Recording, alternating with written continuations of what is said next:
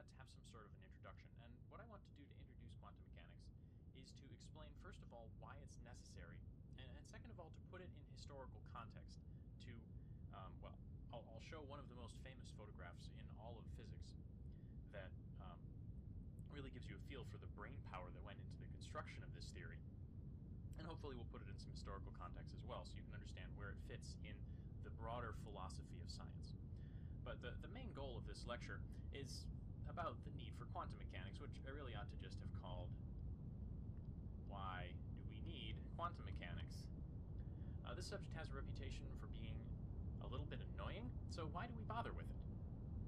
Well, first off, for some historical context, imagine yourself back in 1900. Turn of the century, science has really advanced a lot.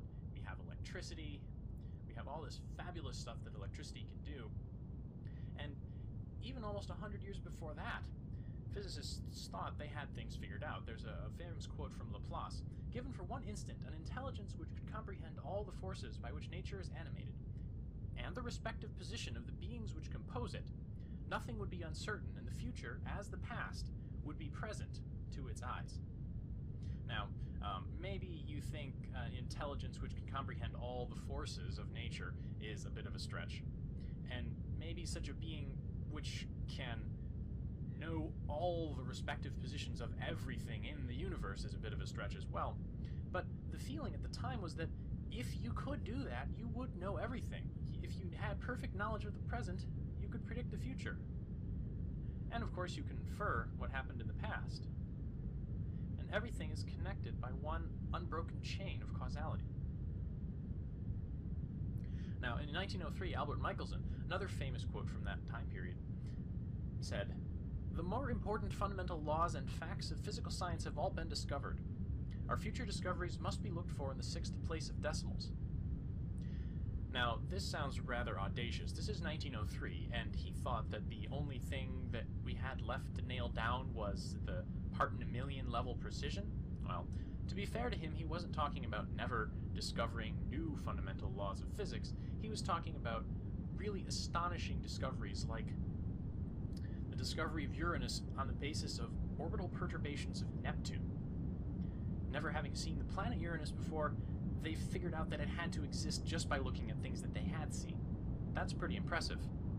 And Michelson was really onto something. Precision measurements are really, really useful, especially today. But back in 1903, it wasn't quite so simple, and Michelson probably regretted that remark for the rest of his life. The attitude that I want you guys to take when you approach quantum mechanics, though, is not this sort of 1900s notion that everything is predicted. It comes from Shakespeare. Horatio says, "One, oh day and night, but this is wondrous strange," to which Hamlet replies one of the most famous lines in all of Shakespeare, "And therefore as a stranger give it welcome. There are more things in heaven and earth, Horatio, than are dreamt of in your philosophy." So that's the attitude I want you guys to take when you approach quantum mechanics. It is wondrous strange, and we should give it welcome.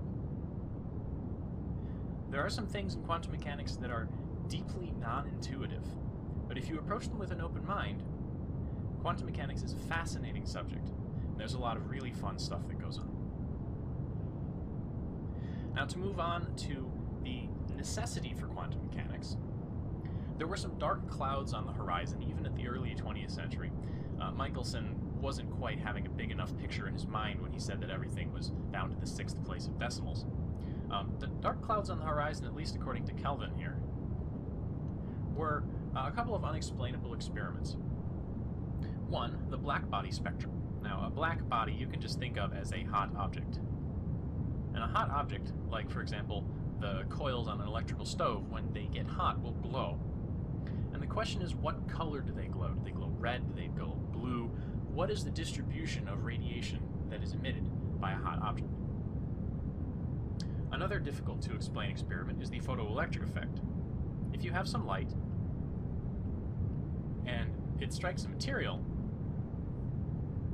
electrons will be ejected from the surface. And as we'll discuss in a minute, the properties of this experiment do not fit what we think we know about, or at least what physicists thought they knew about the physics of light and the physics of electrons at the turn of the 20th century. The final difficult experiment to explain is bright line spectra. For example, if I have a flame coming from, say, a Bunsen burner, and I put a chunk of something, perhaps sodium, in that flame, it will emit a very particular set of frequencies that looks absolutely nothing like a black body. We'll talk about all of these experiments in general, or in a little bit more detail in a minute or two, but just looking at these experiments now, these are all experiments that are very difficult to explain, knowing what we knew at the turn of the 20th century about classical physics. And they're also experiments that involve light and matter. So we're really getting down to the details of what stuff is really made of and how it interacts with the things around it. So these are some pretty fundamental notions, and that's where quantum mechanics really got its start. So let's pick apart these experiments in a little more detail. The black body spectrum, as I mentioned, you can think of as the light that's emitted just by a hot object.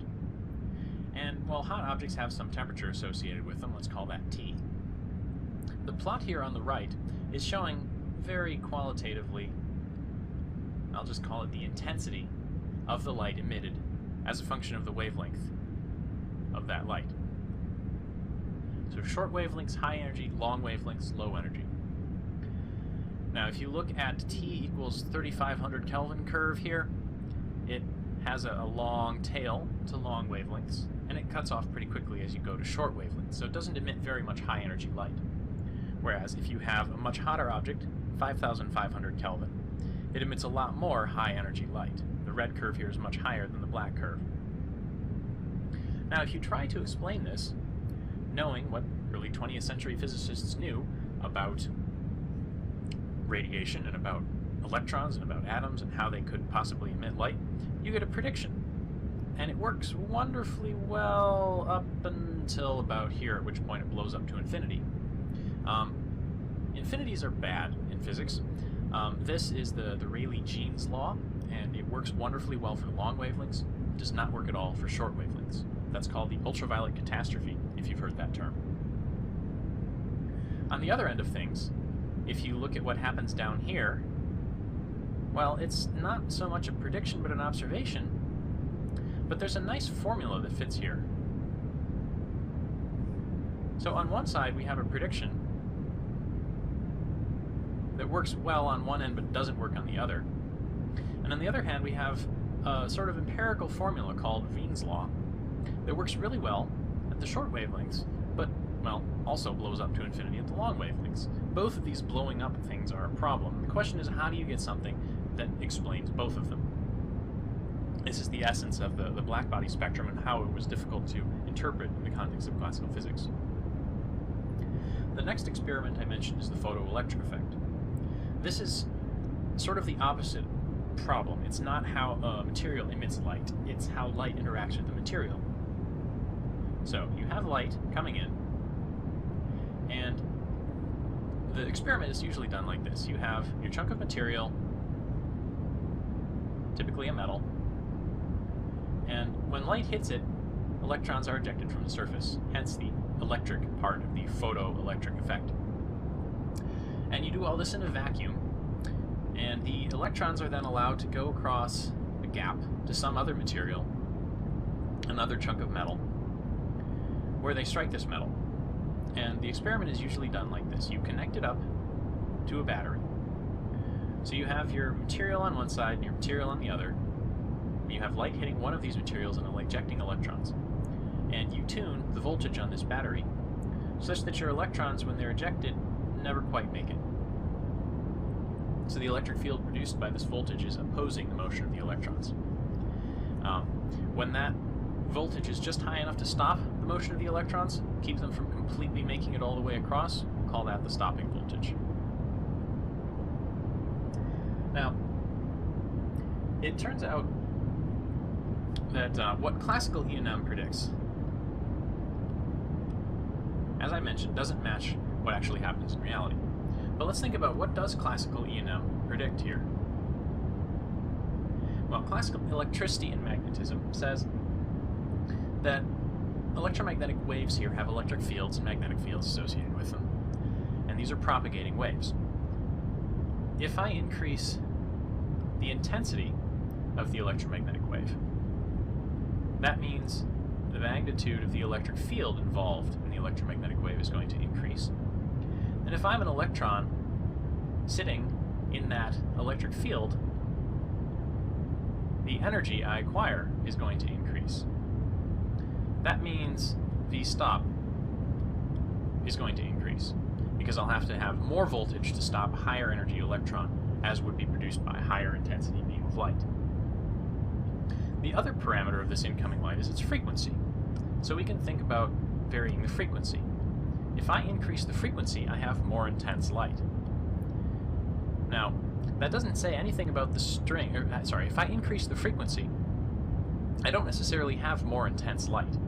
The electric field magnitude is going to be the same, which means the energy and the stopping voltage will also be the same. Now, it turns out what actually happens in reality does not match this at all. In reality, when the intensity increases, the energy,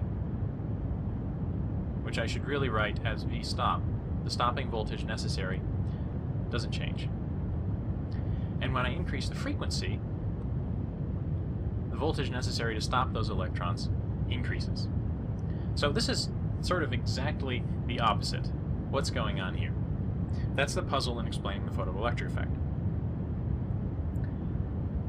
Just to briefly check your understanding, consider these plots of stopping voltage as a function of the parameters of the incident light, and check off which you think shows the classical prediction for the photoelectric effect. The third experiment that I mentioned is bright line spectra. And as I mentioned, this is what happens if you take a flame or some other means of heating a material, like the bar of sodium I mentioned earlier. This will emit light, and in this case, the spectrum of light from red to blue of sodium looks like this. Actually, I'm sorry, that's not sodium, that's mercury. These are four different elements: hydrogen, mercury, neon, and xenon.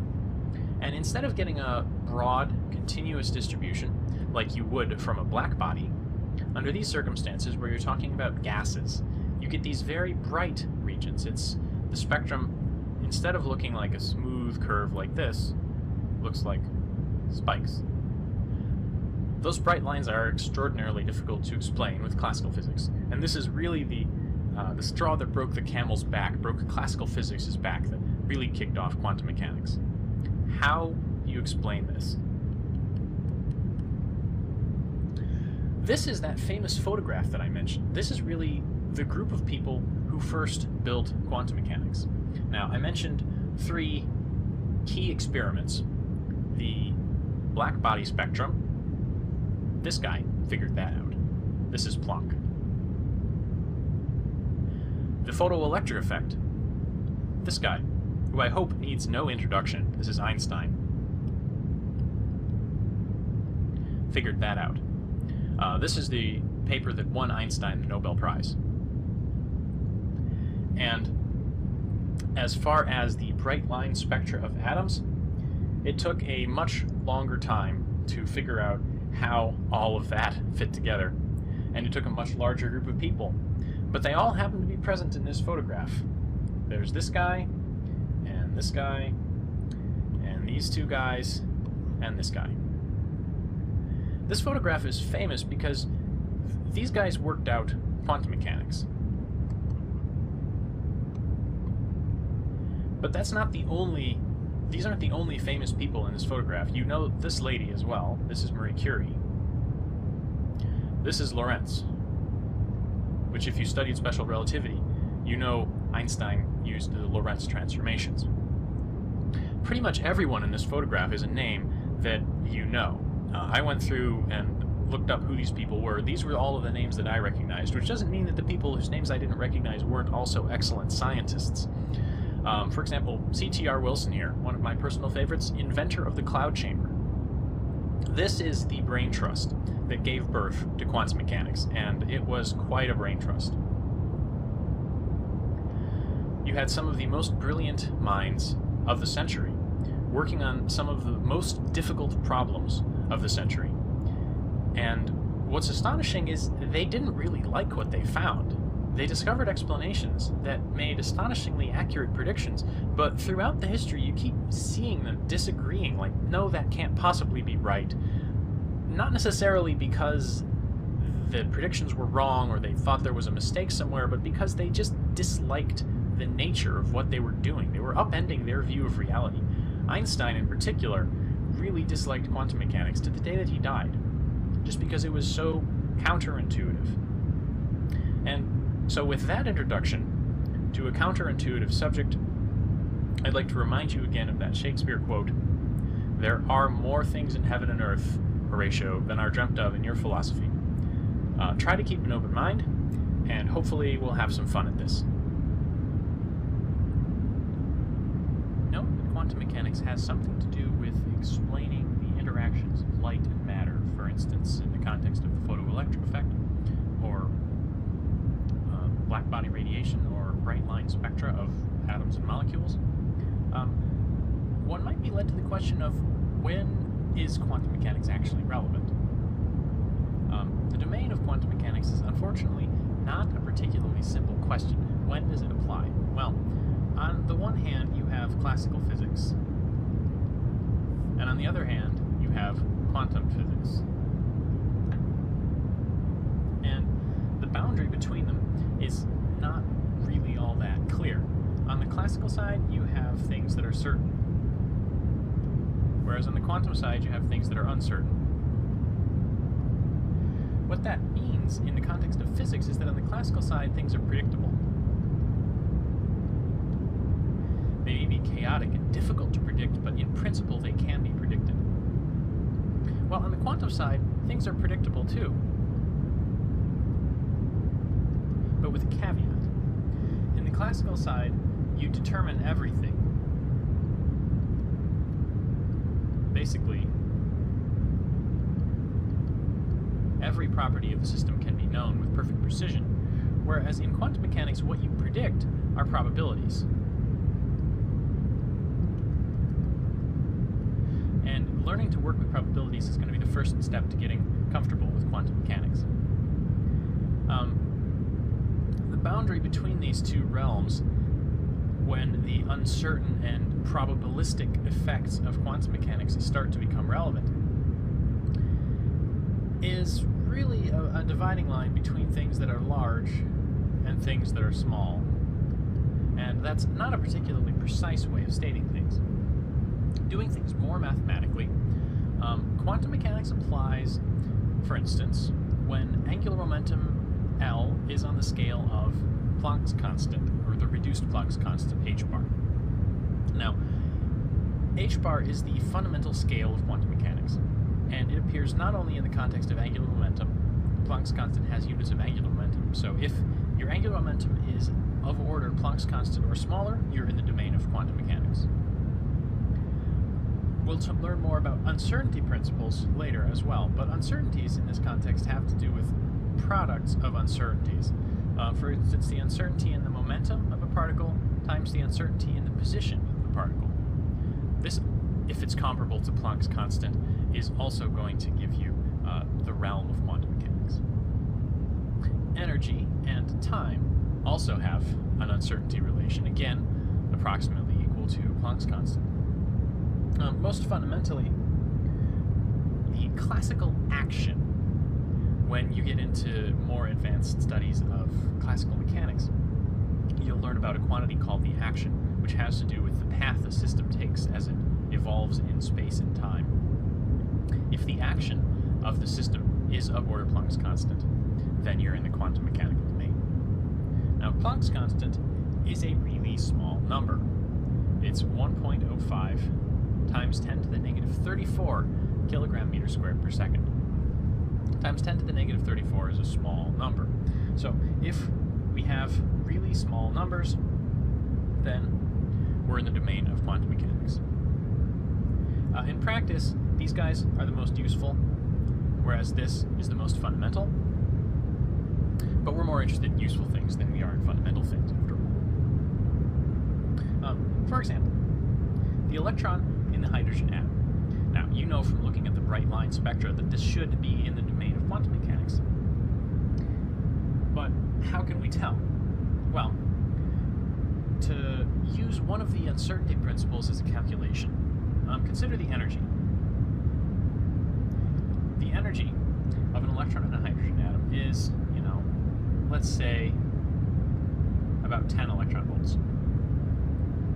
If we say that's p squared over 2m, using the classical kinetic energy relation between momentum and kinetic energy, that tells us that the momentum, p, is going to be about 1.7 times 10 to the minus 24th kilogram meters.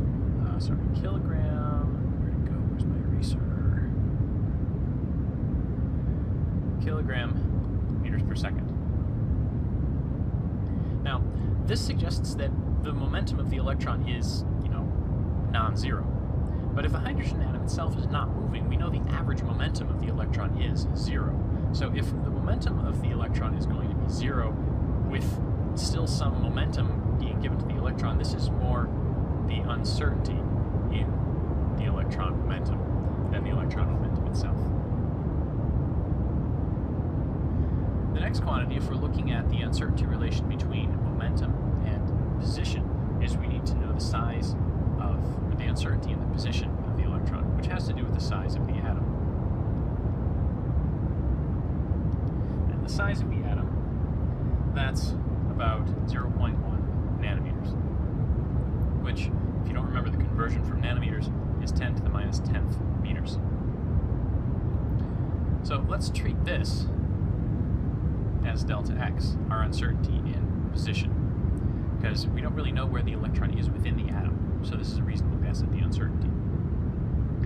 Now, if we calculate these two things together, delta p, delta x, you get something, I should say this is approximate because this is very approximate, 1.7 times 10 to the negative 34th, and if you plug through the units, it's kilogram meter squared per second. This is about equal to h bar. So this tells us that quantum mechanics is definitely important here. We have to do some quantum in order to understand this system. As an example of another small object that might have quantum mechanics relevant to it, this is one that we would actually have to do a calculation. I don't know intuitively whether a speck of dust in the light breeze is in the realm of quantum mechanics or classical physics. Now, I went online and looked up some numbers. For a speck of dust, let's say the mass is about 10 to the minus 6th kilograms, a microgram. It has a velocity in this light breeze of, let's say, 1 meter per second.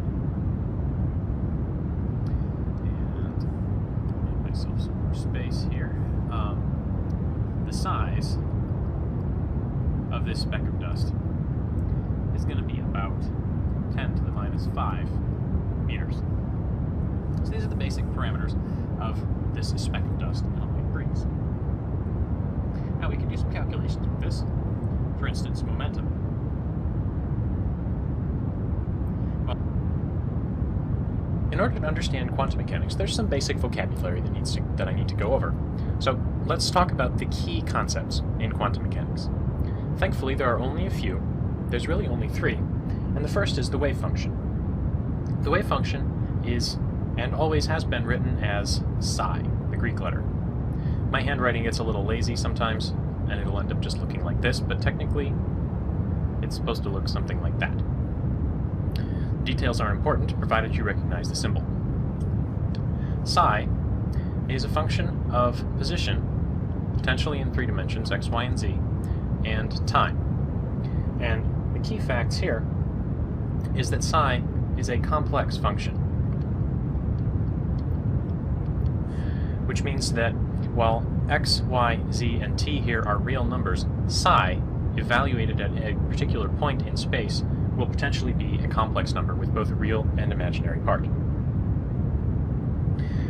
What is subtle about the wave function, and we'll talk about this in great detail later, is that while it represents the state of the system,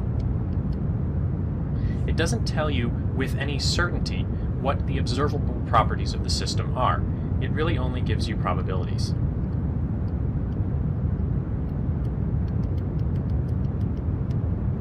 So for instance, if I have a coordinate system, something like this, where say this is position in the x direction,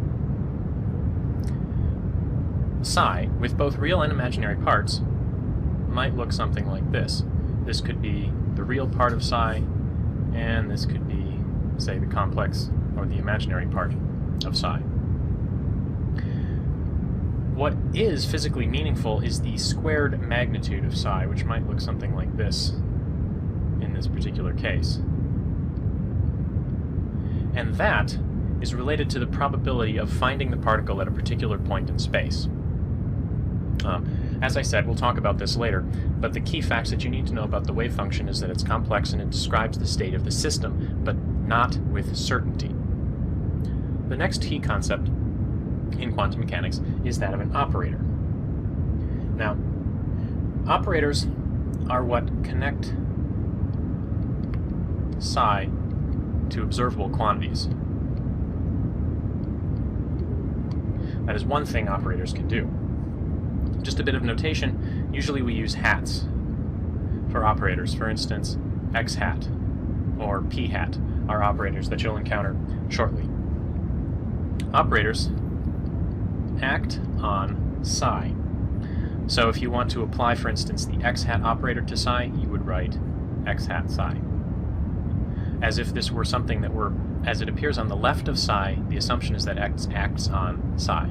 If I write psi x hat, doesn't necessarily mean that x hat acts on psi. You assume operators act on whatever lies to the right. Likewise, of course, p hat psi. Now, we'll talk about this in more detail later, but x hat, the operator, can be thought of as just multiplying by x. So if I have psi as a function of x hat psi is just going to be x times psi of x. So if psi was a polynomial, you could multiply x by that polynomial. The p operator, p hat, is another example, is a little bit more complicated. This is just an example now, and technically this is the momentum operator, but we'll talk more about that later. It's equal to minus h bar times the derivative with respect to x. So this is again something that needs a function, needs the wave function to actually give you anything meaningful. Now the important thing to note about the operators is that they don't give you the observable quantities either. But in quantum mechanics, you can't really say the momentum of the wave function. For instance, p hat psi is not, and I'll put this in quotes because you won't hear this phrase very often, the momentum of psi. It's the momentum operator acting on psi, and that's not the same thing as the momentum of psi. The final key concept in quantum mechanics is the Schrödinger equation. And this is really the big equation. So I'll write it big. I, h bar, partial derivative of psi with respect to time is equal to h hat, that's an operator, acting on psi. Now h hat here is the Hamiltonian, which you can think of as the energy operator.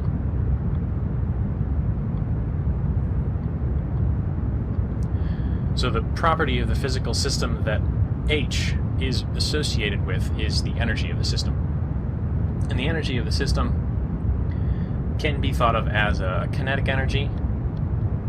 So we can write a kinetic energy operator plus a potential energy operator. together acting on psi. And it turns out the kinetic energy operator can be written down. This is going to end up looking like minus h bar squared over 2m partial derivative of psi with respect to, second partial derivative of psi with respect to position, plus, and then the potential energy operator is going to look like the potential energy as a function of position, just multiplied by psi. So this is the Schrödinger equation. Typically, you'll be working with it in this form.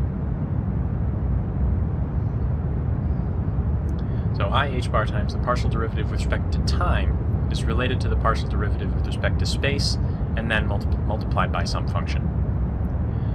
The basic quantum mechanics that we're going to learn in this course mostly revolves around solving this function and interpreting the results. So to put these in a bit of a roadmap, we have operators. We have the Schrödinger equation.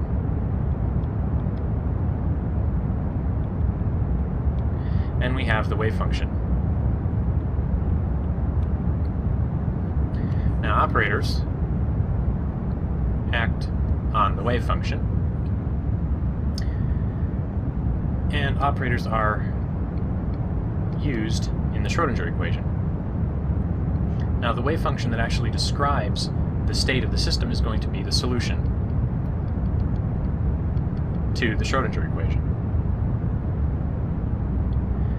Now I mentioned operators acting on the wave function. What they give you when they act on the wave function is some property of the system.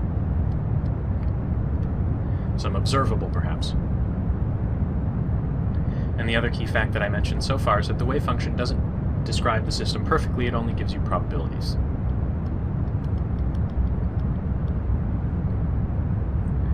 So that's our overall concept map. To put this in the context of the course outline, the probabilities are really the key feature of quantum mechanics, and we're going to start this course with a discussion of probabilities. We'll talk about the wave function after that and how the wave function is related to those probabilities, and we'll end up talking about operators and how those operators and the wave functions together give you probabilities associated with observable quantities. That will lead us into a discussion of the Schrödinger equation, which will be most of the course, really. The bulk of the material before the first exam will be concerned with various examples. Solution to the Schrödinger equation under various circumstances. This is really the main meat of quantum mechanics in the beginning. After that, we'll do some formalism. And what that means is we'll learn about some advanced mathematical tools that make keeping track of all the details of how all of this fits together a lot more straightforward. And then we'll finish up the course by doing some applications. So those are our key concepts and a general roadmap through the course. Hopefully now you have the basic vocabulary necessary to understand phrases like the momentum operator acts on the wave function, or the solution to the Schrödinger equation describes the state of the system, and that sort of thing. Don't worry too much if these concepts haven't quite clicked. In order to really understand quantum mechanics, you have to get experience with them. These are not things that you really have any intuition for based on anything you've seen in physics so far. So bear with me, and this will all make sense in the end, I promise. Complex numbers, or numbers involving, conceptually you can think about it as the square root of -1, I, are essential to understanding quantum mechanics, since some of the most fundamental concepts in quantum mechanics, for instance the wave function, are expressed in terms of complex numbers.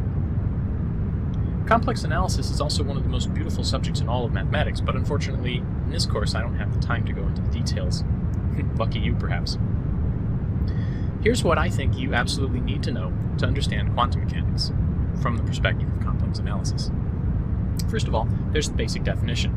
I squared is equal to -1, which you can think of also as I equals the square root of -1. In general, a complex number, z, then, can be written as the sum of a purely real part, x, and a purely imaginary part, I times y. Note, in this expression, z is complex, x and y are real, where I times y is purely imaginary. the terms purely real or purely imaginary in the context of this expression like this, x plus iy. Something is purely real if y is 0. Something is purely imaginary if x is 0. As far as some notation for extracting the real and imaginary parts, typically mathematicians will use this funny calligraphic font to indicate the real part of x plus iy or the imaginary part of x plus iy, and that just pulls out x and y. Note that both of these are real numbers. When you pull out the imaginary part, you get x and y. You don't get iy, for instance. Another one of the most beautiful results in mathematics is e to the I pi plus 1 equals 0. This formula kind of astonished me when I first encountered it, but it is a logical extension of this more general formula that e raised to a purely imaginary power iy is equal to the cosine of y plus I times the sine of y. This can be shown in a variety of ways, in particular involving the Taylor series. If you know the Taylor series for the exponential, the Taylor series for cosine of y, and the Taylor series for sine of y, you can show quite readily that the Taylor series for complex exponential is the Taylor series of cosine plus the Taylor series of sine. And while that might not necessarily constitute a rigorous proof, it's really quite fun if you get the chance to go through it. At any rate, the trigonometric functions here, cosine and sine, should be suggestive, and there is a geometric interpretation of complex numbers that we'll come back to in a minute. But for now, know that while we have rectangular forms like this, x plus iy, where x and y, the nomenclature there is chosen on purpose, you can also express this in terms of r e to the I theta, where you have now a radius and an angle. The angle here, by the way, is going to be the arctangent of y over x. And we'll see why that is in a moment when we talk about the geometric interpretation. But given these rectangular and polar forms of complex numbers, what do the basic operations look like? How do we manipulate these things? Well, addition and subtraction in rectangular form is straightforward. If we have two complex numbers, a plus ib plus, and we want to add to that a second complex number, c plus id, we just add the real parts, a and c, and we add the imaginary parts, b and d. This is just like adding in any other sort of algebraic expression. Multiplication is a little bit more complicated. You have to distribute. And you distribute in the usual sort of draw a smiley face kind of way. A times c and b times d are going to end up together in the real part. The reason for that is, well, a times c, a and c both being real numbers, a times c will be real. Whereas ib times id, both being purely complex numbers, you'll end up with b times d times I squared, and I squared is minus 1. So you just end up with minus bd, which is what we see here. Otherwise, the complex part is perhaps a little more easy to understand. You have I times b times c, and you have a times I times d, both of which end up with plus signs in the complex part. Division, in this case, is like rationalizing the denominator, except instead of involving radicals, you have complex numbers.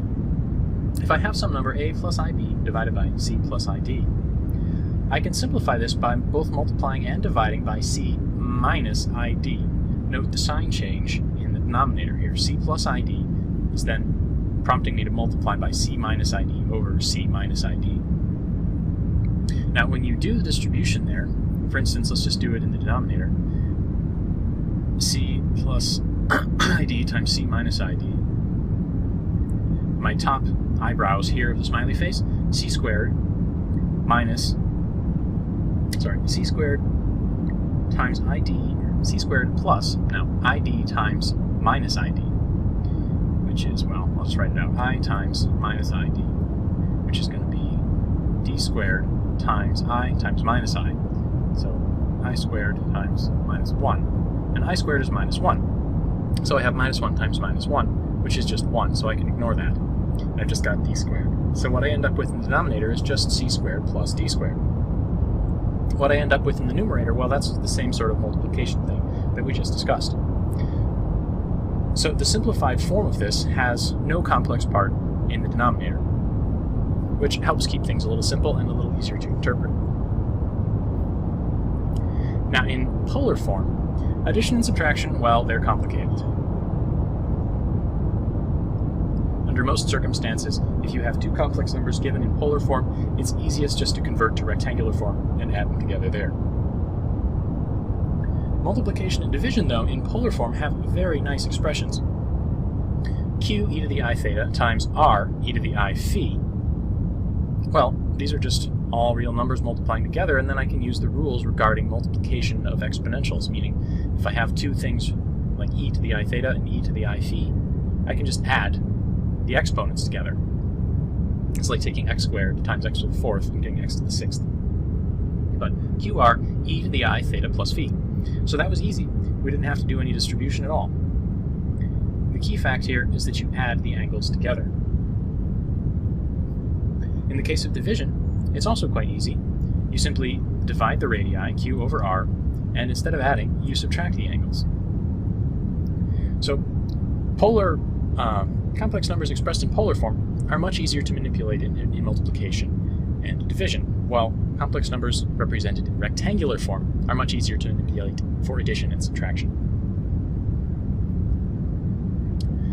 Taking the magnitude of a complex number, usually we'll write that as something like z, if z is a complex number, just using the same notation for absolute value of a real number. Usually is expressed in terms of the complex conjugate. Now, the complex conjugate, notationally speaking, is usually written by whatever complex number you have, here in this case x plus iy, with a star after it.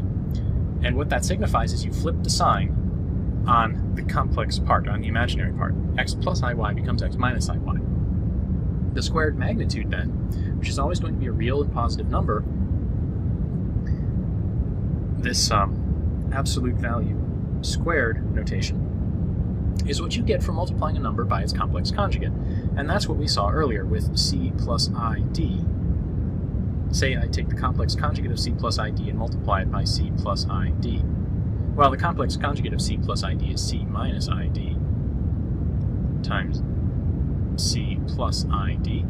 And doing the distribution, like we did when we calculated the denominator, when we were simplifying the division of complex numbers in rectangular form, just gave us c squared plus d squared. This should be suggestive if you have something like x plus iy, that's really messy, x plus iy, and I want to know the squared absolute magnitude. Thinking about this as a position in Cartesian space should make this formula, c squared plus d squared in this case, just make a little more sense. You can also, of course, write that in terms of real and imaginary parts. But let's do an example. If w is 3 plus 4i, and z is minus 1 plus 2i, first of all, let's find w plus z. W plus z is 3 plus 4i plus minus 1 plus 2i. That's straightforward. If you can keep track of your terms, 3 minus 1 is going to be our real part, so that's 2. And 4i plus 2i, which is plus 6i, is going to be our complex part. Sorry, our imaginary part. Now, w times z, 3 plus 4i times minus 1 plus 2i. For this, we have to distribute, like usual.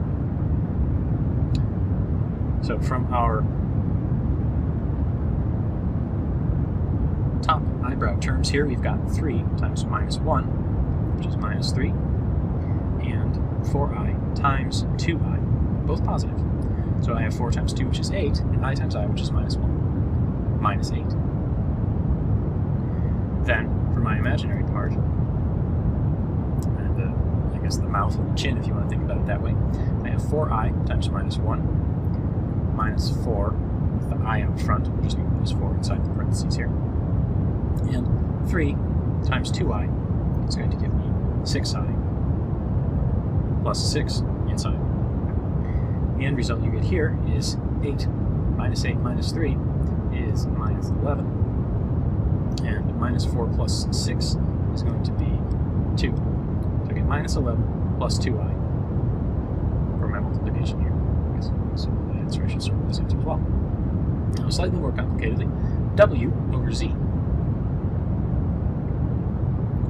W is 3 plus 4i, and Z is minus 1 plus 2i. And you know when you want to simplify an expression like this, you multiply by the complex conjugate of the denominator divided by the complex conjugate of the denominator. So minus 1 minus 2i divided by minus 1 minus 2i. And if we continue the same sort of distribution, do the numerator first. Same sort of multiplication we just did here, only the signs will be flipped a little bit. We'll end up with minus 3 plus 8 instead of minus 3 minus 8. And for the imaginary part, we'll end up with minus 4 minus 6 instead of minus 4 plus 6. And you can work out the details of that distribution on your own if you want. The denominator is not terribly complicated, since we know we're taking the absolute magnitude of a complex number by multiplying a complex number by its complex conjugate.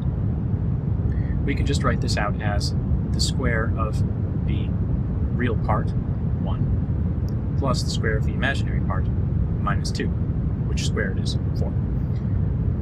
So if I continue this final step, this is going to be 5. This is going to be minus 10i, and our denominator here is just going to be 5. So in the end, what I'll end up with is going to be 1 minus 2i. So it actually ended up being pretty simple in this case. Now for the absolute magnitude of w, 3 plus 4i, you can think of this as w times w star square root. You can think of this as the square root of the real part of w plus the imaginary part of w. Sorry, square root of the squared of the real part plus the square of the imaginary part, which is perhaps a little easier to work with in this case, so you don't have to distribute out complex numbers in that way. Real part is 3, imaginary part is 4. So we end up with the square root of 3 squared plus 4 squared, which is 5. Now this was all in rectangular form. Move this stuff out of the way a little bit. And let's do it again, at least a subset of it, in polar form. In polar form, w, 3 plus 4i. We know the magnitude of w, that's 5. So that's going to be our radius, 5. And our e to the I theta, where theta is, like I said, the arctan. Since complex numbers are so important to quantum mechanics, let's do a few more examples. In this case, I'm going to demonstrate how to manipulate complex numbers in a more general way, and not so much just doing examples with numbers. First example, simplify this expression. You have 2 complex numbers multiplied in the numerator, and then the division. First of all, the first thing to simplify is this multiplication. We have x plus iy times ic. This is pretty easy. It's a simple sort of distribution. We're going to have x times ic. That's going to be a complex part, so I'm going to write that down a little bit to the right, ixc. And then we're going to have iy times ic, which is going to be minus yc. That's going to be real. We also have a real part in the numerator from d here, so I'm going to write this as d minus yc plus ic. That's the result of multiplying this out. That's then going to be divided by f plus ig. Now, in order to simplify this, we have a complex number in the denominator. You know you need to multiply by the complex conjugate and divide by the complex conjugate. So f minus ig divided by f minus ig.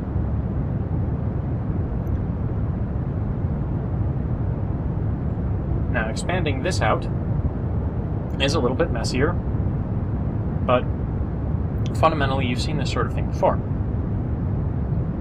You have real part, imaginary part in the numerator, and then you're going to have imaginary part, and real part, imaginary part. And what you're going to end up with from this first term, you get f times d minus yc. In the second term, you have minus ig times ixc, which is going to give you xcg.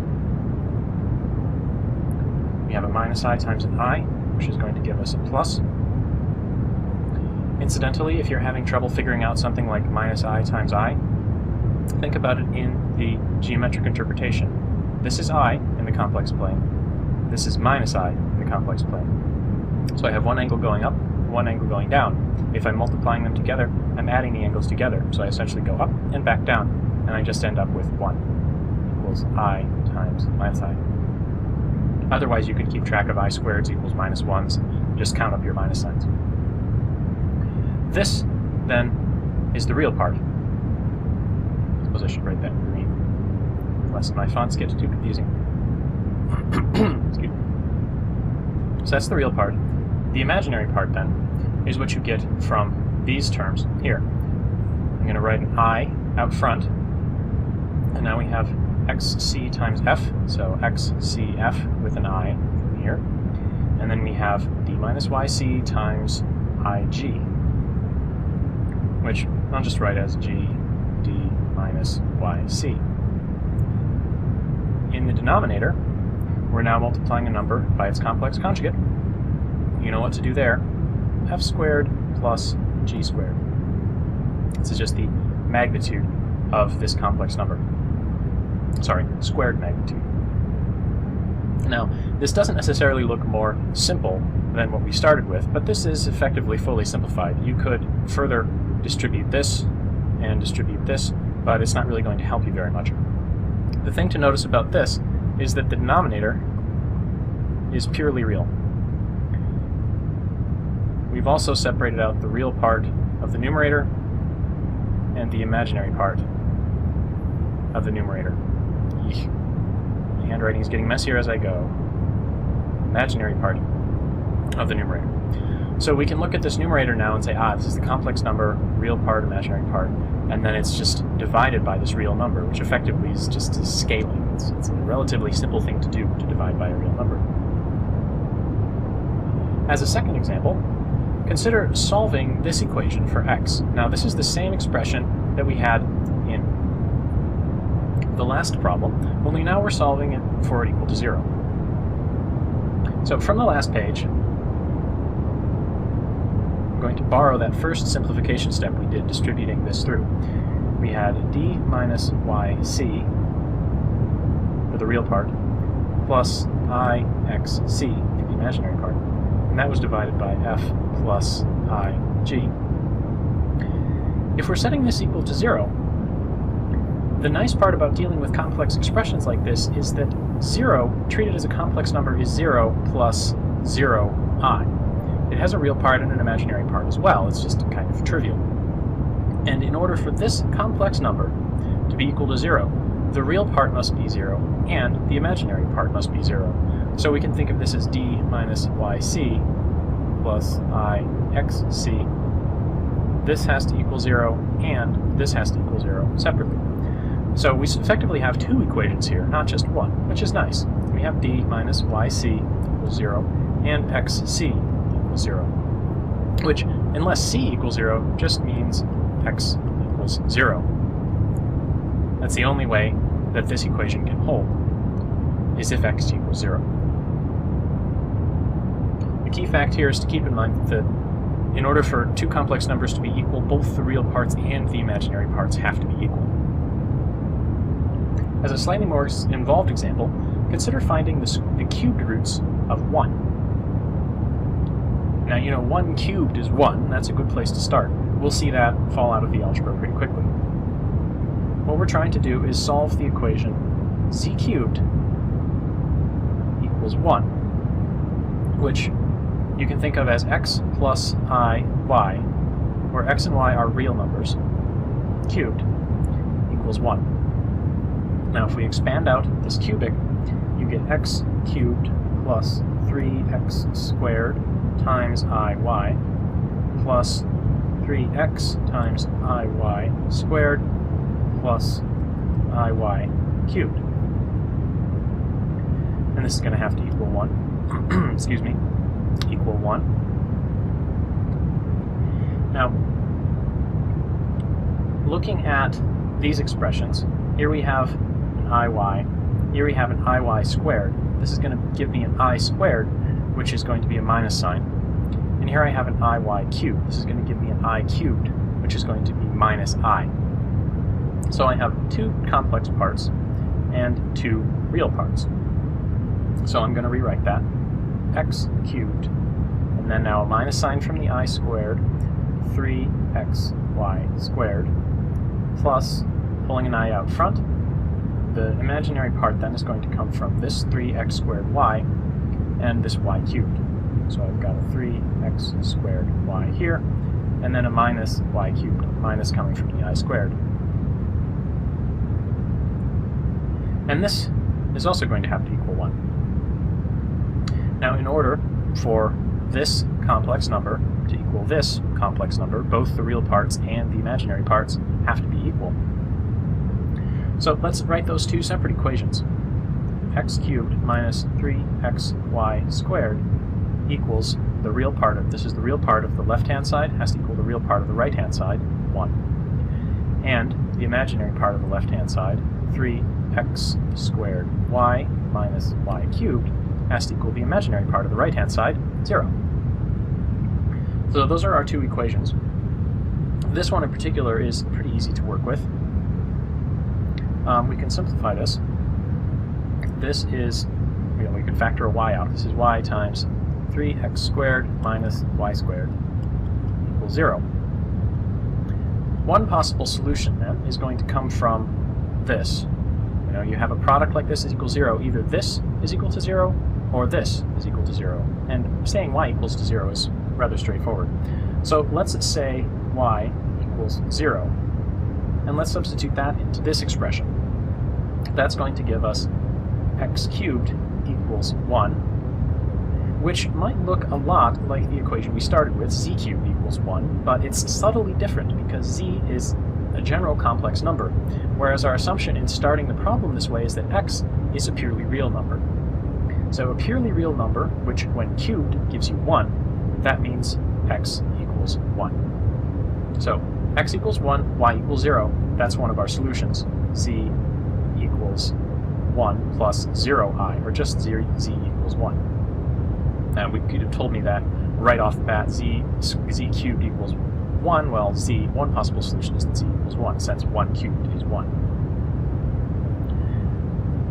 The other thing we can do here is we can say 3x squared minus y squared is equal to 0.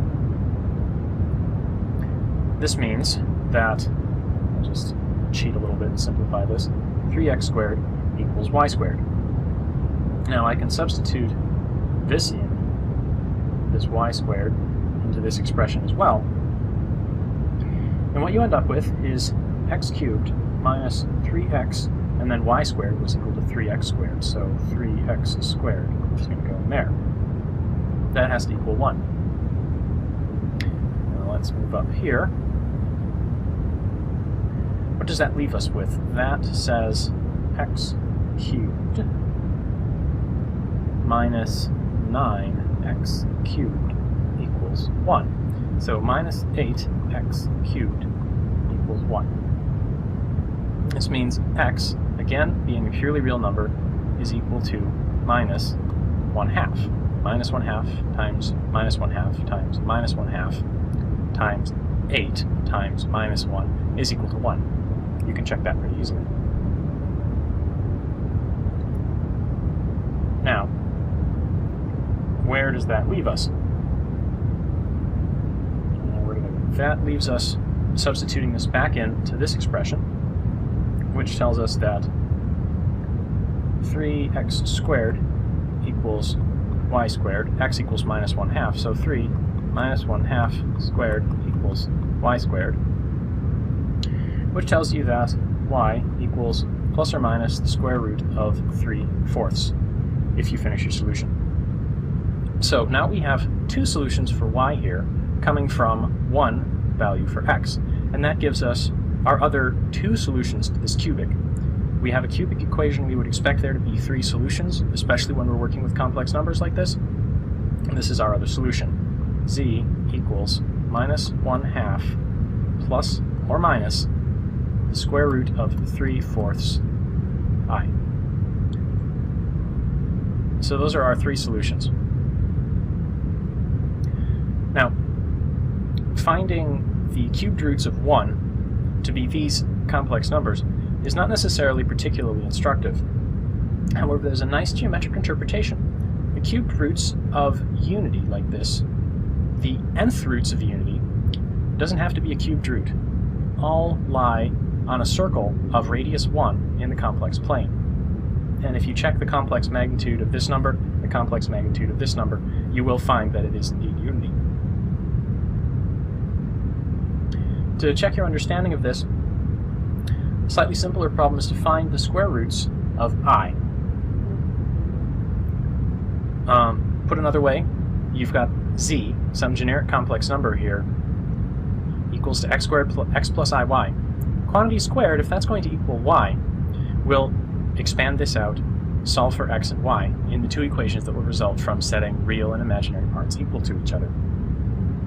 And same as with the cubed roots of 1, the square roots of I will also fall on a circle of radius 1 in the complex plane. So those are a few examples of how complex numbers can actually be manipulated.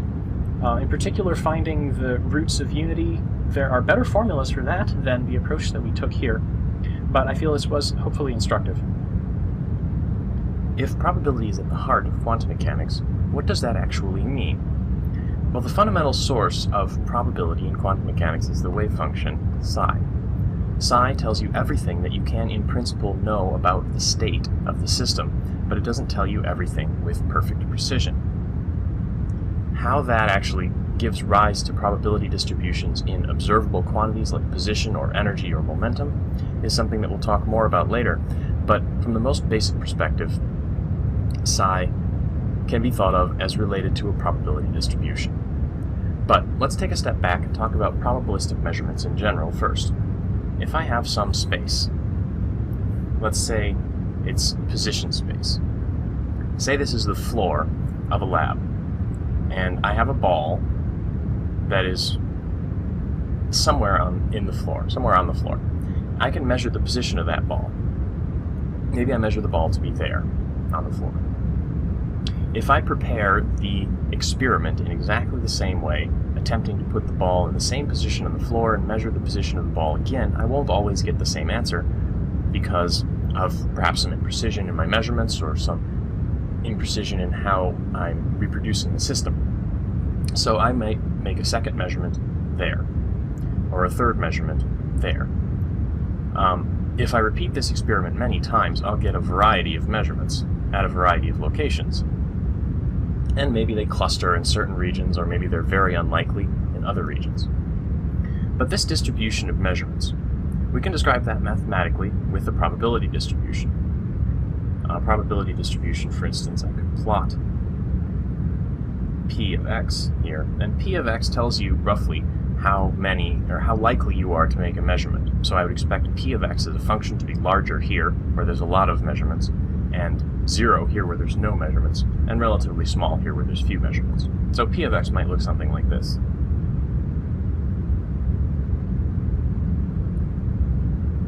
So the height of p of x here tells us how likely we are to make a measurement in a given location. This concept of a probability distribution is intimately related to the wave function. So the most simple way that you can think of probability in quantum mechanics is to think of the wave function psi of x. Now psi of x, you know, is a complex function, and a complex number can never really be observable. What would it mean, for example, to measure a position of, say, 2 plus 3i meters? This isn't something that's going to occur in the physical universe. But the fundamental interpretation of quantum mechanics that this book in particular, that most physicists think of, is the interpretation that psi, in the context of a probability distribution, the absolute magnitude of psi squared is related to the probability of finding the particle described by psi. So if the squared magnitude of psi is large at a particular location, that means it is likely that the particle will be found at that location. Now the squared magnitude here means that we have to take the squared magnitude of psi. We can't just take psi itself. So for instance, in the context of the plot that I just made on the last page, if this is x and our y-axis here is psi, psi has real and imaginary parts. So the real part of psi might look something like this, and the imaginary part might look something like this. And the squared magnitude would look something like, well, what you can imagine the squared magnitude of that function looking like. You can think of the squared magnitude of psi as the probability distribution. Move this up a little bit and give myself some more space. The squared magnitude of psi then can be thought of as a probability distribution in the likelihood of finding the particle at a particular location, like I said. Now, what does that mean mathematically? Mathematically, suppose you had two positions, A and B, and you wanted to know what the probability of finding the particle between A and B was. Given a probability distribution, you can find that by integrating the probability distribution. So the probability that the particle is between A and B is given by the integral from A to B of the squared absolute magnitude of psi dx. You can think of this as a definition, you can think of this as an interpretation, but fundamentally this is what the physical meaning of the wave function is. It is related to the probability distribution of position associated with this particular state of the system. Now, what does that actually mean? And that's a bit of a complicated question. It's very difficult to answer. Suppose I have a wave function, which I'm just going to write as the plot as the squared magnitude of psi now. Suppose it looks something like this. Now that means I'm perhaps likely to measure the position of the particle somewhere in the middle here. So suppose, color. So suppose I do that. Suppose I measure the position of the particle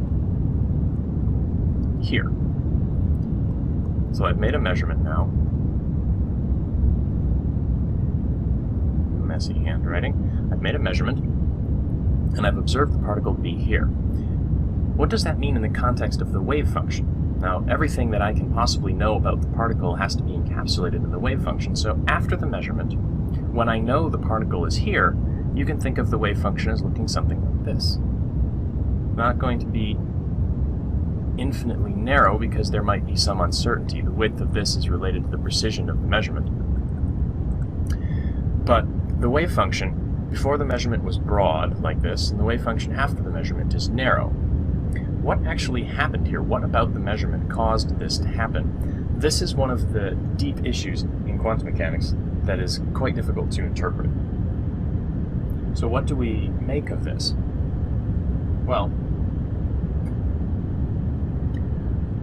one thing that you could think, just intuitively, is that, well, this probability distribution wasn't really all the information that was there. Really, the particle was there.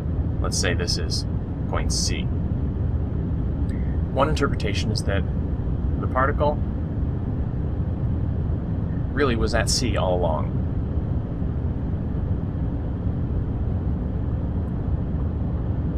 That means that this distribution reflects ignorance on our part as physicists, not fundamental uncertainty in the physical system. This turns out to not be true. You can show mathematically and in experiments that this is not the case. The main interpretation that physicists use is to say that this wave function psi here, also shown here, collapses.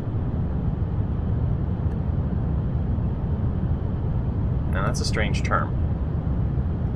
collapses. But it's hard to think of it any other way. Suppose you were concerned with the wave function's value here. Before the measurement, it's non-zero, whereas after the measurement, it's 0. So this decrease in the wave function out here is, it's reasonable to call that a collapse. What that wave function collapse means is subject to some debate, and there are other interpretations.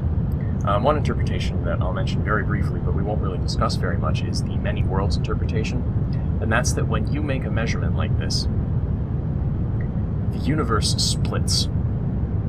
So it's not that the wave function all of a sudden decreases here, it's that for us, in our tiny little chunk of the universe, the wave function is now this, and there's another universe somewhere else where the wave function is this, because the particle is observed to be here. Don't worry too much about that, but the interpretation issues in quantum mechanics are really fascinating once you start to get into them. You can think about this as the universe splitting into,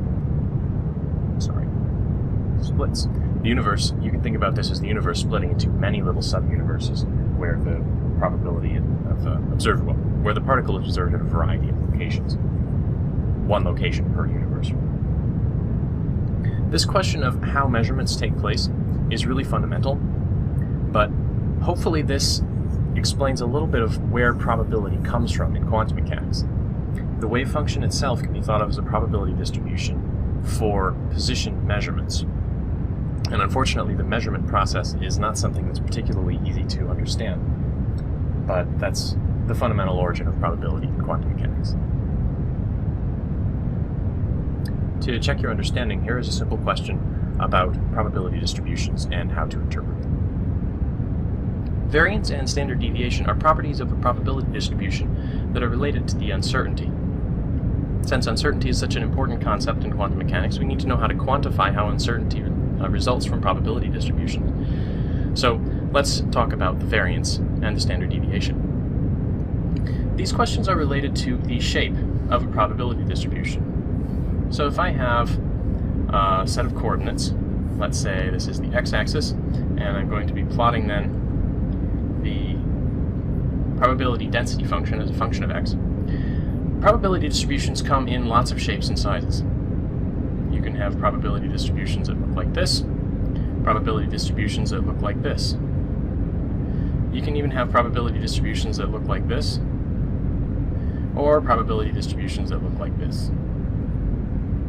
And these are all different. The narrow peak here versus the broad distribution here. The distribution with multiple peaks, or multiple modes. In this case it has 2 modes, so we call this distribution bimodal, or multimodal. And then this distribution, which is asymmetric, has a long tail in the positive direction and a short tail in the negative direction. We would say this distribution is skewed. So distributions have lots of different shapes, and if what we're interested in is the uncertainty, you can think about that roughly as the width of the distribution. For instance, if I'm drawing random numbers from the orange distribution, the narrow one here, they'll come over roughly this range. Whereas if I'm drawing from the blue distribution, they'll come over roughly this range. So if this were, say, the probability density for position, say this is the squared magnitude of the wave function for a particle, I know where the particle represented by the orange distribution is much more accurately than the particle represented by the blue distribution. So this concept of width of a distribution and the uncertainty in the position, for instance, are closely related. The broadness is related to the uncertainty. This is fundamental to quantum mechanics, so how do we quantify it? In statistics, the broadness of a distribution is called the variance. Variance is a way of measuring the broadness of a distribution, for example. So, suppose this is my distribution. The mean of my distribution is going to fall roughly in the middle here. Let's say that's the expected value of x, if this is the x-axis. Now, if I draw a random number from this distribution, I won't always get the expected value. Suppose I get a value here. If I'm interested in the typical deviation of this value from the mean, that will tell me something about how broad this distribution is. So let's define this displacement here to be delta x. Delta x is going to be equal to x minus the expected value of x. And first of all, you might think, well, if I'm looking for the typical values of delta x, let's just try the expected value of delta x. Well, what is that? Unfortunately, the expected value of x doesn't really work for this purpose because delta x is positive if you're on this side of the mean, and negative if you're on this side of the mean. So the expected value of delta x is 0. Sometimes it's positive, sometimes it's negative, and they end up canceling out. Now, if you're interested in only positive numbers, the next guess you might come up with is let's use not delta x, but let's use the absolute value of delta x. What is that? Well, absolute values are difficult to work with since you have to keep track of whether a number is positive or negative and keep flipping signs if it's negative. So this turns out to just be kind of painful. What statisticians and physicists do in the end then is, instead of taking the absolute value of a number to make it positive, we square it. So you calculate the expected value of the squared deviation, sort of the mean squared deviation. This has a name in statistics. It's written as sigma squared, and it's called the variance. To do an example, let's do a discrete example.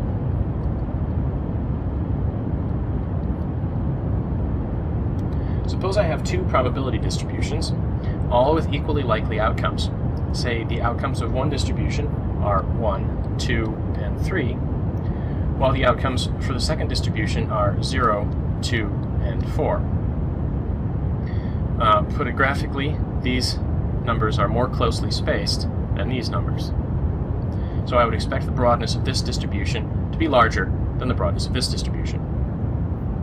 You can calculate this out by calculating the mean squared deviation. So first of all, we need to know the mean. The expected value of x is 2 in this case, and also in this case. Knowing the expected value of x, you can calculate the deviations. So let's say delta x here is going to be -1, 0, and 1 are the possible deviations from the mean for this probability distribution, whereas in this case it's -2, 0, and 2. Then we can calculate the delta x squareds that are possible, and you get 1, 0, and 1 for this distribution, and 4, 0, and 4 for this distribution. Now when you calculate the mean of these squared deviations, in this case, the expected value of the squared deviation is 2/3, whereas in this case, the expected value of the squared deviation is 8/3. So indeed, we did get a larger number for the variance in this distribution. So you can think of that as the definition. This is not the easiest way of calculating the variance, though. It's actually much easier to calculate the variance as an expected value of a squared quantity and minus the square of the expected value of the quantity itself. So the mean of the square minus the square of the mean, if that helps you to remember it. You can see how this results fairly easily by plugging through some basic algebra. So given our definition, the expected value of delta x squared, we're calculating an expected value. So suppose we have a continuous distribution now. A continuous distribution expected value has an integral in it, so we are going to have the integral of delta x squared times rho of x dx. Now delta x squared, we know what delta x is. Delta x is x minus the expected value of x, so we can plug that in here, and we're going to get the integral of x minus expected value of x squared times rho of x dx. I can expand this out, and I'll get integral of x squared minus 2x expected value of x plus expected value of x quantity squared, rho of x dx. And now I'm going to split this integral up into three separate pieces. First piece, integral of x squared, rho of x dx. Second piece, integral of 2x expected value of x, rho of x dx. And the third piece, integral of expected value of x squared, rho of x dx. Now this integral you recognize right away. This is the expected value of x squared. This integral, I can pull this out front since this is a constant. This is just a number. This is the expected value. So this integral is going to become 2, I can pull the 2 out of course as well, 2 times the expected value of x, and then what's left is the integral of x, rho of x dx, which is just the expected value of x. This integral, again this is a constant, so I can pull it out front. And when I do that, I end up with just the integral of rho of x dx. And we know the integral of rho of x dx over the entire domain. I should specify that this is the integral from minus infinity to infinity now. All of these are integrals from minus infinity to infinity. The integral of minus infinity to infinity of rho of x dx is 1. So this, after I pull the expected value of x quantity squared out, is just going to be the expected value of x quantity squared. So this is expected value of x squared. This is, well, I can simplify this as well. This is the expected value of x quantity squared as well. So I'm going to erase that and say squared there. So I have this minus twice this plus this. And in the end, that gives you expected value of x squared minus the expected value of x squared. So, mean of the square minus the square of the mean. To check your understanding of how to use this formula, I'd like you to complete the following table. Now, I'll give you a head start on this. If your probability distribution is given by 1, 2, 4, 5, and 8, all equally likely, you can calculate the mean. Now once you know the mean, you can calculate the deviations, x minus the mean, which I'd like you to fill in here.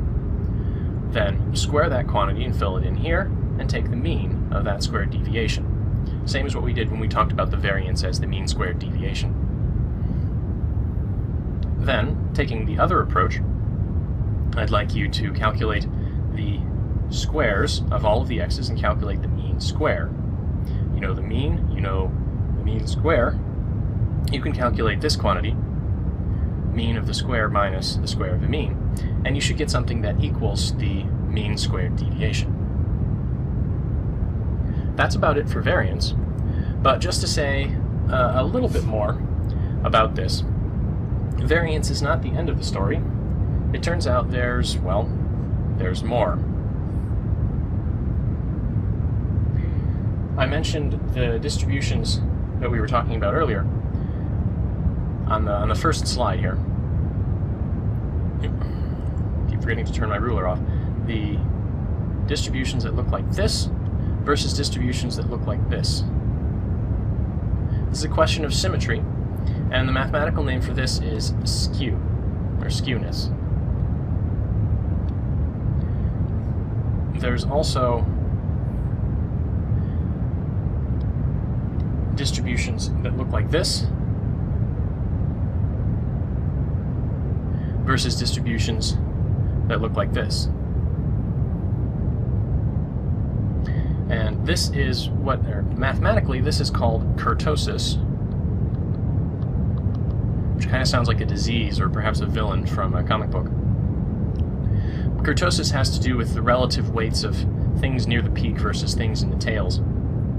Now, mathematically speaking, you know the variance, sorry, let me go back a little further. You know the mean, that was related to the integral of x, rho of x, dx. We also just learned about the variance, which was related to the integral of x squared rho of x dx. It turns out the skewness is related to the integral of x cubed rho of x dx, and the kurtosis is related to the integral of x to the fourth rho of x dx. At least those are common ways of measuring skewness and kurtosis.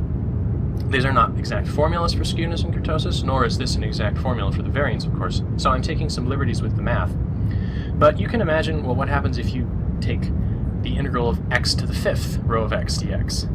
You could keep going, and you would keep getting properties of the probability distribution that are relevant to its shape. Now, you won't hear very much about skewness and kurtosis in physics, but I thought you should know that this field does sort of continue on. For the purposes of quantum mechanics, what you need to know is that variance is related to the uncertainty, and we will be doing lots of calculations of variance on the basis of probability distributions derived from wave functions in this class. We talked a little bit about the probabilistic interpretation of the wave function psi. That's one of the really remarkable aspects of quantum mechanics, that there are probabilities rolled up in your description of the physical state. We also talked a fair amount about probability itself, and one of the things we learned was that probabilities had to be normalized, meaning the total sum of all of the probable outcomes, the probabilities of all of the outcomes in a probability distribution, has to equal 1. That has some implications for the wave function, especially in the context of the Schrödinger equation, so let's talk about that in a little more detail. Normalization in the context of a probability distribution just means that the integral from minus infinity to infinity of rho of x dx is equal to 1. You can think about that as the sort of extreme case of the probability that, say, x is between a and b being given by the integral from a to b of rho of x dx. In the context of the wave function, that statement becomes the probability that the particle is between a and b is given by the integral from a to b of the squared magnitude of psi of x integrated between a and b. So this is the same sort of statement. You're integrating from a to b, and in the case of the probability density, you have just the probability density. In the case of the wave function, you have the squared absolute magnitude of the wave function. This is our probabilistic interpretation. We're sort of making an analogy between psi, squared magnitude, and a probability density. This normalization condition, then, has to also hold for psi, if the squared magnitude of psi is going to be treated as a probability density. So, integral from minus infinity to infinity of squared absolute magnitude of psi dx has to equal 1. This is necessary for our statistical interpretation of the wave function. This brings up an interesting question, though, because not just any function can be a probability distribution. Therefore, this normalization condition, treating psi as a probability density, means there are some conditions on what sorts of functions are allowed to be wave functions. This is the question of normalizability. Suppose, for instance, I had a couple of functions that I was interested in. Say one of those functions looks sort of like this, keeps on rising as it goes to infinity. If I wanted to consider the squared magnitude of this function, this is our possible psi, this is our possible psi squared, sorry, a little messy there. This function, since it's going to, it's continuing to increase as x increases, both in the negative direction and in the positive direction, its squared magnitude is going to look something like this. I can do a little better there, sorry.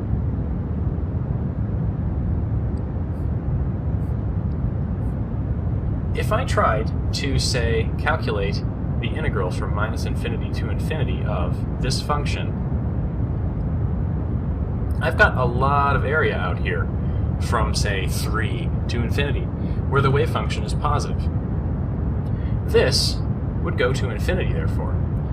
What that means is that this function is not normalizable. not all functions can be normalized. If I drew a different function, for example, something that looked maybe something like this, its squared magnitude might look something like this. There is a finite amount of area here, so if I integrated the squared magnitude of the blue curve, I would get something finite.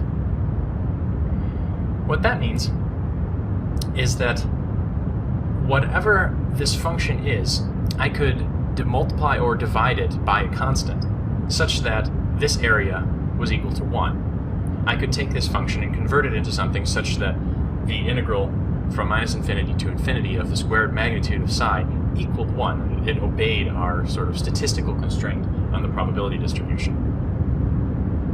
In order for this to be possible, psi has to have this property, and the mathematical way of stating it is that psi must be square integrable. And all this means is that the integral from minus infinity to infinity of the squared magnitude of psi is finite. You don't get 0, you don't get infinity. In order for this square integrability to hold, for example, though, you need a slightly weaker condition that psi goes to 0 as x goes to either plus or minus infinity. It's not possible to have a function that stays non-zero or goes to infinity itself as x goes to infinity and still have things be integral. Like I said, if this holds, if this integral here is finite, you can convert any function into something that is normalized by just multiplying or dividing by a constant. Is that possible, though? In the Schrödinger equation, does multiplying or dividing by a constant do anything? Well, the Schrödinger equation here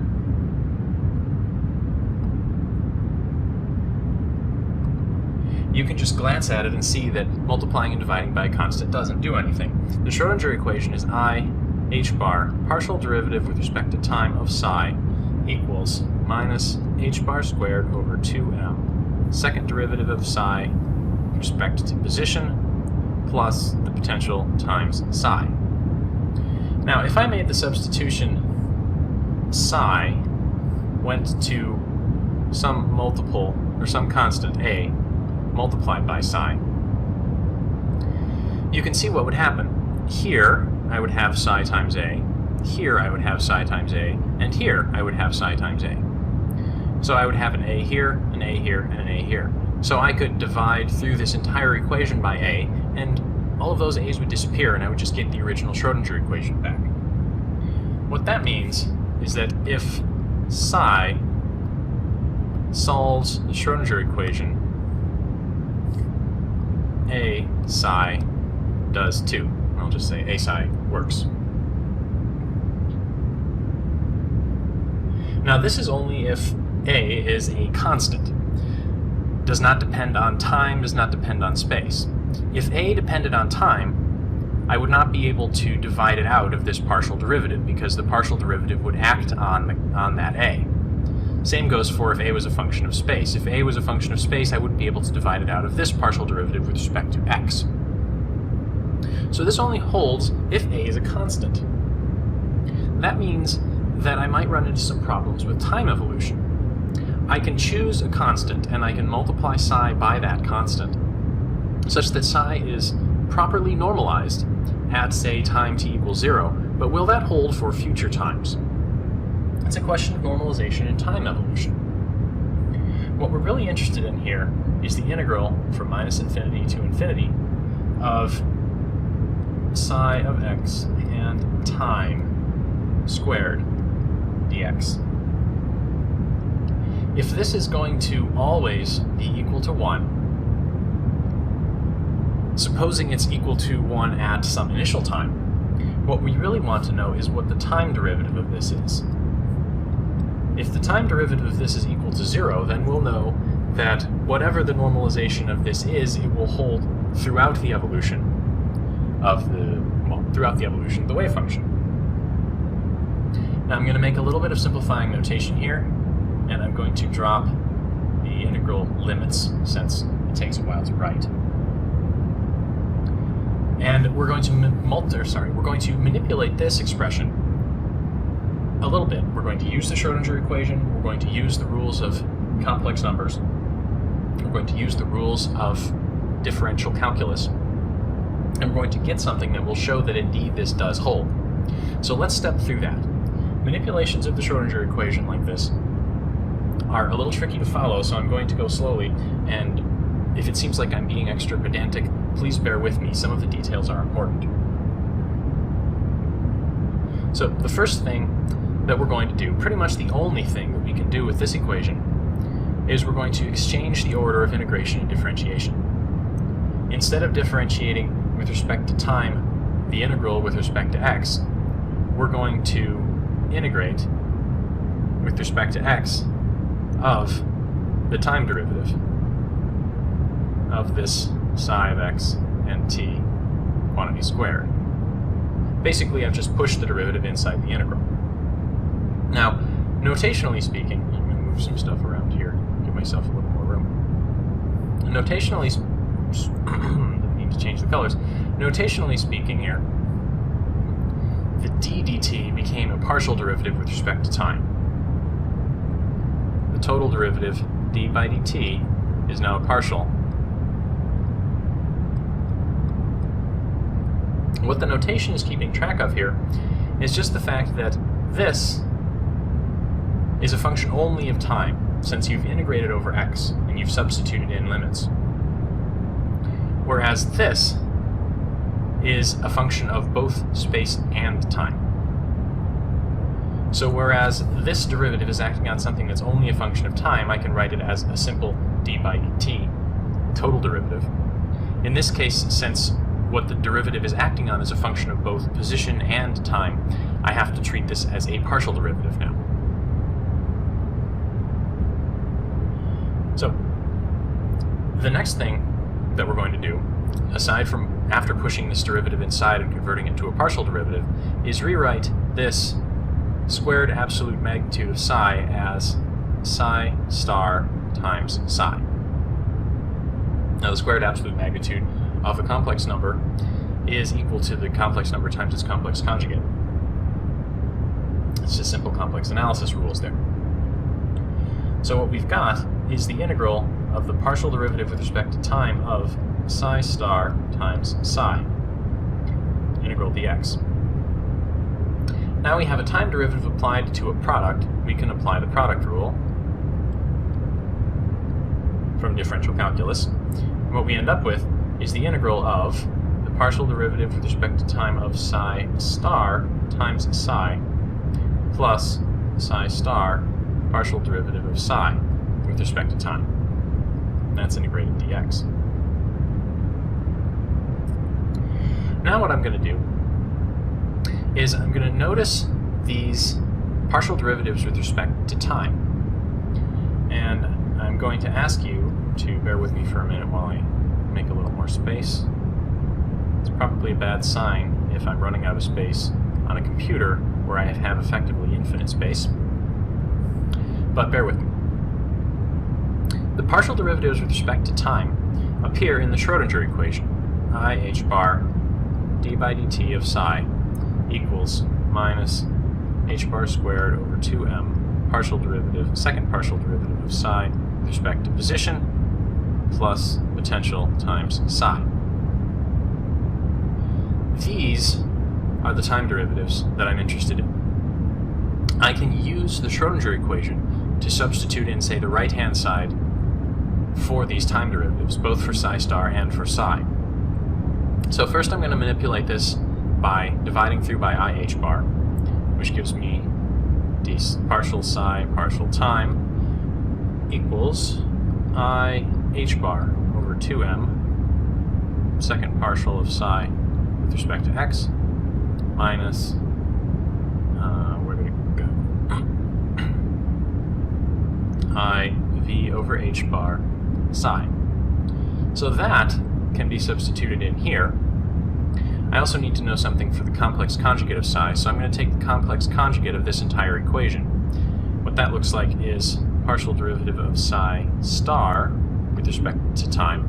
Now I'm taking the complex conjugate of this, so I have a complex part here, the sign of that needs to be flipped, and I have a complex number here that needs to be complex conjugated, since the complex conjugate of a product is the product of the complex conjugates. What that means is this is going to become minus I h bar over 2m d squared psi star dx squared, sorry, I forgot the squared there, plus I v over h bar psi. So I've just gone through and changed the signs on all of the imaginary parts of all these numbers. Psi became psi star, I became minus I became I.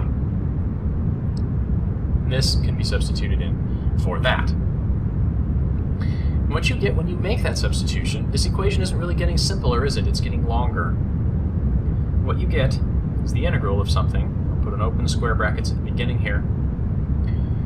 I've got this equation, minus I h bar over 2m, the second partial derivative of psi star partial x squared, plus I v over h bar psi star, that's multiplied by psi from here. So I've just substituted in this expression for this. Now the next part I have plus psi star and whatever I'm going to substitute in from this, which is what I get from this version of the Schrodinger equation here. I h bar over 2m, second partial derivative of psi with respect to x, minus I v over h bar psi. Close parentheses, close square brackets, and I'm integrating dx. Now, this doesn't look particularly simple, but if you notice what we've got here, this term, if I distributed this psi in, would have I v over h bar psi star times psi. This term, if I distributed this psi star in, would have an I v over h bar psi star and psi. This term has a plus sign, this term has a minus sign. So these terms actually cancel out. What we're left with, then, to rewrite things, both of the terms that remain have this minus I h bar over 2m out front. So we're going to have equals to I h bar over 2m. And here I have a minus second partial derivative of psi star with respect to x times psi. And here I have plus psi star times the corresponding second partial of psi with respect to x. And this is integrated dx. Is that all right? Yes. Now, what I'd like you to notice here is that we've got d by dx and we've got an integral dx. We don't have any time anymore, so we're making progress. And we're actually almost done. Where did we get so far? We started with the time derivative of this effective total probability, which should have been equal to 1, which would be equal to 1 if this were a proper probability distribution, but we're just considered with the time evolution. Since we know that whatever psi is, we can multiply it by some constant to make it properly normalized at a particular time. Now we're interested in the time evolution. We're looking at the time derivative of this, and we've gotten to this expression, which has complex conjugates of psi and second partial derivatives with respect to x. Now, what I'd like you to do, and this is a check your understanding question, is think about why this statement is true. This is the partial derivative with respect to x of psi star d psi dx minus d psi star dx. I'm sorry, I'm saying d, I should be saying partial. These are partial derivatives. This is true, and it's up to you to figure out why. But since this is true, what we're left with is we have our IH bar over 2m, an integral over minus infinity to infinity of this expression, partial with respect to x of psi star partial psi partial x minus partial psi star partial x psi. We're integrating dx now. And this is nice because we're integrating dx of a derivative of something with respect to x. So that's easy. Fundamental theorem of calculus. We end up with IH bar over 2m psi star partial psi partial x minus partial psi star partial x psi, evaluated at the limits of our integral, which are minus infinity to infinity. Now, if psi is going to be normalizable, we know something about the value of psi at negative and positive infinity.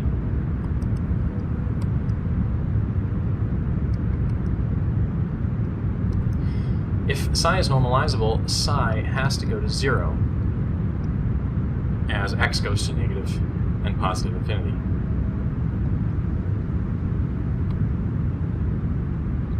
What that means is that when I plug in the infinity here, psi star, d psi dx, and psi, everything here is going to be 0.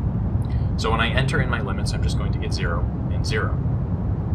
So the bottom line here, after all of this manipulation, is that this is equal to 0. What that means is that the integral from negative infinity to infinity of the squared absolute magnitude of psi as a function of both x and time is equal to a constant.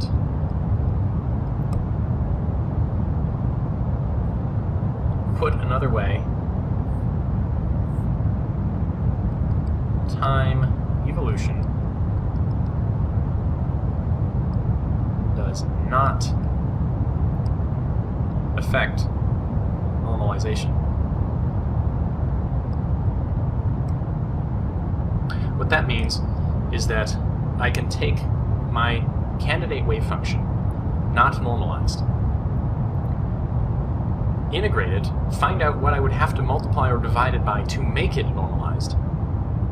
And if I'm successful, I have my normalized wave function. I don't need to worry about how the system evolves in time. The Schrödinger equation does not affect the normalization.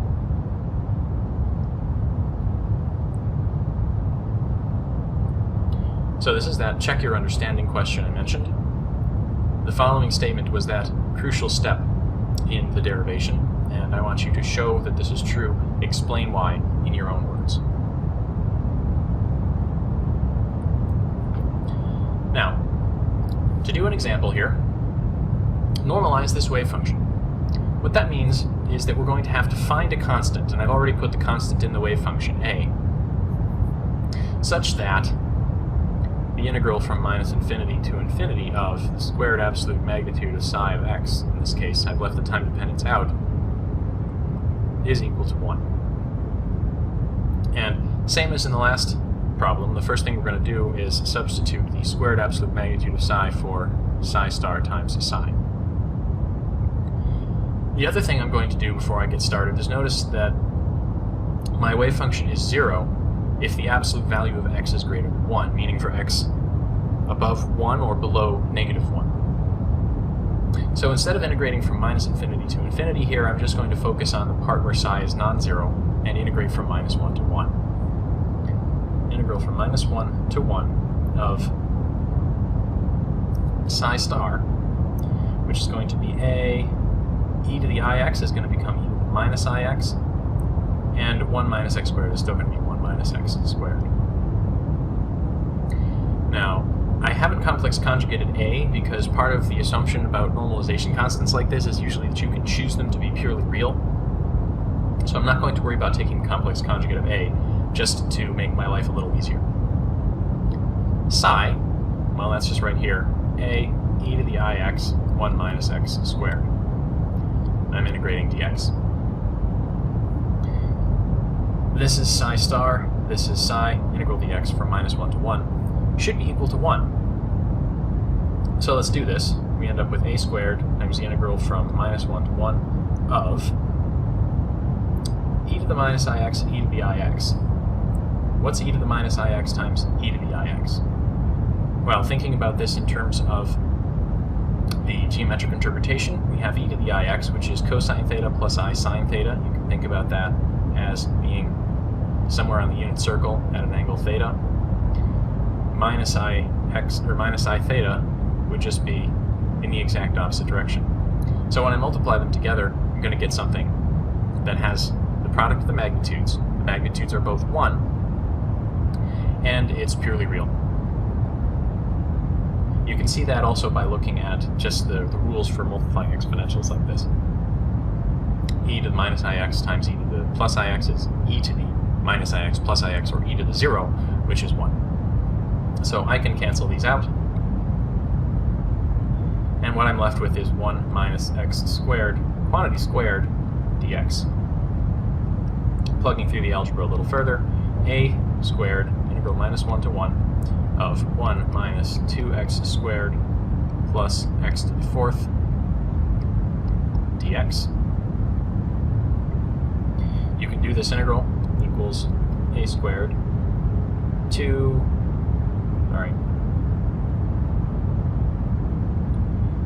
x minus 2/3 x cubed plus x to the 5th over 5. We know in quantum mechanics that all of the information about the physical system is encapsulated in the wave function psi. Psi then ought to be related to physical quantities, like, for example, position, velocity, and momentum of the particle. We know a little bit about the position. We know how to calculate things like the expected value of the position, and we know how to calculate the probability that the particle is within a particular range of positions. But what about other dynamical variables like velocity or momentum? The connection with velocity and momentum brings us to the point where we really have to talk about operators. Operators are one of our fundamental concepts in quantum mechanics, and they connect the wave function with physical quantities. But let's take a step back first and think about what it means for a quantum system to move. The position of the particle, we know, say, the integral from a to b of the squared magnitude of the wave function dx gives us the probability that the particle is between a and b.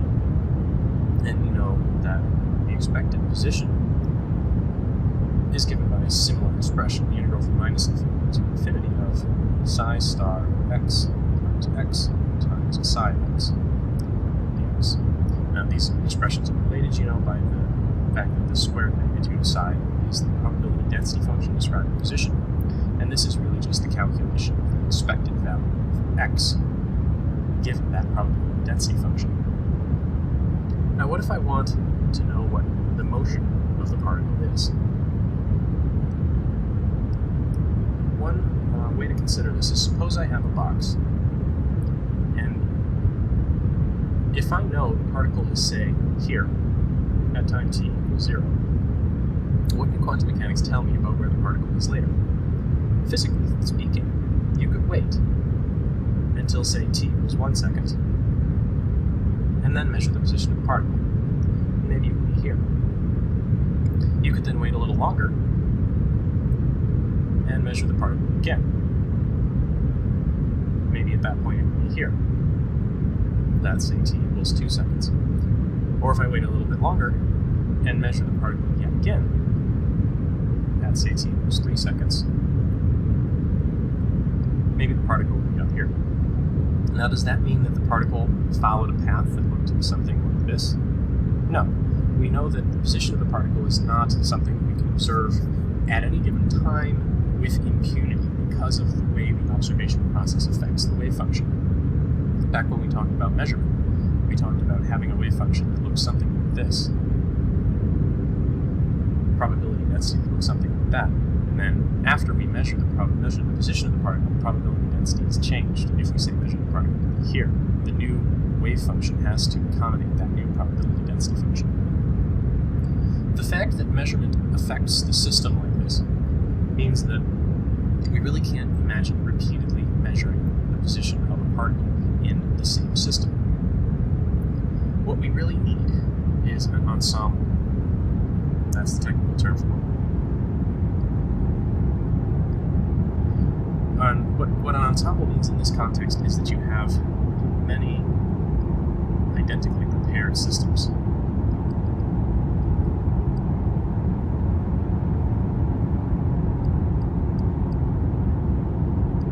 Now, if I had many identically prepared systems, I could measure the position over and over and over and over again. Once per system. If I have 100 systems, I could measure the position 100 times, and that would give me a pretty good feel for what the probability density for the position measurements is at the particular time when I'm making those measurements. If I wanted to know about the motion of the particle, I could do that again, except instead of taking my 100 measurements all at the same time, I would take them at slightly different times. So instead of this being the same system, these would all be different systems that have been allowed to evolve for different amounts of time. And as such, the motion of the particle isn't going to end up looking something like that. It's going to end up looking like some sort of probabilistic motion of the wave function in space. What we're really interested in here, I'm sorry, I should have that.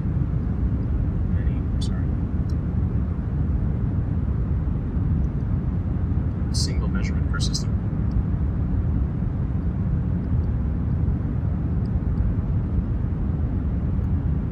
This notion of averaging over many identically prepared systems is important in quantum mechanics because of this effect that measurement has on a system. So what we're interested in now, in the context of something like motion, is, well, can we predict this? Can we predict where the particle is likely to be as a function of time?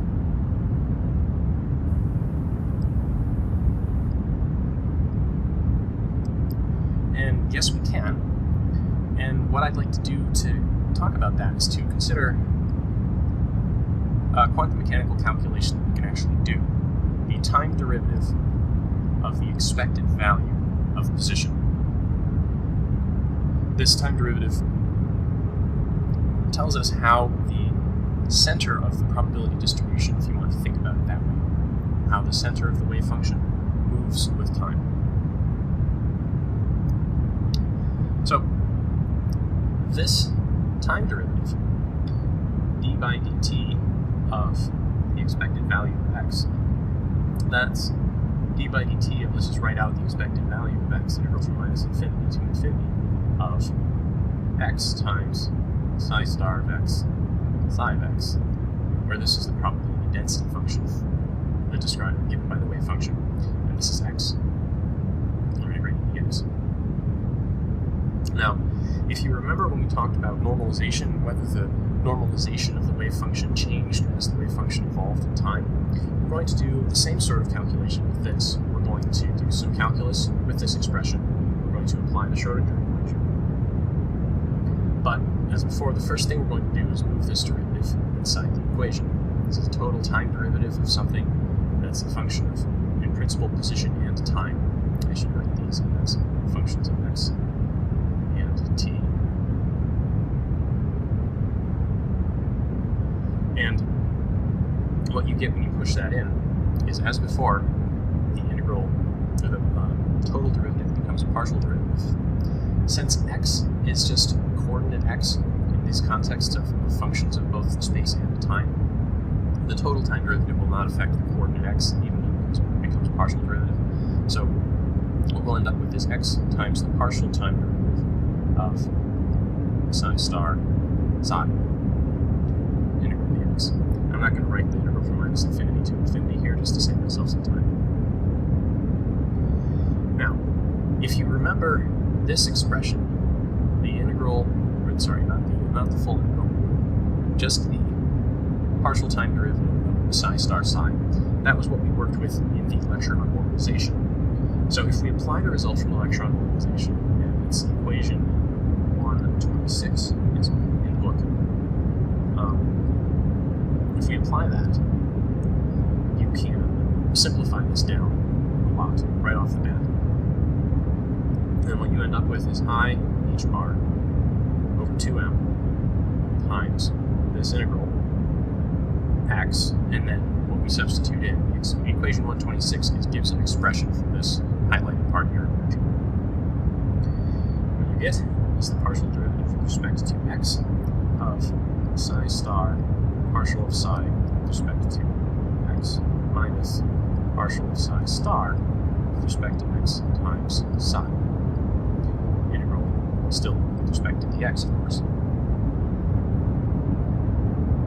Now, if we look at this equation, we're making the same sort of progress we made when we did the normalization derivation. We had time derivatives here. Now we have only space derivatives. We have only space derivatives in an integral over space. So this is definitely progress. Now we can start thinking about what we can do with integration by parts. The first integration by parts I'm going to do has the non-differential part just being x, and the differential part being v is equal to, I'm not going to have space to write this. Stuff around with that.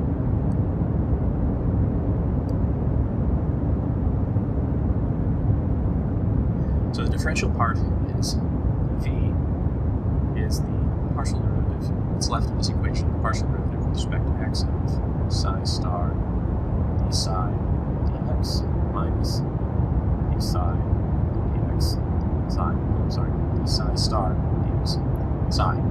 And then there's the dx from the integral. Sorry, I'm running out of space. This differential part here is just this part of the equation. Now I can take this derivative, du dx, in my integration by parts procedure, u is dx, and dv here is easy to integrate because this is a derivative. So when I integrate the derivative there, I'll just end up with v equals psi star d psi dx minus d psi star dx psi. Now when I actually apply those that integration by parts, the boundary term here without the integral is going to involve these two. So I'm going to have x times psi star partial x minus partial psi star partial x psi. And that's going to be evaluated between minus infinity and infinity, the limits of the integral. The integral part, which comes in with the minus sign, is going to decompose these bottom two terms. Integral of psi star partial x minus partial psi star partial x psi. And the integral dx from minus infinity to infinity. Now what's nice, I forgot something here. What did I forget? My leading constants. I still have this IH bar, 2m. IH bar is multiplied by this entire expression. Now, the boundary terms here vanish. Boundary terms in integration by parts in quantum mechanics will often vanish because if you're evaluating something at, say, infinity, psi has to go to 0 at infinity, so this term is going to vanish. Psi star has to go to 0 at infinity, so this is going to vanish. So even though x is going to infinity, psi is going to 0. And if you dig into the mathematics of quantum mechanics, you can show convincingly that the limit is x times psi goes to infinity is going to be 0. So this boundary term vanishes both at infinity and at minus infinity. And all we're left with is this. Yes. All you're left with is that. So I'll write that over. IH bar 2m times the integral of psi star partial x minus partial psi star partial x psi integral dx. I'm actually going to split that up into two separate integrals. So I'll stick another integral sign in here. I'll put the x there. I'll put parentheses around everything so the leading constant gets multiplied improperly. And now I'm going to apply integration by parts again, but this time just to the second integral here. So here, we're going to say u is equal to psi, and dv is equal to, again, using the fact that when we do this integral, if we can integrate a derivative, that potentially simplifies things. So this is going to be partial psi star partial x dx. So when we derive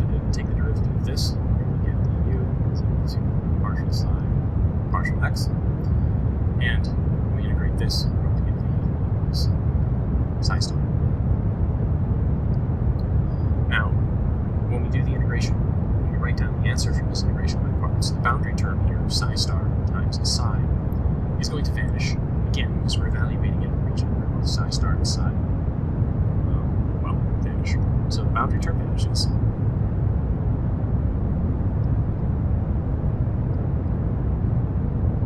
And you notice I have a minus sign here.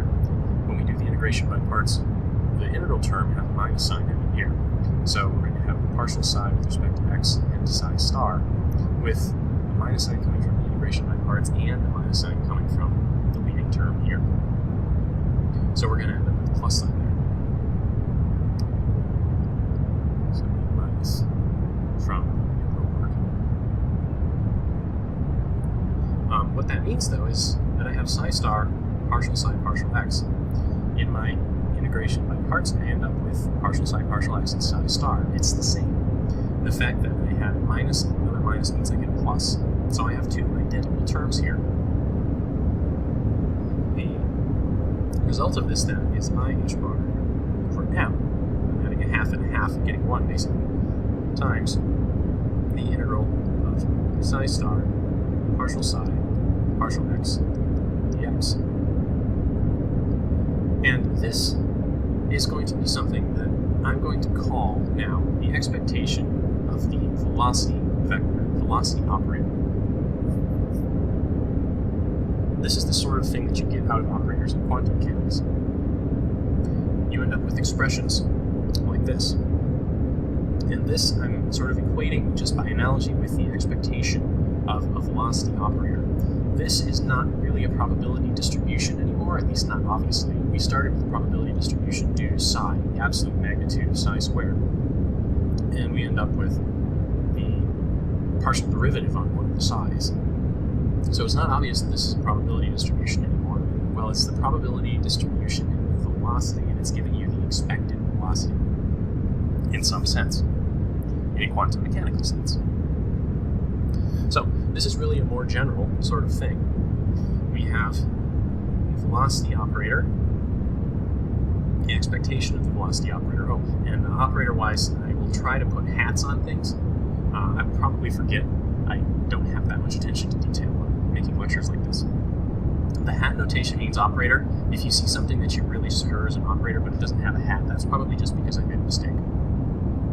But this expression for the expectation of the velocity operator is the one we just derived, minus I h bar over m times the integral of psi star, partial derivative of psi with respect to x, integral dx.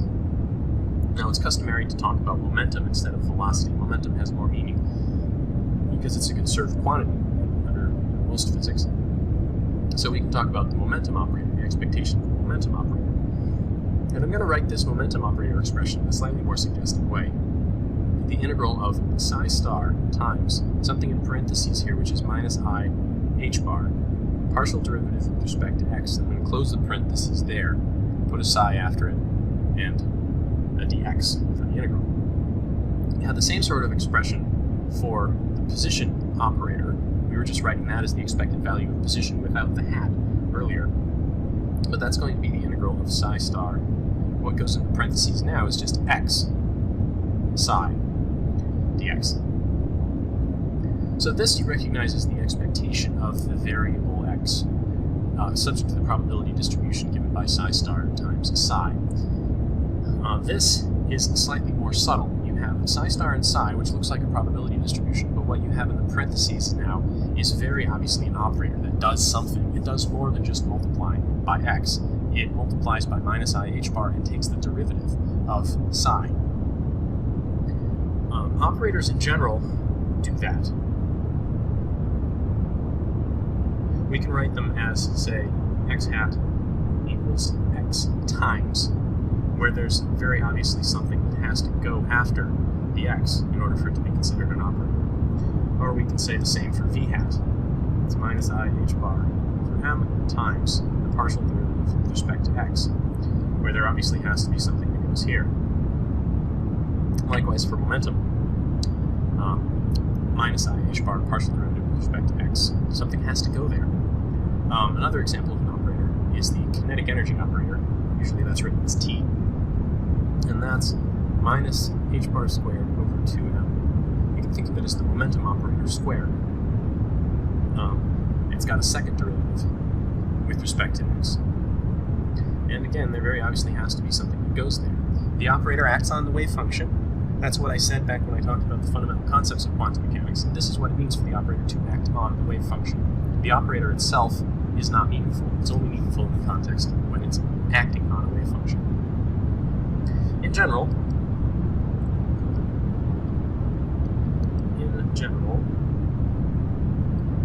the expectation value of some...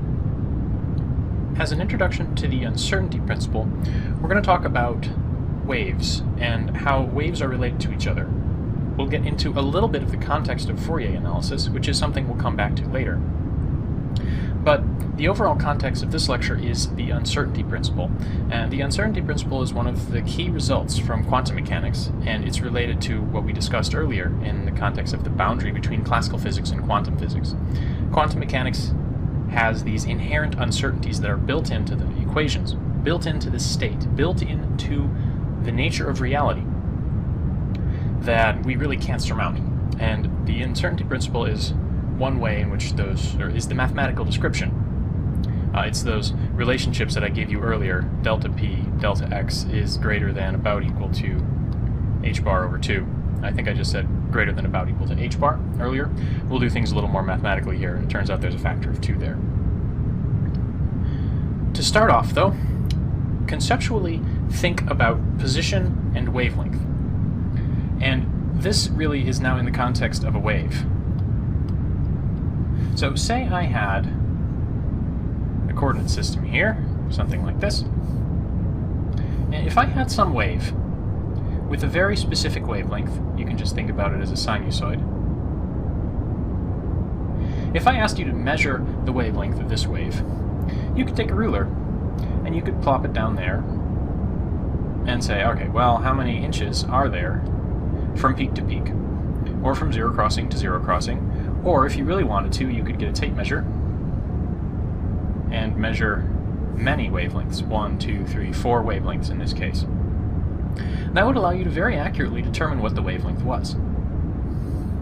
If, on the other hand, the wave looked more like this, give you another coordinate system here, the wave looked something like this,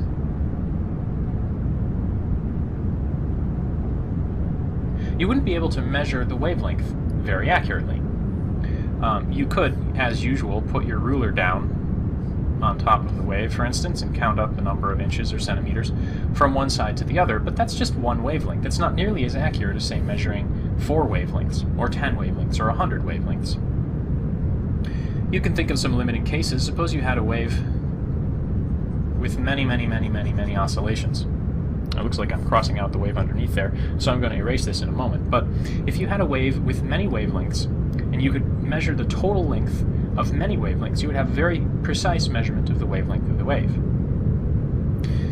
The opposite is the case here. You only have one wavelength, you can't really measure the wavelength very accurately. What you can do, however, is measure the position very accurately. Here, I can say pretty certainly the wave is there, plus or minus a very short spread in position.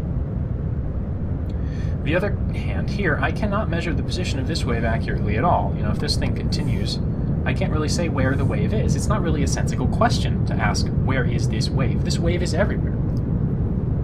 These are the sorts of built-in uncertainties that you get out of quantum mechanics. Where is the wave? The wave is everywhere. It's a wave. It doesn't have a local position.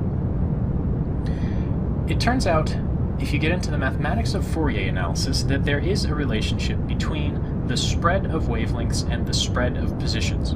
If you have a series of waves of all different wavelengths and they're added up, the spread in the wavelength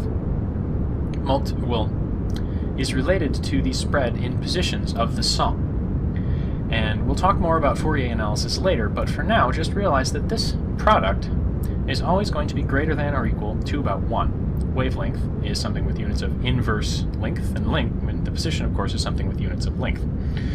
So the dimensions of this equation are sort of a guideline. wavelength and position have this sort of relationship, and this comes from Fourier analysis.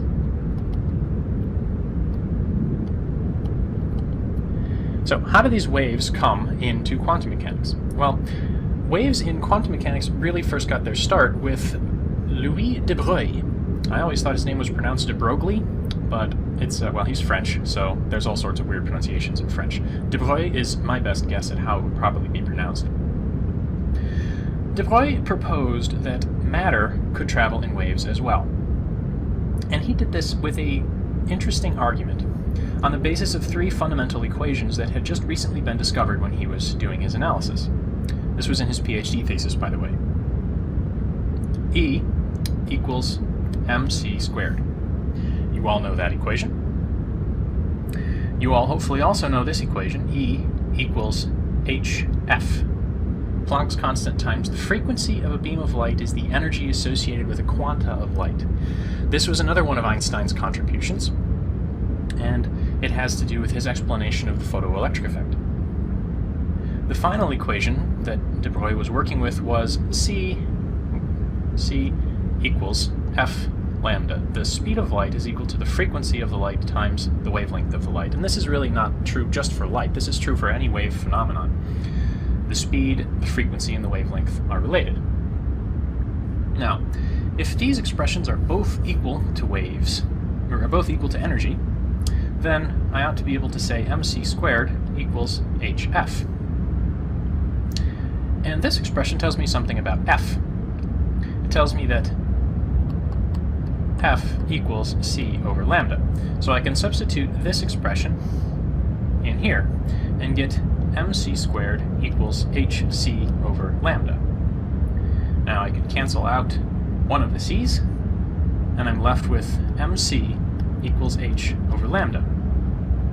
Now what de Broglie said was this is like momentum. So I'm going to write this equation as p equals h over lambda. And then I'm going to wave my hands extraordinarily vigorously and say, while this equation is only true for light, and this equation is only true for waves, this is also true for matter.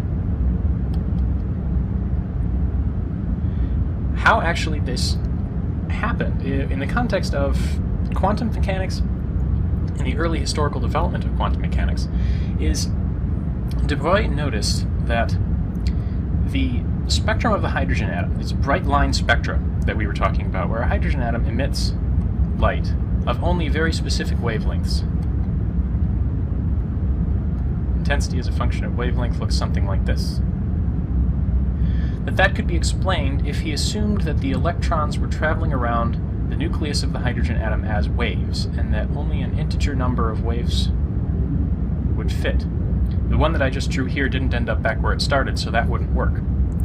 If you had a wavelength that looked something like this, going around, say, 3 full times in a circle, that would potentially count for these allowed emission energies. That was quite a deep insight, and it was one of the things that really kicked off quantum mechanics at the beginning. The bottom line here, for our purposes, is that we're talking about waves, and we're talking about matter waves. So that uncertainty relation, or the relationship between the spreads of wavelengths and the spreads in positions that I mentioned in the context of Fourier analysis, will also potentially hold for matter. And that gets us into the position-momentum uncertainty relation. The wave-momentum relationship we just derived on the last slide was p equals h over lambda. This tells you that the momentum and the wavelength are related. From 2 slides ago, when we were talking about waves and whether or not you could say exactly where a wave was, we had a relationship that was something like delta lambda, the spread in wavelengths, times the spread in positions of the wave, is always greater than about equal to 1. Combining these relationships together in quantum mechanics, and this is not something that I'm doing rigorously now, I'm just waving my hands, gives you delta p, delta x, is always greater than about equal to h bar over 2. And this is the correct mathematical expression of the Heisenberg uncertainty principle that we'll talk more about and derive more formally in Chapter 3. But for now, just realize that the position of a wave, the position of a particle, are uncertain quantities, and the uncertainties are related by this, which in one perspective results from consideration of adding many waves together in the context of Fourier analysis, which is something we'll talk about later as well, extended through the use of, or the interpretation of matter as also a wave phenomenon. To check your understanding, here are 4 possible wave packets, and I would like you to rank them in 2 different ways. 1, according to the uncertainties in their positions, and 2, according to the uncertainties in their momentum. So if you consider, say, wave B to have a very certain position, you would rank that one highest in terms of the certainty of its position. Perhaps you think wave B has a very low uncertainty in position, you would put it on the other end of the scale. I'm looking for something like the uncertainty of B is greater than the uncertainty of A is greater than the uncertainty of D is greater than the uncertainty of C for both position and momentum. The last comment I want to make in this lecture is on energy-time uncertainty. This was the other equation I gave you when I was talking about the boundary between classical physics and quantum physics. We had delta P delta X is greater than or equal to h bar over 2, and now we also had, excuse me for a moment here, delta E delta T greater than about equal to h bar over 2. Same sort of uncertainty relation, except now we're talking about spreads in energy and spreads in time. And I'd like to make an analogy between these 2 equations. Delta P and delta X.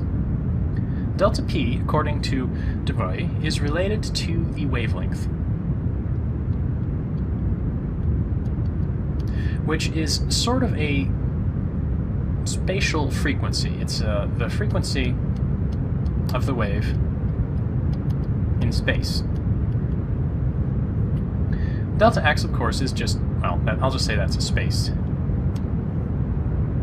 And these are related, according to this equation. In the context of energy and time, we have the same sort of thing. Delta T, well, that's pretty clear, that's time. And delta E, well, that then, therefore, by analogy here, has to have something to do with the frequency of the wave. Now, in time, and that's simple, that's just the frequency. The fact that these are also related by an uncertainty principle tells you that there's something about energy and frequency in time. And this is something that we'll talk about in more detail in the next lecture when we start digging into the Schrödinger equation. The time-dependent Schrödinger equation and deriving the time-independent Schrödinger equation, which will give us the relationship exactly. But for now, position and momentum, energy and time, are both talking about sort of wave phenomena, except in the context of position and momentum, you're talking about wavelength, frequency of the wave in space, whereas energy and time, you're talking about the frequency of the wave in time, how quickly it oscillates. That's about all. The uncertainty principle, as I've said, is something that we'll treat in much more detail in Chapter 3. But for now, the uncertainty principle is important because you have these equations, and these are fundamental properties of the universe, if you want to think of them that way. And there's something that we're going to be working with as a way of checking the validity of quantum mechanics throughout the rest of throughout Chapter 2. That's all for now. You just need to conceptually understand how these wavelengths and positions or frequencies and times are interrelated. The last few lectures have been all about the wave function, psi. Since psi is such an important concept in quantum mechanics, really the first entire chapter of the textbook is devoted to the wave function and all of its various properties. Since we've reached the end of Chapter 1 now is a good opportunity to go and review the key concepts of quantum mechanics, in particular the wave function and how it is related to the rest of quantum mechanics. The key concepts, as I stated them earlier, were operators, the Schrödinger equation, and the wave function. operators are used in the Schrödinger equation and act on the wave function. Your friend and mine, psi.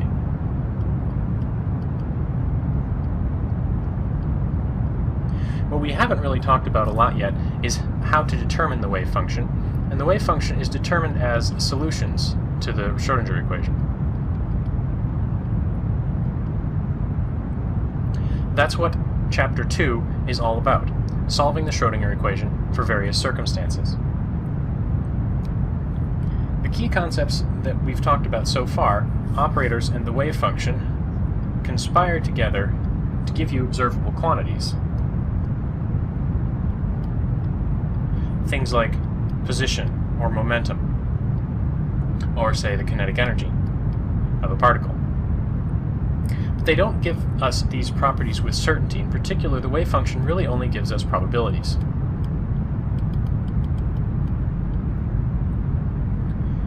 And these probabilities don't give us really any certainty about what will happen. Uncertainty is one of the key concepts that we have to work with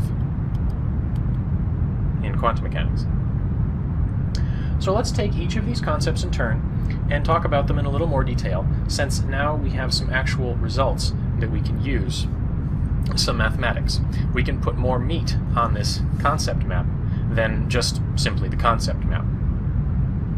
First, the wave function. The wave function, psi, does not tell us anything with certainty, and it's a good thing too, because psi, as a function of position and time, is complex. It's not a real number, and it's hard to imagine what it would mean to actually observe a real number. So the wave function is already on somewhat suspect ground here. But it has a meaningful connection to probability distributions if we more or less define the squared modulus, the absolute magnitude of the wave function, to be equal to a probability distribution. And this is the probability distribution for what? It's the probability distribution for outcomes of measurements of position, for instance. You can think about this as a probability distribution for where you're likely to find the particle should you go looking for it. This interpretation as a probability distribution requires the wave function to be normalized. Namely, that if I integrate the squared magnitude of the wave function over the entire space that I'm interested in, I have to get 1. This means that if I look hard enough for the particle everywhere, I have to find it somewhere. The probability distributions, as I mentioned earlier, don't tell you anything with certainty. In particular, there is a good deal of uncertainty, which we express as a standard deviation or a variance. For instance, if I'm interested in the standard deviation of the uncertainty, or standard deviation of the position, it's most easy to express as the variance, which is the square of the standard deviation. And the square of this standard deviation, or the variance, is equal to the expectation value of the square of the position minus the square of the expectation value of the position. And we'll talk about expectation values in a moment. Expectation values are calculated using expressions with operators that look a lot like these sorts of integrals. In fact, I can re-express this as the expectation of the square in terms of a probability distribution is just the x squared times multiplied by the probability distribution with respect to x, integrated over all space. This is the expectation of x squared. I can add to that, or subtract from that, the square of the expectation of x, which has a very similar form. And that gives us our variance. So our wave function, which is complex, gives us probability distributions, which can be used to calculate expectation values and uncertainties. This probabilistic interpretation of quantum mechanics gets us into some trouble pretty quickly. I'm going to move this up now, give myself some more space. Namely with the concept of wave function collapse.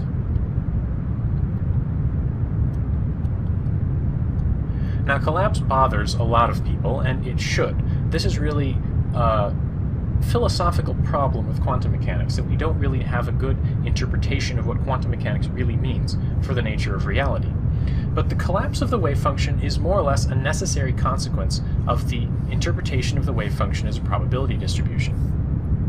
If I have some states, some space, some coordinate system, and I plot on this coordinate system the squared magnitude of psi. This is related to our probability distribution with respect to position. If I then measure the position of the particle, what I'm going to get is, say I measure the particle to be here. Now if I measure the position of the particle again immediately, I should get a number that's not too different than the number that I just got. And this is just sort of to make sure that if I repeat a measurement, it's consistent with itself, that I don't have particles jumping around truly randomly. If I know the position, I know the position. That's a reasonable assumption. What that means is that the new probability distribution for the position of the particle after the measurement is very sharply peaked about the position of the measurement. If this transition from a wave function, for instance, that has support here to a wave function that has no support here did not happen instantaneously, it's imaginable that if I tried to measure the particle's position twice in very rapid succession, that I would have one particle measured here and another particle measured here. Does that really mean I have one particle, or do I have two particles? These particles could be separated by quite a large distance in space, and my measurements could be not separated by very much in time, so I might be getting into problems with special relativity and the speed of light. And these sorts of considerations are what leads to the Copenhagen interpretation of quantum mechanics, which centers on this idea of wave functions as probability distributions and wave function collapse as part of the measurement process. Now, I mentioned operators in the context of expectation values. Operators are our second major concept in quantum mechanics. What about operators in the wave function? Well, operators, let's just write a general operator as q hat. Hats usually signify operators. Operators always act on something. You can never really have an operator in isolation. And what the operators act on is usually the wave function. We have a couple of operators that we've encountered, namely the position operator, x hat, which is defined as x times. And what's it multiplied by? Well, it's multiplied by the wave function. We also have the momentum operator, p hat, and that's equal to minus I h bar times the partial derivative with respect to x of what? Well, of the wave function. We also have the kinetic energy, which I'll write as ke hat. You could also write it as t hat. That operator is equal to minus h bar squared over 2m times the second derivative with respect to position of what? Well, of the wave function. And finally, we have h hat, the Hamiltonian, which is an expression of the total energy in the wave function. It's a combination of the kinetic energy operator here, which you can see, first of all, as p squared. We have a second derivative with respect to position and minus h bar squared. This is just p squared divided by 2m. P squared over 2m is a classical kinetic energy. The analogy is reasonably clear there. You add a potential energy term in here, and you get the Hamiltonian. Now, expectation values of operators like this are calculated as integrals. The expectation value of q, for instance, is the integral of psi star times q acting on psi over all space. This bears a striking resemblance to our expression, for instance, for the expectation of the position, which was the integral of just x times rho of x, where rho of x is now given by the absolute magnitude of psi squared, which is given by psi star times psi. Now, basically, the pattern here is you take your operator and you sandwich it between psi star and psi. And you can think about this position as being sandwiched between psi star and psi as well, because we're just multiplying by it. It doesn't really matter where I put it in the expression. The sandwich between psi star and psi of the operator is more significant when you have operators with derivatives in them. But I'm getting a little long-winded about this. Perhaps suffice it to say that operators in the wave function allow us to calculate meaningful physical quantities like x, the expectation of position. This is more or less where we would expect to find the particle. Or the expectation of p, and I should be putting hats on these since technically they're operators. The expectation of p is more or less the expected value of the momentum, the sorts of momenta that the system can have. Or the expectation value of h, the typical energy the system has. And all of these are tied together in the context of uncertainty. For instance, if I wanted to calculate the uncertainty in the momentum, I can do that with the same sort of machinery we used when we were talking about probability, that I calculate the expectation of p squared and I subtract the expectation of p squared. So the expectation of the square minus the square of the expectations is directly related to the uncertainty. So that's a little bit about operators and a little bit about the wave function and a little bit about how they're used. Operators acting on the wave function calculating expectations in the context of the wave function being treated as a probability distribution. Now, where are we all going with this? We're going towards the Schrödinger equation. The Schrödinger equation, to write it out, is I h bar partial derivative with respect to time of the wave function, and that's equal to minus h bar squared over 2m second partial derivative with respect to position of the wave function, plus some potential function of x, times the wave function. Now the wave function psi here, I've left it off as a function of position and time. So this is really the granddaddy of them all. This is the equation that we will be working with throughout Chapter 2. We will be writing this equation for various scenarios and solving it, and describing the properties of the solutions. So hopefully now you have a reasonable understanding of the wave function and enough understanding of operators to understand what to do with the wave function. The sorts of questions you can ask of the wave function are things like, what sorts of energy does this system have? How big is the spread in momenta? Where am I likely to find the particle if I went looking for it? But all of that relies on having the wave function, and you get the wave function by solving the Schrödinger equation. So that's where we're going with this. And that's all of the material for Chapter 1. And without further ado, moving on to the next lecture, we'll start solving the Schrödinger equation. We're going to move now into actually solving the Schrödinger equation. This is really the main meat of quantum mechanics. And in order to start tackling the Schrödinger equation, we need to know a little bit about how equations like the Schrödinger equation are solved in general. One of those solution techniques is separation of variables, and that's the solution technique that we're going to be applying repeatedly to the Schrödinger equation. First of all, though, let's talk a little bit about ordinary and partial differential equations. The Schrödinger equation is a partial differential equation, which means it's a good deal more difficult than an ordinary differential equation. But what does that actually mean? First of all, let's talk about ordinary differential equations. What an ordinary differential equation tells you is how specific coordinates change with time. At least that's most applications. So you have something like x as a function of time, y as a function of time, sorry, not y as a function of x, y as a function of time, z as a function of time. For example, the position of a projectile moving through the air could be determined by three functions, x, y, and z. If you're only working in 2 dimensions, for instance, let me drop the z, but we might have a velocity as well, say vx of t and vy of t. These 4 coordinates, position in 2 dimensions and velocity in 2 dimensions, fully specifies the state of a projectile moving in 2 dimensions. What an ordinary differential equation might look like to govern the motion of this projectile would be something like the following. dx dt is vx, dy dt is vy. Nothing terribly shocking there. The position coordinates change at a rate of change given by the velocity.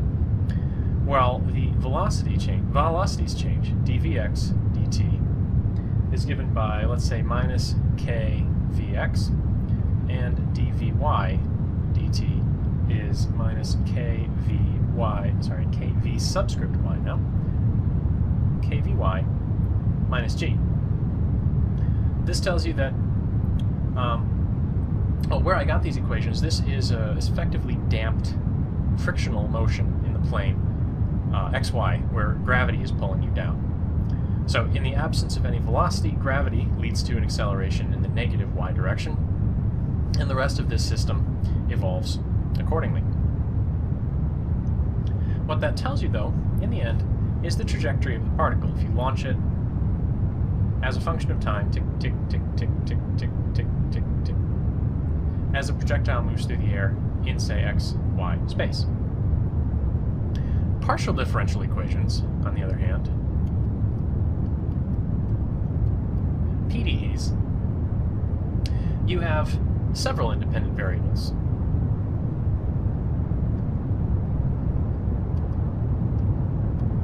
So where in an ordinary differential equation we only had time, and everything was a function of time, in a partial differential equation, what you're trying to solve for will have several independent variables. For example, the electric field, the vector electric field in particular, as a function of x, y, and z.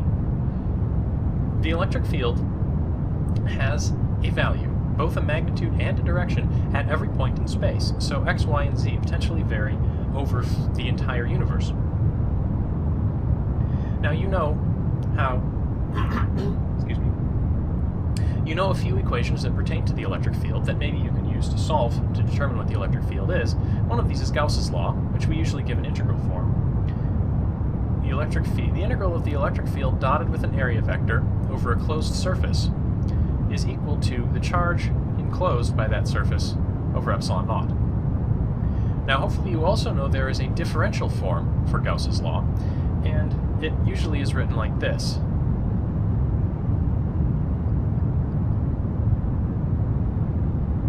This upside down delta is read as del, so you can say this is del dot E, and this is a vector differential operator.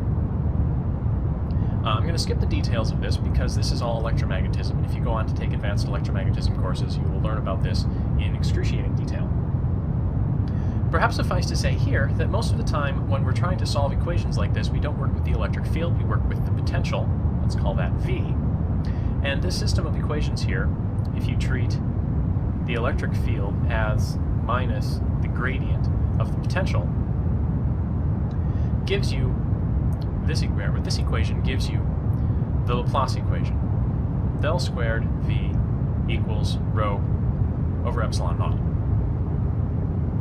What that actually writes out to, if you go through all of the vector algebra, is the second derivative of V with respect to x plus the second derivative of V with respect to y plus the second derivative of V with respect to z, and I've left off all my squareds in the denominator here, is equal to rho over epsilon naught. This is a partial differential equation, and if we had some machinery for solving partial differential equations, we would be able to determine the potential at every point in space. And that would then allow us to determine the electric field at every point in space. This is just an example. Hopefully you're familiar with some of the terms I'm using here.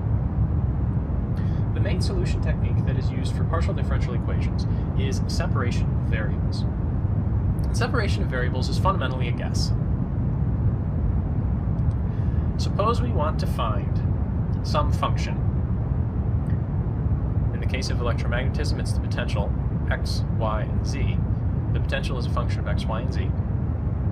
Let's make a guess that v of x, y, and z can be written as x of x times y of y times z of z.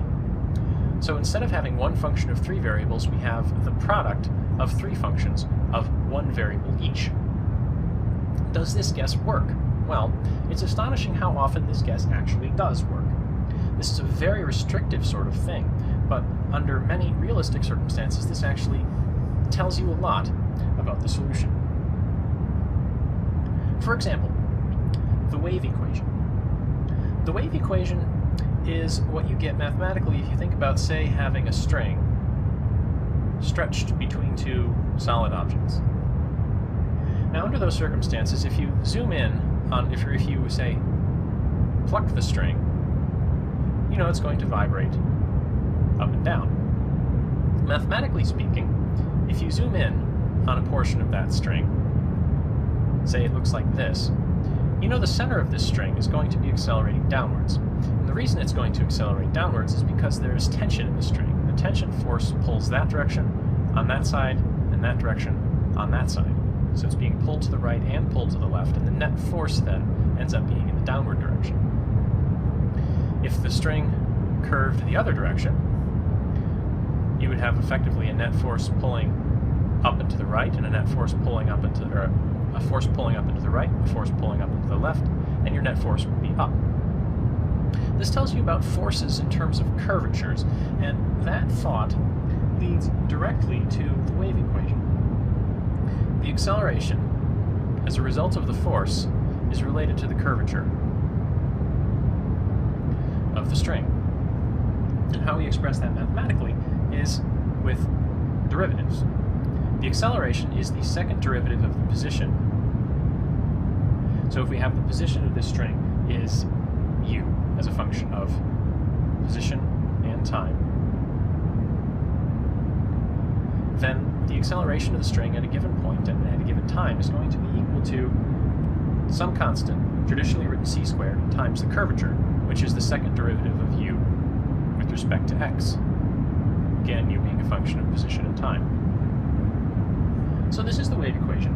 I should probably put a box around this, because the wave equation shows up a lot in physics. This is an important one to know. But let's proceed with separation of variables. U, as a function of position and time, is going to be x, a function of, not time, x a function of position, and t a function of time. So capital X and capital T are functions of a single variable each, and their product is what we're guessing will reproduce the behavior of u. So if I substitute this u into this equation, what I end up with is the second derivative of x, t of t with respect to time equals c squared times the second derivative of x, t of t with respect to position. So this hasn't really gotten us anywhere yet, but what you notice here is we have derivatives with respect to time, and then we have this function of position.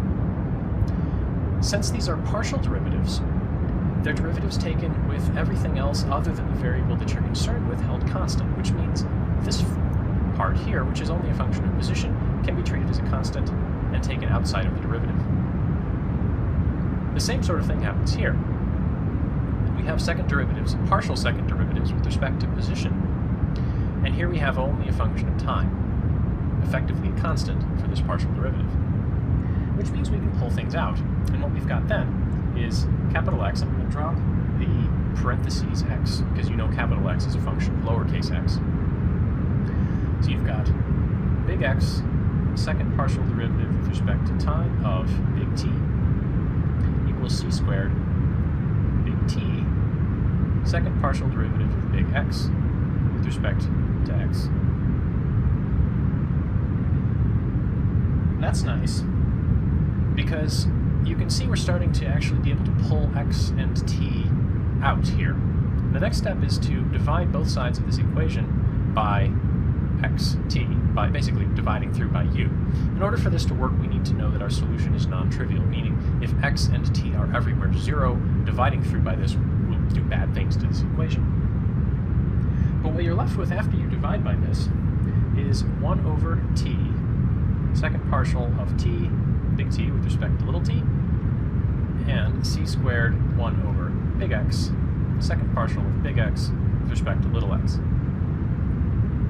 This is fully separated. What that means is that the left-hand side here is a function only of t. The right-hand side is a function only of x. That's very interesting. Suppose I write this function of t as, say, f of t. This part, let's call that g of x.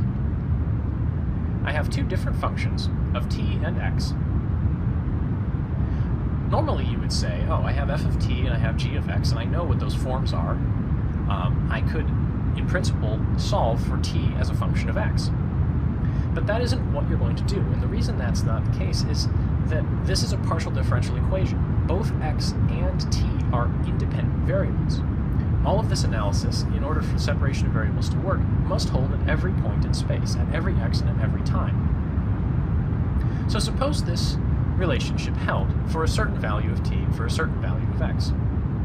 I ought to be able to change x and have the relationship still hold. So if I change x without changing t, the left-hand side of the equation isn't changing. If changing x led to a change in g of x, then my relationship wouldn't hold anymore. So effectively what this means is that g of x is a constant. In order for this relationship to hold, both f of t and g of x have to be constant.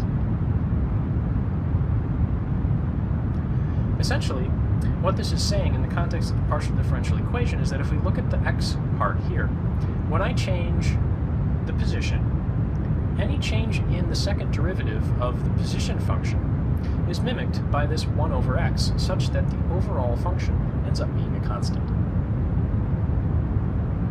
That's nice, because that means I actually have two separate equations. F of t is a constant and g of x is a constant.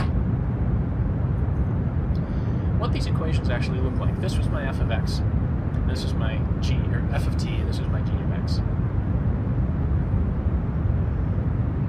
That constant, which I've called a here, and the notation is arbitrary, though you can in principle save yourself some time by thinking ahead and figuring out what might be a reasonable value for a.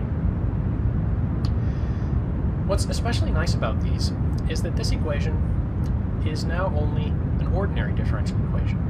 Since big T is only a function of little t, we just have a function of a single variable. We only have a single variable here. We don't need to worry about what variables are being held constant, what variables aren't being held constant. So we can write this as total derivative with d instead of partial derivative with the partial derivative symbol. So we've reduced our partial differential equation into two ordinary differential equations. This is wonderful. And we can rearrange these things to make them a little more recognizable. We've got d squared t dt squared equals a t, and c squared d squared big X d little x squared equals a times big X, multiplying through by big T in this equation and big X in this equation. And these are equations that you should know how to solve. If not, you can go back to your ordinary differential equations books, and solution to ordinary differential equations like this are very commonly studied. In this case, we're taking the second derivative of something and we're getting something back with a constant out front. Anytime you take the derivative of something and get itself, or itself times a constant, you should think exponentials. And in this case, the solution is t equals e to the square root of a times time. If you take the second derivative of this, you'll get two square roots of a factors that come down, e times e to the root at, which is just big T. You can, in principle, also have a normalization constant out front, and you end up with the same sort of thing for x. Big X is going to be e to the square root of a over c x, with, again, in principle, a normalization constant out front. What that means is, if I move things up a little bit, give myself some space, u of x and t, what we originally wanted to find, is now going to be the product of these two functions. So I have a normalization constant in front, and I have e times root a t and e times root a over c x. Now, if this doesn't look like a wave, and that surprises you because I told you this was the wave equation, it's because we have, in principle, some freedom for what we want to choose for a normalization constant and for what we want to choose for our separation constant, this constant a.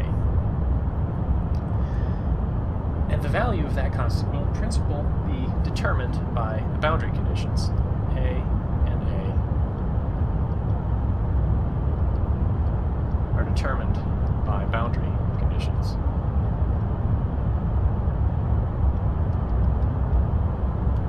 The consideration of boundary conditions and initial conditions in partial differential equations is subtle, and I don't have a lot of time to fully explain it here. But if what you're concerned with is why this doesn't look like a wave equation, what actually happens when you plug in to your initial conditions and your boundary conditions to find your normalization constants and your actual value for the separation constant, you'll find that A is complex. And when you substitute in the complex value for A into these expressions, you'll end up with e to the I omega t sort of behavior, which is going to give you effectively cosine of omega t, up to some phase shifts as determined by your normalization constant in your initial conditions. So this is how we actually solve a partial differential equation. The wave equation in particular separates easily into these two ordinary differential equations, which have solutions that you can go and look up pretty much anywhere you want. Finding the actual value of the constants that match this general solution to the specific circumstances you're concerned with can be a little tricky. But in the case of the wave equation, if what you want is, say, a traveling wave solution, you can find it. There are appropriate constants that produce traveling waves in this expression. So to check your understanding, what I'd like you to do is go through that exercise again, performing separation of variables to convert this equation into, again, two ordinary differential equations. This equation is called the heat equation, and it's related to the diffusion of heat throughout a material. If you have, say, a hot spot, and you want to know how that hot spot will spread out with time. Since this is a quantum mechanics course, let's move on to the time-dependent Schrödinger equation. This is the full Schrödinger equation in all of its glory, except I've just written it in terms of the Hamiltonian operator now. H hat is the Hamiltonian.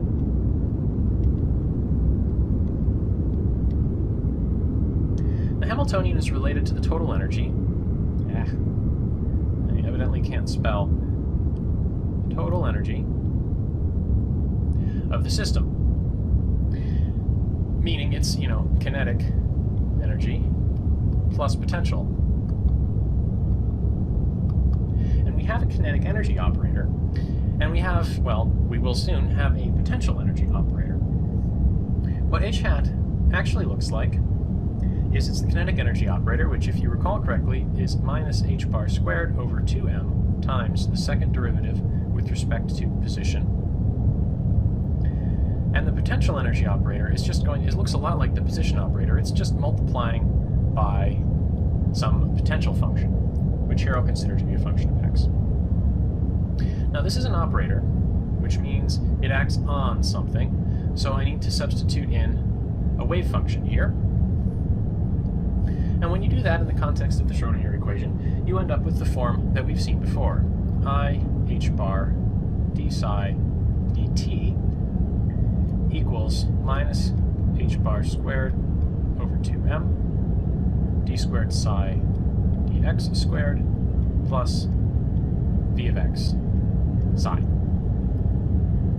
So that's our Schrödinger equation. How can we apply separation of variables to this? Well, we make the same sort of guess as we made before.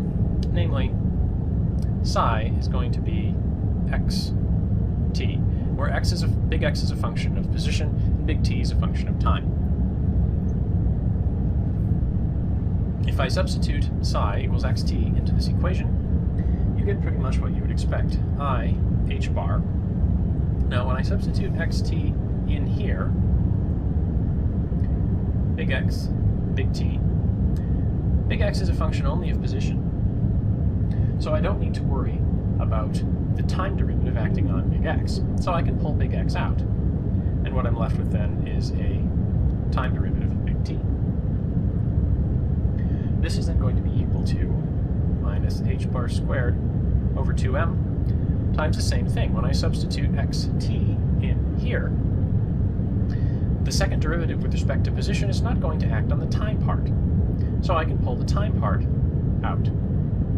T second derivative of big X with respect to position. And substituting an xt here doesn't really do anything. There's no derivatives here, so this is not a particularly interesting term. So we're getting vxt. All right. Now the next step in separation of variables is to divide through by your solution, xt, assuming it's not 0, that's okay. And you end up with I h bar 1 over big X, 1 over big T, canceling out the X, and you're just left with big T. 1 over T, partial of T dt.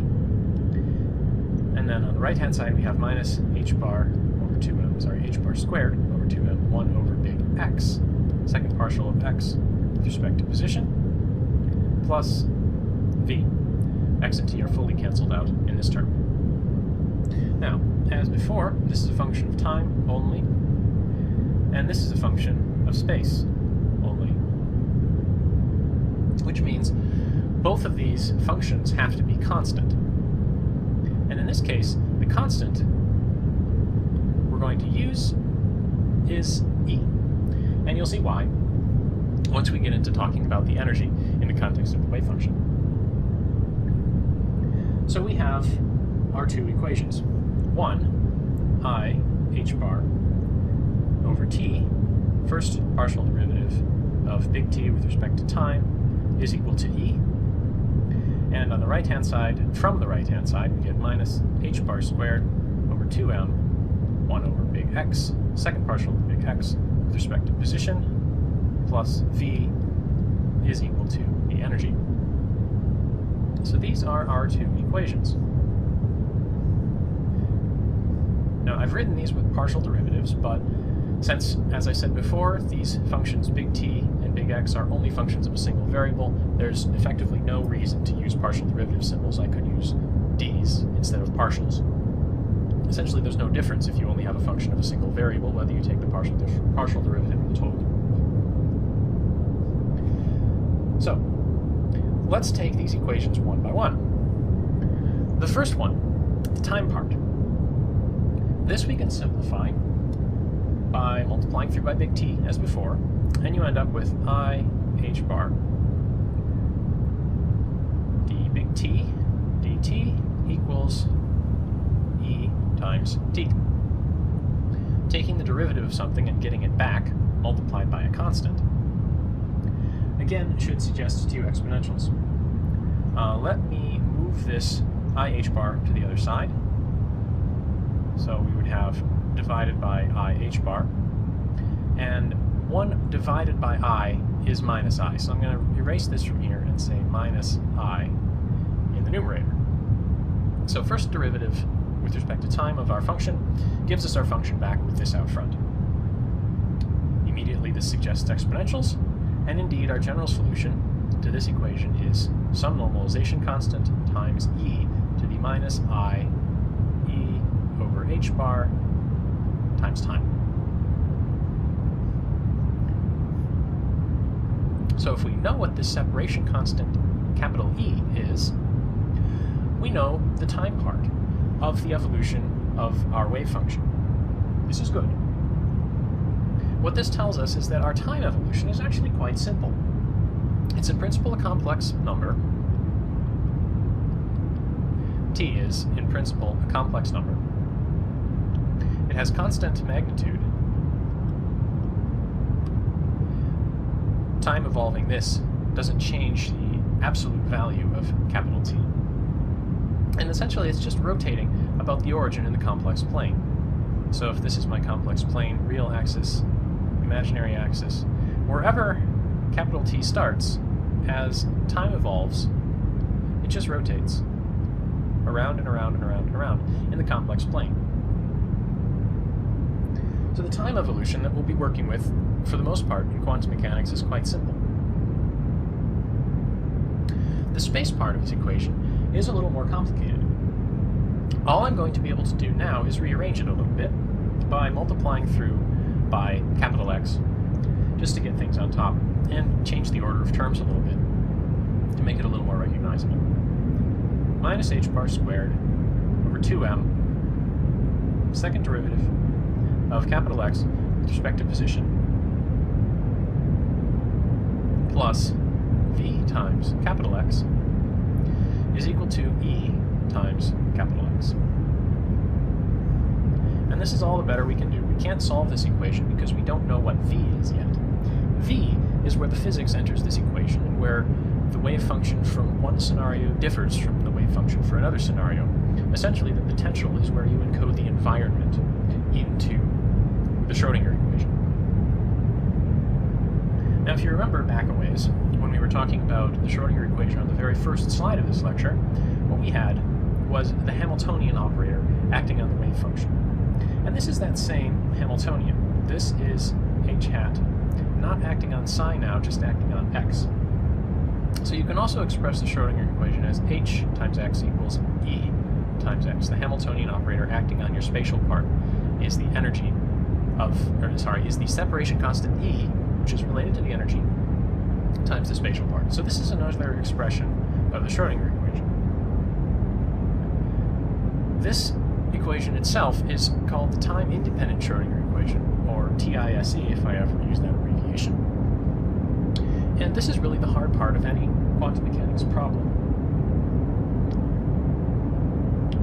To summarize what we've said so far, starting with the Schrodinger equation, which is this: time derivatives with complex parts in terms of Hamiltonians and wave functions gives you this, substituting in the actual definition of the Hamiltonian, including a potential v. And applying separation of variables gets us this pair of ordinary differential equations. The time part here gave us numbers that just basically spun around in the complex plane.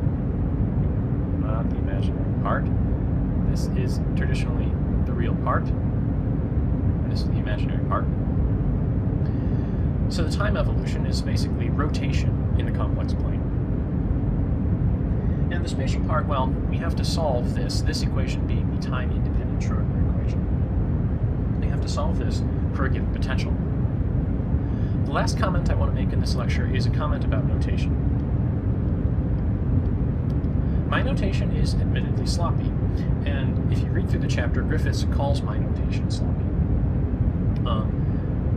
In Griffiths, since it has the luxury of being a book and not the handicap of having my messy handwriting, they use capital psi to denote the function of x and time.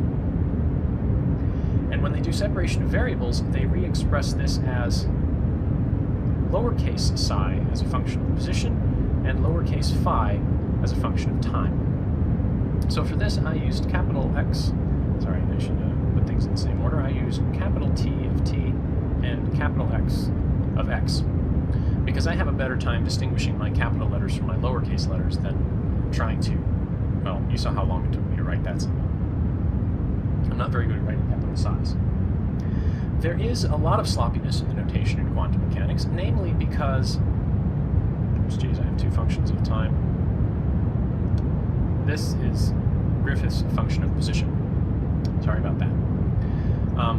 This here and this here, these are really the interesting parts, the functions of position, the solutions to the time-independent Schrodinger equation.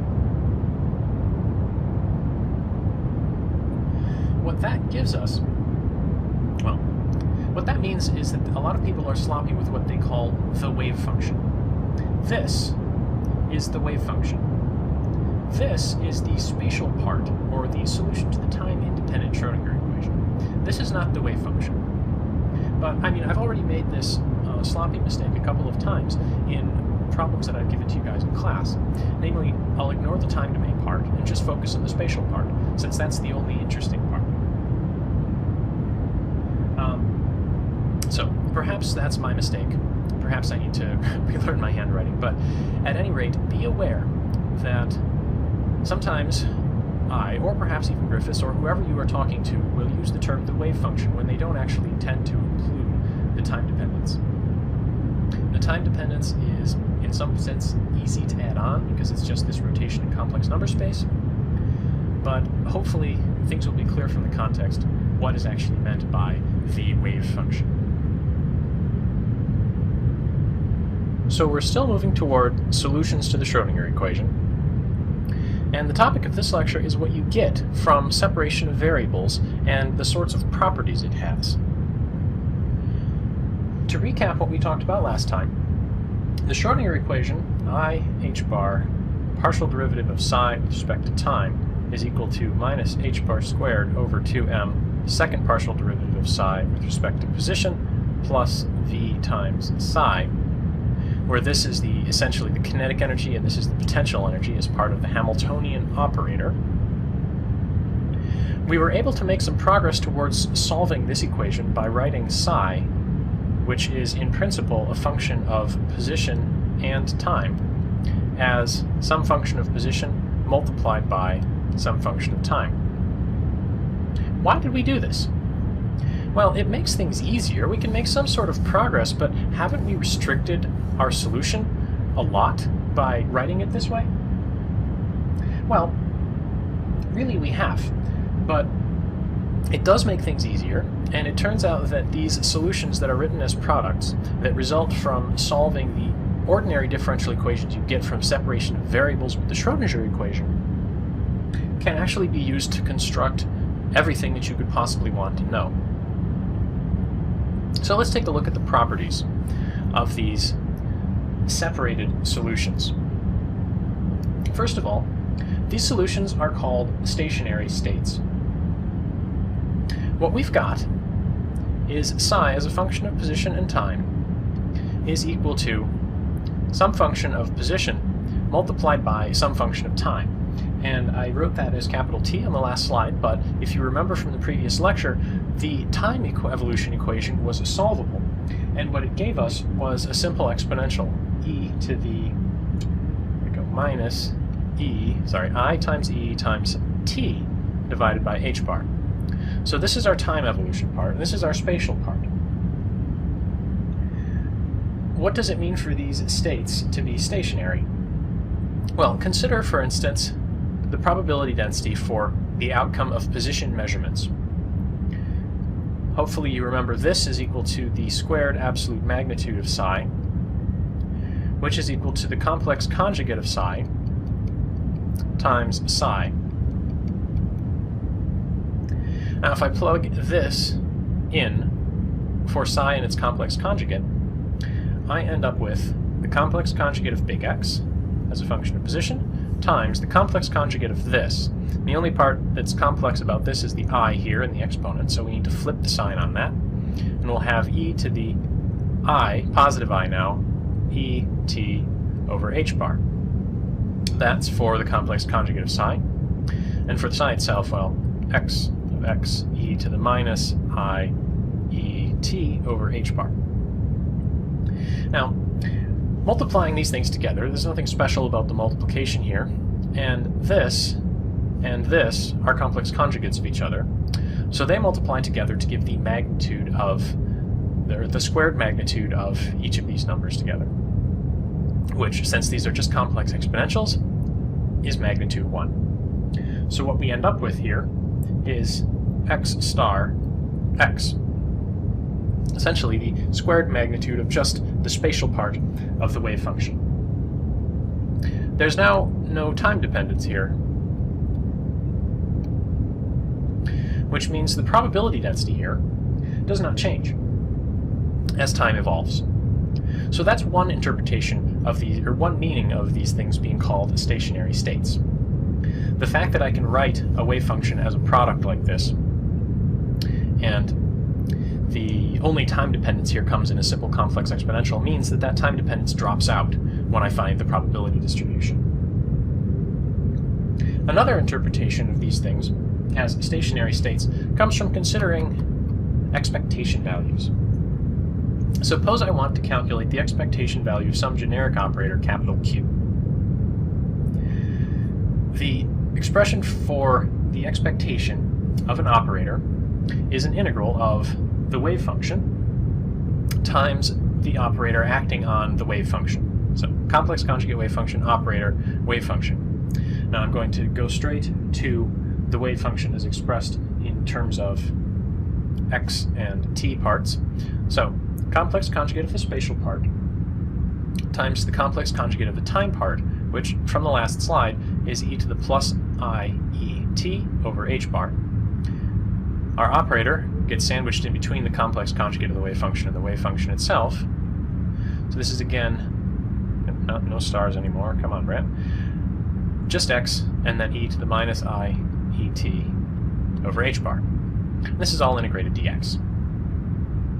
So this is psi star, and this is psi.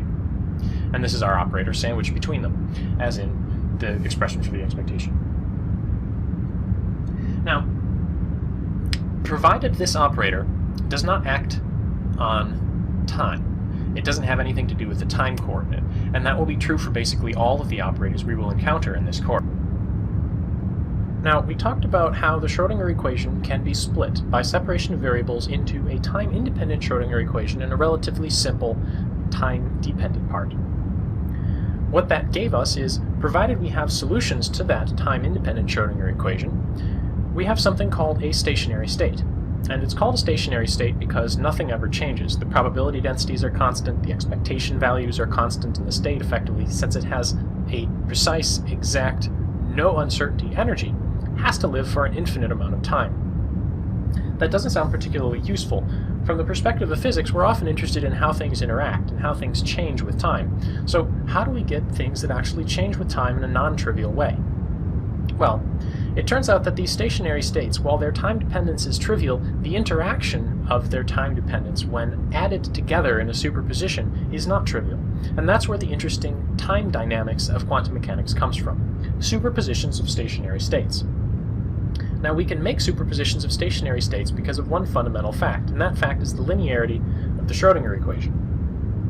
So the Schrödinger equation, as you hopefully remember it by now, is I h bar partial derivative of psi with respect to time is equal to minus h bar squared over 2m second derivative of psi with respect to x, and that's a really ugly psi. Must fix. Second derivative of psi with respect to position plus v times psi. So this is our Hamiltonian operator applied to the wave function, and this is our time dependence part. Now, in order for an equation to be linear, what that means is that if psi solves the equation, psi plus some other psi that also solves the equation will solve the equation. So if, say, let's call it A, solves the Schrödinger equation, and B solves the Schrödinger equation. And let me write this out in a little more detail. First of all, I'm talking about A is a function of position and time, as is B. If A and B both solve the Schrödinger equation, then A plus B must also solve the Schrödinger equation. And we can see that pretty easily. Let's substitute psi equals A plus B into this equation. The first step, I h bar partial derivative with respect to time of A plus B is equal to minus h bar squared over 2m second partial derivative with respect to space of A plus B plus the potential V times A plus B. Now, the partial derivative of the sum is the sum of the partial derivatives. That goes for the second partial derivative as well. And, well, this is just the product of the potential with the sum is the sum of the product of the potential with whatever you're multiplying out. Squeeze things a little bit more here. So I can write that out. I h bar d by dt of A plus I h bar dB dt equals minus h bar squared over 2m second derivative of A with respect to space, and forgot my squared on the second derivative, minus h bar squared over 2m second derivative B with respect to position, plus V times A plus V times B. That's just following those fundamental rules. Now, you can probably see where this is going. This, and this. These three terms together make up the Schrödinger equation, the time time-dependent Schrödinger equation for A. For A. For A. And this, and this, altogether, that's the time-dependent Schrödinger equation for B. So if A satisfies the time-dependent Schrödinger equation, which is what we supposed when we got started here, then this term, and this term will cancel out. They will obey the equality. Likewise, for the parts with B in them. So essentially, if A solves the Schrödinger equation, B solves the Schrödinger equation, A plus B also solves the Schrödinger equation. And the reason for that is the partial derivatives here. The partial derivative of the sum is the sum of the partials, and the product with the sum is the sum with the products. These are linear operations, so we have a linear partial differential equation. And the linearity of the partial differential equation means, well, essentially that if A solves and B solves, then A plus B will also solve it. That allows us to construct solutions that are surprisingly complicated. And actually, the general solution to the Schrödinger equation is psi of position and time is equal to the sum, and I'm going to be vague about the sum here. You're summing over some index j, x sub j, as a function of position. These are solutions now to the time-independent Schrödinger equation, the spatial part of the Schrödinger equation, times your time part. And we know the time part from the, well, from back from when we discussed separation of variables, is minus I e, now this is going to be e sub j t over h bar. So this is a general expression that says we're summing up a whole bunch of stationary state solutions to the time-independent Schrödinger equation. And we're getting psi. Oh, I've left something out, and what I've left out is quite important here. We need some constant, c sub j, that tells us how much of each of these stationary states to add in. So this is actually, well, it's going to be a solution to the Schrödinger equation since it's constructed from solutions to the Schrödinger equation. And this is completely general. That's a little surprising. What that means is that this can be used to express not just a subset of solutions to the Schrödinger equation, but all possible solutions to the Schrödinger equation. All the solutions to the Schrödinger equation can be written like this.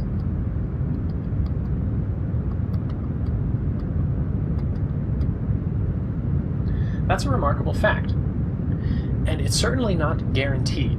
You can't just write down any old partial differential equation, apply separation of variables, and expect the solutions that you get to be completely general and superposable to make any solution you could possibly want. The reason this works for the Schrödinger equation is because the Schrödinger equation is, well, just to drop some mathematical terms if you're interested in looking up information later on, the Schrödinger equation is an instance of what's called a Sturm-Liouville problem. Sturm-Liouville problems are a class of linear operator equations, for instance, partial differential equations or ordinary differential equations, that have a lot of really nice properties, and this is one of them. So the fact that the Schrödinger equation is a Sturm-Liouville equation, or the fact that the time-independent Schrödinger equation is a Sturm-Liouville equation, means that this will work. So if you go on to study, advanced mathematical analysis methods in physics, you'll learn about this. But for now, you just need to sort of take it on faith that general solutions to the Schrödinger equation look like this: superpositions of stationary states. So if we can superpose stationary states, what does that actually get us? One example I would like to do here is, and this is just an example of the sorts of analysis you can do given superpositions of stationary states, is to consider the energy. Suppose I have two solutions to the time-independent Schrödinger equation, which I'm just going to write as h hat x1 equals E1 x1, and h hat x2 equals E2 x2. So x1 and x2 are solutions to the time-independent Schrodinger equation, and they're distinct solutions. E1 not equal to E2. I'm going to use these to construct a wave function, let's say psi, of x, and at time t equals 0, let's say it looks like this. C1 times x1 as a function of position plus... Quantum mechanics is really all about solving the Schrodinger equation. That's a bit of an oversimplification, though, because if there was only one Schrodinger equation, we could just solve it and be done with it, and that would be it for quantum mechanics. The reason this is difficult is that the Schrodinger equation isn't just the Schrodinger equation. There are many Schrodinger equations. Each physical scenario for which you want to apply quantum mechanics has its own Schrodinger equation. They're all slightly different, and they all require slightly different solution techniques. The reason there are many different Schrodinger equations is that the situation under which you want to solve the Schrodinger equation enters the Schrodinger equation as a potential function. So let's talk about potential functions and how they influence, well, the physics of quantum mechanics. First of all, where does potential appear in the Schrodinger equation? This is the time-dependent Schrodinger equation, and the right-hand side here, you know, is giving the Hamiltonian operator acting on the wave function. Now, the Hamiltonian is related to the total energy of the system, and you can see that by looking at the parts. This is the kinetic energy, which you can think of as the momentum operator squared over 2m, sort of a quantum mechanical analog of p squared over 2m in classical mechanics. And the second piece here is, in some sense, the potential energy. This v of x is the potential energy as a function of position. As if this were a purely classical system. For instance, if the particle was found at a particular position, what would be its potential energy? That's what this function v of x encodes. Now, we know in quantum mechanics we don't have classical particles that can be found at particular positions. Everything is probabilistic and uncertain, but you can see how this is related. This is the time-dependent Schrodinger equation, which is a little bit unnecessarily complicated. Most of the time, we work with the time-independent Schrodinger equation, which looks very similar. Again, we have a left-hand side given by the Hamiltonian. We have a kinetic energy here, and we have a potential energy here. If we're going to solve this time-independent equation, note now that the wave functions here are expressed only as functions of position, not as functions of time. This operator gives you the wave function itself back multiplied by e, which is just a number. This came from the separation of variables. It's just a constant. And we know from considering the expectation value of the Hamiltonian operator, which is related to the energy, for solutions to this time-independent Schrodinger equation, that we know this is essentially the energy of the state.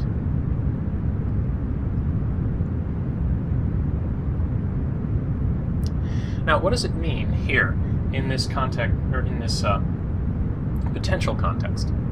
Well, you have a potential function of position, and you have psi, the wave function.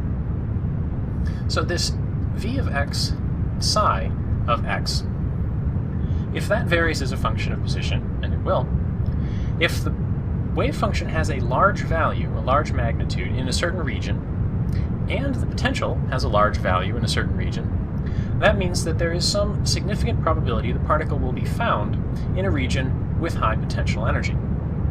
That will tend to make the potential energy of the state higher. Now, if psi is 0 in some region where the potential energy is high, that means the particle will never be found in a region where the potential energy is high. That means the state likely has a lower potential energy. This is all a very sort of heuristic qualitative argument, and we can only really do better once we know what these solutions are and what these actual potential functions look like.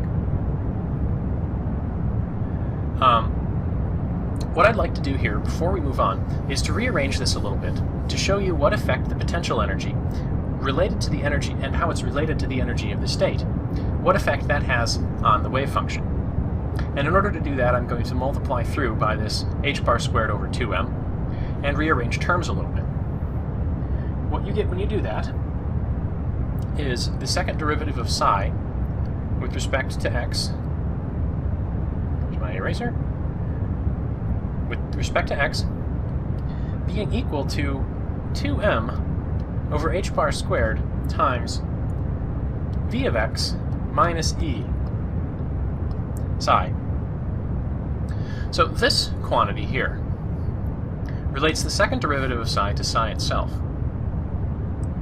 For instance, if the potential is larger than the energy of the state, you'll get one overall sign relating the second derivative in psi.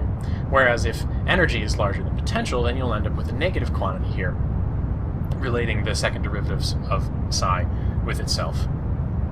So keep this in the back of your mind, and let's talk about some example potential functions. This is what we're going to be doing, or this is what the textbook does in all of Chapter 2. Write different potential functions and solve the Schrodinger equation. The first example potential we do, and this is section 2.2, is what I like to call the particle in a box. The textbook calls it an infinite square well.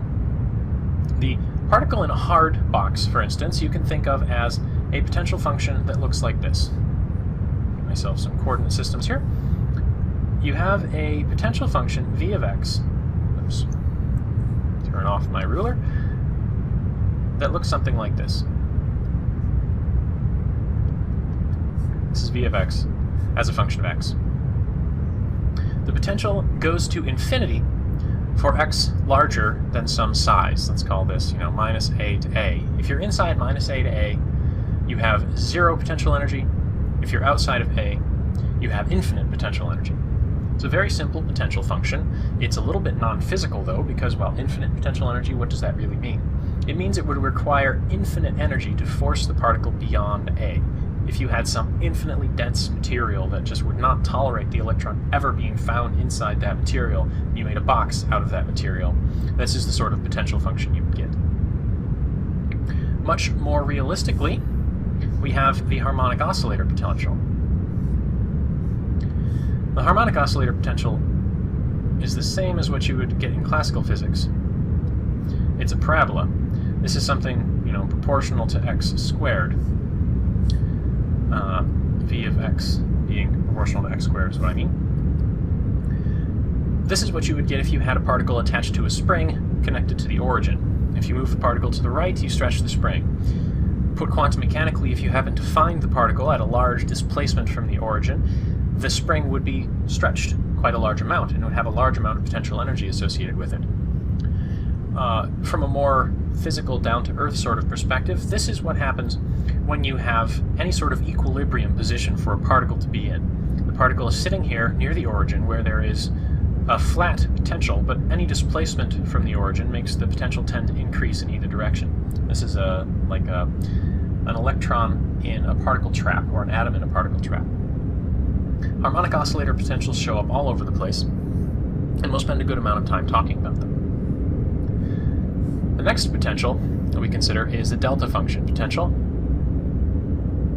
And what that looks like, now I'm going to start at 0 and draw it going negative, but it's effectively an infinitely sharp, infinitely deep version of this particle in a box potential. Instead of going to infinity outside of your realm, it's at 0. And instead of being at 0 inside your realm, it goes to minus infinity there. This now continues downwards. It doesn't bottom out here.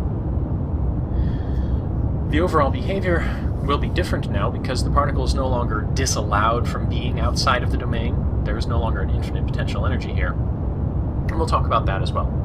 These are all sort of weird, non-physical potentials. The particle in a soft box potential is a little bit more physical. If I have my coordinate system here, the particle in a soft box potential looks something like this. To keep things simple, it still changes instantaneously at, say, minus A and A, but the potential energy is no longer infinity. This is, for instance, a box made out of a material that has some pores in it, and the electron, or whatever particle you're considering to be in the box, doesn't like being in those pores.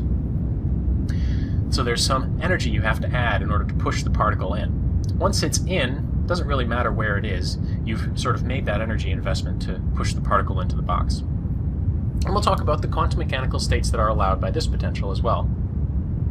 And finally, we will consider what happens when there's no potential at all. Essentially, your potential function is constant. That actually has some interesting implications for the form of the solutions of the Schrödinger equation. And we'll talk about that in more detail. To map this onto textbook sections, this is section 2.2. The harmonic oscillator is section 2.3. The delta function potential is section 2.5. The particle in a box is section 2.6. Particle in a soft box is 2.6. And particle with no potential or an overall constant potential everywhere in space is section 2.4. So these are some example potentials that we'll be talking about in this chapter. What do these potentials actually mean, though? How do they influence the Schrödinger equation and its solutions? Well, the way I wrote the Schrödinger equation a few slides ago, second derivative of psi with respect to x is equal to 2m over h bar squared, just a constant, times v of x minus e psi. This is now the time-independent Schrödinger equation, so we're just talking about functions of position here. And E, keep in mind, is the energy of the state. If we're going to have a solution to the time-independent Schrödinger equation, this E exists, and it's just a number.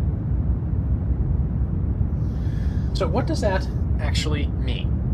Let's think about it this way. We have a left-hand side determined by the right-hand side of this equation. The left-hand side is just the second derivative with respect to position of the wave function. This is related to the curvature of the wave function.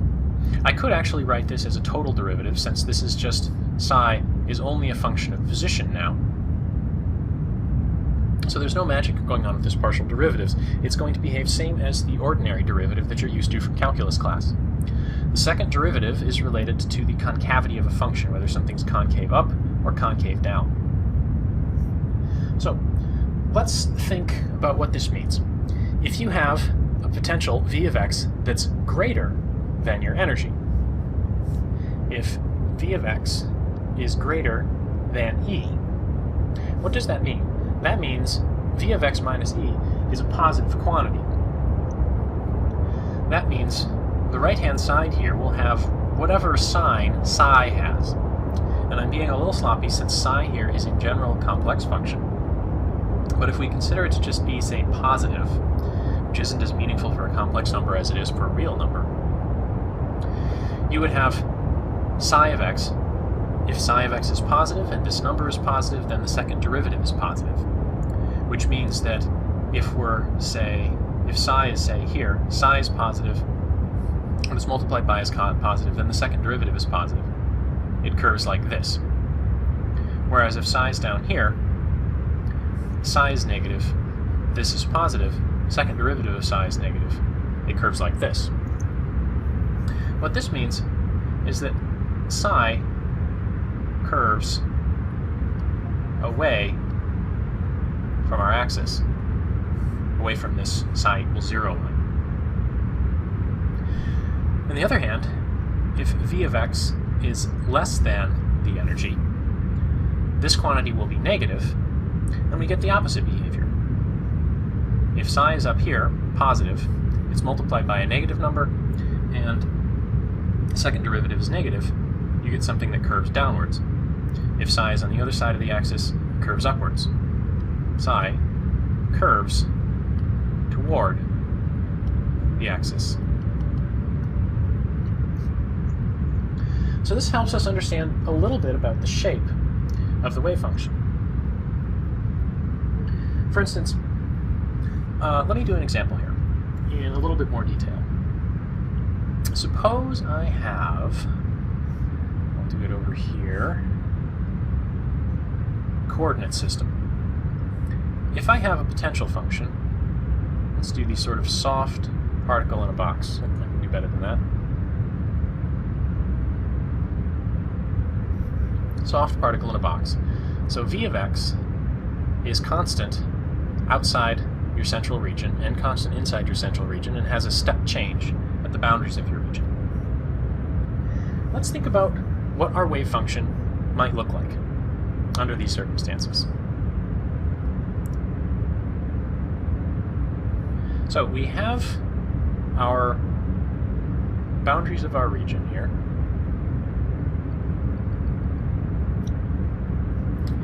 The other thing that we need to know to figure out what the wave function might look like is a hypothetical energy. And I'm just going to set an energy here. I'm going to do the interesting case. Let's say this is the energy. And I'm plotting energy on the same axis as the potential, which is fine. This is the energy of the state. This is the potential energy as a function of position, so they have the same units. What this energy hypothetically means is that outside here, the potential energy is greater than the energy of the state, and inside here, the potential energy is less than the energy of the state. So we'll get different signed sort of behaviors, different curvatures of the wave function. So, do my wave function in blue here. If I say, start my wave function, this is all hypothetical now, this may not work. If I start my wave function here, at some point on the positive side of the axis, at the origin, we know the energy of the state is larger than the energy than the potential energy. So this quantity is negative, and psi curves towards the axis. So since psi is positive here, I'm looking at this sort of curvature. So I could draw my wave function out sort of like this. Maybe that's reasonable, maybe that's not. This is obviously not a quantitative calculation. This is just sort of the sort of curvature that you would expect. Now, I only continued these curving lines out to the boundaries, since at the boundaries, things change. Outside our central region here, the potential energy is larger than the energy of the state, and you get curvature away from the axis. What might that look like? Well, something curving away from the axis is going to look sort of like that. But where do I start it? Do I start it going like that? Do I start it going like that? What does this actually look like? Well, if you think about this, we can say a little bit more about what happens to our wave function when it passes a boundary like this. And the key fact is that if v of x is finite, then while we might have the second derivative of psi with respect to x being discontinuous, maybe, might not be. In this case, the second derivative of psi is just set by this difference. So when we have a discontinuity in the potential, we have a discontinuity in the second derivative. The first derivative of psi will be continuous.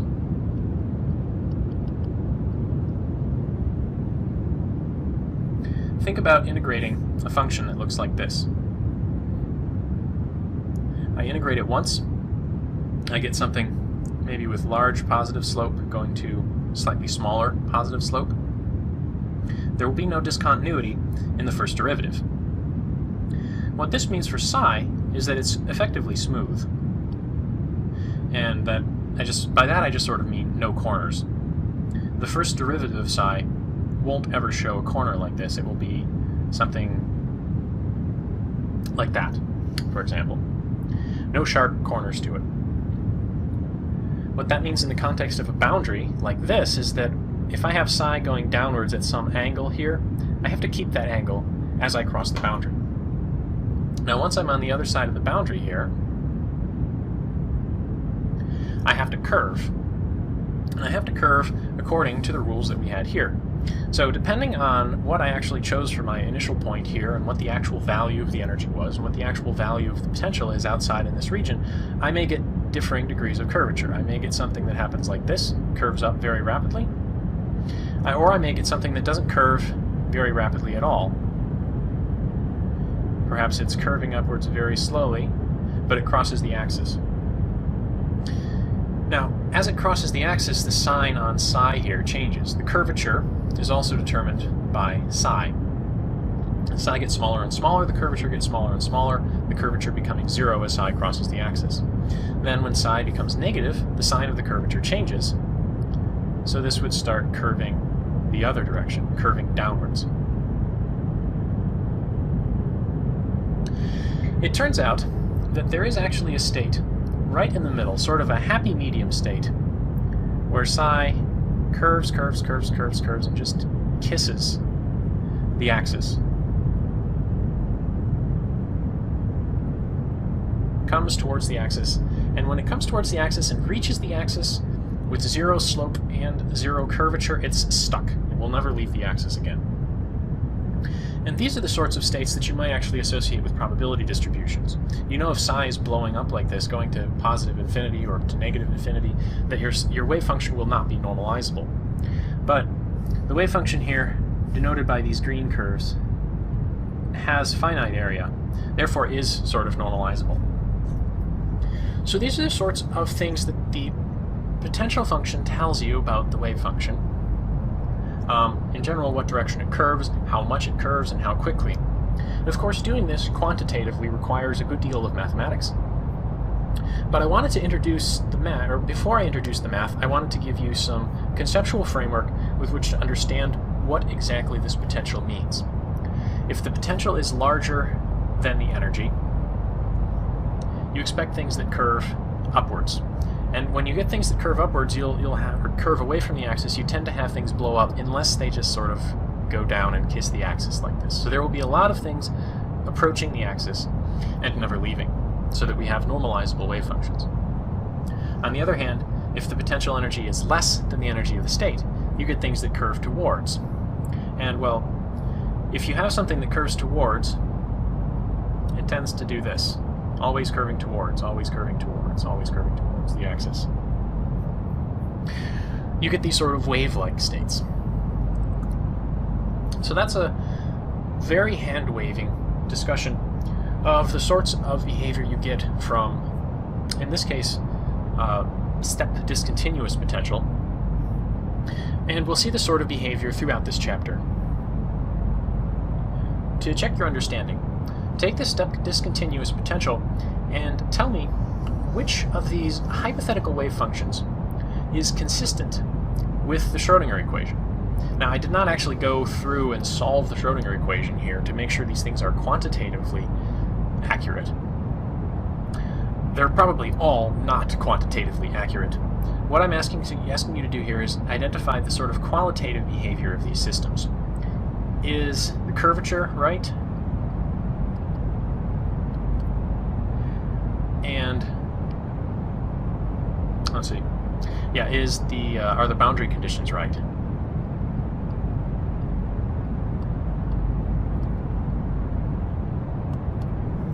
In particular, does the wave function behave as you would expect as it passes from the sort of interior region to the exterior region? We've been talking about solving the Schrödinger equation and how the potential function encodes the scenario under which we're solving the Schrödinger equation.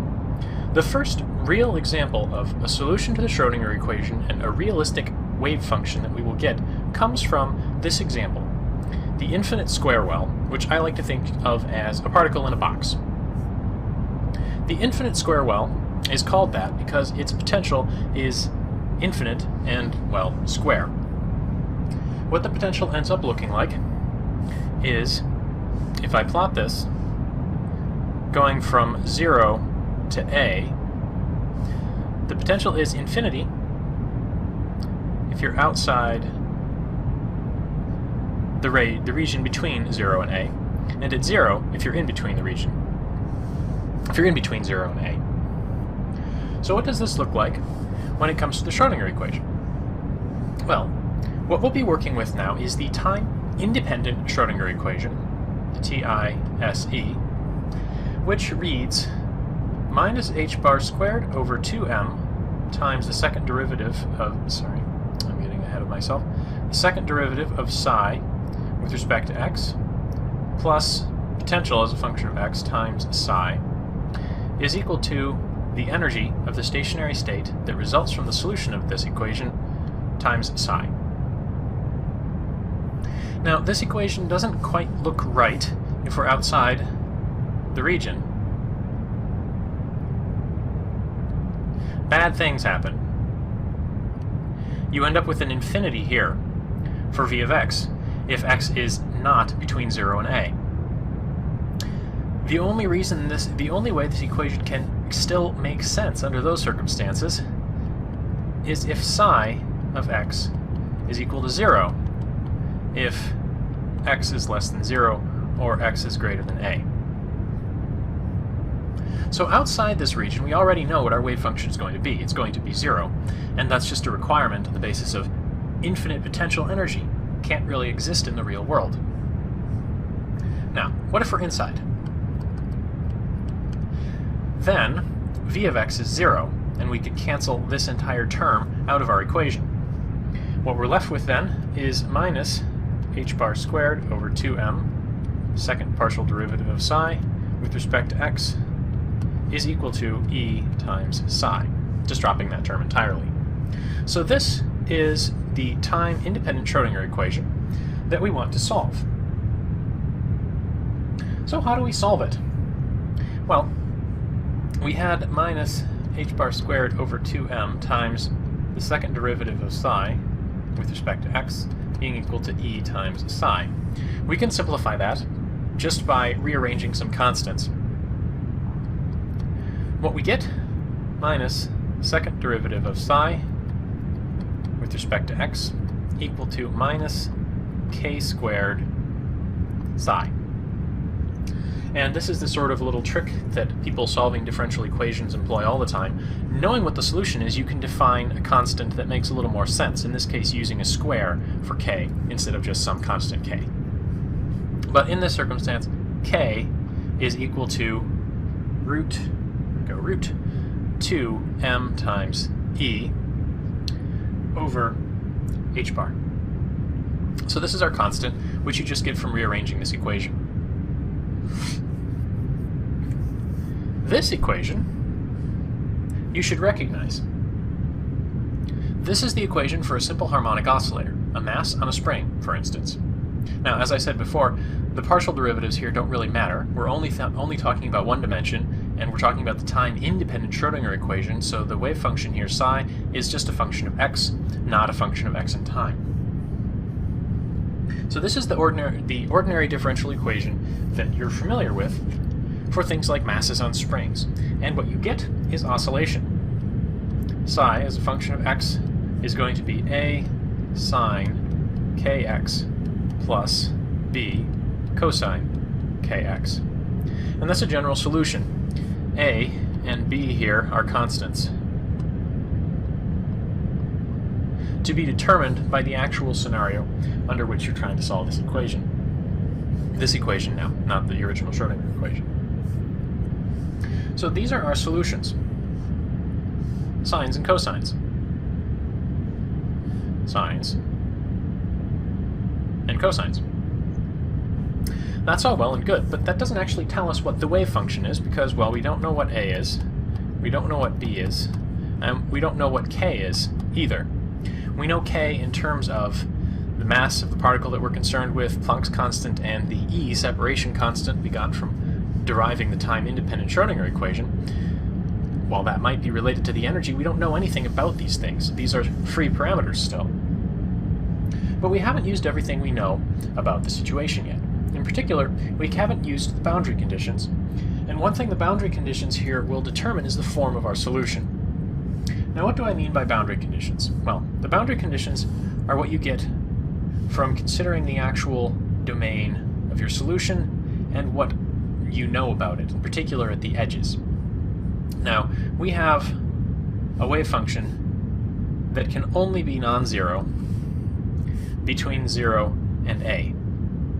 Outside that, it has to be 0. So we know right away our wave function is 0 here and 0 here. So whatever we get for those unknown constants, a, b, and k, it has to somehow obey this.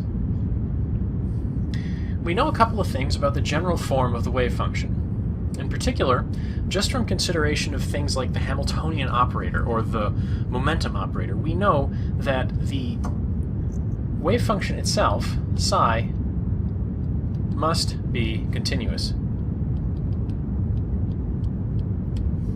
We can't have wave functions that look like this.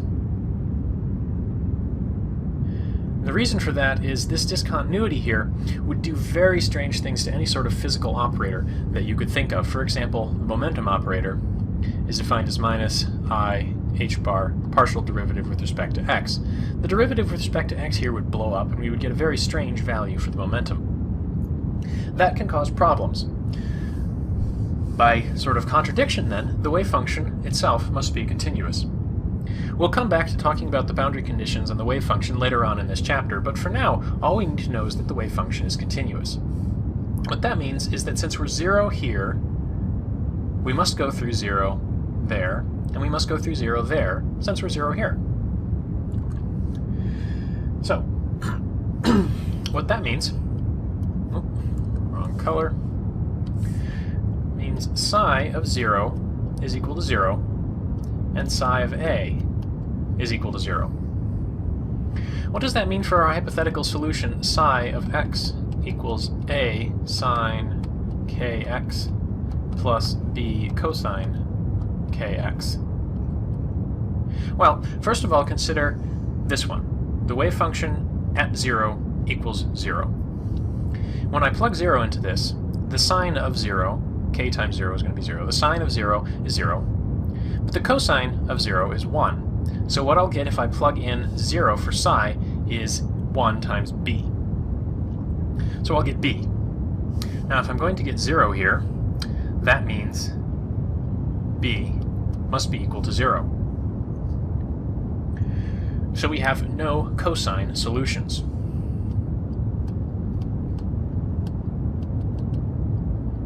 No cosine part to our solutions. So everything here is going to start like sines. It's going to start going up like that. That's not the whole story, though, because we also have to go through 0 when we go through a. So if I plug a into this, what I'm left with is psi of a is equal to capital A times the sine of ka. If this is going to be equal to 0, then I know something about ka. In particular, the sine function goes through 0 for particular values of particular values of its argument. Sine of x is 0 for x equals integer multiples of pi. What that actually looks like on our plot here is things like this. Our wave functions are going to end up looking like this.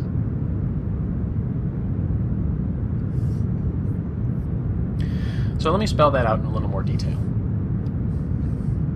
Our psi of a wave function is a times the sine of k times a. And if this is going to be equal to 0, ka has to be either 0, plus or minus pi, plus or minus 2 pi, plus or minus 3 pi, etc. This is just coming from all of the places where the sine of something crosses 0, crosses the axis. Now it turns out this is not interesting. This means psi is 0 everywhere, since the sine of 0 is, well, sine k times a. If ka is going to be 0, then everything. If ka is 0, k is 0. So the sine of k times x is going to be 0 everywhere. So that's not interesting. This is not a wave function that we can work with. Another fact here is that these plus or minuses, the sine of minus x is equal to minus the sine of x. Sine is an odd function. Since what we're looking at here has a normalization constant out front, we don't necessarily care whether there's a plus or a minus sign coming from the sine itself. We can absorb that into the normalization constant. So, essentially what we're working with then is that Ka equals pi, 2 pi, 3 pi, etc., which I'll just write as n times pi. Now if k times a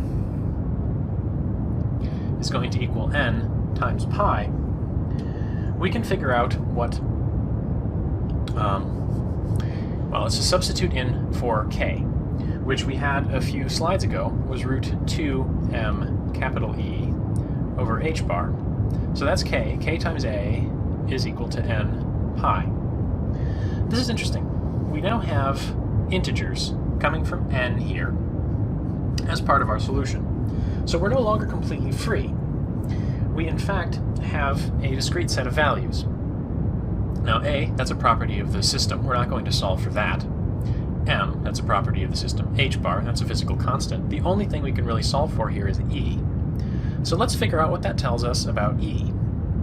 And if you solve this for E, you end up with n squared pi squared h bar squared over 2m a squared. This is a discrete set of allowed energies.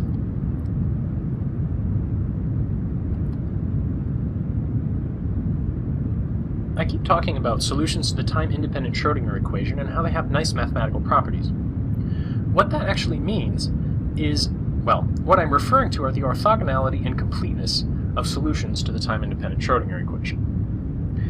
What that actually means is the topic of this lecture. To recap, first of all, these are what our stationary states look like for the infinite square well potential.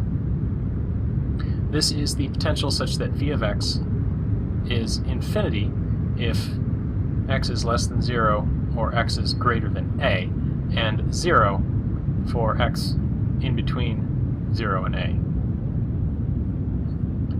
So if this is our potential, you express the time-independent Schrödinger equation, you solve it, you get sine functions for your solutions.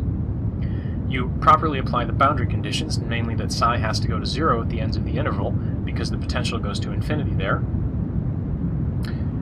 And you get n pi over a times x as your argument to the sine functions. And you normalize them properly, you get a square root of 2 over a out front. The energies associated with these wave functions, and this energy now is the separation constant in the conversion from the time-dependent Schrödinger equation to time-independent Schrödinger equation, are proportional to n, that index. The wave functions themselves look like sine functions, and they have an integer number of half wavelengths, or half cycles, in between 0 and a. So this orange curve, this is n equals 1, the blue curve is n equals 2, the purple curve is n equals 3, and the green curve is n equals 4. If you calculate the squared magnitude of the wave functions, they look like this. 1 hump for n equals 1, 2 humps for the blue curve, n equals 2, 3 humps for the purple curve, n equals 3, and 4 humps for the green curve, n equals 4. So you can see just by looking at these wave functions that there's a lot of symmetry.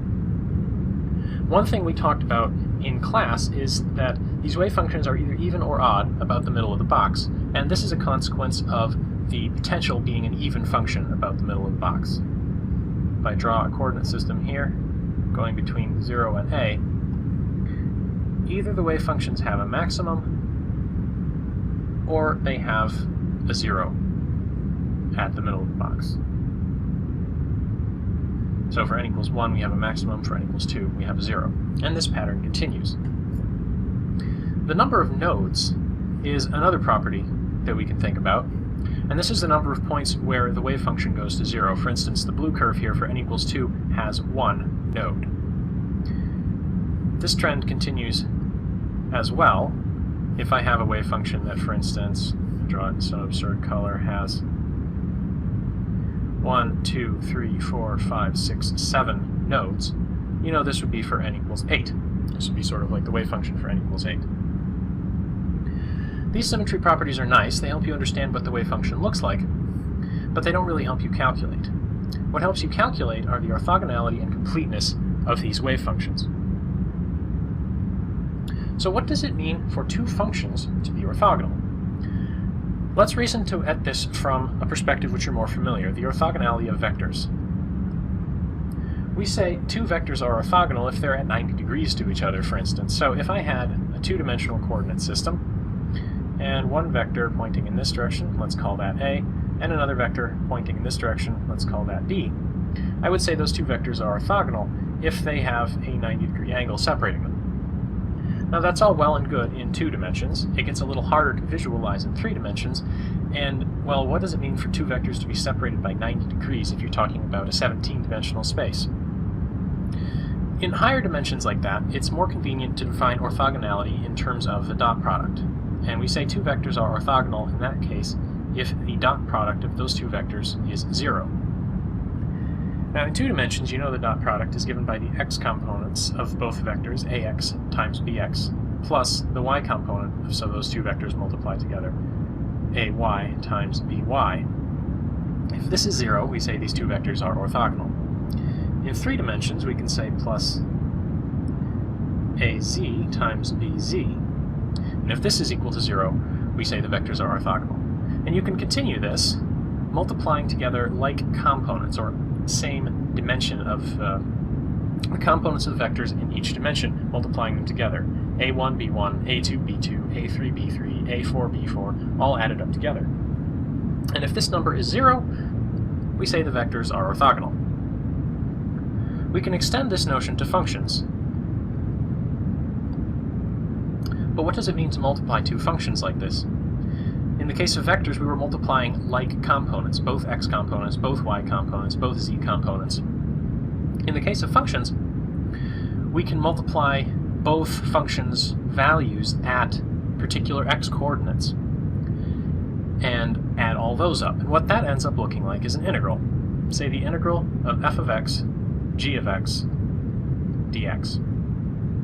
So I'm scanning over all values of x instead of scanning over all dimensions, and I'm multiplying the function values at each individual point, at each individual x, together, and adding them all up, instead of multiplying the components of each vector together at each individual dimension and adding them all up. The overall concept is the same, and you can think about this as, in some sense, a dot product of two functions. Now in quantum mechanics, since we're working with complex functions, it turns out that we need to put a complex conjugate here on f in order for things to make sense. This should start to look familiar now. You've seen expressions like the integral of psi star of x times psi of x dx is equal to 1, our normalization condition. This is essentially the dot product of psi with itself. Psi, of course, is not orthogonal to itself, but it is possible to make a pair of functions that are orthogonal. And we say functions are orthogonal if orthogonal.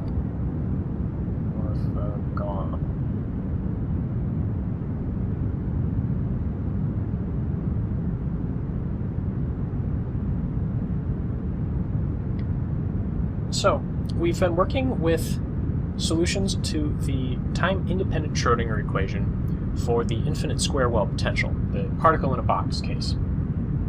How do these things actually work, though?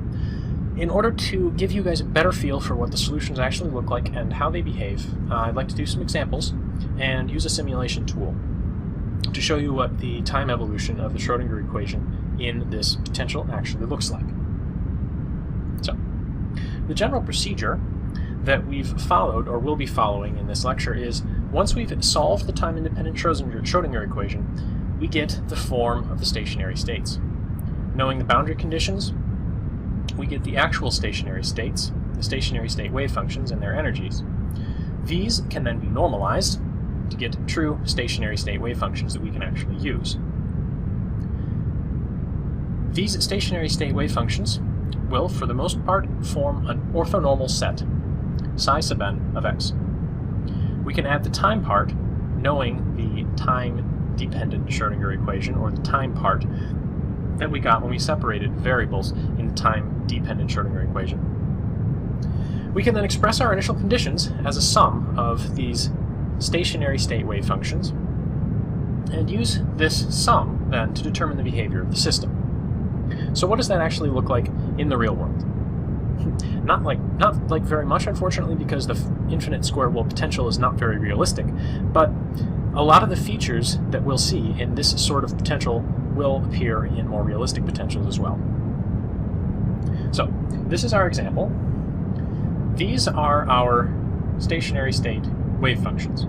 This is what we got from the solution to the time-independent Schrödinger equation. This was the form of the stationary states, these were the energies, and then this was the normalized solution with the time dependence added back on, since the time dependence is basically trivial. The initial conditions that I'd like to consider in this lecture are the wave function evaluated at 0 is either 0 if you're outside the, this should be A.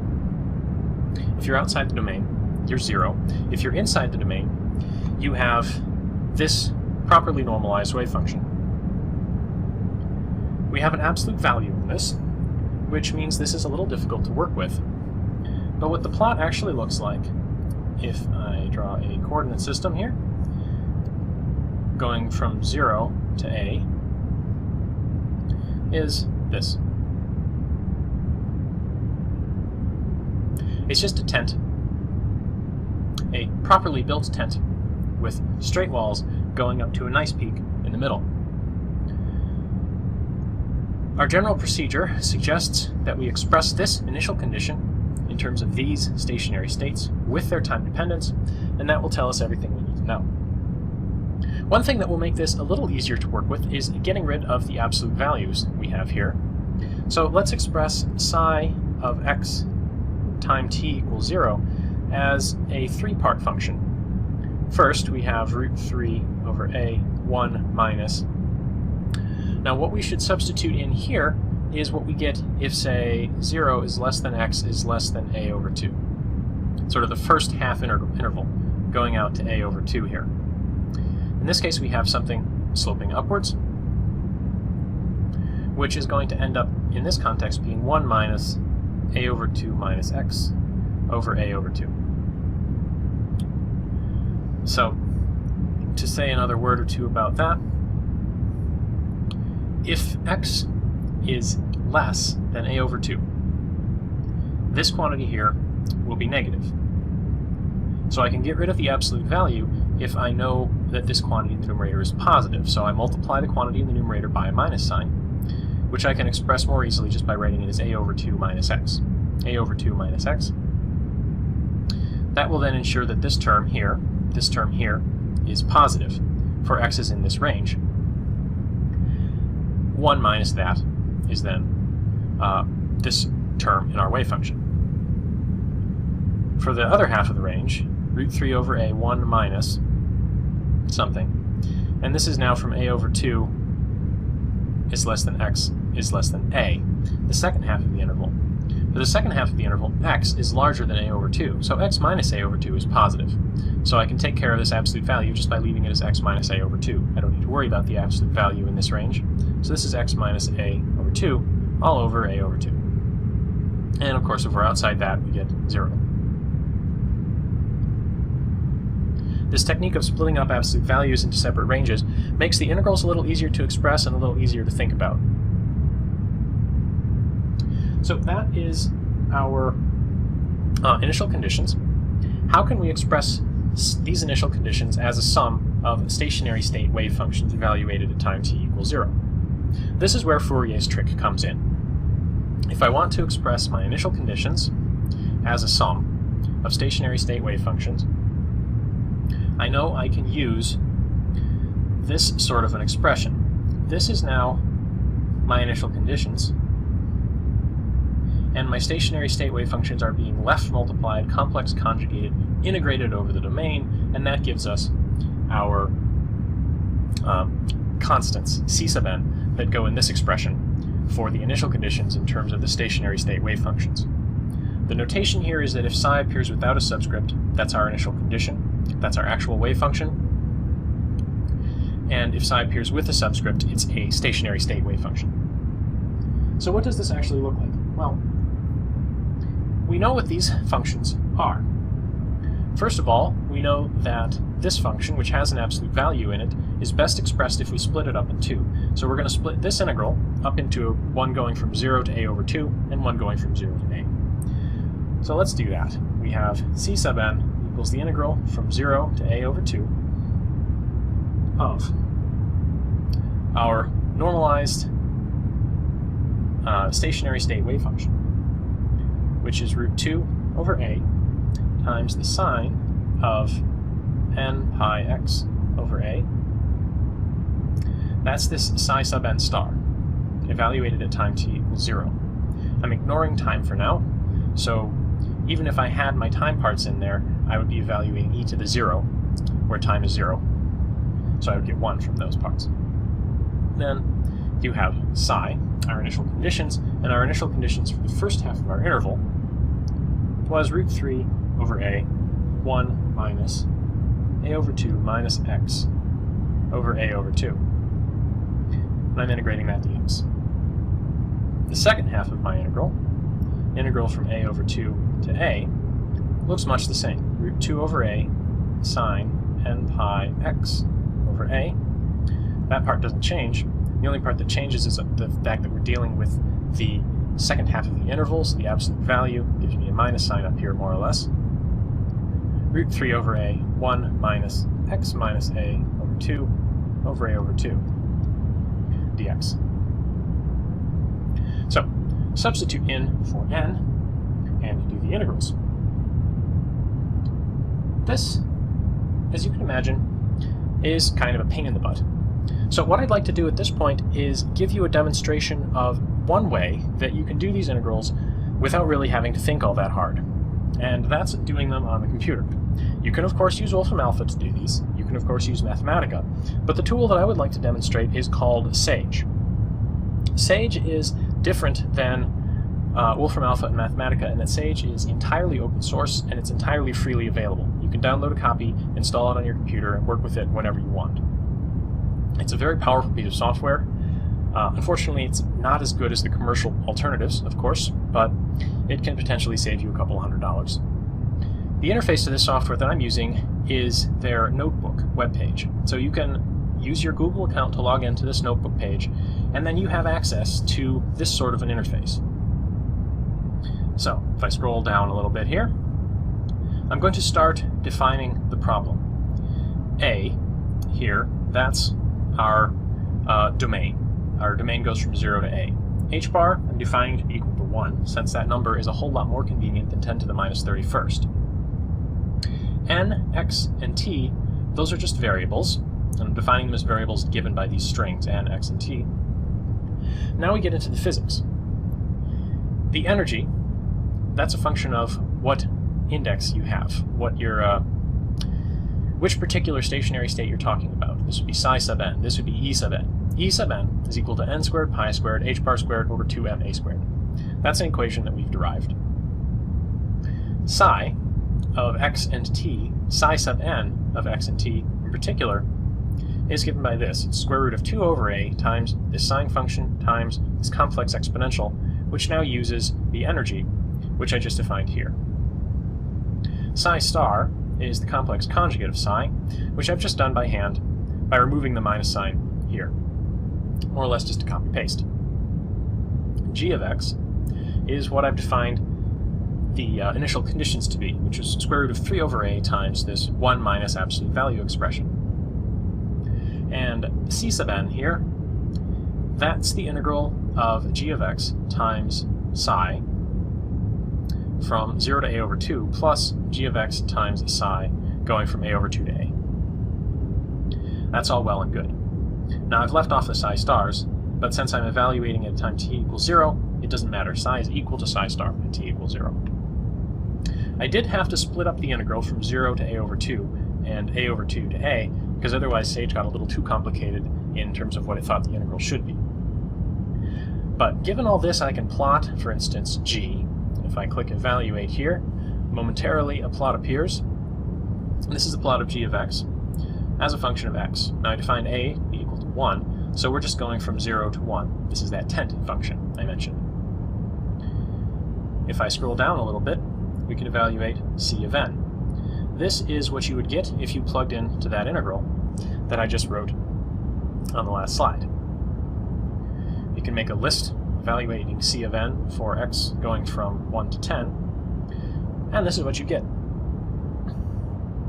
You get these sorts of expressions: 4 times square root of 6 over pi squared, or minus 4 root 6 over pi squared divided by 9, 4 root 6 over pi squared over 25, 4 root 6 over pi squared over 49. You can see the sort of pattern that we're working with. Some number divided by an odd number raised to the nth power, or squared. We can approximate these things just to get a feel for what the numbers are actually like. And we have 0.99 minus 0.11 plus 0.039, etc. Moving on down. So that's the sort of thing that we can do relatively easily with Sage. Get these types of integral expressions and their values. You can see I've done more with this Sage notebook, and we'll come back to it in a moment. But for now, these are the sorts of expressions that you get for C sub n. So our demo with Sage tells us C sub n equals some messy expression. And it can evaluate that messy expression and tell us what we need to know. Now, the actual form of the evaluated C sub n was not actually all that complicated. And if we truncate our sum, instead of summing from, now this is expressing psi of x t, our wave function, as an infinite sum, n equals 1 to infinity, of C sub n psi sub n of x and t. If I truncate this sum at, say, n equals 3, I'll just have a term from psi 1 and psi 3. Recall back from the Sage results that psi 2, the coefficient of psi 2, C sub 2, was equal to 0. So let's find the expectation of x squared. Knowing the form of these functions, and now knowing the values of these C sub n from Sage, you can write out what x squared should be. This is the expected value of x squared, and it's going to be an integral of these numbers, 4 root 6 over pi squared times psi 1, which was root 2 over a sine, not n. We're just dealing with psi 1 now. We have pi x over a. We have to include the time dependence now, since I'm looking for the expected value of x squared as a function of time now. And we have e to the minus I times pi squared h bar squared t over 2ma squared, all divided by h bar, or I could just cancel out one of the h bars here. That's our first term, in our first term of our expression. The next term, we have 4 root 6 over 9 pi squared from this coefficient. Now psi 3 is root 2 over a sine of 3 pi x over a times, again, complex exponential, e to the minus I pi squared h bar squared t over 9 pi squared h bar squared t over 2ma squared, all divided by h bar.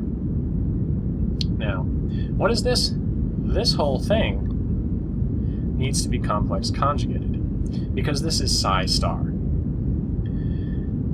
What's next? Well, I need to multiply this by x squared, and I need to multiply that by the same sort of thing, e to the plus this minus, same sort of thing, e to the plus this. So this is the term in orange brackets here is psi star. This is our x. The term in blue brackets here is our psi. So we're just using the same sort of expression, only you can only see just how messy it is. This is the integral of psi star x squared psi. This is psi star, this is x squared, and this stuff is psi. We have to integrate all of this dx from 0 to a. This is pretty messy as well. Messy but doable. Now, since I was working with Sage anyway, I thought, let's see how the time dependence in this expression plays out in Sage. So, going back to Sage, we know these C sub n's, these are the C sub n's that I chose for C sub 1 and C sub 3. And C sub n of x gives me some digits. Sorry. C sub n evaluated gave me these numbers in just in decimal form. Now I can use these C sub n's to express that test function where I truncated my sum at psi sub 3. So this is our test function. If you evaluate it, it's a lot more simple when you plug in the numbers, sine 3 pi x and sine pi x. When h bar is 1 and a is 1, these expressions are a lot easier to work with, which gives you a feeling for why quantum mechanics often we assign h bar equal to 1. The expected value of x squared here is then the integral of the conjugate of my test function times x squared times my test function integrated from 0 to a. And Sage can do that integral. It just gives you this. Sage can also plot what you get as a result. Now you notice Sage has left complex exponentials in here. If you take this expression and manually simplify it, you can turn this into something with just a cosine. There is no complex part to this expression. But Sage isn't smart enough to do that numerically, so I have to take the absolute value of this expression to make the complex parts, the tiny, tiny complex parts, go away.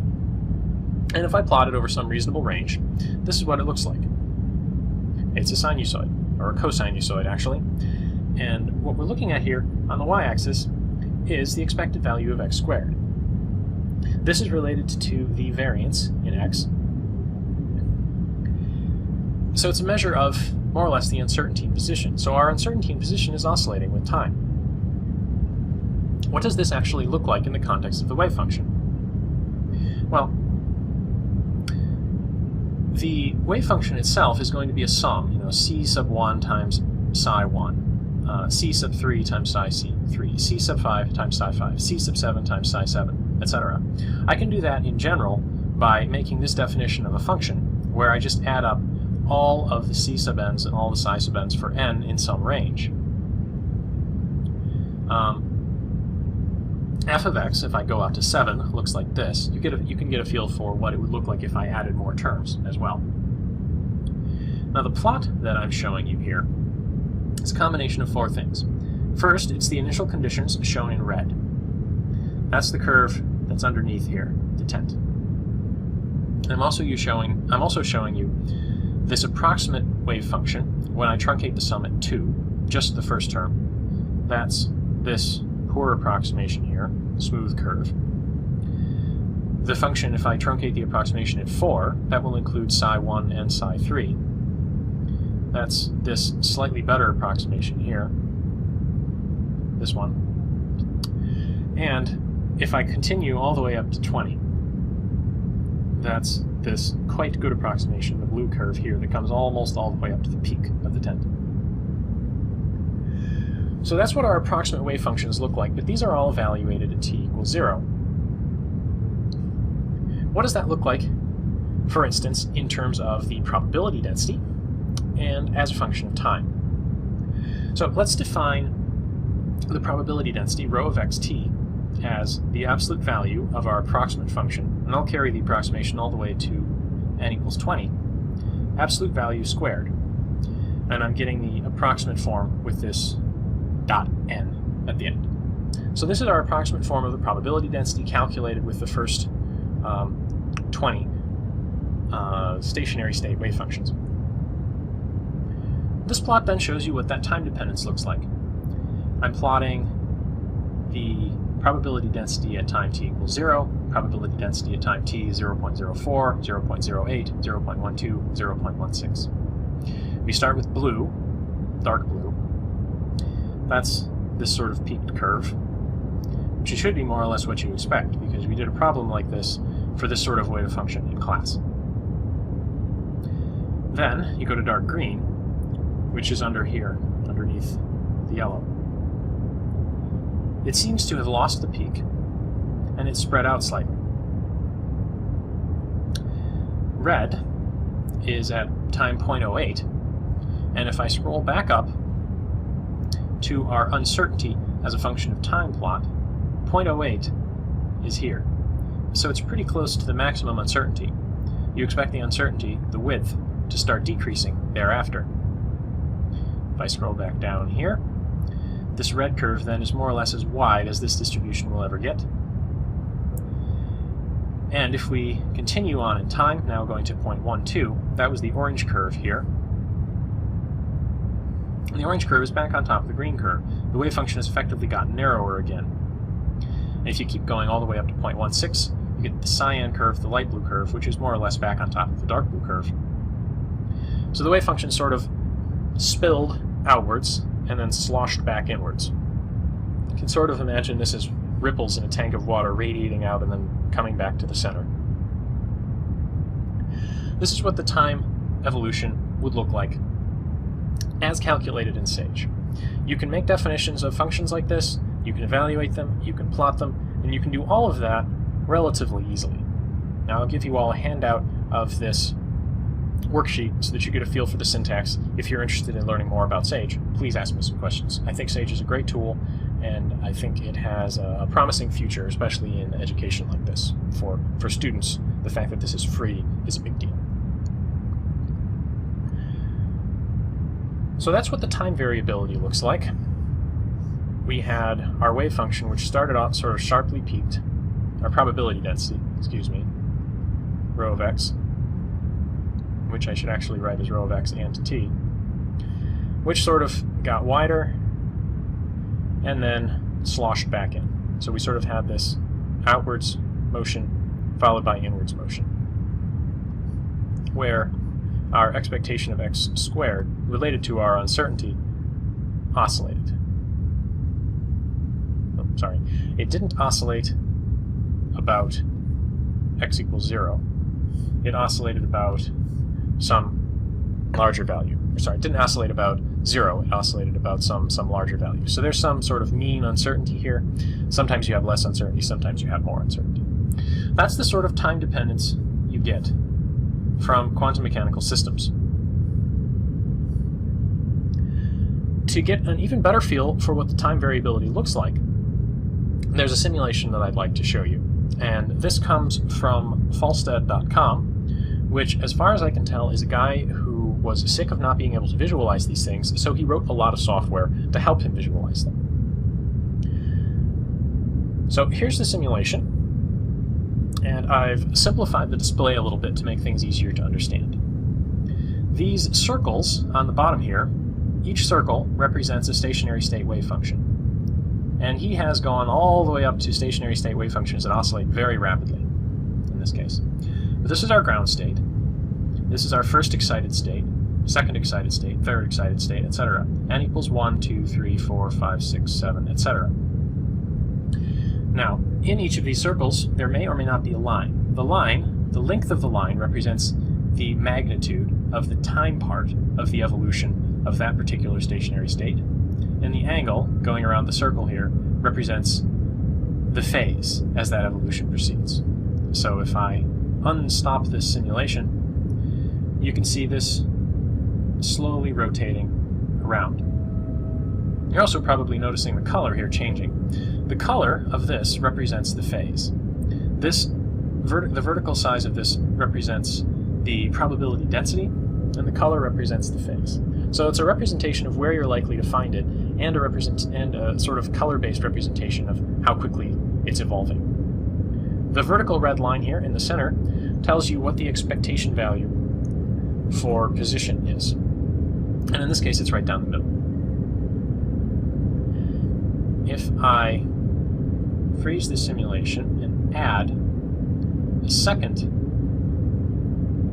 wave function, this is now adding some component of the first excited state. And by moving my mice around here, I can add varying amounts, either adding none or a lot, and I can add it at various phases. I'm going to add a lot of it. An equal amount is the ground state, and I'm going to do it at the same phase. I'm going to release and let that evolve. So you can see now the probability density is sort of sloshing to the left and sloshing back to the right. And if you look at our amplitude and phases, you can see the ground state is still rotating. The first excited state is rotating, but the first excited state is rotating 4 times faster. So when they align, you have something on the right. When they anti-align, something on the left. They're aligned, they're anti-aligned. And this sloshing back and forth is one way where we can actually get motion out of stationary states. You notice the phase is no longer constant. You have some red parts, some purple parts, and things are sort of moving around in an awkward way. The colors are hard to read, but you know now that the phase of your wave function is no longer going to be constant as a function of position. So those exponential time parts may be giving you a wave function that's purely real here and purely imaginary here, or some combination of purely real and imaginary, some general complex number. And that complex number is not simply e to the I omega t. It's e to the I omega something that's a function of position as well as time. It's complicated. I can, of course, add some more wave functions here, and you get even more complicated sorts of evolution. Our expected value of x is now bouncing around fairly erratically. Our phase is bouncing around even more erratically. But what we're looking at here is just the sum of the first 1, 2, 3, 4, 5, 6 stationary states, each evolving with the same amplitude and different phases. Now I'm going to stop the simulation and clear it now. Another thing I can do with this simulation tool is put a Gaussian into the system. So I'm going to put a Gaussian in here. So this is sort of our initial conditions, and the simulation has automatically figured out, well, I want this much, I want a lot of the first of the ground state, psi 1, a lot of psi 3, a lot of psi 5, a lot of psi 7, a little bit of psi 9, a little bit of psi 11, etc. And if I play this, I'll slow this down a little bit first. If I play this, you see the wave function gets wide, becomes 2, gets narrower again, and sloshes back where it started. If you watch these arrows down here, you can tell when it comes back together, the arrows are all pointing in the same direction, and when it's dispersed, the arrows are sort of pointing in opposite directions. Since our initial conditions were symmetric, there's no reason to expect the expected value to ever be non-zero, ever move away from the center of this well. But as your, say, psi 1, psi 3, psi 5, psi 7, etc., oscillate at their own rates in time, the superposition results in a relatively complicated dynamics for the overall probability density. And of course I can make some ridiculously wacky initial conditions that just sort of oscillate all over the place in a very complicated way. There are a lot of contributions to this wave function now, and no one contribution is particularly winning, but you can occasionally see little flashes of order in the wave function. I highly encourage you to play with these simulations just to get a feel for how time evolution in the Schrödinger equation works. There are a lot more than just the square well here. There's a finite well, harmonic oscillator, a pair of wells. There are lots of things to play with, so you can get a reasonably good feel with how the Schrödinger equation behaves in a variety of physical circumstances. So that's our simulation, and hopefully you have a better feel now for what solutions to the Schrödinger equation actually look like. To check your understanding, explain how these two facts are related. Time variability in quantum mechanics happens at frequencies given by differences of energies, whereas in classical physics, you can set the reference level for potential energy to whatever you want, sort of equivalent to saying, I'm measuring gravitational potential from ground level versus from the bottom of this well. The system we're considering in this lecture is the quantum harmonic oscillator. There are a few ways to solve the Schrödinger equation for the quantum harmonic oscillator, but what we're going to do in this lecture is a solution more or less by pure cleverness.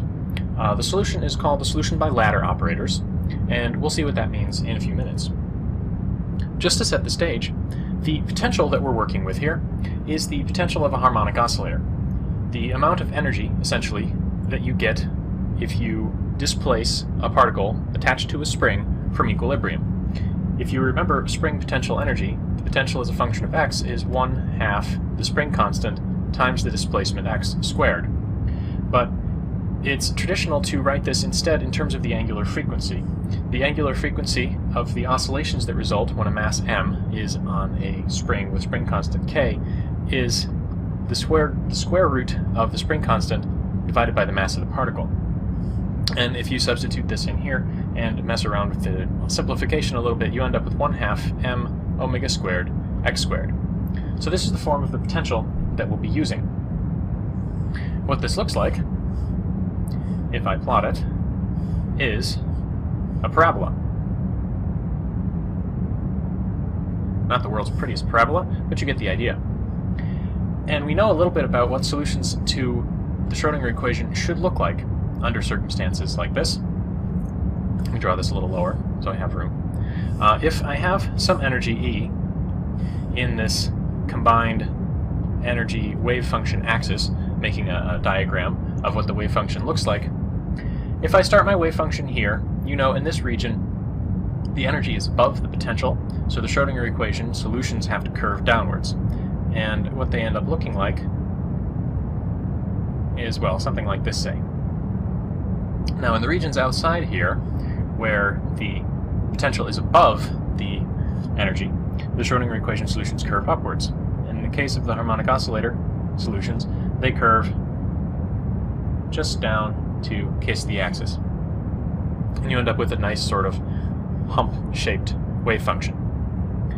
If you have a higher energy, say up here, it's entirely possible to get solutions that look different. Suppose I started my wave function here, pointed at some angle. The energy now is higher relative to the potential, so the wave function is going to curve more. It's possible to make it curve down to the point where when it reaches this point now where the potential is higher than the energy and it starts curving back upward, you again get a wave function that just smoothly joins in with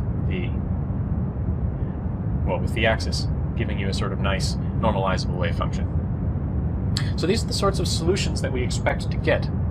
If you want to get these solutions just by, well, like drawing them, like I just did, you can conceptually understand what they look like, but quantitatively you'll have to do a lot of fine-tuning to get these energy levels exactly right, to get the initial conditions here. I just started my wave function. How high up should I start my wave function? Or in this case, should I start it at the middle? Should I displace it? What should this angle here be? Fine-tuning like that is hard, and we'll see how to do that in the next lecture. But in this case, we're going to make a solution by cleverness instead of fine-tuning. To set that up, let's go back to the time-independent Schrödinger equation. This is the general time-independent Schrödinger equation, where now we're going to be substituting in the harmonic oscillator potential, 1/2 m omega squared x squared. That means the harmonic oscillator time-independent Schrödinger equation that we actually have to work with minus h bar squared over 2m times partial derivative of psi with respect to x squared plus 1/2 m omega squared x squared psi is equal to E psi.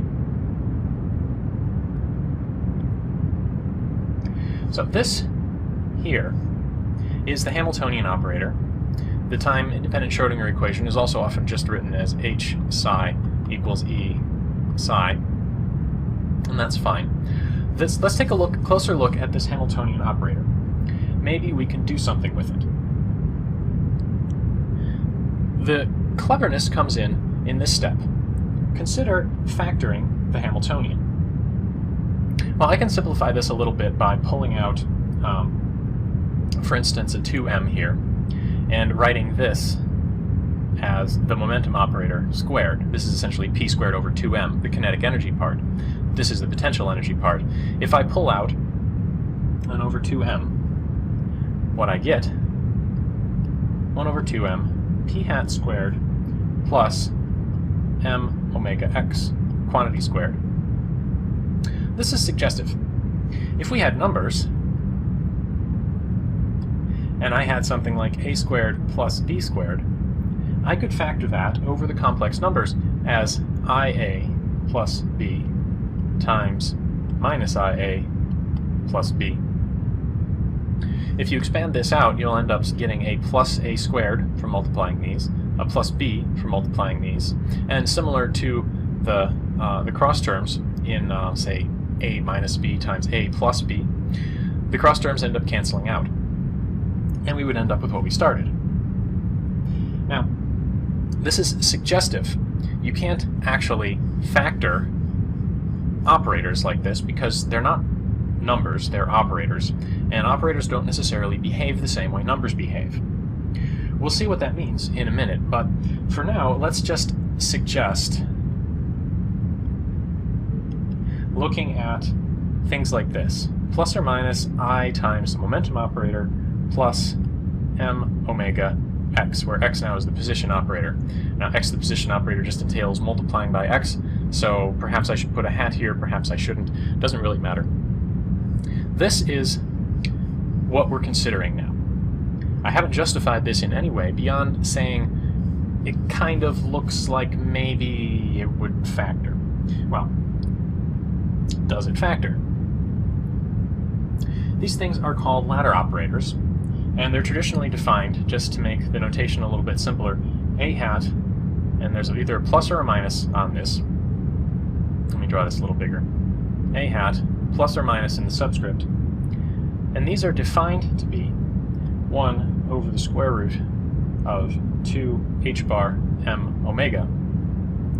The constant just makes things more nice overall, times minus or plus I p hat plus m omega x.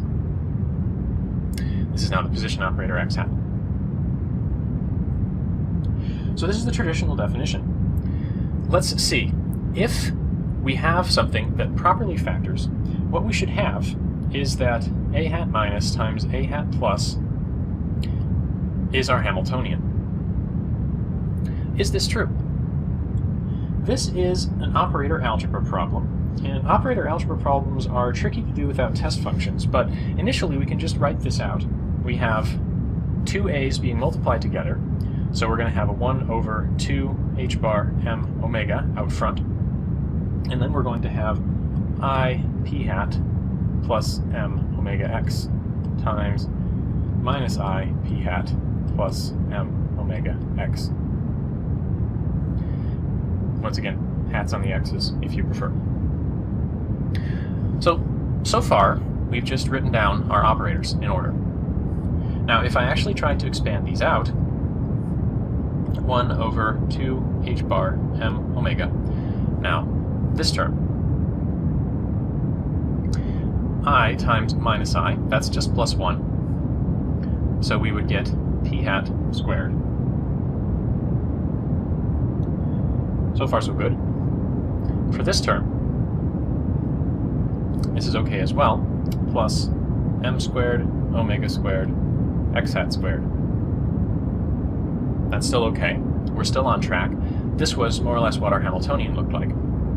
The cross terms get a little more interesting, though. We have a term like this, which gives us, let's see, we're going to end up with a minus I from this.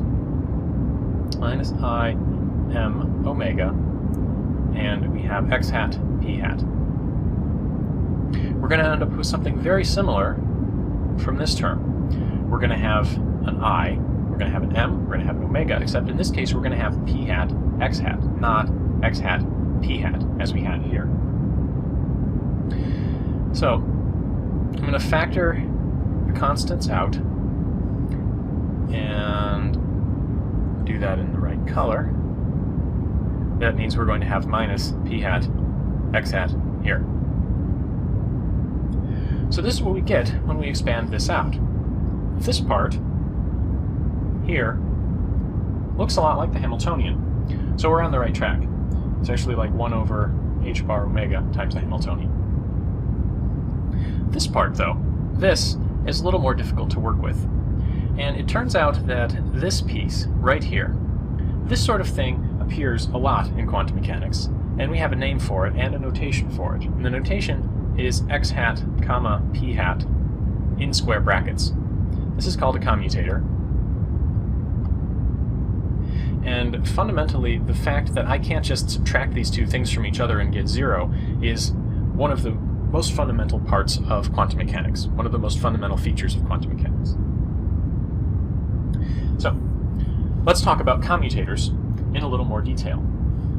The commutator in general is defined for two operators A and B to be what you just saw on the last page. First, I have A, B, and then I subtract the opposite order, B, A.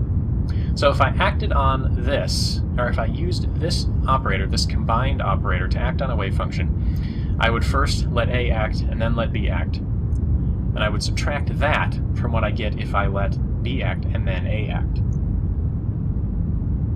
Just to make that a little more explicit, if I had A, B minus B, A acting on some wave function, I would say that's A, B, psi minus B, A, psi. You don't necessarily get the same answer for both of these things because the order in which operators act is important. So let's look then at our commutator. The commutator we had in the last slide was x and p. The commutator of x and p is x hat p hat minus p hat x hat. And let's allow this to act on some wave function psi. In order to make my notation correct, I ought to have the same sort of psi here. So if I allow this to act on psi, first we're going to have x hat p hat psi minus p hat x hat psi. And what this means is x hat is acting on p hat acting on psi, and this is p hat acting on x hat acting on psi. We have definitions for these things. X hat is just x multiplied by something, and p hat is minus I h bar times the derivative of something, in this case psi. Our second term here is minus I h bar times the derivative of, with respect to x, of x times psi.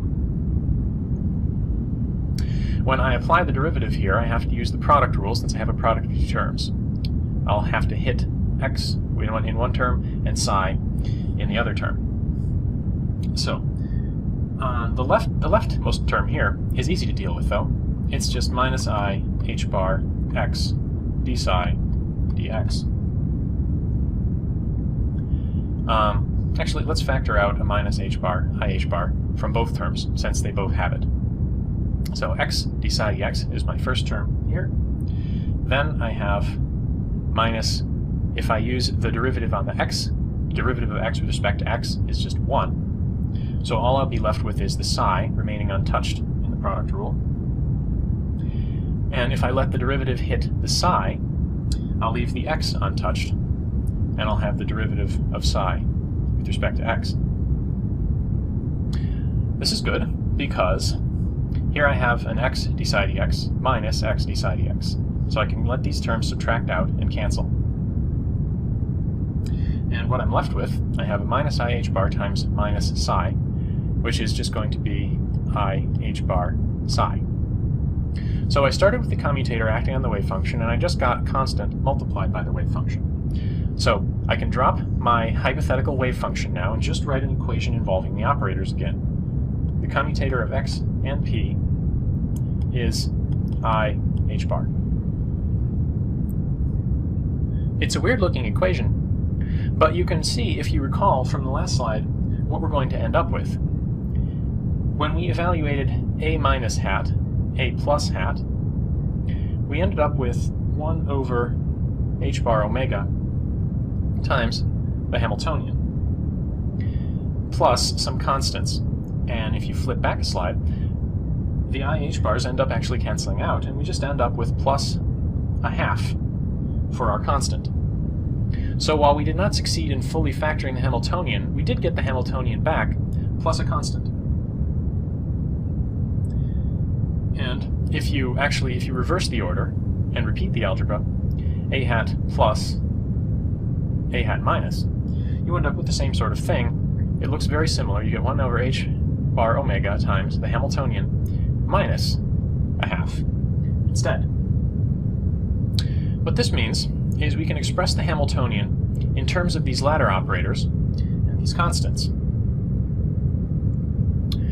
What we get for the Hamiltonian, h hat, is h bar omega times a minus a plus operators minus a half. Or alternatively, the Hamiltonian is equal to h bar omega a plus a minus plus a half. So these are the sorts of things that we got from our operator algebra after attempting to factor the Hamiltonian.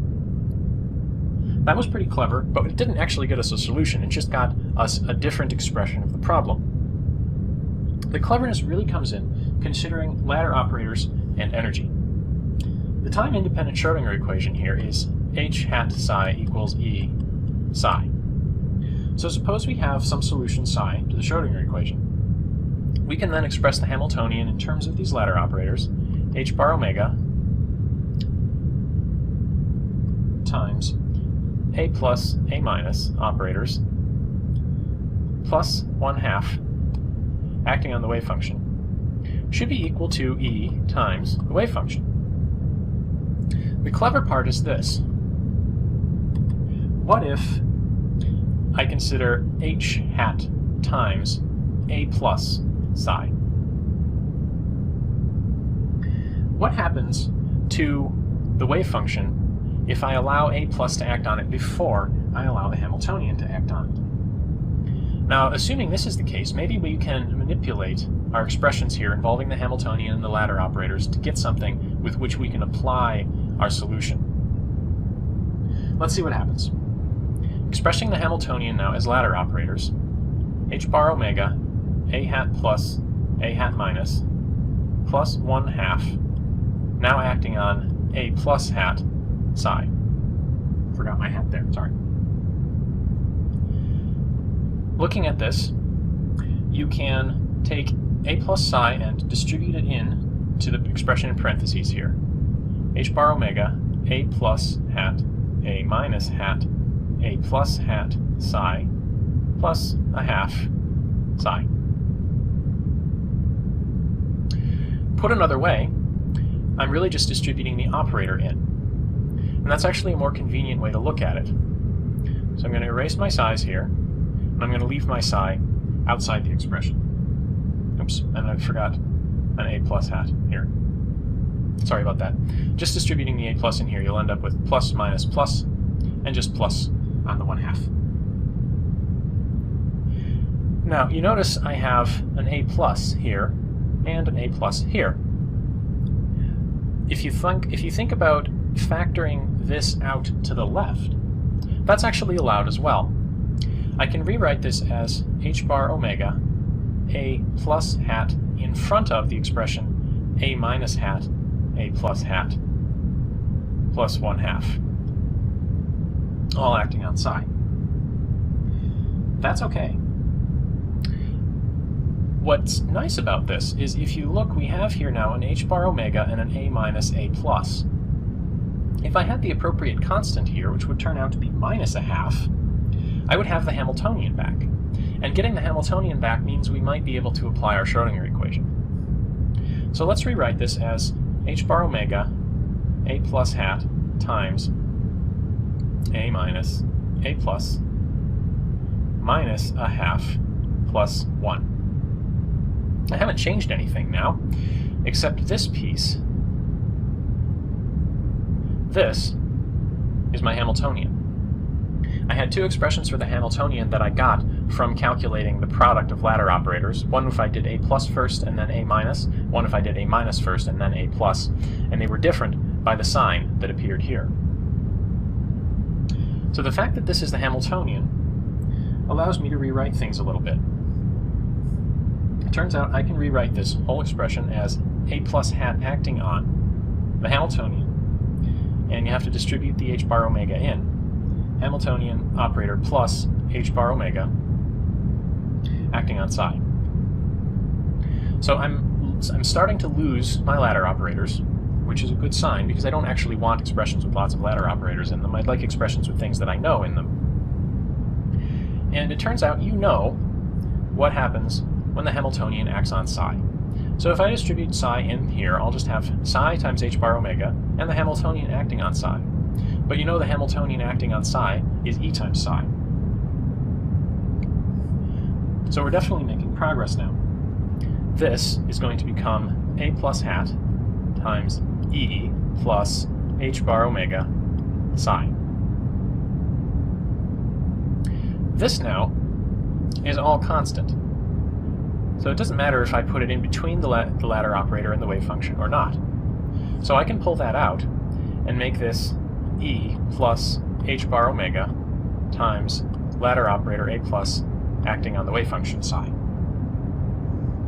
If I rewrite my entire equation then, I end up with h hat acting on ladder operator psi, a plus psi, is equal to E plus h bar omega ladder operator acting on psi, a plus acting on psi. This looks a lot like the Schrödinger equation for a wave function given by a plus psi. So, if psi is a solution to the time-independent Schrödinger equation, a plus psi is also a solution to the time-independent Schrödinger equation with this new energy. That's really the clever part. If psi is a solution, a plus psi is also a solution. That's really quite interesting. What that means is if I have one solution psi, I can apply the ladder operator, which I've just been writing as a plus hat here, but we know what the ladder operator a plus is. It's a combination of the momentum operator and multiplication by x with appropriate constants thrown in. We know about a plus psi. If we knew the wave function, we could actually do this. It would involve taking some derivatives and multiplying by some constants. We could do that. So this gives us some machinery for constructing solutions from other existing solutions. We haven't actually solved the system yet. There's a little bit of cleverness left. And this has to do with ladder operators and the ground state. What we showed on the last slide was that if psi was a solution, then a plus hat psi was a solution with energy E plus h bar omega. It turns out a minus hat psi, you can follow through the same algebra, is also a solution, but it has energy E minus h bar omega. So suppose we have some solution, psi, and I'll call it psi sub n now. If we apply the ladder operator, a plus psi, we'll end up with some wave function psi n plus 1. It's another solution to the Schrödinger equation. It has a slightly higher energy. The energy has been increased by the amount h bar omega here. I can repeat that process, and I'll get, say, something I would call psi n plus 2.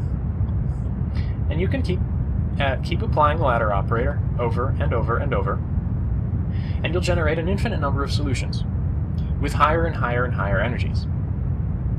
We can also apply the ladder operator a minus hat, and you'll get something I'll call psi sub n minus 1 with slightly lower energy. The energy has been lowered by an amount h bar omega.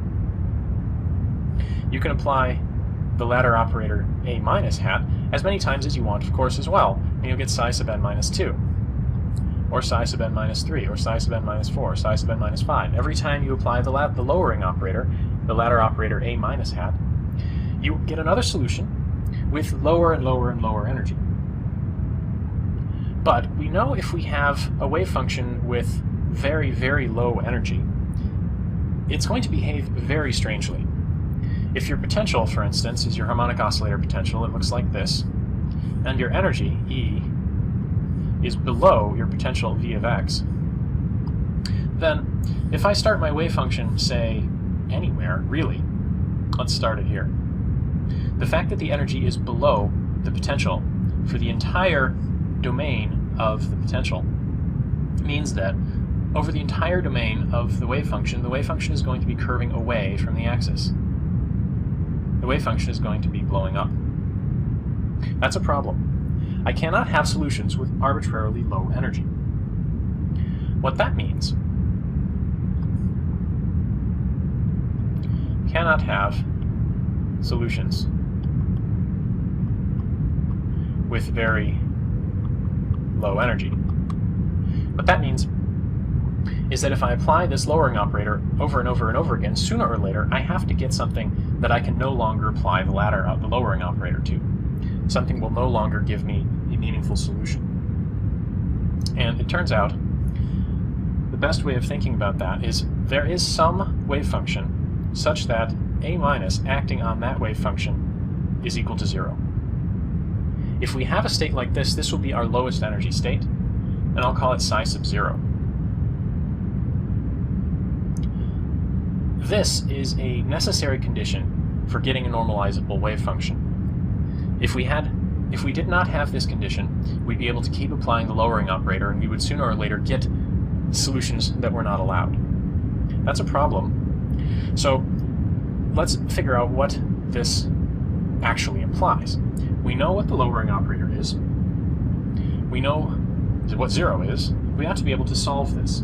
This is going to be an ordinary differential equation just given by the definition of the ladder operator. 1 over 2m h bar omega in the square root times the momentum operator h bar d by dx plus m omega x acting on psi sub 0 is equal to 0.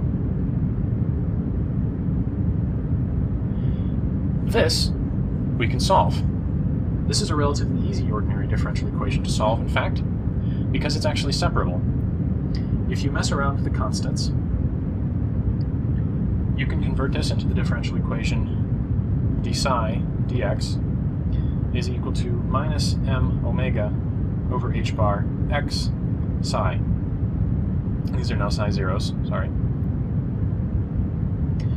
This can be directly integrated. I can rewrite this as d psi over psi is equal to minus m omega over h bar x dx. And if I do this integral, integrating both sides of this equation, what you end up with, after you simplify, is that psi sub 0 is equal to e to the minus m omega over 2 h bar x squared.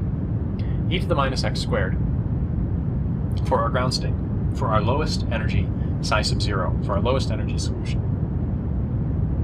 There's a normalization constant here, and I'll save you the trouble of calculating the normalization constant out. It's m omega over pi h bar to the 1/4 power. So this is our ground state.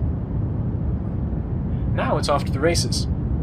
By consideration of the Hamiltonian, and attempting to factor it, and defining ladder operators, and exploring the consequences of these ladder operators, in particular that we ended up with any single solution giving us an infinite number of solutions, by repeatedly applying A plus and A minus, the necessity of a normalizable wave function, the necessity of having a lowest energy state, meant that we got an equation that was simple enough that we could solve it with just simple ordinary differential equations.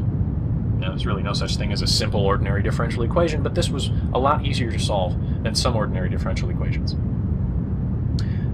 What that ended up giving us in the end was psi 0, our lowest energy state. We can then apply the raising operator, A plus, over and over and over again to construct an infinite number of states. To summarize, here's a slide with all of the definitions. The raising and lowering operators, the ladder operators, A plus and A minus, the expressions that you get from simplifying the Hamiltonian in terms of the ladder operators. I want to highlight these two expressions because I have not completely derived them. I have argued that the ladder operator a plus applied to some wave function psi sub n gives you psi sub n plus 1, but I haven't told you anything about the normalization. You could apply this operator over and over again and renormalize all of the wave functions you get as a result, but it turns out there's a pattern to them, and that pattern is that what you get by applying the ladder operator a plus to psi n is not psi n plus 1, but psi n plus 1 times this square root of n plus 1. Likewise for the lowering operator. There's a nice explanation in the textbook of how you can use still more cleverness to derive what these normalization multiplicative factors are.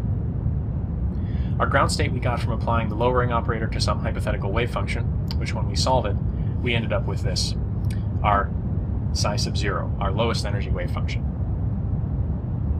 Putting all of this together, you can come up with an expression for the nth wave function, psi sub n, in terms of psi sub 0.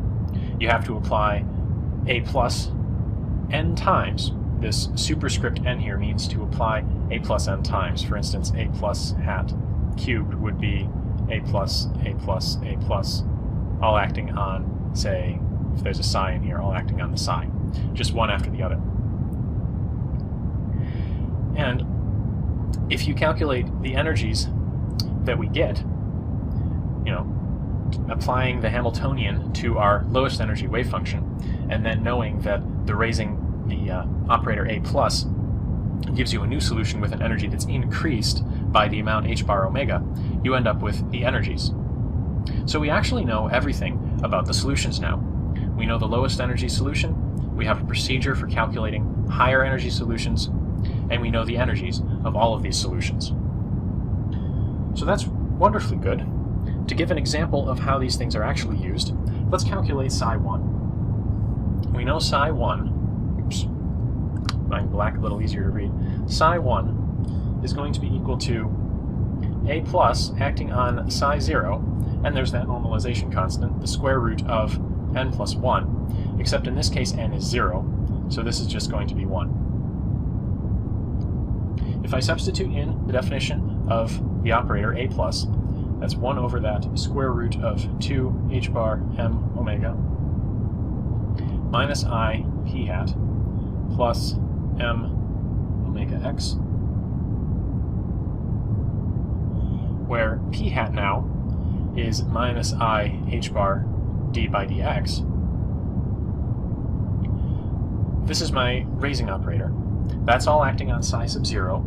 We know psi sub 0, given in normalized form, m omega over pi h bar to the 1/4 power e to the minus m omega over 2 h bar x squared. We just have to evaluate this, taking derivatives of this exponential and multiplying it by x. So let's continue with that. Moving our normalization constant out front, m omega over pi h bar to the 1/4 power over this square root factor, 2 h bar m omega. Simplifying this expression out, we end up with minus h bar d by dx plus m omega x, all acting on e to the minus m omega over 2 h bar x squared. Now, this term with the m omega x, that's going to be easy. The derivative here is going to be relatively straightforward as well. And what we end up with is the constants we had out front, and taking the derivative of an exponential, we're just going to get the exponential back. So we're going to have an h bar e to the minus m omega over 2 h bar x squared times the inner derivative, the derivative of what's in the exponent itself, which is minus 2x, sorry, let me actually write this out, minus m omega over 2 h bar times 2x. That's okay. The minus sign here and the minus sign I had out front will end up canceling out. I can simplify, I can cancel out my 2's, I can cancel out h bar. That's all I'm going to do with that term for now. The other term is easy. M omega x e to the minus m omega omega over 2 h bar x squared. So that's our result. We have an e to the m minus m omega, etc., over x squared in both of these terms. So I'm going to pull that out to the right. And if I pull my constants out to the left, I have an m omega and an m omega in both of these terms, so I can factor that out. And what you end up with at the end, after all is said and done, the only step I'm skipping now is to simplify the constants. What you end up with is m omega over pi h bar to the 1/4 power. There isn't much we can do about that. Square root of 2m omega over h bar x e to the minus m omega over 2 h bar x squared. Both of these terms had x and x in them. So these terms just add up, and this is what we end up with at the end. This is your expression for psi 1. The algebra here gets a little bit complicated, but fundamentally what we're doing is calculus, taking derivatives, multiplying, manipulating functions, applying the chain rule, and turning the crank, more or less. The formula we started with here does give us machinery that we can use to calculate any wave function that we might want as a solution to the time-independent Schrödinger equation for the quantum harmonic oscillator. To check your understanding, here is an operator algebra problem. Given that x hat is the position operator and t hat is the kinetic energy operator, essentially p squared over 2m, calculate the commutator of x and t. Now it's just defined as this.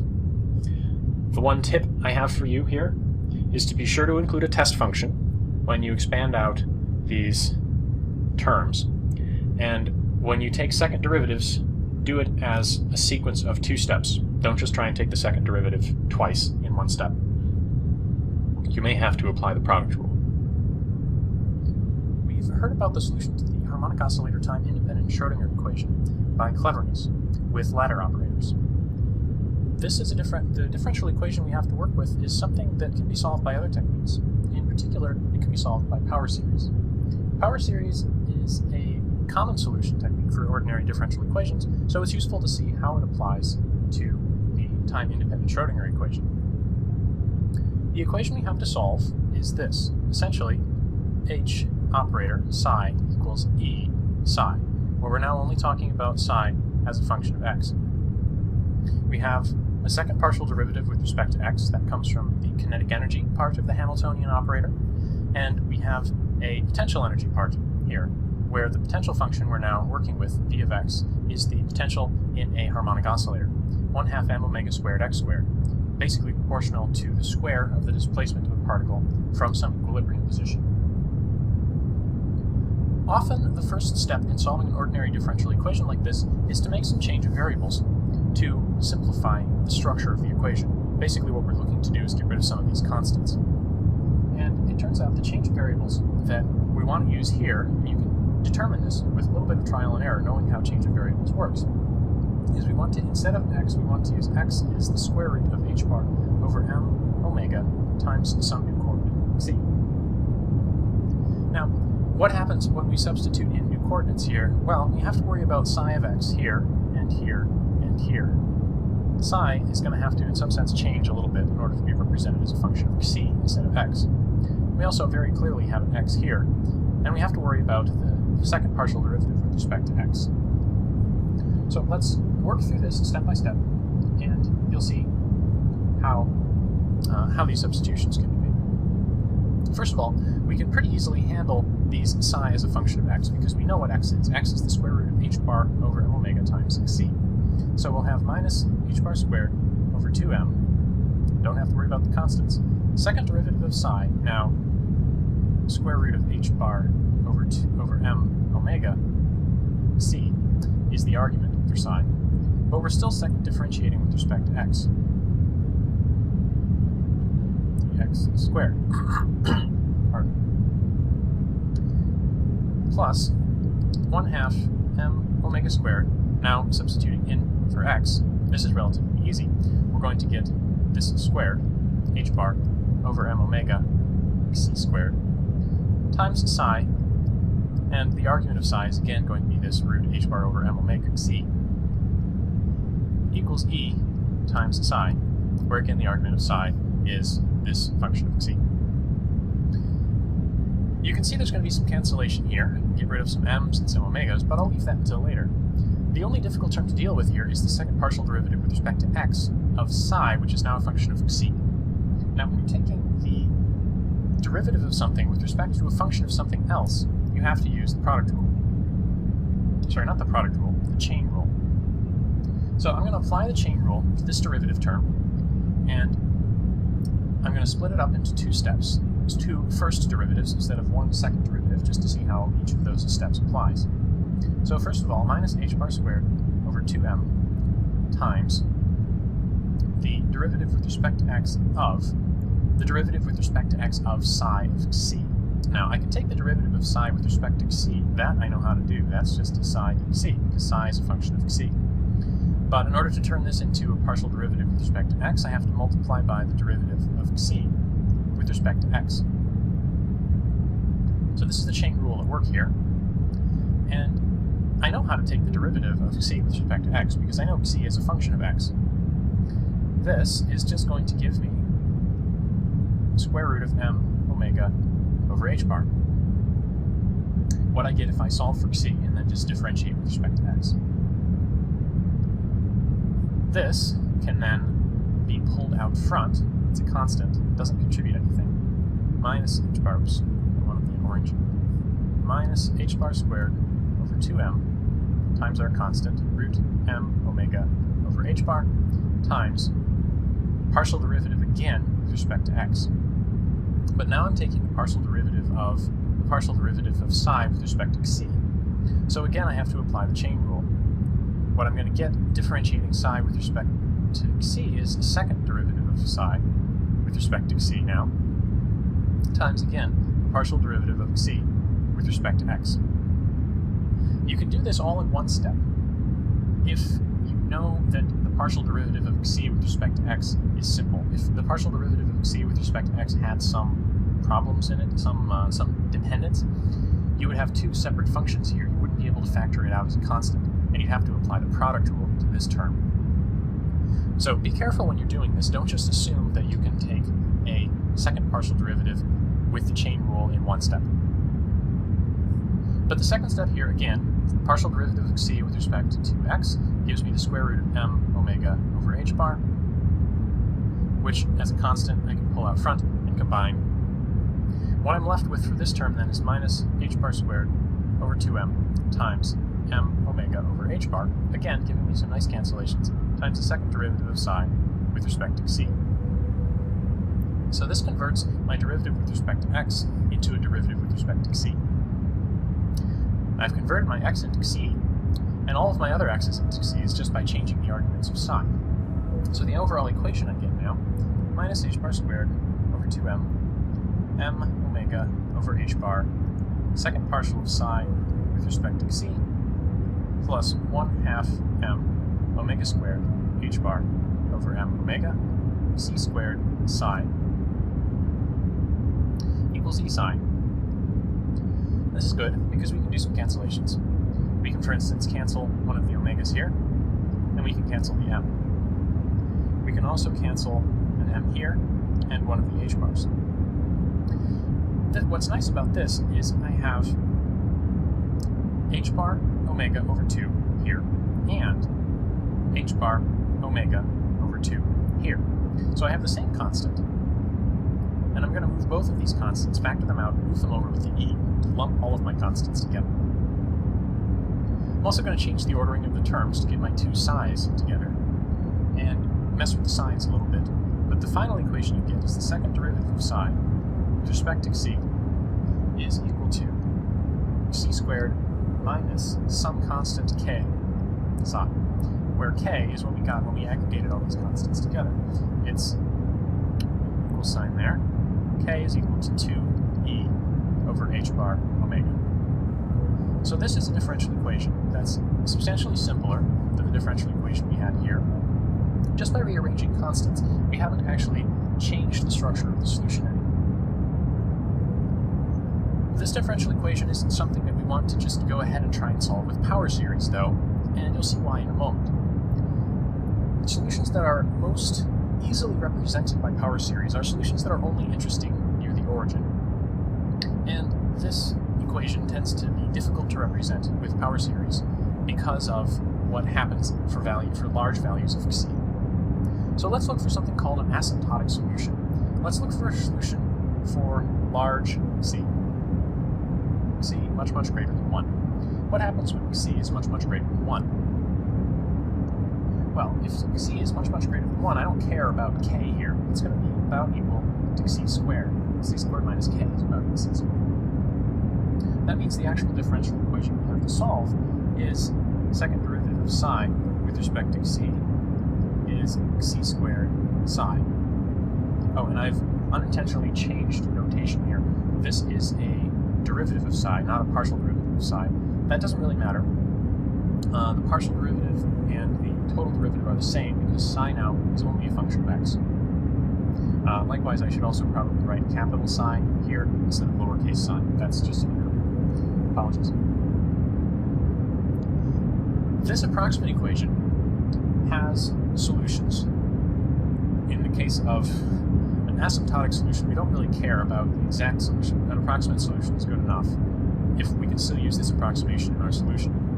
So our approximate solution, and you can check this, is that the wave function is approximately equal to a times a minus c squared over 2 plus b e to the c squared over 2.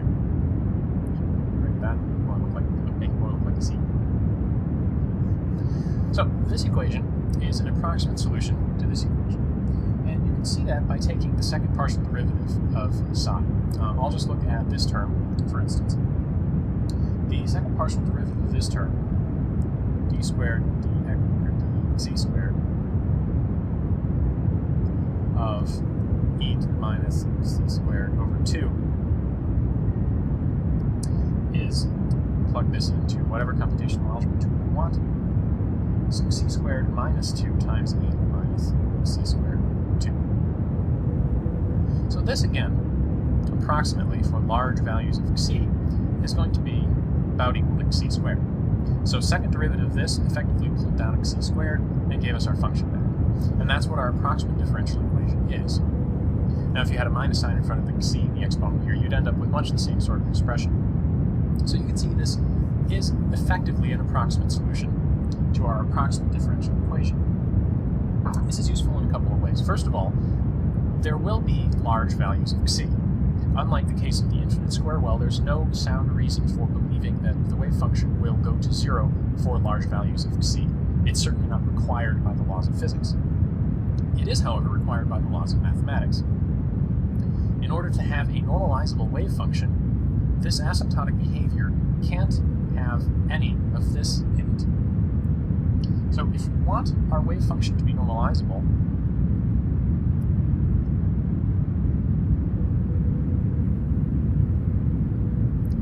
then b must equal 0.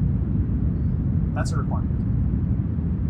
What that tells us then, if we have something that's going to be a solution to the time-independent Schrödinger equation, its asymptotic behavior will be given by this. So psi is approximately equal for large c to some constant e to the minus c squared over 2. That's an approximate solution. This is the story all about how the Schrödinger equation applies to the free particle. What do we mean by a free particle? Imagine an electron, for instance, floating in the vacuum of space. It never encounters anything. It never runs into anything. How that enters the Schrödinger equation is that there is effectively no potential anywhere. So the time-independent Schrödinger equation, we're back to one dimension now, so don't think about a particle floating around in the vacuum of three-dimensional space. It's floating around in the vacuum of one-dimensional space. The left-hand side of our time-independent Schrödinger equation is the Hamiltonian operator applied to the wave function. This is in some sense the total energy, which breaks down into a kinetic energy component here, with the momentum of the particle squared divided by twice the mass, and a potential energy part here, where V of x is the potential energy that the particle would have to be found at a particular location. in the context of the free particle, where there is no potential, what that means is that v of x is equal to 0 everywhere. That means we can just cross out this term entirely. We don't have to worry about it. What we're left with then, for our time-independent Schrödinger equation, is minus h bar squared over 2m times the second partial derivative of psi with respect to x equal to e psi. Now, we have some constants here, and we have a constant here, so let's lump them all together. And I'm going to shift the signs around a little bit as well, so that what we've got is the second derivative of psi with respect to x is equal to minus 2me over h bar squared times the wave function. So just lumped all our constants together and multiplied through by a minus sign. Now, you notice the second derivative here of the wave function, giving you the wave function back. The fact that we're taking a second derivative suggests that the constant here perhaps is squared. So what I'm actually going to write this as is the second derivative of psi with respect to x is equal to minus some constant k squared times the wave function, where k, our constant, is square root of 2me over Planck's constant. So this is the differential equation, and we ought to be able to solve this. This is relatively simple compared to the structure of the differential equations we got from the harmonic oscillator. So how do we solve this? Well, what we have, second partial of psi with respect to x, is minus some constant squared times the wave function. Taking the second derivative gives you a constant squared. That immediately suggests we look for exponential solutions. And it turns out the general solution to this equation is some constant times e to the minus I k x plus b e to the plus I k x. If I take the second derivative of this exponential term, I'll get a minus I k squared, which you know is just minus k squared, applying the rules of complex numbers, which is what we get here. So when I take the second derivative of this term, I'll end up with minus k squared times this term. And I get the same sort of thing here. If I take plus I k squared from the second derivative, that again gives me a minus k squared. So we're okay. This is our general solution. When we include time in this, since you know this is a solution to the time-independent Schrödinger equation, it's going to have time dependence given by the time part, the time equation that we got when we did separation of variables. What you end up with is psi of x and time now is equal to a e to the minus I kx times e to the I energy t over h bar plus b times e to the I kx e to the I energy time over h bar. And I've left off my minus signs here in the energy dependence, just conventional to include minus signs there. We can rewrite this a little bit as a e to the I k. Now, what I'm doing here is substituting in the definition of k, which if you remember was the square root of 2me all over h bar, expressing energy in terms of this k. And when I do that, what I end up with is this term ends up looking like h bar k squared over 2m. Substituting that in here is what we get from manipulating our constants here.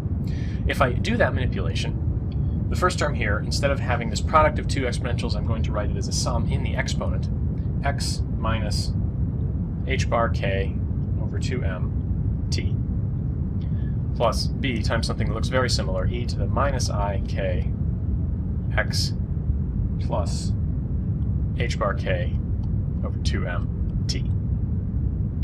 So these are our general solutions to the full Schrödinger equation. Our full wave function is a function of both position and time. And these solutions are traveling waves. You can think about this as a traveling wave in the context of looking at this as a complex number. If I look at e to the I kx, for instance, as a function of x, you know what that does in the complex plane. It just rotates around in the complex plane. If I look at this as e to the I kx, let me redo that a little. I k times x minus h bar k over 2m t. And I treat this as a function of time. Again, we just get rotation in the complex plane. We get rotation in the other. I promised in the last lecture that the solutions we got to the time-independent Schrödinger equation for the free particle, though they are not themselves normalizable and therefore cannot represent physically realizable states, could be used to construct physically realizable states. What that means is that we can take those solutions which themselves are not real and can add them up in a way that we can make something that is real. This is a little subtle. We're constructing something called a wave packet, and basically what that amounts to is adding up a bunch of infinities and getting something finite. Taking these traveling wave solutions to the time-independent Schrödinger equation for the free particle, which extend from minus infinity to infinity in the spatial domain, and from minus infinity to infinity in the temporal domain, and summing them up somehow to get something that is localized in the spatial domain. What that means is that we're making a wave packet. A wave packet, the features that we care about is that it's going to be 0 for, say, large negative values of x, 0 for large positive values of x, and only non-zero over some domain. What it might look like is, well, 0, some wave activity over a relatively limited region, and then going back to 0. We will see wave packets that look like this later on. I'll give a more concrete example and show some animations. But for now, let's think about the math. How would we go about constructing something like this? What we did in the case of the particle in a box, the infinite square well potential, was when we solved the Schrödinger equation, we got solutions. If our potential looks like this, going to infinity at regions outside of a box, our solutions looked like this. We got sinusoids with an integer number of half wavelengths fitting in our box. That was nice because it allowed us to construct our overall solution to the Schrödinger equation, psi of x and t, as an infinite sum of these stationary state wave functions. The integer number of half wavelengths fitting in the box, plus the essentially trivial time dependence that you get from the time equation when you do separation of variables with the general Schrödinger equation. This isn't going to work for the case of the free particle for a couple of reasons. First of all, instead of having a discrete sum over, states which have an index n, for instance, this is our psi sub n, where n goes from 1 to infinity, we now have wave functions psi that are continuous. We did not have quantized states. So our stationary states now are going to have to look like our traveling waves. They're going to have to look like e to the I, k, and then x minus, where did it go, h bar k over 2m t. This was our traveling wave solution from the last lecture. So instead of having our discrete set of states indexed by n, we have our continuous set where the parameter is k. K is a completely free parameter, not fixed to be an integer. The second reason our machinery for the particle in a box won't quite work is this coefficient c sub n. C sub n is also going to have to somehow become a function of k. K now being unrestricted, we can't just treat it as a set of discrete entities. We have to have some function, and that function is conventionally written as phi of k. And finally, this sum out front. Again, we can't do a sum if we have a continuous set of functions that we're working with that we want to add up. We have to do an integral. The integral now is going to be an integral over k. So our sum over n became an integral over k. Our coefficient, subscript n, became a function of k. And our discrete set of functions, psi sub n, became these traveling wave solutions with the parameter k in them. Our integral dk goes over all the possible values of k from minus infinity to infinity. And this is what the expression is overall going to look like. We have an integral, we have this continuous function, and we have our traveling wave states. the main problem with this expression is this guy. How do we know? How do we find phi of k? Phi of k is a general function. What we had done to find the analog of this was that C sub n in the case of the particle in a box. What we did for the case of the particle in a box was use Fourier's trick to collapse the sum. Instead of a sum now we have an integral, and it's not immediately clear from looking at this what it means for an integral to collapse. We'll see what that means in a second. But first of all, let's go back to what we did in the case of the particle in a box and spell out some of the details so that we can make an analogy. On the left-hand side here now we have the results for the particle in a box, whereas on the right-hand side we have the results as I have outlined what they might look like for the free particle. So the first thing we did for our particle in a box was to express the initial conditions as an infinite sum of the time t equals 0 form of our stationary state wave functions. The second thing we did in manipulating this expression to attempt to find a formula for the C sub n was to multiply on the left by a particular stationary state wave function, not n, m. So we multiplied by root 2 over a sine m pi over a x psi of x 0. This is now looking at the left-hand side. So we multiplied by this, and we integrated from 0 to a. This integral is taken dx. It's important to note now that this is not the wave function psi, this is the complex conjugate of the wave function psi, and we'll come back to that in a moment. This integral, this is our left-hand side. If we do the same thing to the right-hand side, you end up with an integral dx that you can push inside the sum.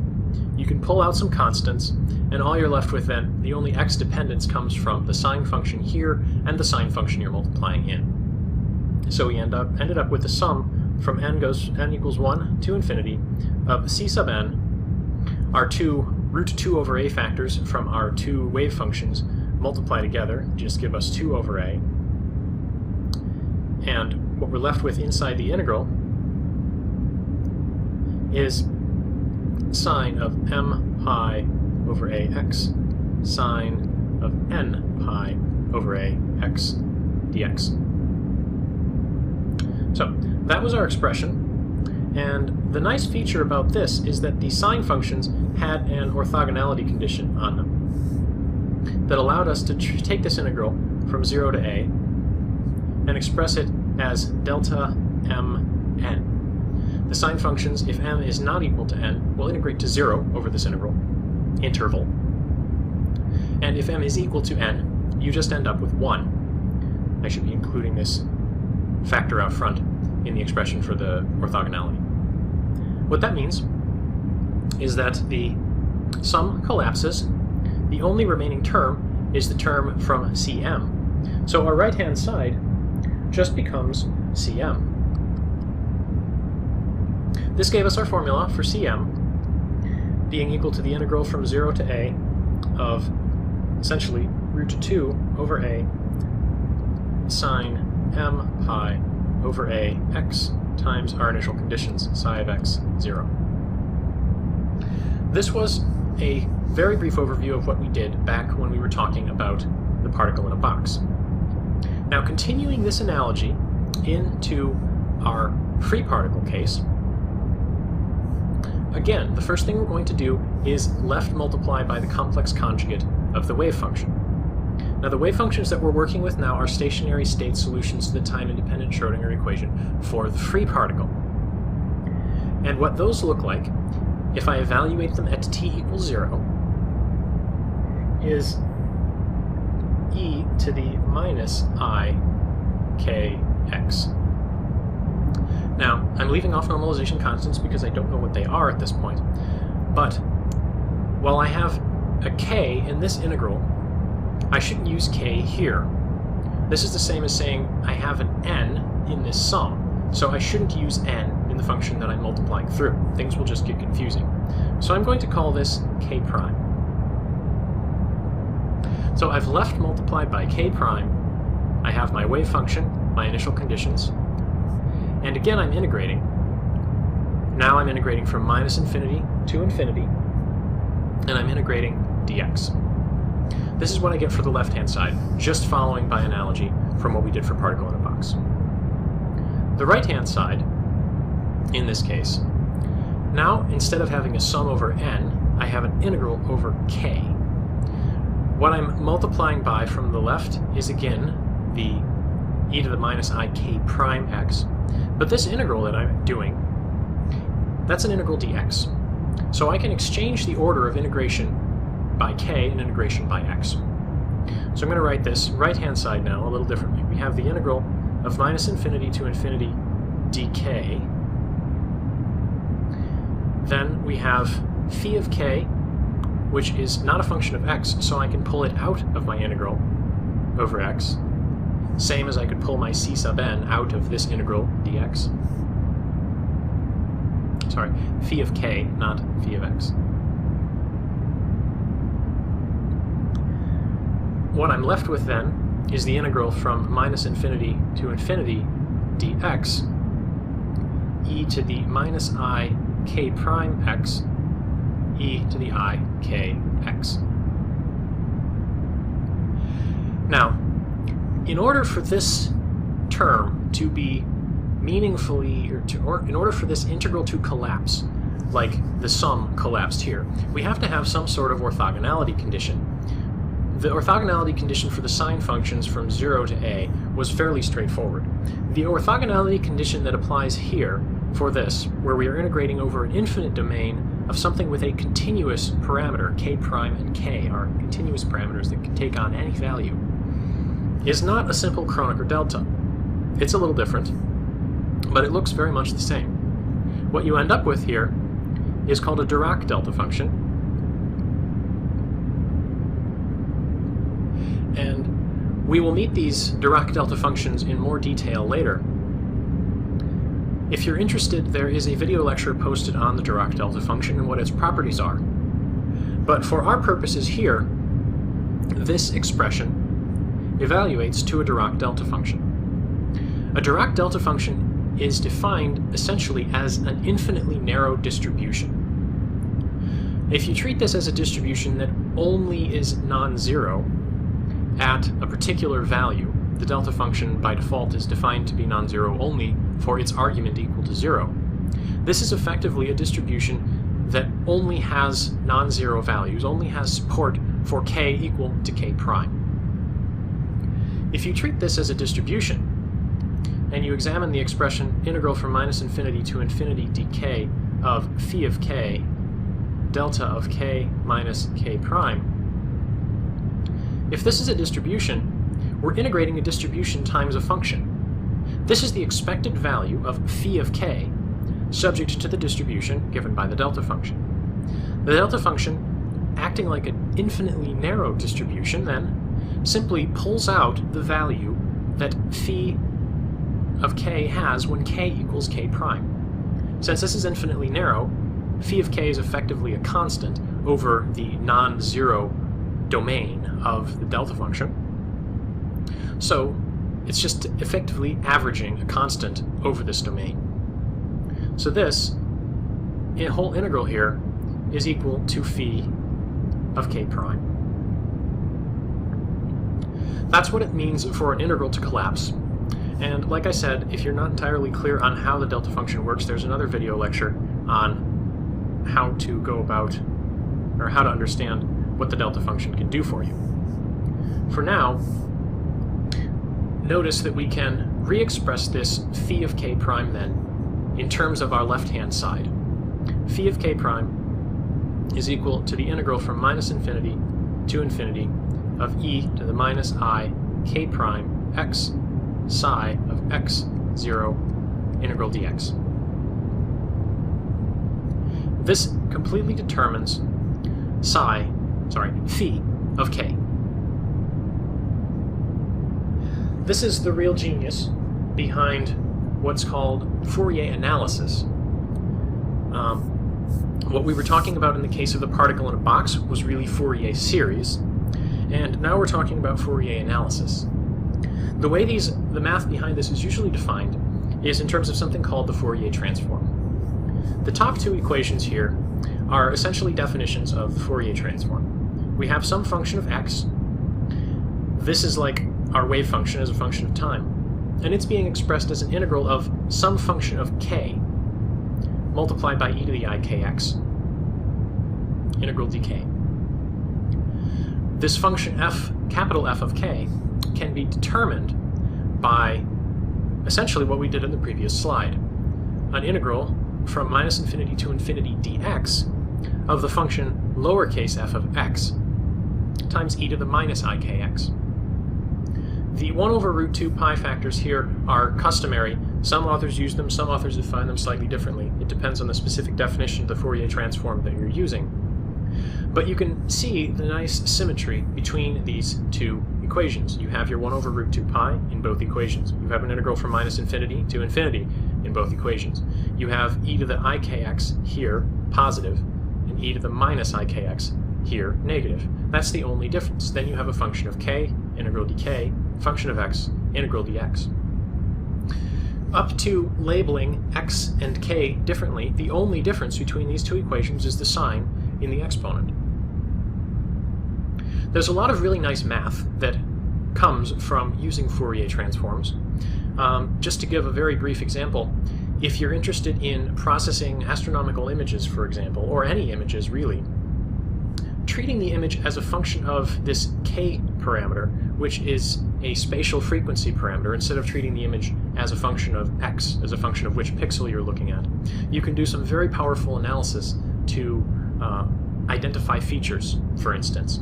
High spatial frequency features versus low spatial frequency features. Smoothly varying backgrounds versus the boundaries between objects where the image varies rapidly will have different behavior when expressed in terms of this function of the spatial frequency. From the perspective of quantum mechanics, what we're interested in is how to express our wave function as a function of position and time. Well, using the Fourier transform definition here, we can find this phi of k by the same sort of equation. Phi of k is determined by an integral dx of our initial conditions times a complex exponential. Knowing what phi of k is, we can then determine what phi of x and t is. So again, our initial conditions determine our constant multiples essentially of our stationary states, these complex exponentials, which then gives us our overall wave function and how it behaves. To check your understanding, here is a simple example problem that requires you to apply the formulas on the previous page to go from a particular initial condition. In this case, it's a constant. Our initial wave function looks something like this. 0 everywhere except for a region between minus a and a. Your task, find the phi of k that goes with this particular function. That's about it, but before we finish talking about how to superpose these solutions, I want to look at the solutions themselves in a little more detail. Let's talk about the wave velocity in particular. This is our traveling wave solution, and we can figure out what its velocity is by looking at this argument. Which direction is this wave going? Well, if we look at a particular point on this spiral, on this e to the I kx, as time evolves, we can figure out where that point on the spiral is by setting this argument equals to a constant. Since I don't really care about what that constant is, I'm just going to set that equal to 0. So let's say kx minus h bar k squared over 2m t is equal to 0. If I continue along these lines, it's clear that in this case, if t increases, this part of this expression is getting more negative, this part of the expression has to get more positive. So that means x has to increase as well. So as t increases, x increases. That means this wave is moving to the right. The next question I can ask is how fast? How fast is it moving? And if you look at this again as setting this expression equal to 0, I can solve this and say x is equal to h bar k over 2m t. And in this case, the velocity is pretty clear. We have this constant, x equals some constant times time. Position equals something times time. This is our velocity. What this actually is, in terms of the energy of the particle, requires knowing what the definition of k is. So we have h bar over 2m, and the definition of our k was root 2me over h bar. So our h bars cancel out, and if we finish this expression, moving the 2m effectively under the square root, we get the square root of e over 2m t. So the velocity we get here is square root of e over 2m. Now, classically, what we get, we have a particle moving at some velocity and it has some energy. We know the relationship between those. It's the kinetic energy. 1/2 mv squared gives me E. And if I solve this, I get v squared equals 2e over m, or v equals root 2e over m. These expressions are not equal to each other. That's a little strange. The velocity that we got from quantum mechanics, looking at how fast features on this wave function move, is not equal to the classical velocity. Will this hold true regardless? Do quantum mechanical particles have a different propagation behavior? That doesn't really make a lot of sense. This is actually not a problem, because what we're measuring here is the velocity of a feature on this wave. It's not actually the velocity of a wave packet. And since wave packets are the only real states that we can get, that we expect to observe in the physical universe, what we need to figure out is the wave packet velocity. In order to figure out the wave packet velocity, consider this wave packet. This is just a sum of two traveling waves with different k's, which I've now indexed k1 and k2. What I'd like you to do is think about expressing k1 and k2 as if they were near each other. So k1 is slightly less than k2, for example, or k1 is slightly greater than k2. Under these circumstances, it makes sense to rewrite these things. I'm going to define alpha as k1 plus k2 over 2, the average, times x, minus h bar k1 squared plus k2 squared over 2m t. Essentially, the difference, or sorry, the sum of the argument of this and the argument of this. I'm also going to define a parameter delta, which is k1 minus k2 over 2x minus h bar k1 squared minus k2 squared over 2m t.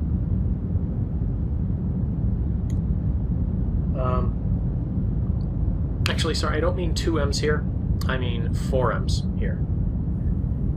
Because I have a factor of 2 from the over 2m, and I have a 1/2 essentially from the way I'm combining the two terms. So given these definitions, you can express this as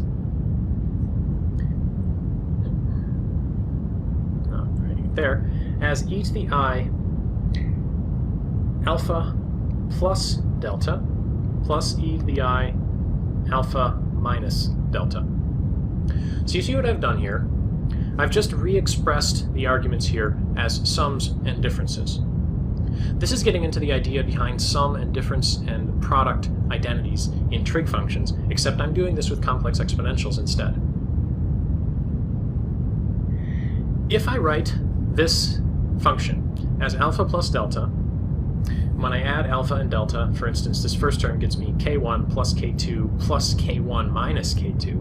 The k2's drop out. and I end up with 2k1 over 2, which is just k1 times x. Just k1x, essentially. What you want to get from this, if I express these exponentials in that way, you can factor out the alpha part. Get an e to the I alpha times an e to the I delta plus e to the minus I delta. If you're familiar with the complex exponential form of trig functions, you can probably see where I'm going with this. This is going to end up equal to e to the I alpha times cosine. Actually, not just cosine, 2 cosine of delta. What this looks like in the context of our discussion of wave packets is if we have an axis there, we have this cosine factor, and it's the cosine of delta. If k1 and k2 are near each other, this will be a small number. This will also be a relatively small number. So delta evolves much more slowly with space and time than alpha.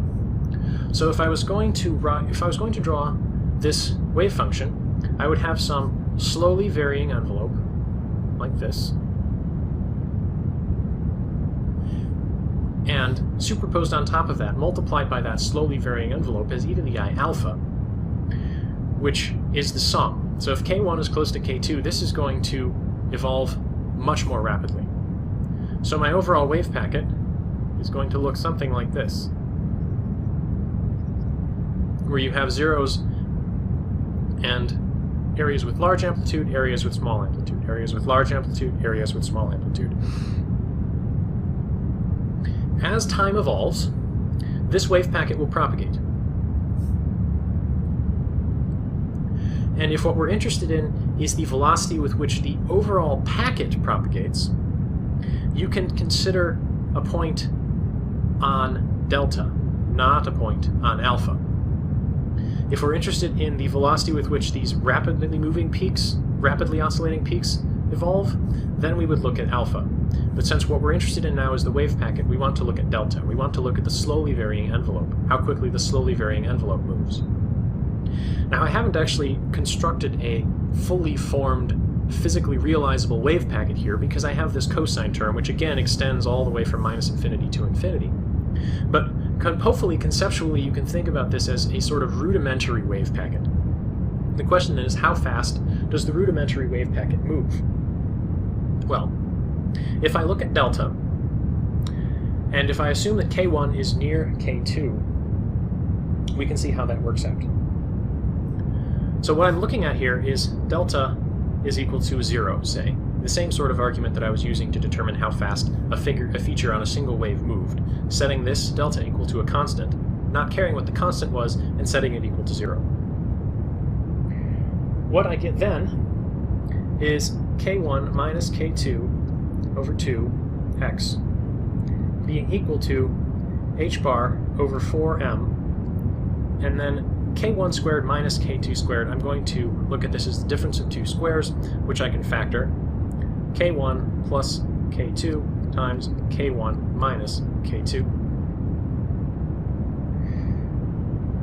I can then cancel out this and this, and what I'm left with is just x over 2 equals to h over 4m k1 plus k2. If I assume that k1 is about equal to k2 then,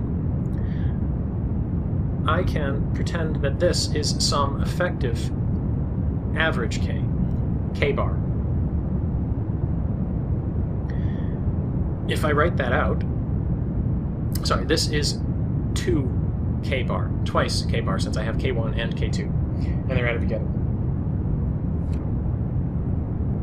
I can then look at this. I have a 1 over 2 here, a 1 over 4 here, and a 2 here.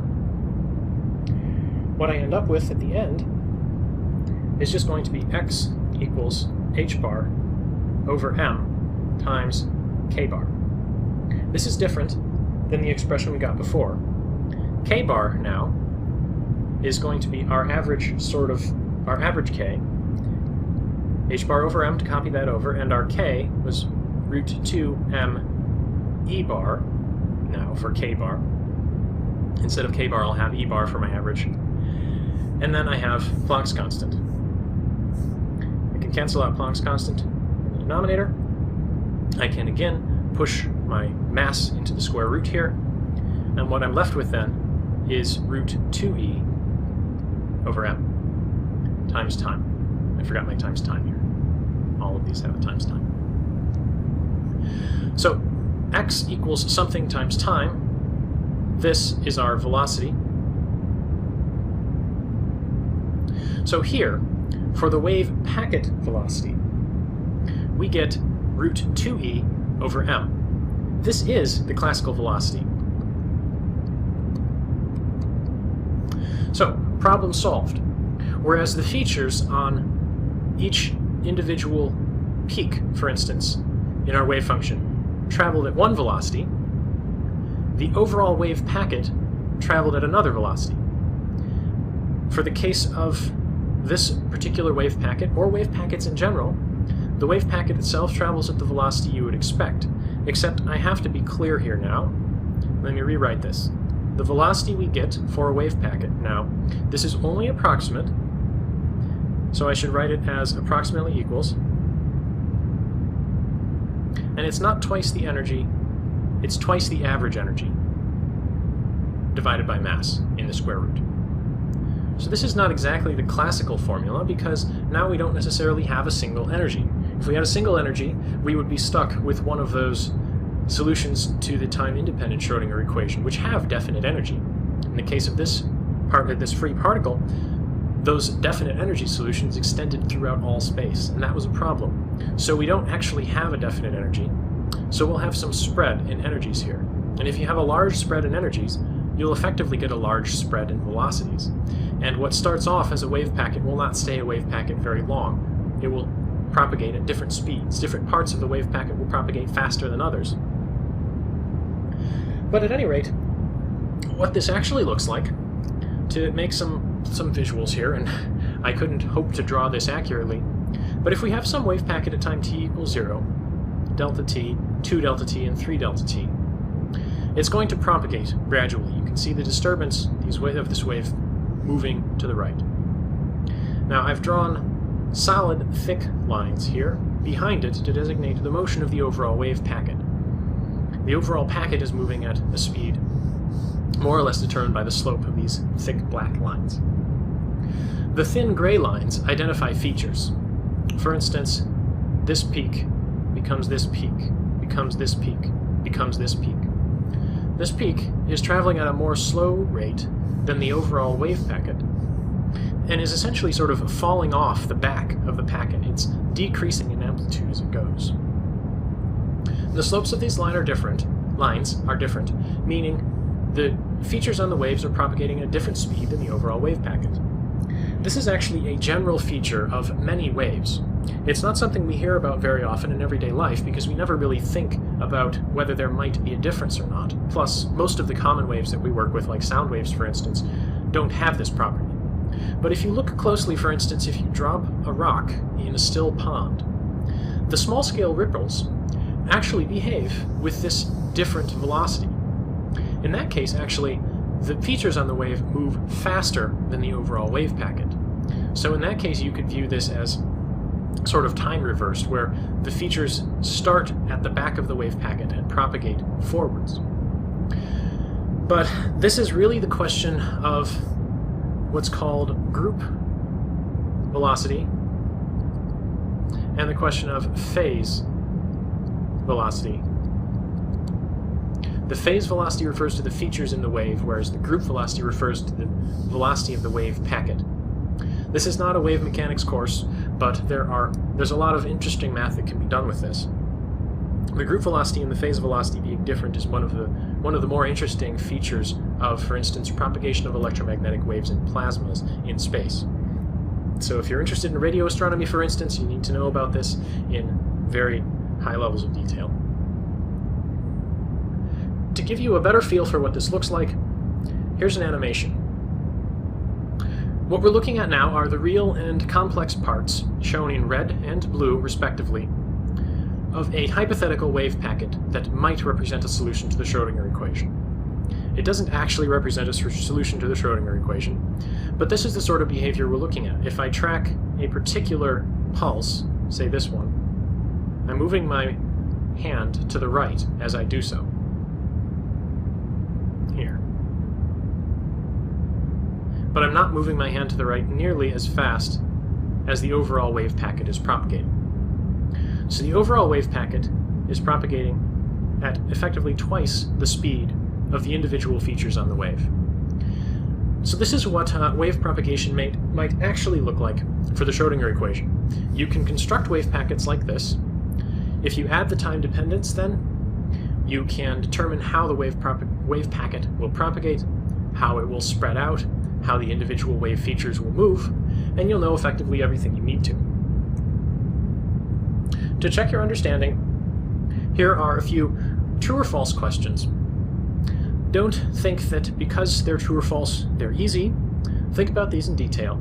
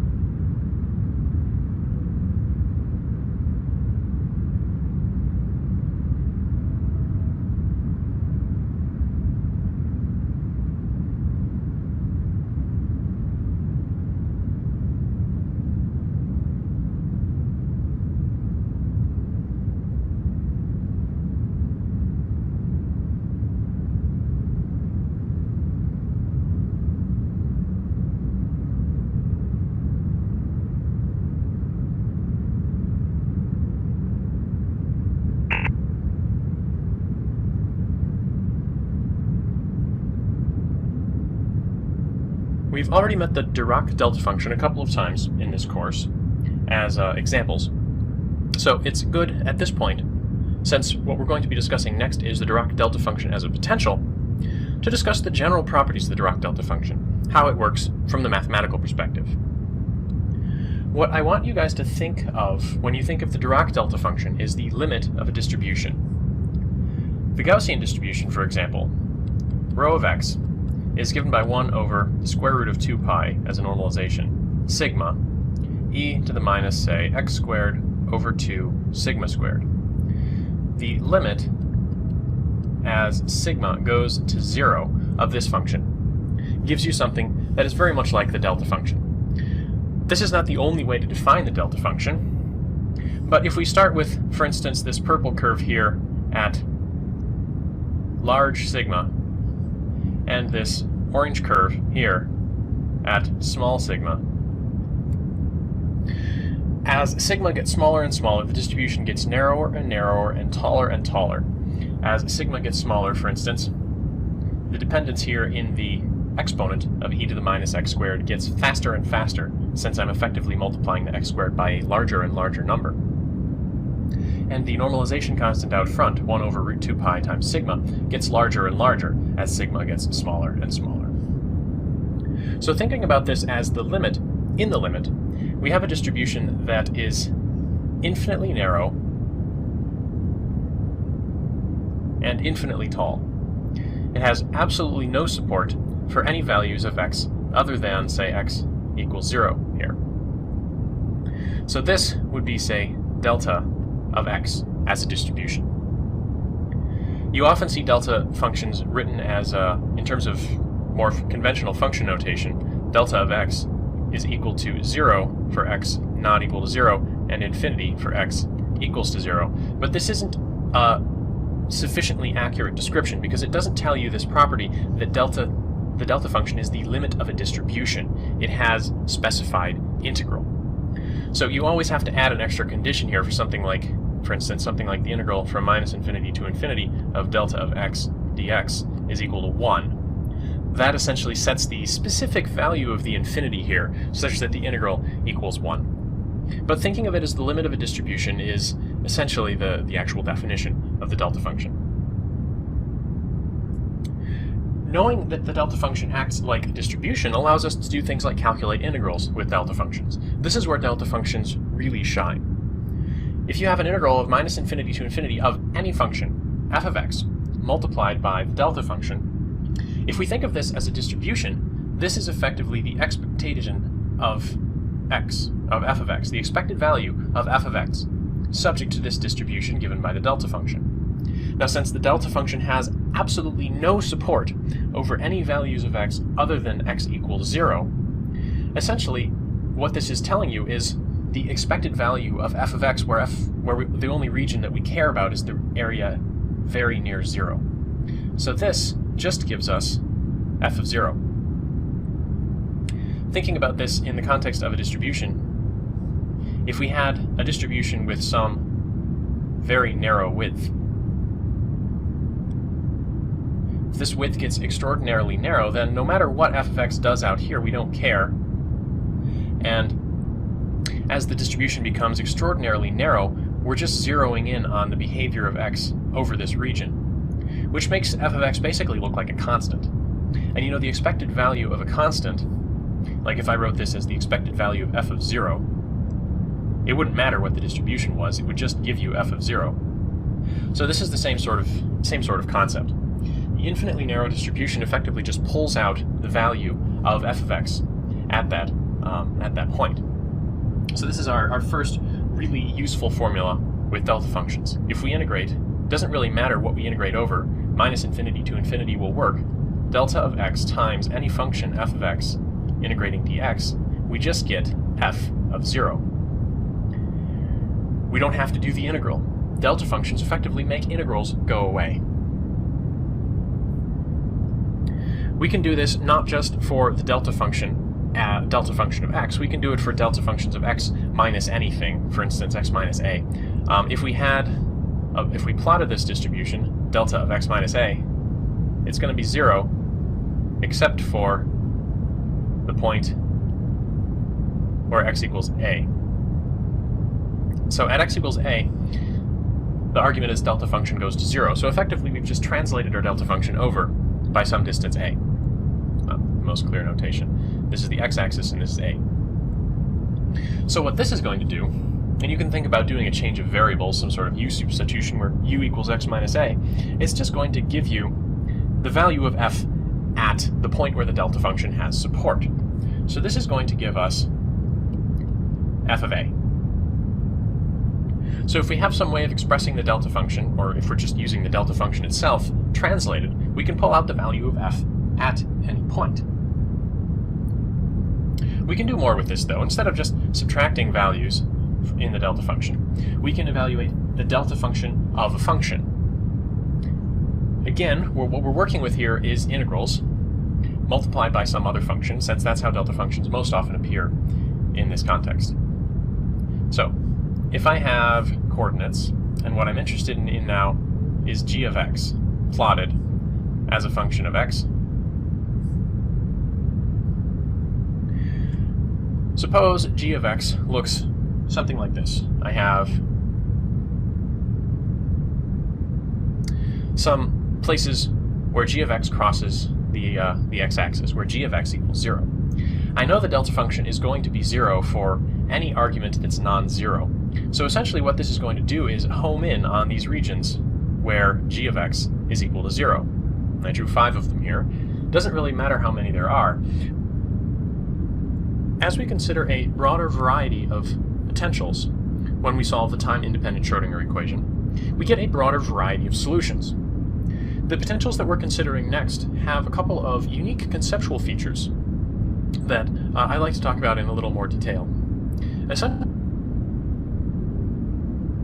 When you're trying to solve the time-independent Schrödinger equation for a complicated potential, for instance, a potential v of x that's defined as a function of one region and then another region having a separate function, you may end up with a well-defined solution in region 1 and a well-defined solution in region 2. For instance, if we had, say, a psi of x that was wave-like in region 1 and behaved differently in region 2, for instance, just smoothly curving down to join with the axis, it's useful to be able to combine these two solutions. And the question then is, how do they match up at the boundary? This is the question of boundary conditions, which is the subject of this lecture.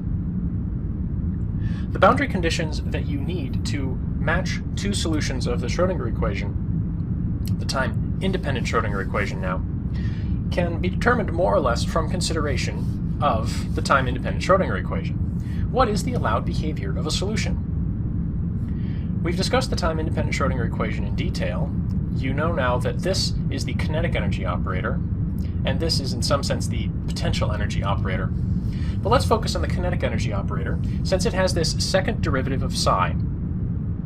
That's where we're going to get a good notion for what's allowed of psi and what's not allowed of psi. Suppose we had a step discontinuity. Is that allowed? What our psi would look like under those circumstances is something like this. Maybe we have a psi that comes in on one side and goes out on the other. If this happens in an infinitely narrow region, we say psi is step discontinuous here. If we wanted to look at, for instance, the kinetic energy associated with a step discontinuity like this, we're going to need to take a second derivative of psi. So if I take the first derivative of psi, the first derivative of a step function is a delta function. If it's not obvious why that's the case,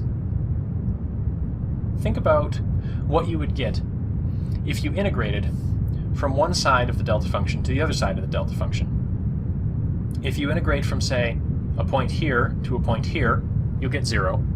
If you integrate from a point here to a point here, you'll get 1. Or you'll get some multiple of 1, depending on if you're, say, multiplying by a delta function, like 3 times a delta function or 5 times a delta function. You get 3 or you get 5. So as a function of integrating from this point to this point, you would get 0, 0, 0, 0, 0, some constant, and then increasing your upper limit on your integration doesn't change your final answer. So integrating a delta function from some point on one side of the delta to some variable point gets you a step. And that's more or less, if you go back to the fundamental theorem of calculus, what you expect if you say integrate the derivative as a function of the upper limit of the integral. So the first derivative of our wave function psi here gives us a delta function. If I take then a further derivative, the second derivative with respect to x of my wave function psi, what I'm going to get is going to be the derivative of a delta function. It's going to be 0 away from... Over the past few lectures, we've developed the machinery necessary to solve the time-independent Schrödinger equation with a potential given by a delta function. We've talked about bound and scattering states, and the delta function potential will actually have both solutions, or both the types of solution. And we've talked about boundary conditions, which will help us match solutions in the areas away from the delta function, where we can easily express the solutions, we'll be able to make those solutions match at the delta function itself. So, what we're working with is a delta function potential, v of x, and v of x under these circumstances looks something like this. It's 0 everywhere except at a specific point. So we're looking now at v of x as a function of x. It's 0 everywhere except at the origin here, x equals 0. And there, it goes to negative infinity. I'm defining v of x to be minus a times delta of x because we don't necessarily know exactly what the strength of this delta function potential is. You can have different strengths of delta function. If you treat a delta function as a distribution, of course, it has to be normalized. But in this case, we're treating it as a representation of a potential. So we need some constant here which determines the strength of the potential relative to sort of a unit normalized potential. What our solutions will look like under these circumstances depend on the energy of the solution. For instance, if we have an energy up here, E greater than 0, we know we have, in these regions away from x equals 0, we know we have sort of traveling wave solutions. We don't know exactly what happens at x equals 0 here, but we know these are going to look like solutions to our free particle potential, which we discussed a few lectures ago. On the other hand, if we have an energy below 0, then we know what the solutions have to look like. When our energy is below our potential, our solutions have to curve away from the axis. And if we're going to have something normalizable, we need to have the solutions eventually, as they curve away from the axis, instead of curving up to infinity or curving down to minus infinity, they have to just sort of smoothly join in with the axis itself. And we have to have that on both sides of the boundary. But we still don't know what exactly happens at the boundary. That's where our boundary condition matching comes in. But first of all, let's consider what the solution looks like away from the boundary. And in this lecture, I'm going to focus on the bound state, the state where the energy of the state is less than 0. For the bound states, energy less than 0, if what we're looking at is away from x equals 0, then we know v of x is equal to 0. So our time-independent Schrödinger equation becomes minus h bar squared over 2m times the second derivative of psi with respect to x. It's going to be equal to E times psi. We know the energy now is negative, so we're going to have a negative quantity on the left and a negative quantity on the right. In order to consolidate some constants, let's consider moving the 2m over h bar squared over to the right-hand side here by multiplying through 2m over h bar squared.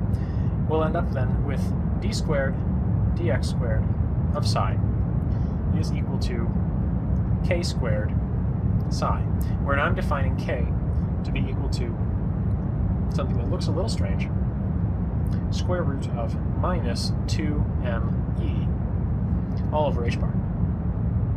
To make the signs clear here, energy is negative, so what we're actually looking at here is the square root of a positive number. We've got a negative energy, positive mass, and negative from the minus sign, negative from the energy. So we're taking the square root of a negative quantity here, so our k constant here is going to be real. Looking at our equation here, you can look at this and think, second derivative is giving me something squared times my wave function back. Well, I know what the solution to that sort of differential equation is. It's psi of x is equal to a e to the minus kx plus b e to the kx. This is our general solution, and as is typical in quantum mechanics, if what we're going to have is normalizable, then we can set some conditions on this. Our actual space looks like this. We have, as a function of x, our potential is blowing up at x equals 0. So we know we have a solution away from x equals 0. That's what we're trying to find here. If we want a solution on the right here for x greater than 0, and we want our wave function to be normalizable, we know we have to have b equals to 0. Because if we have a non-zero b, integrating, say, the squared modulus of the wave function from 0 to infinity will give us infinity, because we have something growing exponentially here. So for x greater than 0, we know b must be equal to 0. Similarly, for x less than 0, we have to have a equal to 0, because otherwise we have something growing exponentially as x goes to minus infinity. What our overall solution then will look like is in region 1 here, let's say psi 1 of x is going to be equal to a times e to the minus k, or to the e to the kx, whereas in region 2, we're going to have our solution psi 2 is equal to b e to the kx with the minus sign. So e to the minus kx over here, e to the kx over here. What our solution then is going to look like overall is something like this and something like this, and we still don't know exactly what happens at the boundary. So let's figure out what actually happens at the boundary. Our boundary conditions, and we had two of them, was first of all that psi was continuous, and second of all that the first derivative of psi was continuous unless the potential went to infinity. Let's consider the first of those boundary conditions here.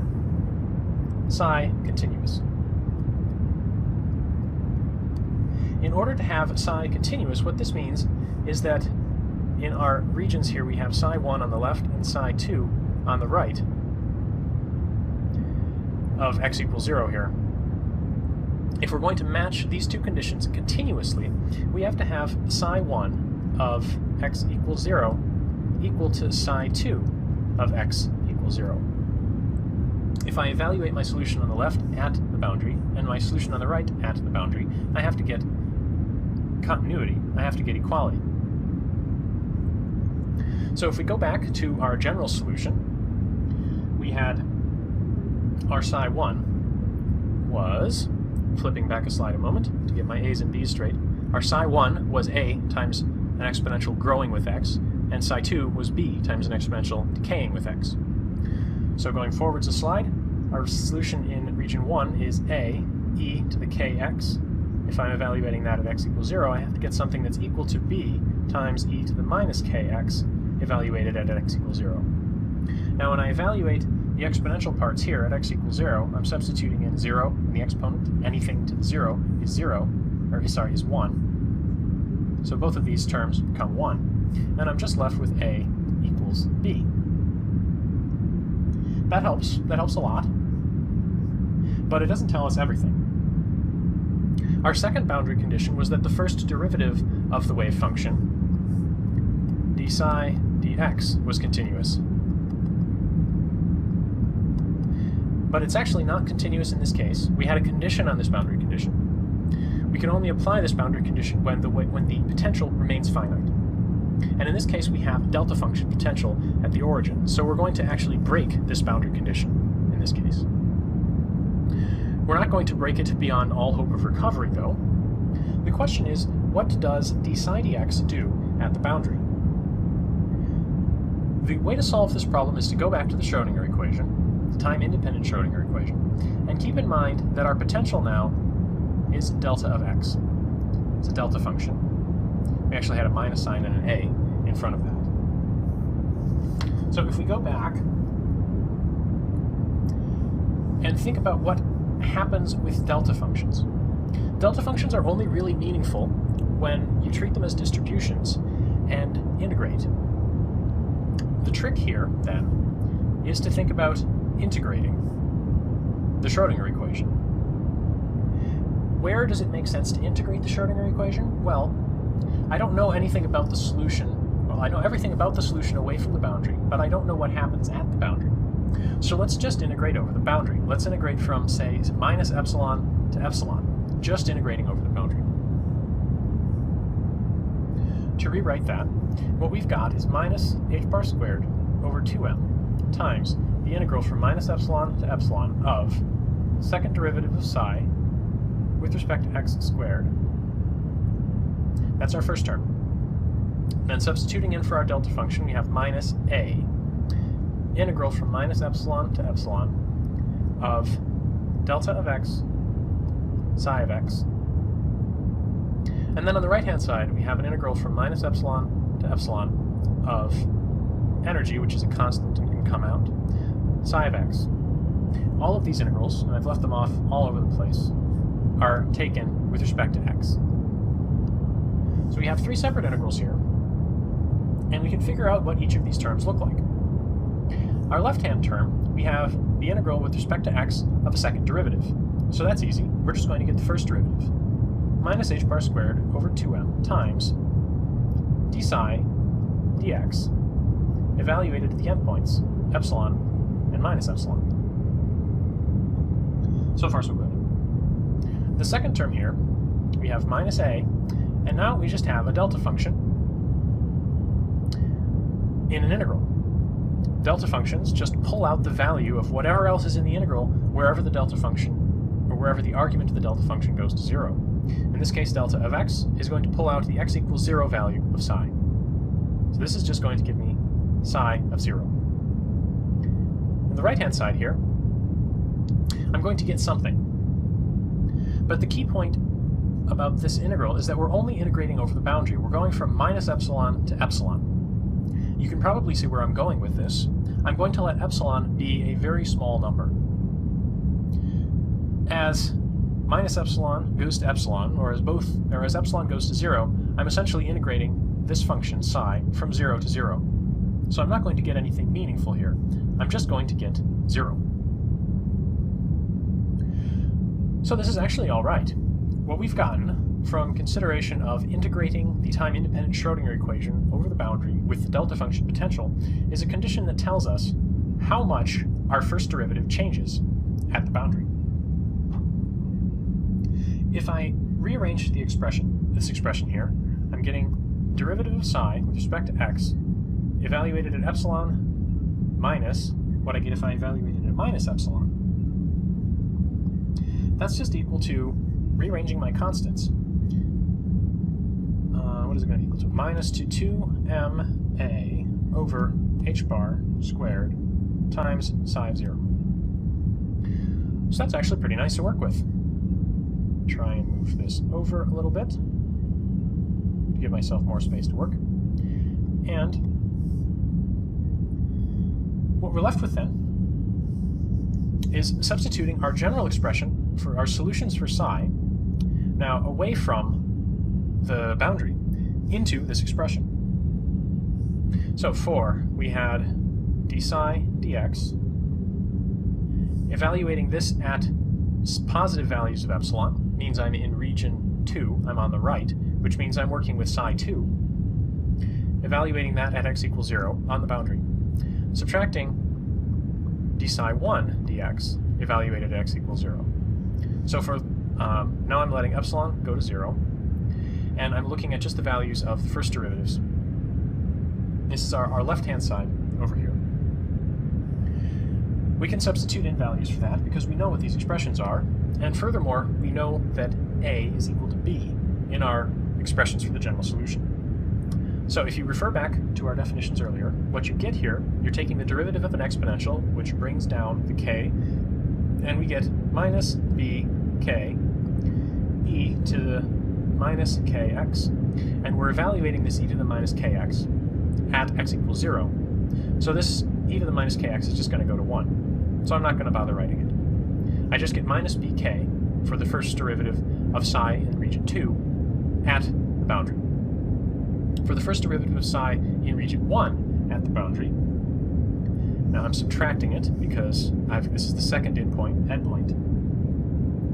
I get a very similar expression. Again, bk e to the now plus kx.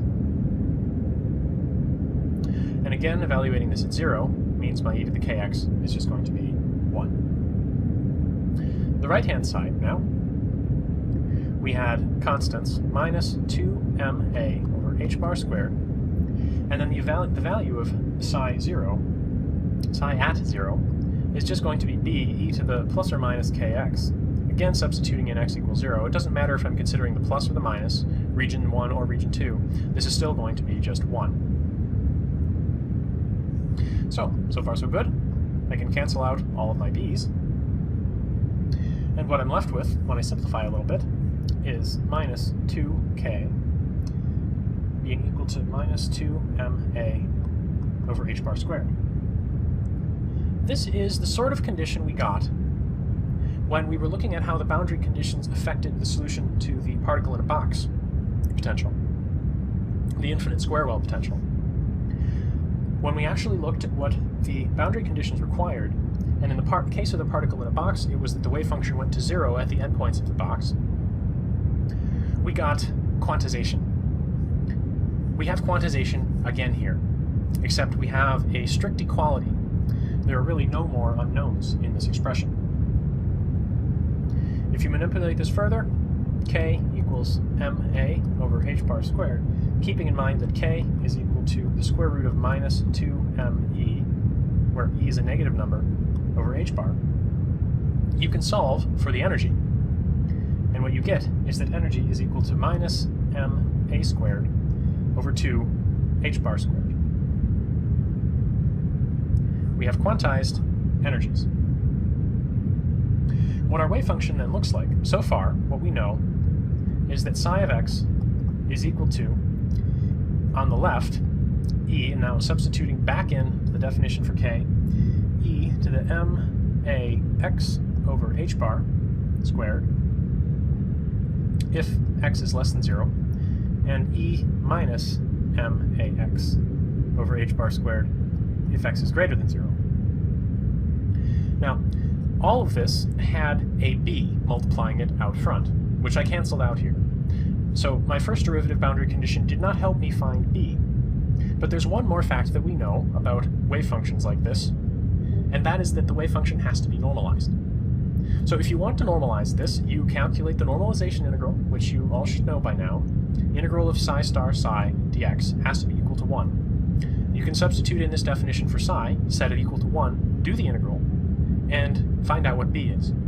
This was one of our activities on day 4, so refer back to day 4 if you want to see a little bit about how to normalize a wave function like this. To summarize our results, this is what our normalized bound state solution actually looks like. What you find for the normalization constant is the square root of ma over h bar out front. And now instead of writing it as a piecewise function for positive and negative x, I'm expressing this as an absolute value of x in the exponent. The energy associated with this was minus ma squared over 2h bar squared. We are quantized, but we only have one bound state solution, singular, and this is what it looks like. For a delta function potential, you get these two exponentials decaying as x moves away from the origin. To check your understanding, consider the following two questions. Why is there only a single bound state? And can any initial condition be expressed as a superposition of bound state solutions in this case? We've developed the machinery to solve the time-independent Schrödinger equation for the delta function potential by connecting solutions covering the regions away from the delta function and matching them together with boundary conditions at the delta function itself. The last lecture discussed the bound state solution. This lecture discusses the scattering state solutions. To put this in context, what we're talking about is a potential v of x given in terms of a Dirac delta function. A now is just a constant that defines how strong the delta function actually is. So our potential is everywhere 0, except at some point where it goes to negative infinity.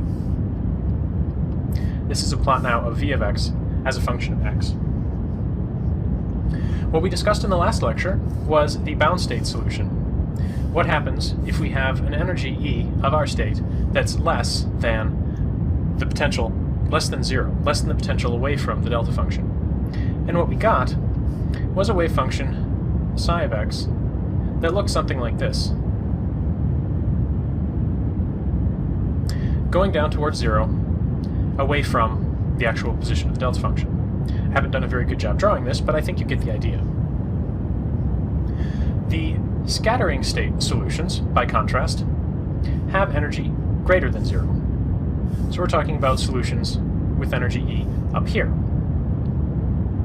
At regions away from the delta function, we have basically the behavior of a free particle. We get traveling waves at regions away from the delta function, away from x equals 0. We don't really know what happens at the origin, but we know what our solutions should look like, and we should be able to use our boundary condition matching to figure out what happens at the origin. So what do our scattering states look like? Well, away from x equals 0, we have v of x is equal to 0. That means our Schrodinger equation, the time-independent Schrodinger equation, looks like minus h bar squared over 2m times the second derivative of psi with respect to x. No potential now is just equal to E times psi, where energy now is strictly greater than 0. We can manipulate our constants, much how we did when we were talking about the bound state, and express this as d squared psi dx squared equals minus k squared psi. Now I'm defining a slightly different k than when I was talking about the bound state solution because we have a different sign for the energy. Instead of having k be a negative or imaginary now, I'm going to again have k be positive and real by saying k is equal to the square root of 2me over h bar. If you recall, when I was talking about the bound state, I had e less than 0 and I had a minus sign inside this expression. Looking at this ordinary differential equation, we can write down the solution. And the solution is, let's say psi is equal to a e to the I kx plus b e to the minus I kx. When we take the second derivative of this exponential, we'll bring down an ik quantity squared, which will give us a minus k squared. Since we're talking only about regions away from the delta function, we really actually have two general solutions here. We have psi1 for regions for, say, x less than 0, and we have psi2 for x greater than 0. Psi2 now, to the right of the delta function, is going to look very similar, and it's going to be f e to the ikx plus g e to the minus ikx. I should write this as a capital G, sorry. Instead of saying C and D, I've jumped ahead to F and G to eliminate any possible ambiguity if we have to assign future constants, for example, E. So, we have our two general solutions covering regions for negative x and for positive x. What happens at the boundary? How do we match these solutions up? Our boundary condition matching, in terms of these two general solutions, is a two-stage process. We have two distinct boundary conditions, and the first is that psi is continuous. What that means is that psi1 of 0, our solution for negative x, evaluated at the boundary at x equals 0, must be equal to psi2 of 0, our solution for positive x's evaluated at the boundary. If I substitute 0 in for these exponentials, for x in these exponentials, what I end up with here is reasonably straightforward. A plus b equals f plus g. That's the result of our continuity boundary condition. And it helps, but it doesn't help all that much. We only get a single equation out of this, so we need to do more. The first derivative boundary condition is that the first derivative of psi is continuous, provided that the potential is finite. However, in this case, our potential is given by delta of x, which does not remain finite at x equals 0.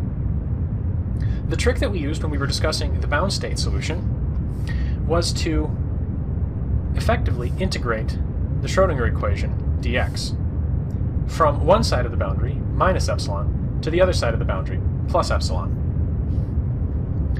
When we integrate this, we should still have an equality, integrating the terms on the left-hand side and integrating the terms on the right-hand side. And knowing the properties of the delta function, we can simplify this integral greatly. I refer you back to the notes for the last lecture to see what this actually works out to be. What it tells you is that d psi dx, the first derivative of psi, which we get from integrating the second derivative of psi, evaluated at epsilon, and then subtracting the value evaluated at minus epsilon, essentially the change in the first derivative as we go from one side of the boundary to the other, is equal to minus 2 times m times a, the strength of our potential, over h bar squared, times psi evaluated at 0. The right-hand side here we actually got from the integral of our delta function times psi. So this is our boundary condition here, appropriate for use with delta function potentials. This tells us about the behavior of the first derivative of psi as we cross the boundary. So we're going to need to know what our first derivatives actually are. Well, psi1 was equal to a e to the I kx plus b e to the minus I kx. So if I take the first derivative of this and evaluate it at effectively 0, some very small quantity, what I'm going to get for d psi1 dx evaluated at 0, essentially, plus or minus epsilon. I'm looking at psi1 now, so I'm talking about the negative half plane, negative x's. What I get is ik is going to come down from both of these, and I'm going to get an a minus b. I can do the same sort of thing for psi2, which was equal to f e to the I kx plus g e to the minus I kx. When I take the first derivative of this, d psi 2 dx, and evaluate it at the boundary, I'll end up with ik times f minus g, by similar reasoning. That means the left-hand side here, which I can calculate by looking at the derivative of psi for positive values of x, as x goes to 0, this expression, and subtracting the first derivative of psi for negative values of x as x goes to 0, this expression, what I end up with is ik times f minus g minus ik times a minus b. That's the left-hand side now of our expression up here. Our right-hand side is minus 2ma over h bar squared times the value of psi at x equals 0. Now, if you look at either one of these definitions, you can see what happens when we substitute in x equals 0. We get a plus b for this one, or f plus g for this one, and I have a bit of a choice as to which one I want to use.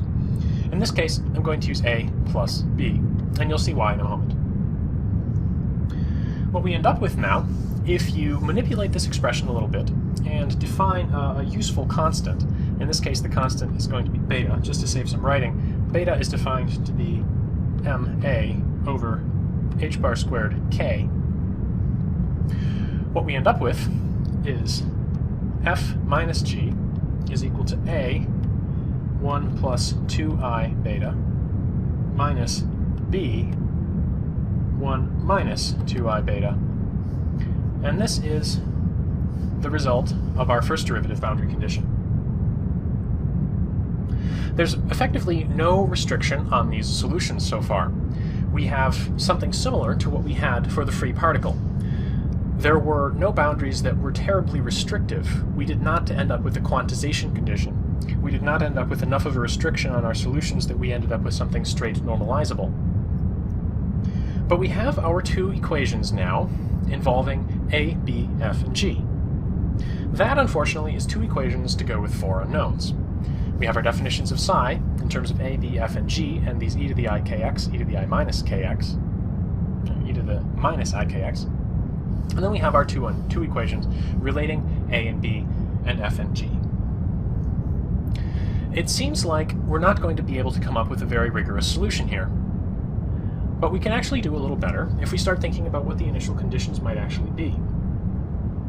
First of all, note that these solutions are the spatial part, and if we add a temporal part to come up with an overall solution for an overall wave function, we'll end up with the same sort of traveling wave states that we had for the free particle.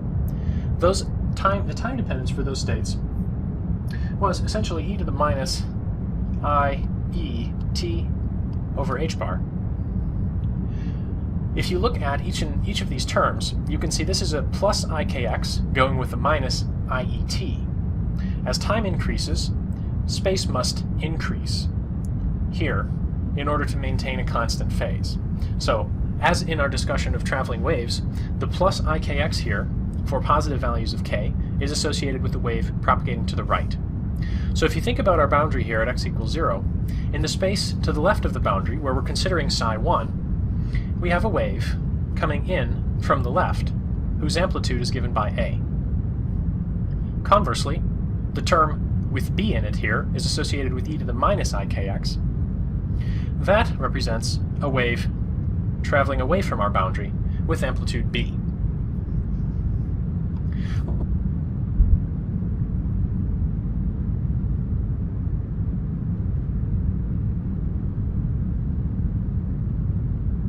The bound states for the finite square well potential are discussed in another lecture. The subject of this lecture is the scattering states for the finite square well, which can be derived in a very similar way. The overall context is our finite square well potential, a potential v of x that's defined to be 0 for x less than minus a, 0 for x greater than a, and a constant minus v naught for x is in between minus a and a. So this is an even potential, and we exploited that fact when we were discussing the bound states where the energy is negative, to figure out what those states look like. And the lowest energy bound state that we found ended up looking something like this. Smoothly joining the axis as x becomes large and negative, smoothly joining the axis for x becomes large and positive, and a smooth curve in between minus a and a inside the well.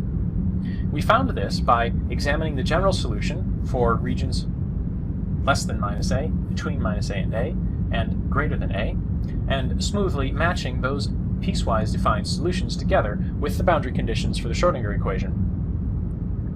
We're going to take a very similar approach here, except instead, this time, we seek scattering state solutions, where the energy E is everywhere above the potential, and as a result, our solution can extend all the way from minus infinity to plus infinity. The solutions that we get will end up looking a little something like this, but we'll see what they look like momentarily. Given this potential, we're looking at 3 distinct regions, and we're trying to solve our Schrödinger equation over those regions. Our Schrödinger equation, as always, is minus h bar squared over 2m, second derivative of psi, with respect to x, plus v of x psi is equal to e times psi. Now we know away from our discontinuities, v of x is going to be a constant, so we expect the overall properties of this solution to be relatively straightforward. And indeed they are. Our 3 regions are divided by x equals minus a and x equals a. For x is less than minus a, our potential here is going to be defined to be 0, and our Schrödinger equation then simplifies to something of the form second partial derivative of psi with respect to x is equal to minus k squared psi, where k is defined as, for instance, in the case of the free particle, as 2me over h bar squared, k squared is 2me over h bar squared. We know the solution to this case for the free particle gave us traveling waves, and we're going to reuse that form of our solution here.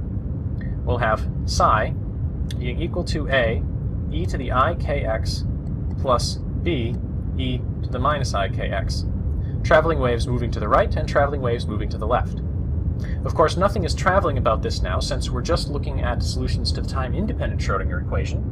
But if you, as before, add the time dependence to these solutions, you find that they are indeed traveling waves.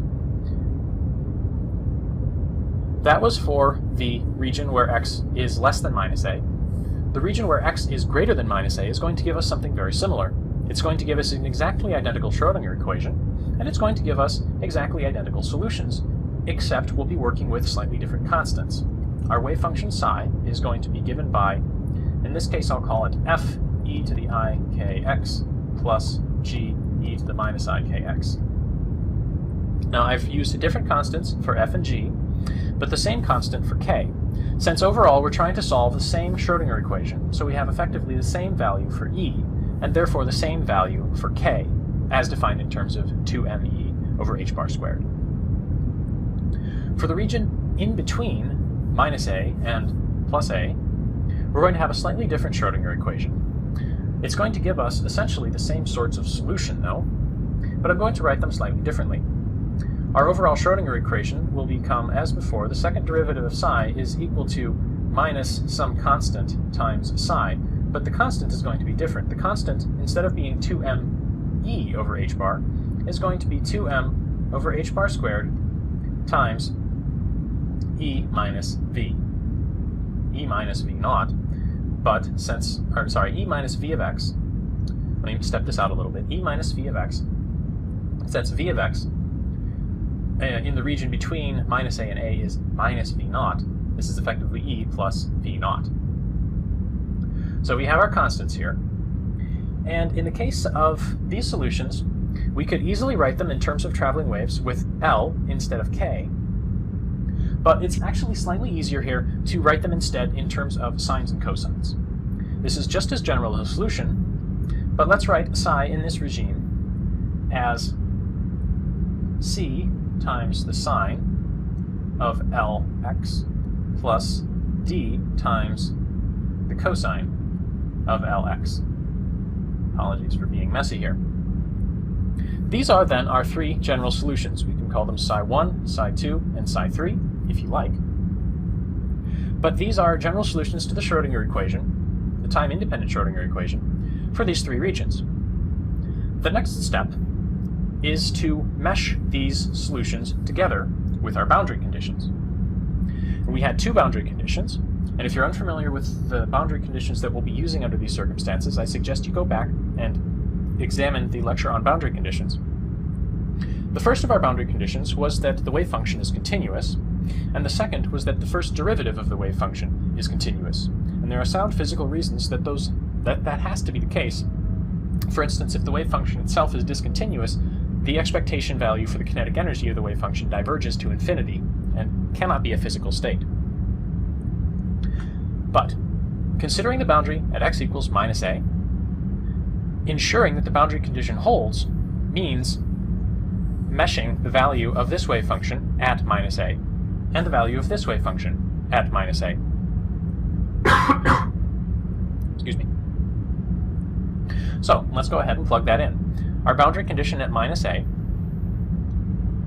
here is going to give us a e to the minus I kx plus b e to the I kx, I'm sorry, not x, we're plugging in for x, minus I ka, and then b e to the I ka, since I'm substituting in minus a for x. That's what I get for this region. That has to be equal to what I get for this region, which in this case I will write as minus c sine La plus d cosine La.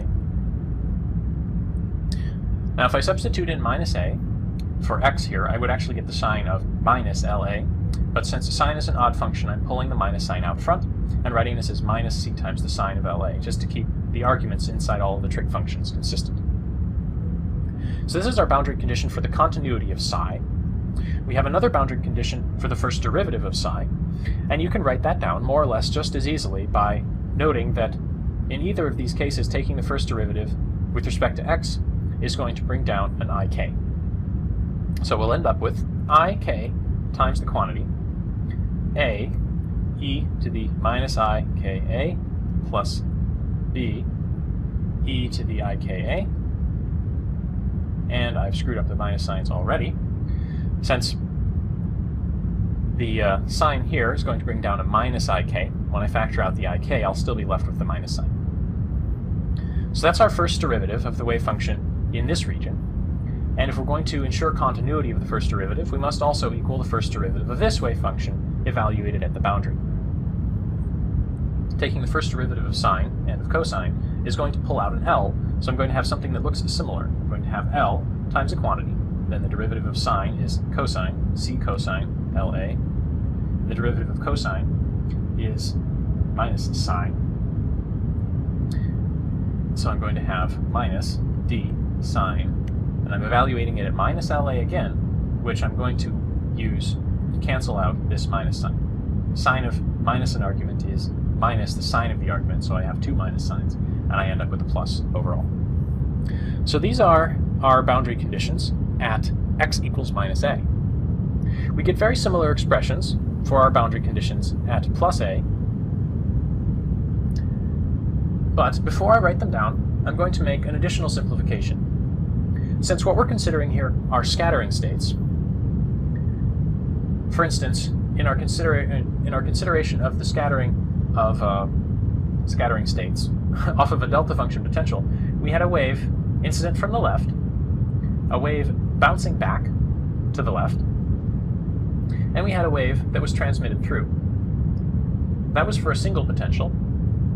If we have some potential well, we're still probably interested in the same sort of process. A wave incident from the left, a wave scattering back to the left, and a wave transmitted through to the right. We're probably not so concerned with the wave coming in from the right, so I'm going to get rid of that one. And that amounts to setting g equal to 0 for our general solution in this regime. So we're no longer working with a fully general solution, but we have one fewer unknown to work with since we've gotten rid of g, which simplifies the algebra quite a lot. Makes it solvable, in fact. So, going through the same procedure we did at minus a, instead evaluating the wave function and its first derivative at a, the expressions we get are c sine LA plus d cosine LA is equal to f e to the I k a. That's from discontinuity, plugging in x equals a into this expression and setting it equal to plugging x equals a into this expression. Our first derivative, again, by taking the first derivative and repeating the process, gives you L times C times the cosine of LA minus now D times the sine of LA. We have a minus sign here because now we get the minus sign from taking the derivative of cosine, and we're substituting in plus a, so what I did to get a plus sign here no longer works. I can't factor a minus sign out. That's our left-hand side, and it's going to be equal to first derivative of this brings down an ik, as before, ik f e to the I k a. So those are our general boundary conditions, and we have essentially 5 equations and 4 unknowns here. We have a, b, c, d, f, and k, all being unknown. K is determined entirely by the energy, and since what we're working with here are scattering states, linear algebra is very useful for quantum mechanics. We've already used a lot of the notation and terminology of linear algebra when we say, for instance, that two wave functions are orthogonal to each other. But quantum mechanics puts its own spin on things. In part, for instance, because we're not dealing with, say, three-dimensional Cartesian coordinates. We're dealing with a complex vector space that describes the state of a physical system. So dealing with complex numbers and dealing with vector spaces in a more general way is very useful, especially as we move away from simply solving the Schrödinger equation, but to manipulating solutions to the Schrödinger equation to infer the properties of physical systems. So linear algebra will be useful in the coming chapters. To justify why this is useful, I'm going to make a couple of analogies. There are some things that we can say on the basis of vectors. We have vectors, A. We can make dot products between two vectors. We can express a vector A in, say, Cartesian coordinates, axx hat plus ay y hat plus az z hat. We can also express some vector A in a different coordinate system. I'll call it a sub alpha, not x hat, excuse me, alpha hat plus a beta hat plus a gamma hat, where now the hatted vectors here are unit vectors, and the numbers ax, ay, az, a alpha, a beta, and a gamma are simply they're simply components, they're simply numbers. If these x, y, and z, alpha, beta, and gamma represent different coordinate systems, we can still say that this is the same geometrical object, A. The vector A is not changed by expressing it in different coordinate systems. It exists independent of any coordinate system. And of course, we can also take dot products of unit vectors with themselves and get 1. Quantum mechanically speaking, each of these expressions in terms of vectors has an analog. The vector A, that's what we've been talking about so far as, say, psi of x. That's the state of the physical system, the wave function. Taking the dot product of two vectors, that's our integral from minus infinity of, say, psi sub A star of x times psi sub B star of x integral dx. Expressing a vector in terms of one coordinate system versus in terms of another coordinate system is essentially the difference between looking at the state of the system as the wave function psi of x versus the wave function in momentum space, the wave function phi of k, which we got by taking Fourier transforms back when we considered the free particle. Our whirlwind tour of linear algebra continues with linear transformations. Here, we'll write linear transformations with hats. For instance, t with a hat, capital letters especially, will be considered to be transformations. A linear transformation, quite simply, is a transformation that's linear. What it means for something to be linear is if I apply the transformation to A times the vector alpha plus B times the vector beta, I get A times the transformation t applied to the vector alpha plus B times t applied to the vector beta. If this sort of identity holds, the transformation you're working with is linear. It's difficult to work with transformations in general, so it's useful to consider what a transformation looks like if we have a vector in a particular basis. So suppose I have a set of basis vectors, x sub I. I'm not telling you how big this set of basis vectors is. But if we have our transformation applied to the basis vector x sub I, let's say x sub 1 in particular, that transformation applied to a basis vector will be given by another vector, which is in general going to be expressed as a sum of basis vectors. So x1 will be transformed into some number, which I'll write as t11,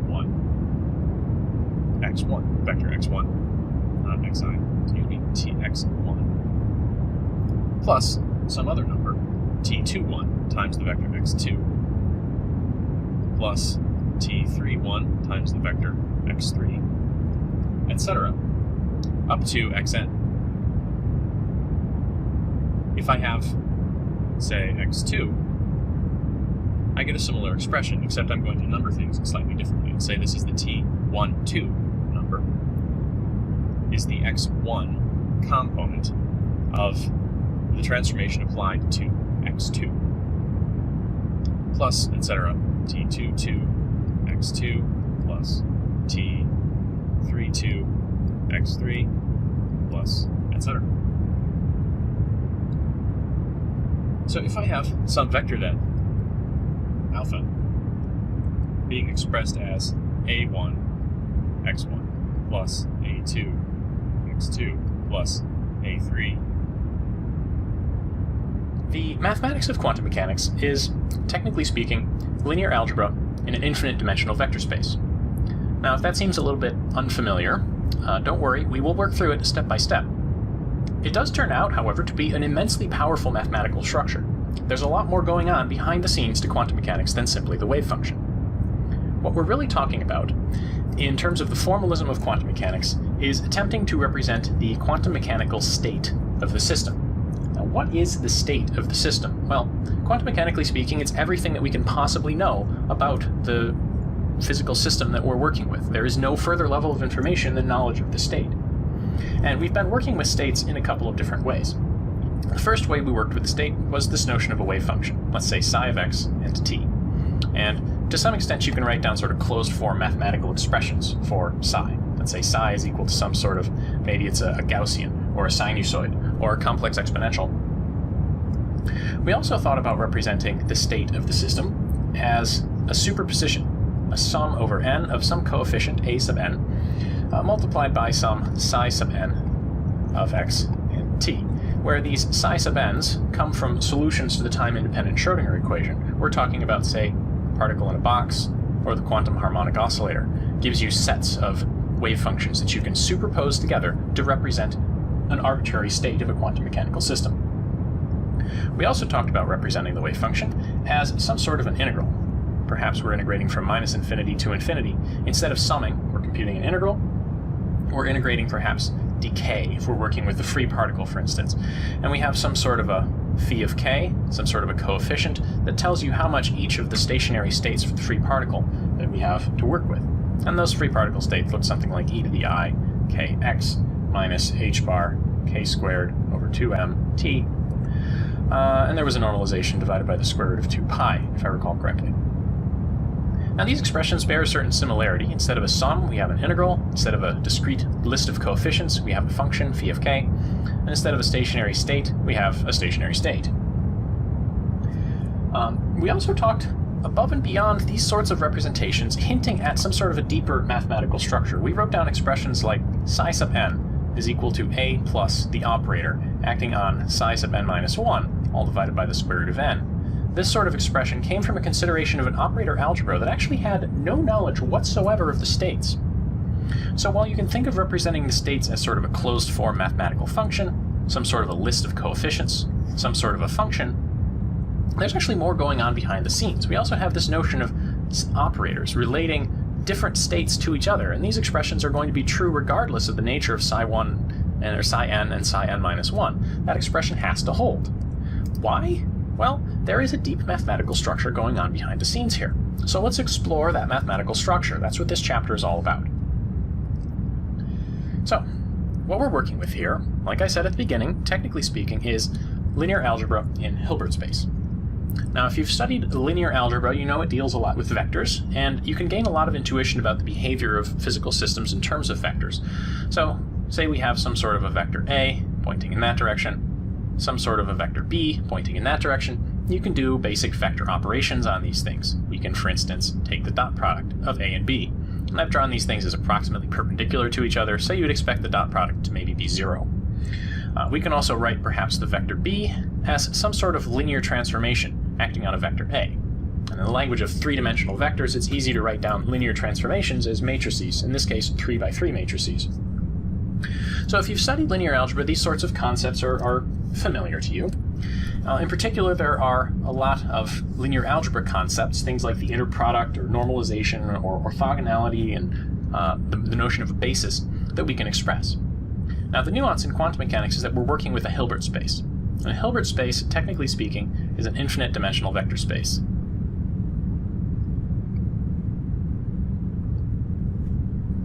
So the infinite dimensionality here, I think I've actually written infinite, but you get the idea. Instead of working in 3 dimensions, we're working in infinite dimensions. Instead of lists of 3 numbers, we need lists of infinitely many numbers. And that makes life a little bit more difficult. The basic structure ends up being the same, though, so much of your linear algebra experience is still going to hold here.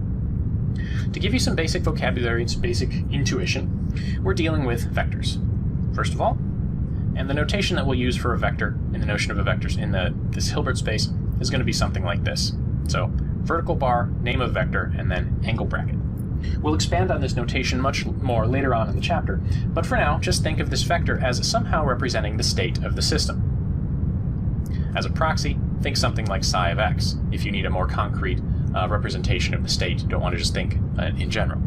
Now, I contend that when we're talking about linear algebra and Hilbert space as applied to quantum mechanics, this representation is actually more useful than the wave function, and we'll see why that's the case later on. Oftentimes, we don't need to know anything about the wave function to still make useful conclusions on the basis of the vectors themselves. So what else can we do in terms of linear algebra? Well, we can do inner products. The way we'll write that in this notation is BA, or beta alpha here, angle bracket, beta, vertical bar, alpha, angle bracket. In the language of states and wave functions, you can represent inner products like this as integrals, minus infinity to infinity of, in this case, let's say psi beta star as a function of x times psi alpha of x, all integrated to dx. This is that same sort of normalization and orthogonality integral that we've been dealing with a lot in the context of wave functions, but expressed in a more compact notation, in a more general mathematical form, that of linear algebra. With this notion for an inner product, we can also think about normalization. Something like the vector alpha inner product with the vector alpha would translate into wave function language as an integral from minus infinity to infinity of psi sub alpha of x, psi sub alpha of x, need to complex conjugate this one, sorry about that, dx. And in terms of normalization, this had better equal 1, and this had better equal 1. So the inner product of a vector in this Hilbert space with itself had better give you 1 if this is going to represent a valid quantum mechanical state, same as the wave function has to integrate in this squared modulus context to give you 1. We can also talk about orthogonality. Orthogonality, in the language of linear algebra, refers to the vectors being perpendicular to each other, if you're just thinking in 3 dimensions. Now, in infinite dimensions, it's a little bit harder to express, a little bit harder to think about, but it's just as easy to write down. I can say alpha and beta equals 0. That means these vectors are orthogonal to each other. In the language of integrals here, integral from minus infinity to infinity of psi alpha of x, complex conjugate, psi beta of x is going to give you 0. If these come from, for instance, a solution to the time-independent Schrodinger equation, perhaps we have a set of wave functions to work with. I'll write that as a set of states, say psi sub n. I may be guaranteed that psi sub n inner product with psi sub m gives me a Kronecker delta. This would express orthonormality, that this set is every element in this set is orthogonal with every other element, and that each element of the set is properly normalized. We can also talk about the completeness of a basis. So, working with this sort of set psi n, suppose it comes from solving the Schrodinger equation in the language of the wave function, I can express some arbitrary psi, arbitrary quantum mechanical state, as a sum of, let's say, n equals 1 to infinity potentially, of a sub n, psi sub n. If this sort of expression is possible, these psi sub n's form a complete basis.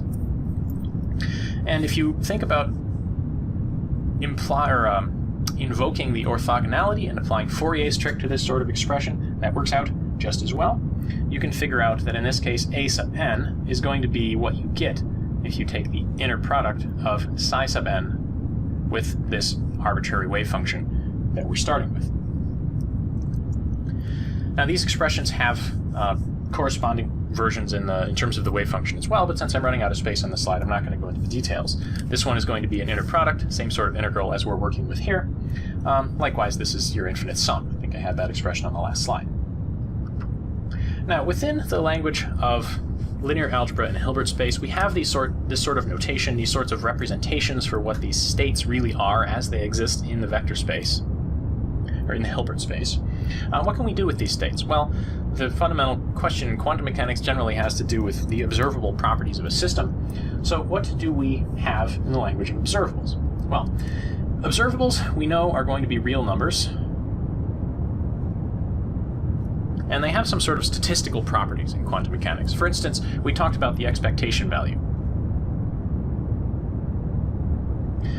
Say I have some sort of observable Q, I can write the expectation value as Q inside a pair of angle brackets. And the angle brackets here are not exactly the same as the angle brackets in the earlier expressions that we've been working with, but there is a connection. We'll come back to that later. If you want to think about the expectation value, for example, in terms of some sort of quantum mechanical system, we're dealing with an operator. So the observable isn't just going to be the expectation value of some Q, some quantity Q. We've got some sort of an operator, which I'll write as capital Q with a hat. So what would our expectation value Q look like in this language of angle brackets? Well, we know what it looks like in terms of inner products, or in terms of integrals of wave functions, for example. It's going to be an integral of the wave function, the state of the system, then the operator, then the wave function of the state of the system. And we have that same sort of notation in context of inner products in our vector space. So we would have the state of our system, psi, and we have our operator acting on psi. So the operator acting on psi gives you, in some sense, another state of the system. It's not really another state of the system, though. It's more a vector in this Hilbert space. Operators here, if I think about this Q operator acting on the state of the system, is going to give you some new vector in your Hilbert space. Now, we know that this sort of expectation value quantity or concept has to result in some sort of a real number. So you can think about this as, what happens if I take the complex conjugate of this? Well, if you're thinking about psi, q hat psi, complex conjugated, in the language of the integrals that we've been working with, this is going to be taking the complex conjugate of q hat psi. So instead of being a psi star q hat psi, it's going to be a q hat psi star multiplied by psi inside the integral. And the same notation sort of holds here. Whenever you take the complex conjugate of an inner product like this in our Hilbert space, you swap the order of these things. Instead of the psi being on the left, the psi is on the right. And the q hat psi on the right is on the left. So this notion of what appears on the left and what appears on the right is a useful way of keeping track of what's been complex conjugated. So q hat psi psi in our revised notation here. Now this sort of substitution here, if this is going to be equal to the original expectation value of q, right? The complex conjugate of the expectation value has to be equal to the expectation value itself if this is going to be a real number. This expression has to be equal to this expression. And the equality of two operator expressions in the language of linear algebra like this, essentially the operator can act on the left or the operator can act on the right. The operator behaves the same when acting on a complex conjugate of the state as it does on the state itself. Complex conjugate of state with operator gives you the same result. That is only going to be true if the operator here is Hermitian.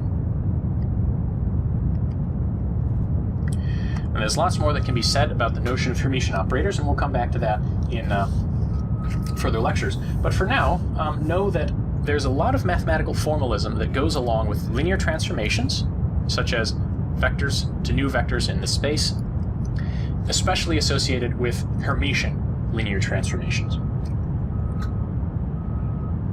So as an example of the notion of a Hermitian operator and how that manifests itself in this context, think about the momentum operator. Is the momentum operator Hermitian? Well, if the momentum operator is Hermitian, we know that if I have some sort of a wave function f, the momentum operator acting on the wave function g has to be equal to momentum operator acting on f, inner product with the wave function g. Sorry, I shouldn't say wave function, I should say state. State f, momentum operator g, momentum operator f, state g. These things should be equal to each other. So let's do some manipulations of the one on the left. And just since we have a large amount of machinery for working with the notion of states in terms of wave functions, let's express this in terms of wave functions.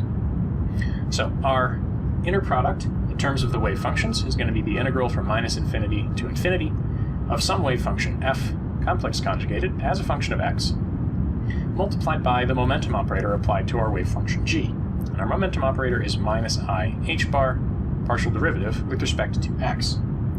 So this is acting on the function g of x, and we're integrating dx. Now this is an expression that looks a little bit difficult to work with. We have partial derivatives inside an integral, but whenever you see a derivative inside an integral, think integration by parts. So let's say I do integration by parts. I can define my variable u to be some sort of f complex conjugate, recognizing the part that I would like to differentiate. And the part that I would like to integrate would be, well, the part that's already been differentiated. So let's say dv is equal to partial g partial x with dx tacked on. So identifying this part as my v and this part as my u. You can pull the constants out front if you want. So this is going to give me du would be the partial derivative of f star partial x, and my v when I integrate it, now it's the integral of a derivative, so fundamental theorem of calculus just gives me g. integration by parts then says this whole thing is going to be equal to f of x, f star of x, g of x, evaluated at my boundary, minus infinity to infinity, minus the integral from minus infinity to infinity of these two guys, v du. So I have my partial f, partial x, and I have my g. And I'm integrating dx. So technically I should put a dx there in my integration by parts notation. So, as usual in quantum mechanics, we require these functions to be square integrable, meaning normalizable, meaning they have to go to 0 at infinity. So 0 at plus infinity, 0 at minus infinity, this term all by itself drops out. Oh, and I've got this coefficient overall that I should pull out front. So minus I h bar multiplies all of this. So I've got a minus I h bar and a minus. The minus I h bar and the minus are going to cancel out if you want to simplify this, and I'll have I h bar. Let me put that inside the integral. I h bar, I have a partial derivative of f star, partial x, and g, and I'm integrating dx. So we're almost there. This looks a lot like the momentum operator applied to the function f. So we've almost sort of closed the loop here. We've almost shown that p is Hermitian. What's missing here? Well, what's missing is the notion of this minus sign on the IH bar. This here itself is not exactly the momentum operator applied to f. But what we want actually isn't exactly the momentum operator applied to f. It's the momentum operator applied to f, but then acting on the left in this inner product notation, which means we have to take the complex conjugate. So if I really wanted to write this out, I would have to say this is the integral, put some limits on here, minus infinity to infinity of minus I h bar partial f partial x, all complex conjugated, multiplied by g integrated to dx. And now we've actually gotten back to this original expression. This here is the operator p acting on f, complex conjugated, inner product with the function g. So that's the end result. We have sort of demonstrated that our definition of minus I h bar partial g partial x here is indeed a Hermitian operator. And perhaps this goes a little bit of the way towards explaining why exactly you had a minus I h bar, or minus I, in the definition of the momentum operator. That minus I is a little bit perplexing at first, but it is required essentially by the notion that the momentum operator be Hermitian, by the notion that the expectation value of the momentum is always going to be a real number. As a further example of how we can manipulate these sorts of things, in the language of formal linear algebra, let's think about a state with no uncertainty. What sort of quantum mechanical state would have no uncertainty? These things are also called determinate states, meaning you have some operator or some observable, let's say the observable q as represented by the operator q hat, and it has absolutely no uncertainty associated with it. There is a quantum mechanical state that has a definite value of some variable, some observable. Now, if you're thinking about something like position or momentum, you might be thinking along the lines of the uncertainty principle, and well, is that really possible? And the answer is probably not. The states of determinate position and determinate momentum tend to be a little bit poorly behaved, mathematically speaking.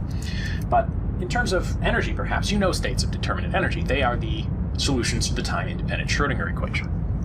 So there's certainly nothing wrong with that. In particular, I can write something like sigma q, the variance, sigma q squared, the uncertainty in a measurement of quantity q squared.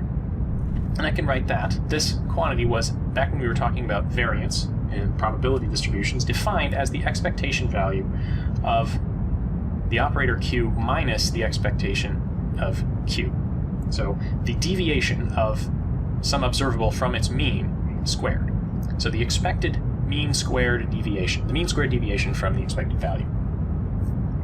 Now, in our language of linear algebra here, we can write this out as psi on the left, and then q hat minus the expected value of q acting on psi on the right.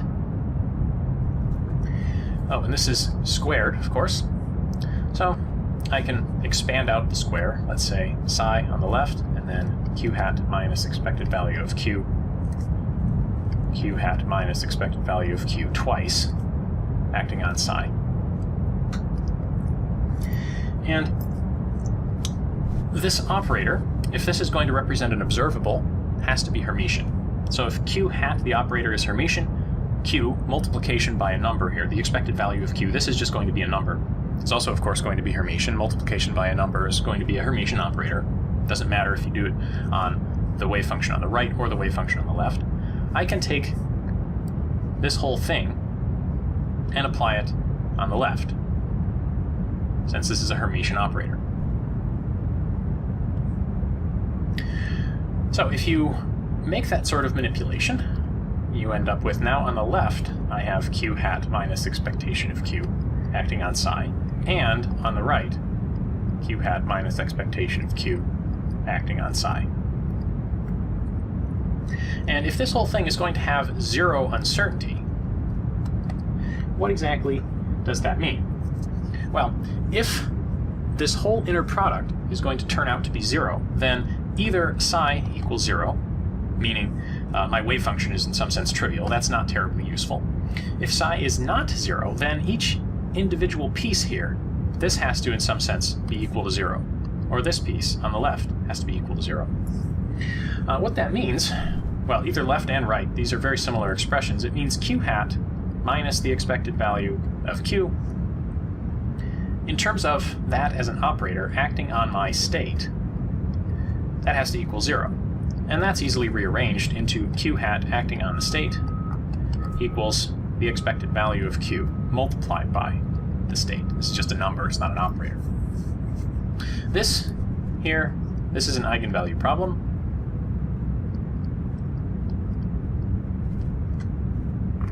And there is yet another massive set of linear algebra machinery dedicated to solving eigenvalue problems. We've already done some of them. For example, the Hamiltonian operator acting on the state of the system is the energy times the state of the system. This is our time-independent Schrödinger equation. This gave us the states of definite energies, and that's the same sort of framework as you got here. So that's a taste of the sorts of things that we can represent and think about in the language of linear algebra as applied to quantum mechanics. We can express generalized states with no uncertainty and derive that they are going to be the states that are eigenstates of the linear operators that represent the observables. Now, we haven't really written down any linear operators in detail in the notation of linear algebra, or really in quantum mechanics. We've only really got a few operators that we can work with, like Hamiltonian and position and momentum and whatnot. But this is hopefully I have at least convinced you that there's more to quantum mechanics than just dealing with the wave function, that we can do some interesting things with the linear algebra structure. So, to check your understanding here, let's consider a set of states that you get, stationary states from the quantum harmonic oscillator. That means the solutions to the time-independent Schrödinger equation, which if you wanted to write it out in terms of operators and linear algebra, is h bar psi sub I, let's say psi n actually, is equal to en psi n. So that would give us this set of solutions here. So in terms of the language of linear algebra, some basic notational questions, and in terms of whether or not observable operators are Hermitian or not, think about why the operator x hat, the position operator, would be Hermitian. Let's continue our discussion of the mathematical formalism of quantum mechanics by considering Hermitian operators and the eigenvalue and eigenvector problems that result from their consideration. What we're talking about here is a Hermitian operator in general. So, for a Hermitian operator, I'll just write q with some hat on it. And you can consider just this general operator to be Hermitian if the following condition holds. The inner product of some arbitrary function, arbitrary state in the Hilbert space, f, inner product with the operator acting on some arbitrary state in the Hilbert space, g, is going to be equal to the operator acting on the state f, inner product with the state g. So if this inner product and this inner product are equal to each other for all f and g, then the operator is Hermitian.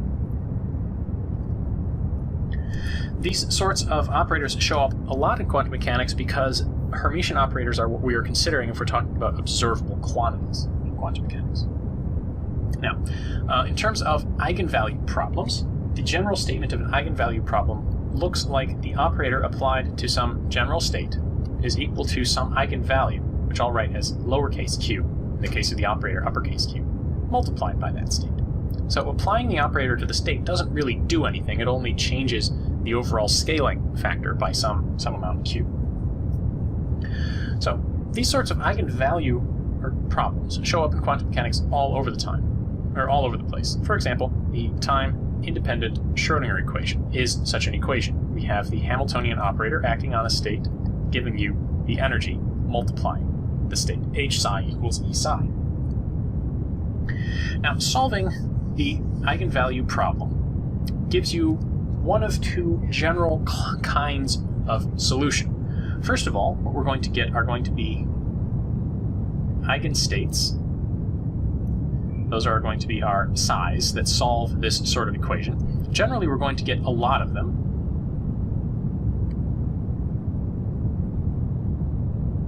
And we'll get some sort of eigenvalues. Those are going to be the values of q that result from application of this operator to a particular solution to the eigenvalue problem. And we're going to get many q's as well. Each solution to this problem, and there will be many, generally has its own distinct value of q in this sort of expression.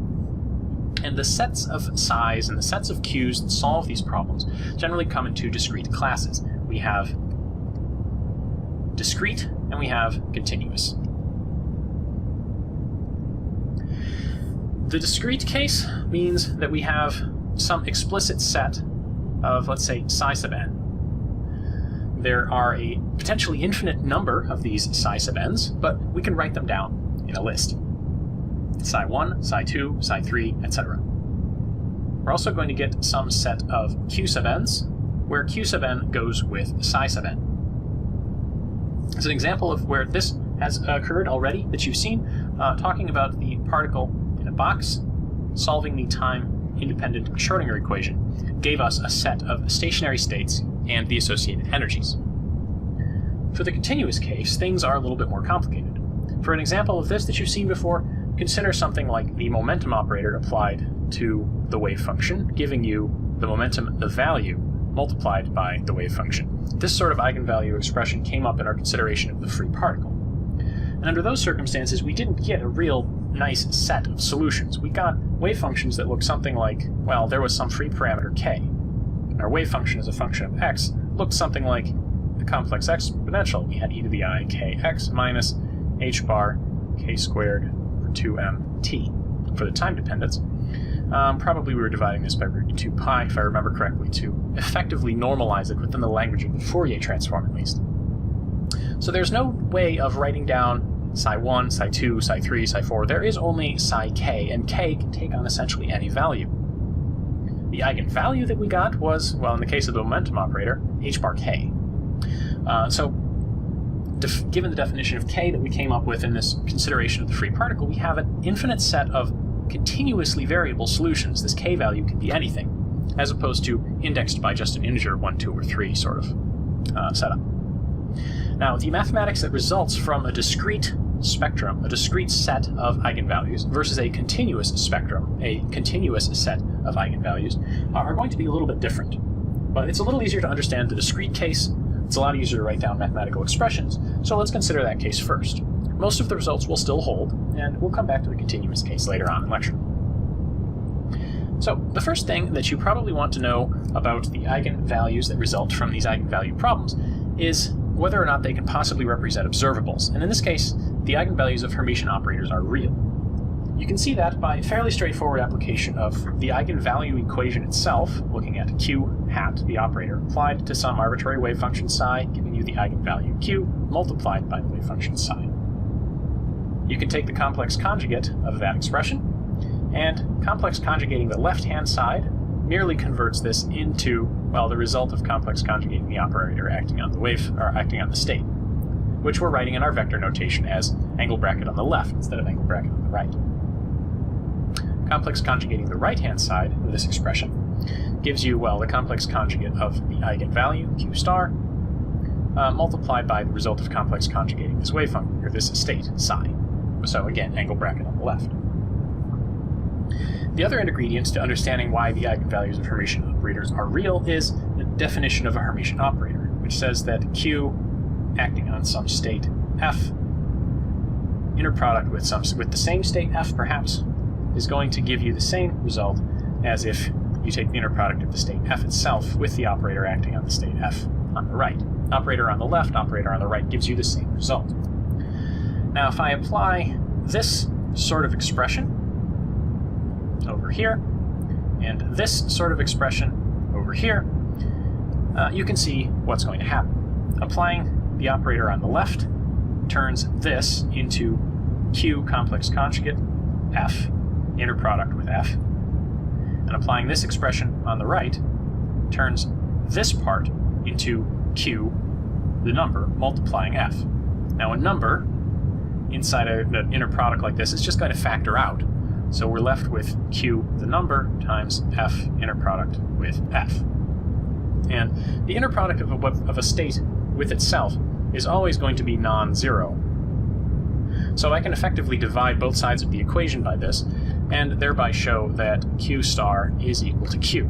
Therefore, our eigenvalues of the eigenvalue problem for a Hermitian operator is going to be a real number. Real numbers means that these are potentially feasible representations of observable quantities. So that's a step in the right direction. Now, we talked about a lot of other facets of solutions for the time-independent Schrödinger equation, for example. What about orthogonality and normalization and whatnot? We can talk about those within the language of eigenvectors, eigenvalues, eigenstates of a Hermitian operator. It turns out the eigenstates of a Hermitian operator are orthogonal to each other. Now, that's not a completely rigorous mathematical statement. I'll point out some of the difficulties with it later on. But in the context of orthogonality, we're talking about an inner product of two different states. So suppose I have q hat, and I'll say the state f gives me some eigenvalue qf, multiplying the state. And then I have a distinct state q, let's call it g, gives me the eigenvalue qg, multiplying the state g. These two eigenvalue problems are solved for the state f and for the state g, so in principle I know f, I know g, or qf, I know g, I know qg. Now, if you consider the definition of a Hermitian operator in the context of the states f and g, I have f acting on q times g, and that has to be equal to q acting on f, inner product with g. This is our definition of a Hermitian operator. And we know, considering eigenvalues and our eigenvalue problems here, qg, I can write down that. That's just going to give me q sub g times the state g. So this is going to give me qg times the inner product of f and g. And qf on the left, we've talked about how to do that sort of thing on the last slide. This is just the complex conjugate of this sort of thing. So this is going to give me qf complex conjugated times the inner product of f and g.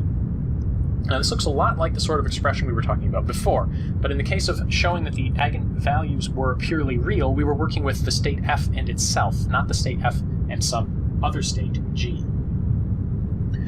So, we have some potential problems with this expression. If qg and qf are not equal to each other, and f and g, the inner product here, is non-zero, then we have the same expression on both sides. It can be divided out. qg is equal to qf, but that's going to cause some problems. The problem that we run into is that we have a failure of our inequality here. And the inequality that fails if I say divide these things out, if qg is different than qf, then I have a contradiction. The contradiction is that f and g don't have non-zero inner product. If f and g has zero inner product, I can't just divide it out because I'm dividing both sides of my equation by zero. So what we can conclude from this expression is that either f g is equal to 0, or qg is equal to qf. And I'll just say qg is equal to qf. Since we've just shown that the eigenvalues are real, qf star is equal to qf. So we've shown that if the eigenvalues are different from each other, then the inner product must be 0. If the eigenvalues are the same, we are not guaranteed that the eigenstates, f and g, will be orthogonal to each other. In the case that qf equals qg, we describe the eigenvalue as degenerate, and we have to go through some extra procedures in order to ensure that we have a well-behaved set of eigenstates. In particular, what we want to do is something called Gram-Schmidt orthogonalization.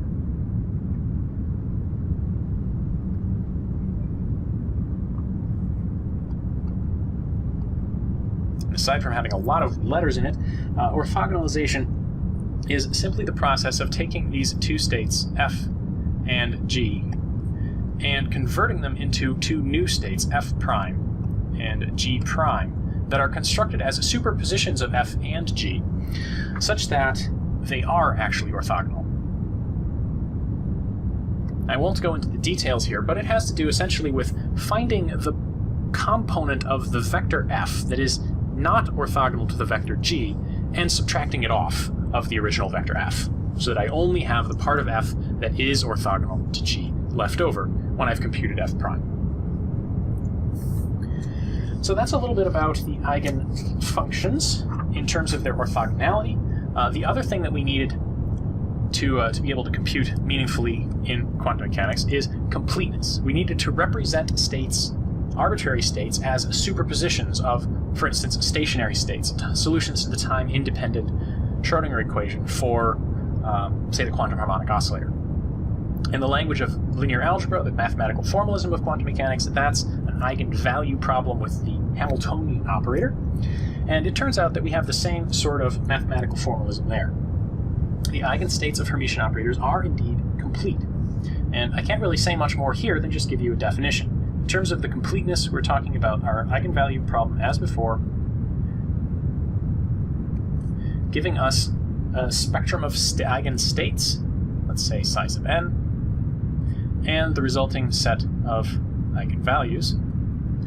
And it turns out that this is indeed a complete basis. Within the language of linear algebra, the set of vectors here spans the complete space that you're working with. And what that means is that any arbitrary state, let me call it f, can be written as a superposition, let's say n equals 1 to infinity here, of some coefficient n multiplying psi n.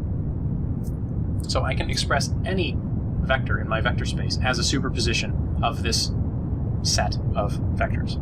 It forms a complete basis that spans any desired function that you'd be interested in. You can, given the orthogonality of these states, as shown in the last slide, apply Fourier's trick to this sort of expression and determine that this a sub n coefficient is fairly straightforward to calculate. You just multiply from the left by psi sub n, take the inner product with the state that you want to represent. Now, it's important to note that this sort of statement is not on as solid a mathematical footing as the earlier states regarding orthogonality. The completeness is often not easily proven.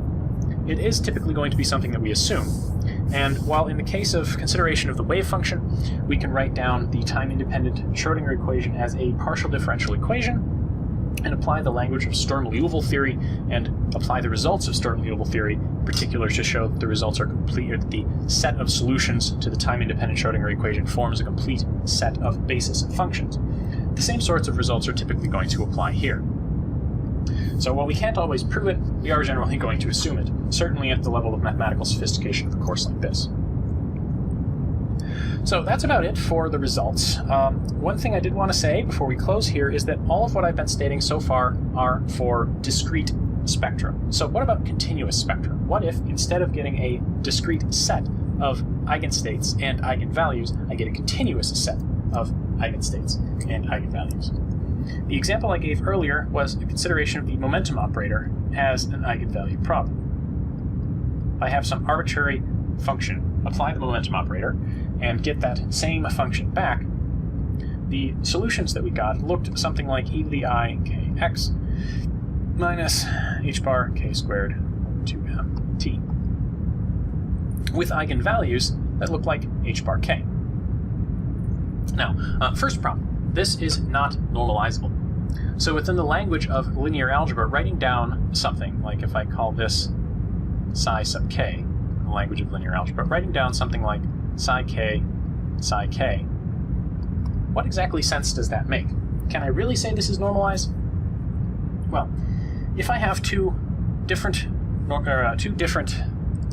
values of k, let me say, express this in terms of momentum instead. So I'll write this as a psi sub p.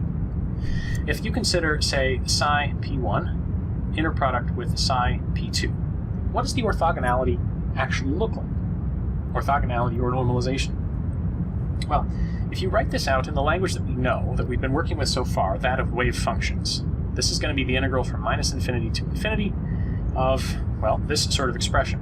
First of all, I've got psi sub p1 complex conjugated, so that's going to be e to the minus I k1x minus h bar k1 squared over 2mt multiplied by e to the plus I k2x minus h bar k2 squared over 2mt.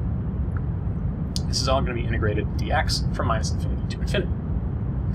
So in the case that p1 equals p2, meaning this is really the same state, then the exponential argument here is the same, but has opposite signs. So I've got e to the plus something times e to the minus something, which is just going to give me 1. I'm going to get the integral of minus infinity from minus infinity to infinity of 1 dx.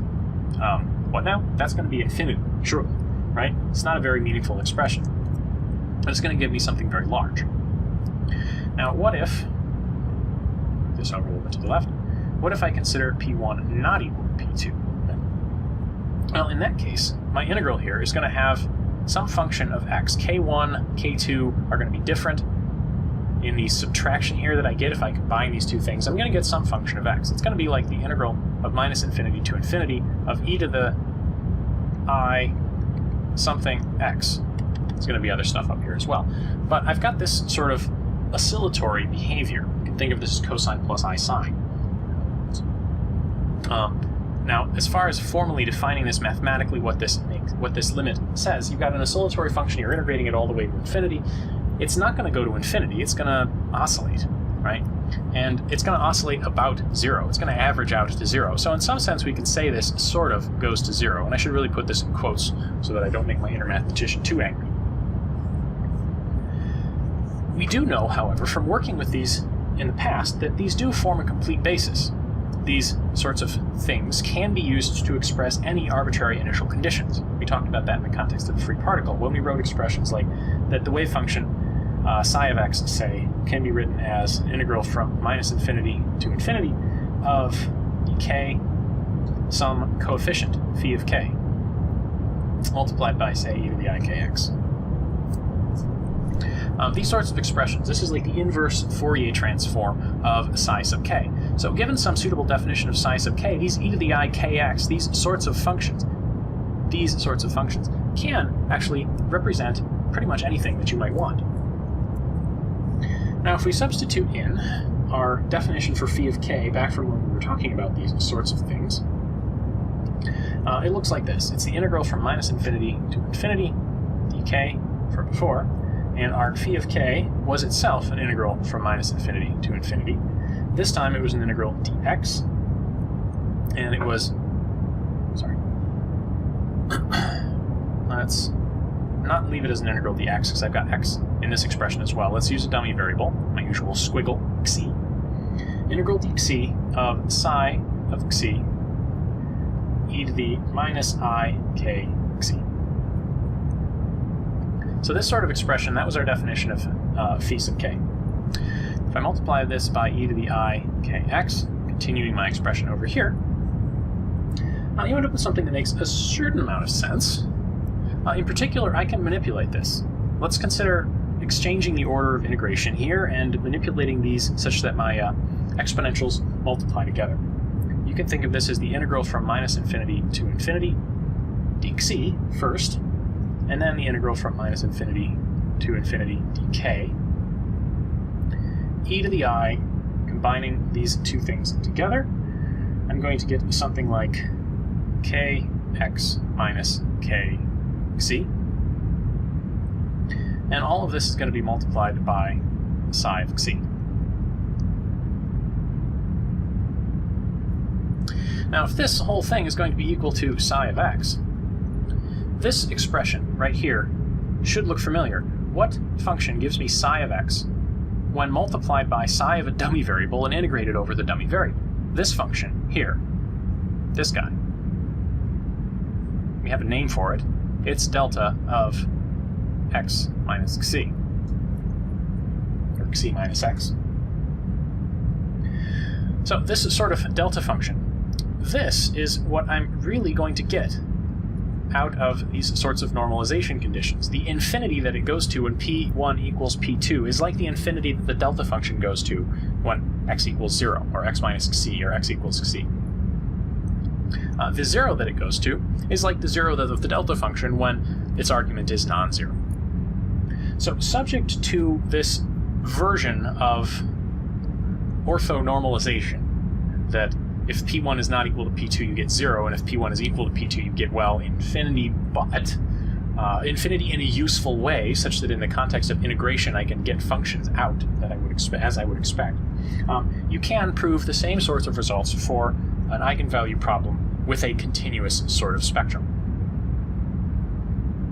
That's about all that I want to say about these sorts of topics.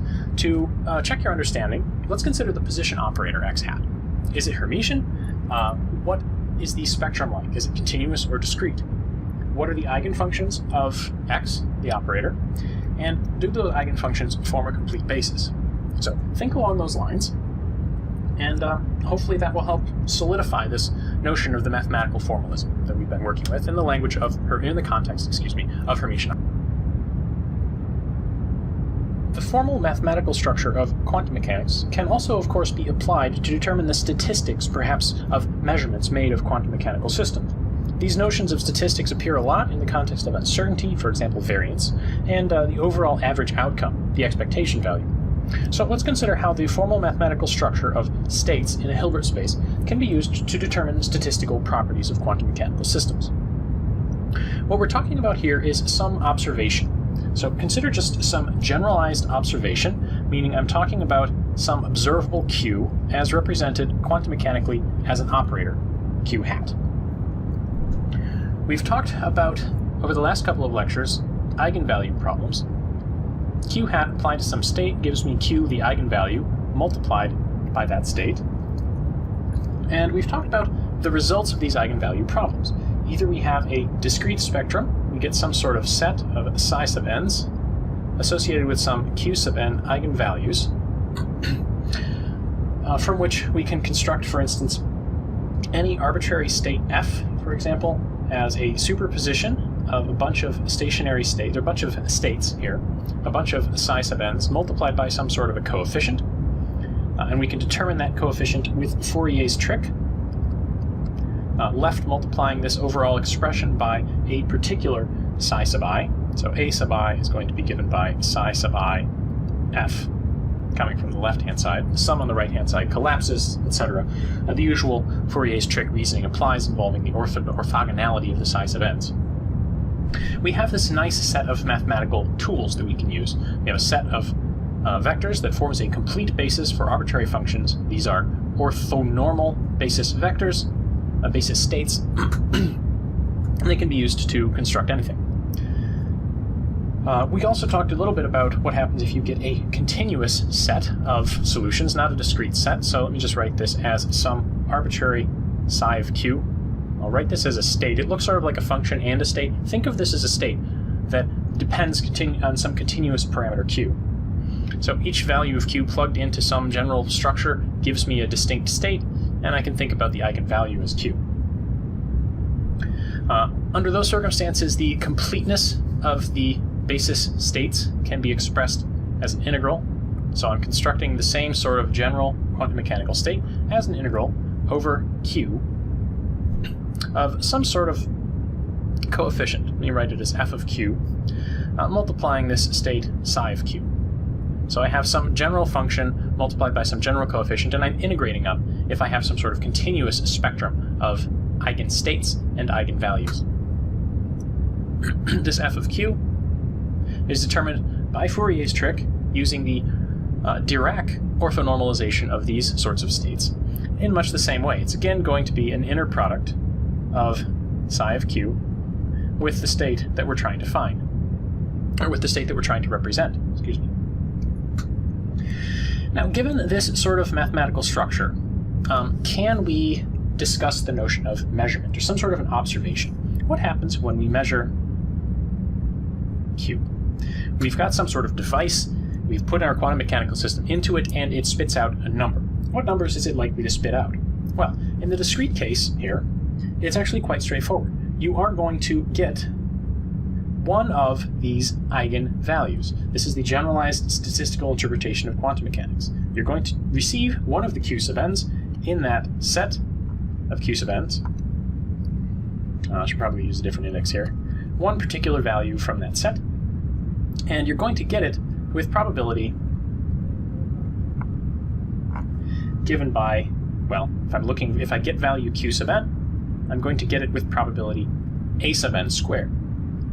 So the coefficients that appear in this expansion, this representation of the state in terms of these basis vectors, is really the, well, square root, in some sense, of the probability of receiving each particular eigenvalue.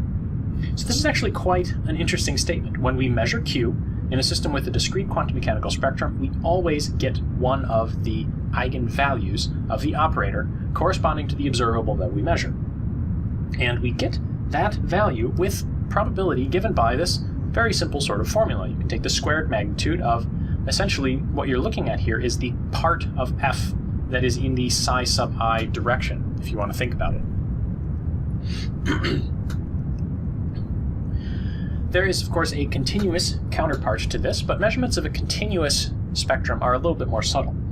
You have to think about what it means to observe something, and you're never going to, if you're trying to compute the probability of getting, say, exactly 6 out of a continuous distribution, exactly 6 will never happen. You will only get ever numbers very, very close to 6. But you can think about what's the probability that I get some value q in between q0 and q0 plus some dq. So I've got some sort of interval here between q0 and q0 plus dq. If the value that I get falls in that range, then we can represent the probability here. And you'll get it with probability given by the magnitude of f of q squared multiplied by dq. So this f of q, this coefficient that we determine as the result of an inner product with our sort of basis and the function that or state that we're trying to represent, can be used as a probability. This is the sort of thing that we're talking about when we talk about the, say, the squared modulus of the wave function as a probability density. The wave function psi of x is really the result of some sort of inner product between eigenfunctions of position operator, which are Dirac delta functions, as applied to the state that we're trying to represent. So that's where the probability density comes from. Now, this is not so much a mathematical result that can be proven. These sorts of, you'll always get an eigenvalue and you get some sort of a probability, or you'll always get some sort of a continuous value, some sort of a value with this sort of probability. Those aren't mathematical results as much as they are sort of axioms of quantum mechanics. This is a generalized statistical interpretation that takes us beyond the notion of the wave function as something that gives you the probability density of position measurements, meaning the probability density of where you're likely to find the particle if you observe the particle, meaning observe its position. So these sorts of probabilities are, of course, going to be useful in the context of computing probabilities. But in order for them to be useful in computation of probabilities, we first of all have to have some sort of normalization. Now, you can think about normalization of a wave function or of a state in the context of these vectors in the Hilbert space as the inner product of the state with itself must equal 1. Now, if you think about that in the case of a discrete spectrum, this state f can be written as the sum of some a sub n times some psi sub n, meaning if I'm working with some set of psi sub n functions, some sort of a basis, I can figure out the overall, I can figure out these coefficients and determine the overall state that I'm trying to represent. If you look at this inner product in this context, you're going to have, well, it's an infinite sum and an infinite sum. So I've got some sort of a sum over n of a sub n star, psi sub n on the left, and some sort of an infinite sum over n, or sorry, I should use m, different index, of a sub m, psi sub m. And if I distribute these two infinite sums together, I'm going to get psi n, psi m terms. And psi n and psi m, those inner products, obey an orthogonality relationship. I'm assuming these psi sub n's come from the eigenstates of a Hermitian operator. So the orthogonality is going to collapse two sums together, and I'm just going to have one sum left. I'll get, say, a sum over n of a sub n star, a sub n, and the normalization means psi n, inner product is 1. So my wave functions are gone. So this normalization condition here implies that the sum of the squares of those coefficients in the representation of my state is going to be 1. In the language of continuous spectra, what we're talking about here, again, is an inner product. Inner products you can think of as integrals. So we've got some sort of an integral of some sort of f of q squared modulus dq. This is, again, sort of an addition of all probabilities. Well, we've got an addition of probabilities here, a summation of a bunch of probabilities that better add up to 1. This is an integral of a bunch of probabilities that adds up to 1. And this integral comes from the same sort of orthogonality argument as the infinite sums collapsing here. Instead of two infinite sums multiplied together, we would have two integrals, which we could manipulate to get a Dirac delta function in terms of the Dirac orthonormalization of these sorts of basis states, what I wrote as a psi of q on the last slide. So these normalization conditions make a fair bit of sense. Probabilities have to sum to 1. We can make some use of that. Another situation where these probabilities are useful is in the computation of an expectation value. So say I want to compute the expectation value of some arbitrary operator q. That, in the language of these linear operators, is f inner product with q times f, q operator acting on f. So here's my arbitrary state f, again, and q being applied to f. So again, I can make these sorts of infinite sum expansions, sum over n of a sub n star, psi sub n, multiplied by an infinite sum over m of a sub m times q acting on f. Sorry, not f. Once again, psi sub m, coming from this same sort of expansion of f and the expansion of qf. So the expansion of qf is going to be q acting on the infinite sum, and I've distributed q into that infinite sum, acting on each individual term. Now, q acting on psi sub m, that was my original eigenvalue equation. Q acting on psi sub m is simply going to give me q multiplying psi sub m. So in the case of calculating the expectation value of some general operator, when you have your general state represented in terms of eigenstates of that operator, is actually quite simple. Again, we're going to get psi n and psi m when I distribute these two sums together. You're going to have a sum over n and a sum over m. I'm going to have an a n, that looks a little bit like a w, a n star, and an a m, and a q. This is technically going to be q sub m, associating psi sub m with q sub m was part of the definition of these psi sub m's. And I have a psi sub n and a psi sub m, which again, I can say this is some delta n m, which collapses my sum down. And what I'm going to get in the end is a sum just over a single variable, let's say n, times the squared modulus of a sub n times q sub n. So this, if you look at it from the perspective of statistics, this is a weighted average. These are the probabilities associated with each observation, and these are the values that are associated with each of those probabilities. You can do the same sort of thing within the context of a continuous spectrum. Under those circumstances, you're going to have, I'll write it out under these circumstances, the expectation value of q for a continuous case is the integral from minus infinity to infinity. Let's say I've got dq, right, so I'm constructing an integral representation of f. So let's say that's going to be an integral over q1, f of q1. I have to complex conjugate this.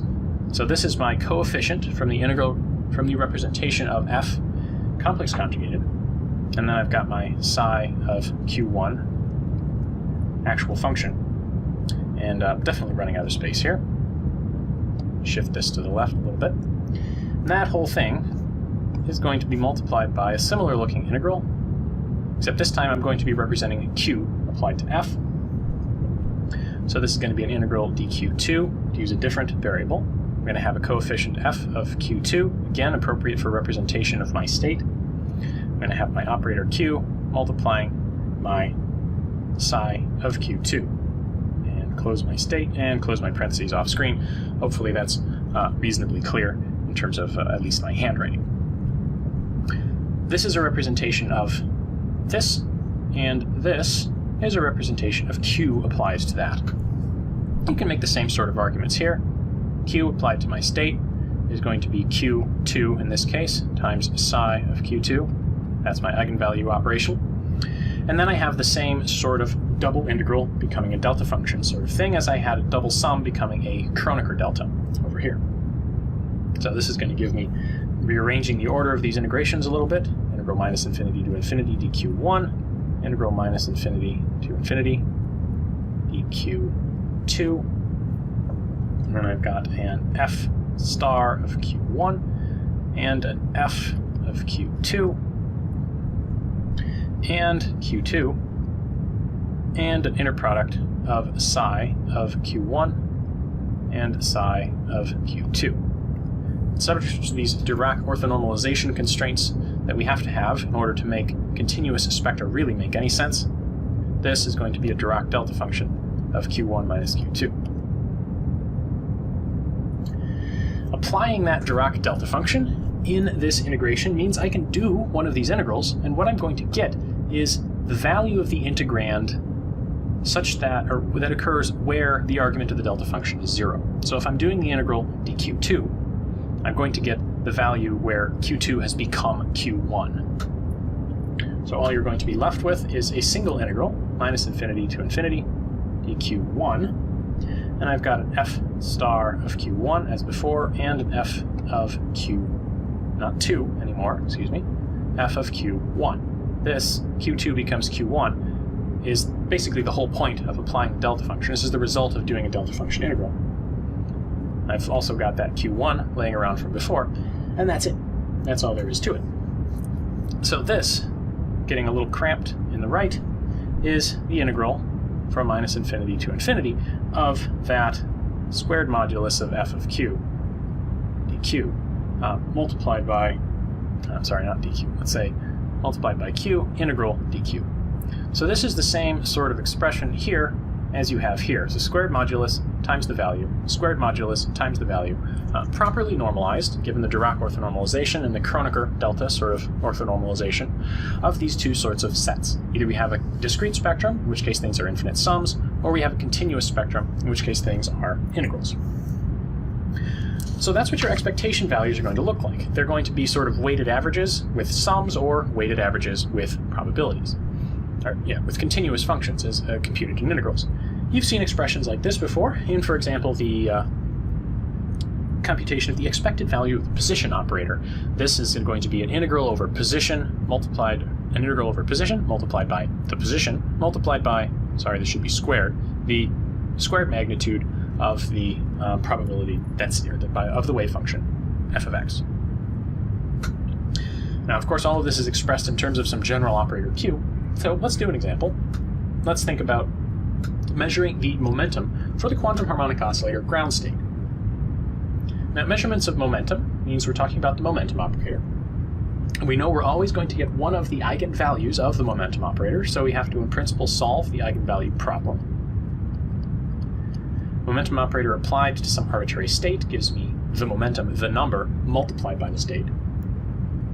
And solving that eigenvalue problem is something we've done. You end up with something like e to the I px over h bar divided by square root of 2 pi h bar, I think, goes in the denominator as well, associated with eigenvalue p. So these are my eigenstates expressed as wave functions, and these are my eigenvalues of those wave functions. Now, we've talked about these things before. This was e to the I kx over root 2 pi, and this was k h bar.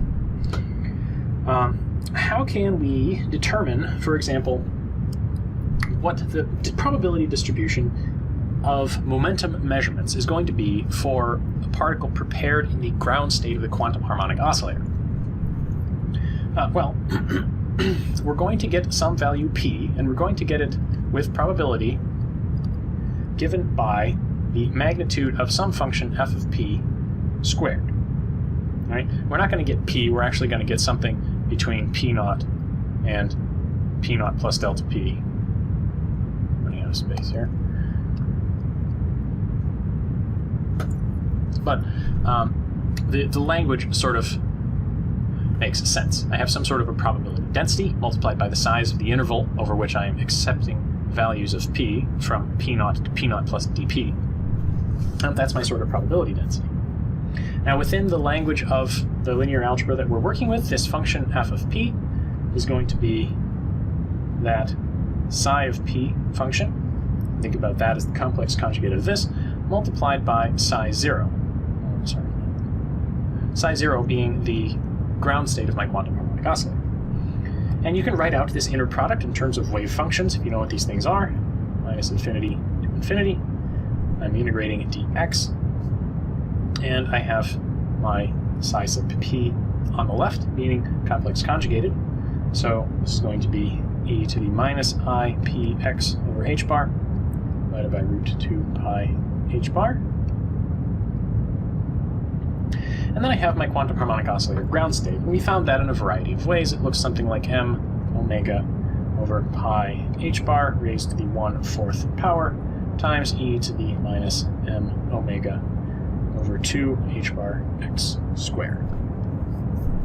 So I have an integral dx of e to the minus x squared and e to the ipx. We've done this problem before. This is computing the Fourier transform, essentially, of your ground state.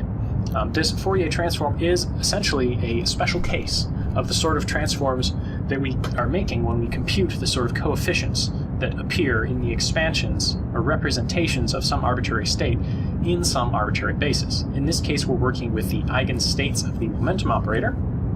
We could also be working with eigenstates of the kinetic energy operator or eigenstates of any other Hermitian operator. They're all going to form a complete orthonormal basis for which these sorts of probability calculations work. So this integral is doable. Not all that difficult. You end up with another Gaussian just as a function of momentum. It's a sort of closed form mathematical expression. So to check your understanding of these sorts of probabilistic interpretations or these probabilistic contexts, the results of, or as they result from the linear algebra in quantum mechanics, suppose you're considering a particle in a box. So we're solving the time-independent Schrödinger equation for the Hamiltonian, which is an eigenvalue problem for the Hamiltonian operator. We get a set of stationary states and a set of eigenvalues. Now suppose I'm telling you that some arbitrary state psi is prepared in this superposition of psi 1 and psi 2. Answer these questions. If you measure the energy, what's the probability of observing one of a couple of different energies? Double check that this shouldn't be f, sorry. I don't know why I always manage to make typos in these check your understanding questions. This should be psi. Is the inner product of psi with itself what you expect it to be? Does it make sense? And suppose I had some general observable with eigenvalues and eigenvectors such that I have some eigenstate G7 which gives me eigenvalue Q7. If I observe Q, write down an expression for what I would expect in terms of the probability of getting Q7 as a result of that measurement. So that's a bit on the statistical interpretation of the formal mathematical structure of quantum mechanics. This basis allows us to construct probabilistic interpretations of way more than just position and momentum. And we'll continue on along those lines far more later on in the rest of the course. Given our discussion of the formal mathematical structure of quantum mechanics, let's think about the uncertainty principle. Usually we're talking about something like delta x, delta p is greater than or equal to h bar over 2 under those circumstances, but can we do better? Can we expand this beyond simple position momentum uncertainty? The linear algebra structure of quantum mechanics gives us a way to do that. What we're talking about here basically is the uncertainty in some observable quantity. Now, I'll leave it general and say q here, meaning we have some sort of a Hermitian operator q hat that we can use when we're talking about making measurements. The uncertainty in that physical quantity, usually expressed as the variance, sigma sub q squared, is expressed as an expectation value. So this outer pair of angle brackets is our usual usual notation for expectation value. What we're computing the expectation of is a quantity that's squared. So this is the mean squared deviation from the mean, q hat minus the expectation of q. Now this looks a little bit odd. We have one pair of angle brackets giving us the expectation of q. That's just some sort of a number. We can determine that before we even start computing. And then we have the outer pair of angle brackets that's going to give us the expectation of this overall expression, q minus the expectation of q. Let me simplify the notation a little bit here and write this number as just mu sub q. So this is the mean of q. So this is the deviation from the mean squared. This is the average mean squared deviation. That's our normal definition of the variance.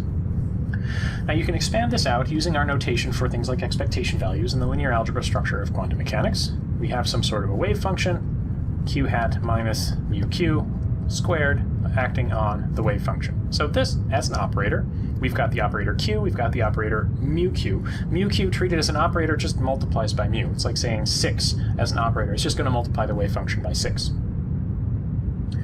You can expand this out, psi on the left, q hat minus mu q, q hat minus mu q, acting on psi.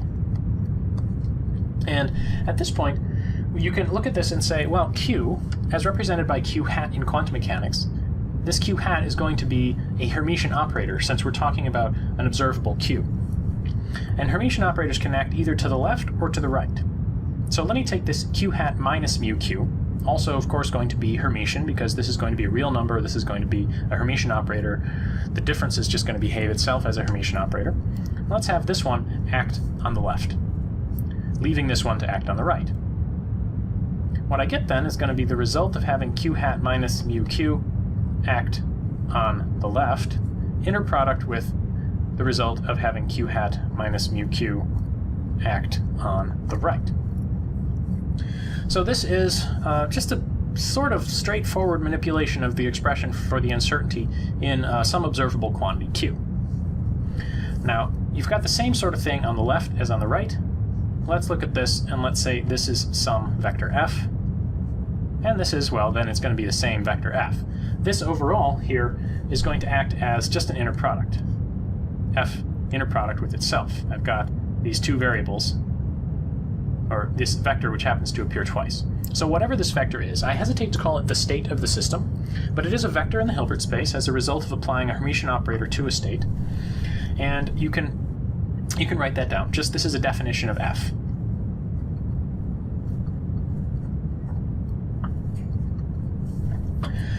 Now, in the context of uncertainty principles, we can always have determinate states. Any of the eigenvalues of q, or eigenstates, of this Hermitian operator q are going to have certain value of q. So it's certainly possible for sigma sub q to be equal to 0. But if we have a second observable, that's where we start talking about uncertainty principles. So suppose I have a second operator, or a second observable quantity, r, as represented by some Hermitian operator r hat. I can use that to construct sigma sub r squared in exactly the same way as this, substituting r for q everywhere in this expression. And when you get down to it, instead of calling that f, let me call that g. So if we have two separate operators, there's nothing to prevent me from making this manipulation for both of them. which means what we're talking about in the language of the uncertainty principle, as motivated by that delta x delta p structure, we're talking about something like sigma q squared, sigma r squared. That's going to be equal to, well, it's this f inner product with itself, g inner product with itself, just multiplied together. This is sigma q squared, this is sigma r squared, this is sigma q squared, this is sigma r squared. That should be fine. So what can we do with this? We've got f and we've got g. This is where things get a little bit subtle, but the overall derivation here is not terribly mathematically complicated. You just have to pay attention as things go past. So we've got this sort of expression. What can we do with it? There are two simplifications that are going to turn this equality into an inequality and convert it into a form that is useful from the perspective of the uncertainty principle. The first of those simplifications, working with this f(f)g(g) expression for two general vectors in our Hilbert space, f and g, is the Schwarz inequality. Now, the Schwarz inequality is just a relationship between any sort of vectors like this. It says that if I've got the inner product of a vector with itself multiplied by the inner product of another vector with itself, that inner product is always going to be greater than or equal to the absolute magnitude of the inner product of the vectors with each other squared. You can think about this inequality very simply from the perspective of three-dimensional vectors in three-dimensional space. The inner product then is the dot product, and what this tells you is that the dot product of two vectors squared, a dot b, quantity squared, is always going to be less than or equal to the magnitude of a squared times the magnitude of b squared. And if you're used to thinking about vectors like a dot b in the normal sort of notation, you've probably seen the formula magnitude of a, magnitude of b times the cosine of the angle between them. Now, since we're working in an infinite dimensional vector space, things like the angle between them is somewhat difficult to define, but this is the same sort of expression. If I dropped the cosine and made this into an inequality, meaning the right-hand side without the cosine is always going to be greater than or equal to the left-hand side, and then I were to say square both sides here, you would end up with the same sort of overall expression. Magnitude of a squared, magnitude of b squared, magnitude of dot product squared. So that's just an analogy. The Schwarz inequality holds in general, though it's somewhat difficult to prove. The textbook doesn't even bother proving it. So this is the first sort of simplification. We're going to pretend that instead of working with magnitude of f and magnitude of g, we're going to work with the magnitude of the inner product. The second simplification is that if we have some sort of complex number z, its squared magnitude is always going to be greater than or equal to the squared magnitude of the imaginary part of z. This is a very silly sort of construction to make if you think about it, but we can rewrite this in the context of that complex number z. So the complex number z then is always going to be at least greater than or equal to the imaginary part of z. Now the imaginary part of z, where the z is this complex number f inner product with g, we can write that as f inner product with g minus g inner product with f. So this is that number z minus its complex conjugate. Now minus the complex conjugate just flips the sign on the imaginary part, leaving the real part unchanged. So this subtraction is going to cancel out the real part and double the imaginary part. Now if I think about this, this is actually twice the complex part of this number, f inner product with g. So I would have to divide it by 2. And the imaginary part is of course going to be a purely imaginary number, so if I divide it by 2i, I'll get a purely real number and I can stop worrying about the absolute magnitude. This is going to be a result. This result is essentially the same as this. So I have 1 over 2i dividing the difference of a number and its complex conjugate to pull out the imaginary part, cancel out the I, and then I'm squaring the result, same as I would be squaring the result here. So this sort of simplification, putting the overall expression up, tells you what we started with, which was sigma q squared, sigma r squared, is going to be greater than or equal to that final result, 1 over 2i times the complex number f inner product, complex vector f inner product with complex vector g minus inner product of complex vector g with complex vector f. So, somewhat complicated expression, and unfortunately it's going to get worse before it gets better. Let's take a close look at what these vectors represent. Keep in mind that our vector f here was defined to be q hat minus mu q, acting on our state psi, and complex vector g was defined to be operator r minus mu r, acting on our state psi. Those were our definitions. So writing this out, let's take this first term first. We've got f inner product with g. That's going to be written out in terms of these definitions. So this is q operator minus mu q, acting on state psi, on the left, inner product with g, which is vector operator r minus mu r, acting on state psi. Now these are Hermitian operators, which means I can take the one that's acting on the left and push it back over to the right. Now that seems a little bit strange. Didn't we just do that step in reverse earlier on? Yes, we did. But it's a Hermitian operator. It's a perfectly valid mathematical expression.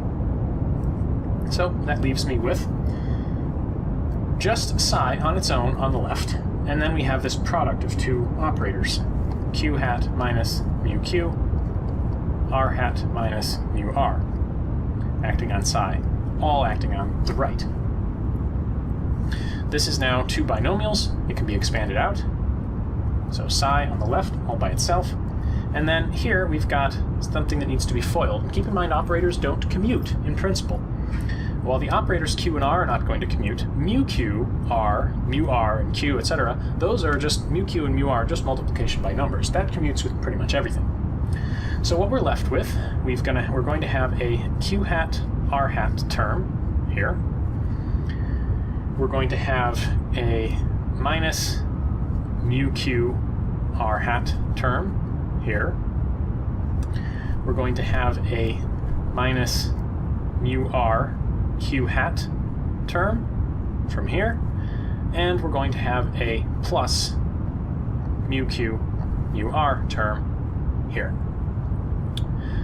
So there's our smiley face. We've accounted for all of our terms, got all of the signs correct. All of that is acting on psi right. Now this is just an operator expression with four terms in it, separated by addition. These are linear operators, meaning I can separate this out into four separate expressions. What you're going to have then is going to be psi, q hat, r hat, acting on psi, minus mu q can be factored out of this sort of resulting expression, mu q times psi acting on r hat psi, from the r hat acting on the psi, mu hat being pull factored out. Likewise, mu r psi q hat psi plus mu q mu r psi psi. So we can simplify some of these terms right away. This guy is just 1. This is the normalization integral. If our state is properly normalized, this inner product is going to be 1. And the rest of these things, these are expectation values. This is the expectation value of q hat r hat. This is the expectation value of r hat. This is the expectation value of q hat. So if I was to pull along constants, have them all come for the ride, this is q hat r hat minus mu q, expectation of r hat, minus mu r, expectation of q hat, plus mu q mu r. But r hat, that's just mu r, q hat, that's just mu q. So I've got the expectation value of q hat r hat, whatever it is, minus mu q mu r, minus mu r mu q, plus mu q mu r. These are just scalar multiplications, they commute, so one of these is going to cancel out. Let's say that one. And what I'm left with is the expectation value of q hat r hat minus mu q mu r. So that's what I got for fg. Now fg, I've also got to work with gf. Gf is going to end up very similarly. if you think about G and F, it's going to look essentially identical to this, except Q and R are going to be interchanged. So G and F here is going to give me the expectation value of R hat Q hat minus, again, mu Q, mu R. Same sort of product of uncertainties, or product of means. So that, believe it or not, is all we need to get our main result. We have sigma q and sigma r in terms of these sorts of complex numbers, which are expressed in terms of expectation values of those fundamental operators. So if you substitute all of that back in, we had f g minus g f. That's going to be bracket q hat r hat, so expectation of qr, minus the expectation of r hat q hat. And that's it.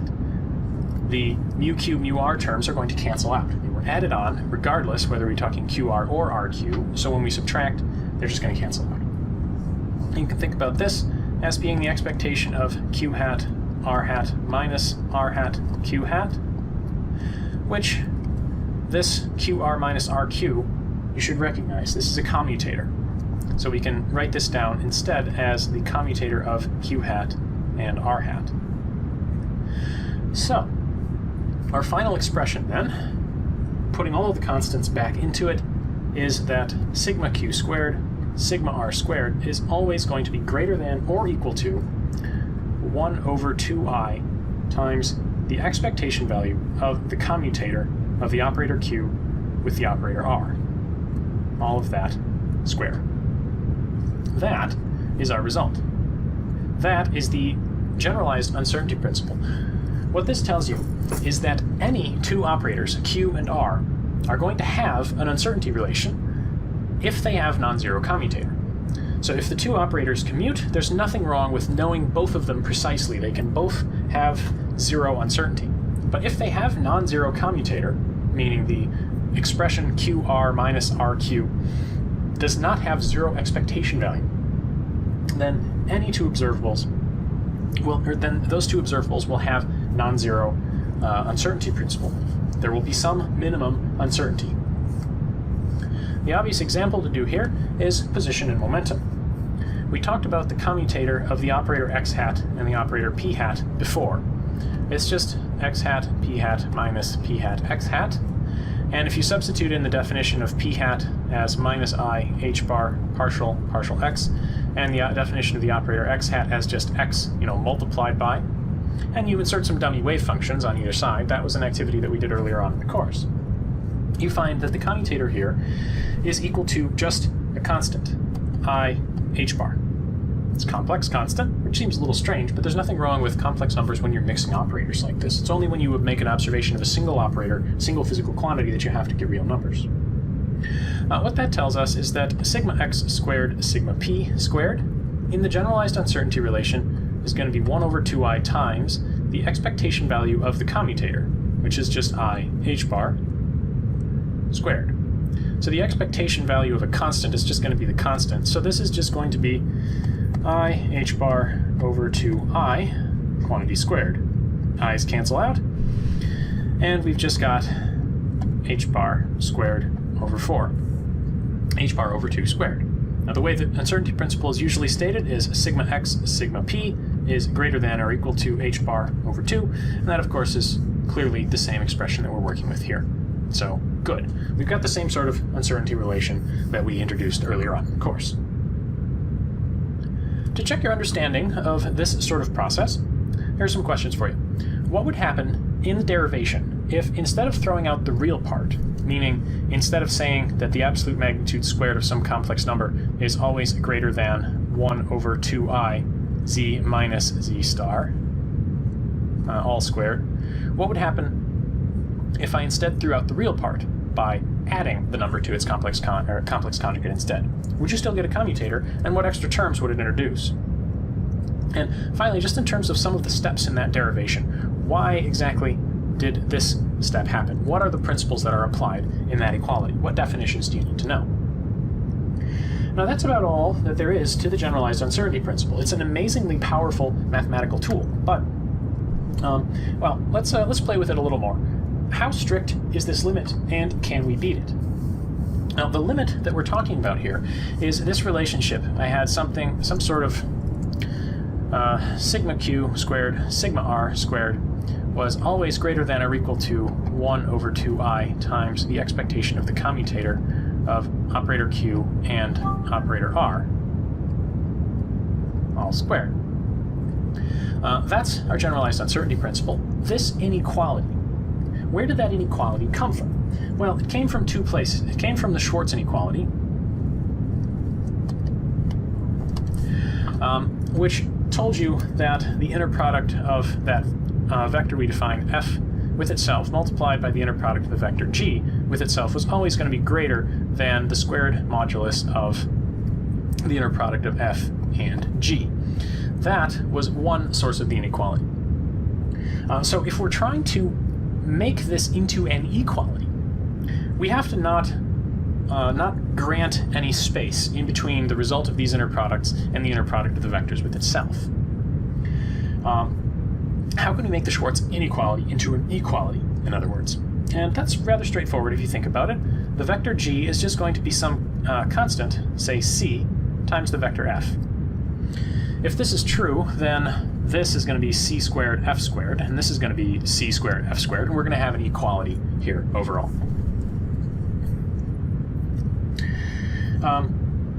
The second inequality we had was when we threw out the real part. We said the magnitude of that complex number, fg, in terms of its squared modulus, was always going to be greater than or equal to this 1 over 2i times fg minus gf. All of that squared. This statement, can we make this into an equality as well? Well, what we're looking at here is going to be an equality if we're throwing out the real part, we're taking the squared magnitude of it. The squared magnitude is only ever not going to change when we throw out the real part, if the real part is 0 to begin with. So we've got equality here if the real part of fg, that inner product, is equal to 0. And that's reasonably straightforward. We're looking at fg, but we know g can be expressed in terms of c, so we're talking about the real part of f times g expressed as cf gives me a c and another f.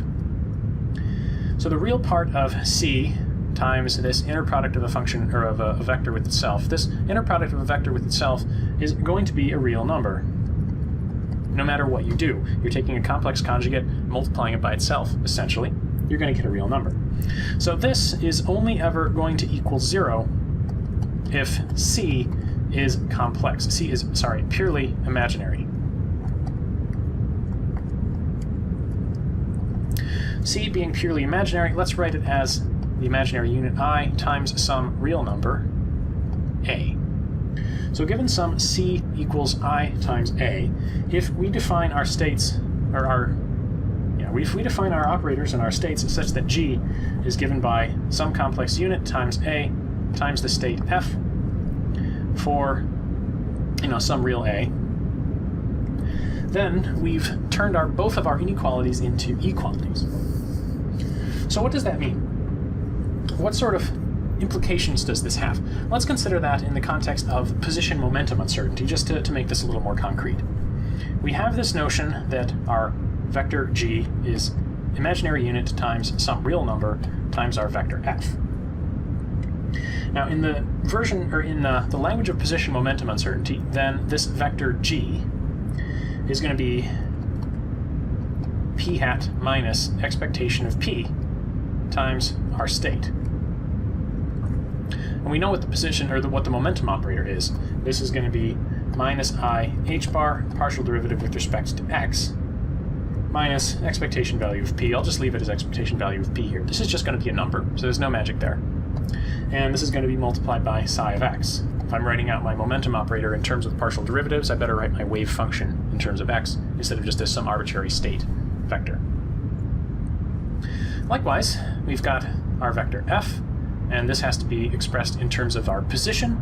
So this is going to be x hat minus expectation of x, acting on our state. And likewise, in terms of wave functions, this is going to be x multiplication minus expectation value of x, the constant, multiplying our wave function psi of x. So our expression for g in terms of IA times f, with these particular definitions of g and f, we can plug these together, substitute these expressions here into this equation here, and you end up with, separating things out, minus I h bar partial psi partial x minus expectation value of momentum multiplying psi. And that has to be equal to I times A times our expression for f, which, I'll just expand that out. You've got I times A times x times psi of x minus I times A times expectation of x times psi of x. This right here is a differential equation for psi. And it turns out it's actually a pretty easy differential equation to solve. If you rearrange things a little bit, you can find out that this is going to give you a derivative of psi with respect to x as, in terms of, let's see, what have I got? I've got a, after I've divided through by minus I h bar, I'm going to have a minus a over h bar, let's say x psi, pulling the complicated term first, and then I'm going to have a plus a over h bar expectation of x psi, and a plus I expectation of p over h bar psi. Provided I've got all of my signs correct there, and I haven't lost any terms. I've got the over h bars. Yeah, I think that looks right. This is a fairly straightforward ordinary differential equation to solve. Now, I'll leave it as an exercise to you guys to actually go through and solve this, but the procedure for solving it, I think, is most easy to think about. Let me just guess that my wave function psi is equal to e to the some sort of function f of x. If you do that, you find a simplified differential equation just for f. This sort of initial guess where psi is going to be some sort of an exponential and you're trying to find the behavior of the exponent is a common technique for solving differential equations where your derivatives essentially give you the function back multiplied by various terms. Under these circumstances, you can figure out what your psi of x actually looks like. And your psi of x under these circumstances has to be e to the minus a over 2 h bar, let's see, x minus the expected value of x, quantity squared, e to the I expectation value of p over h bar times x.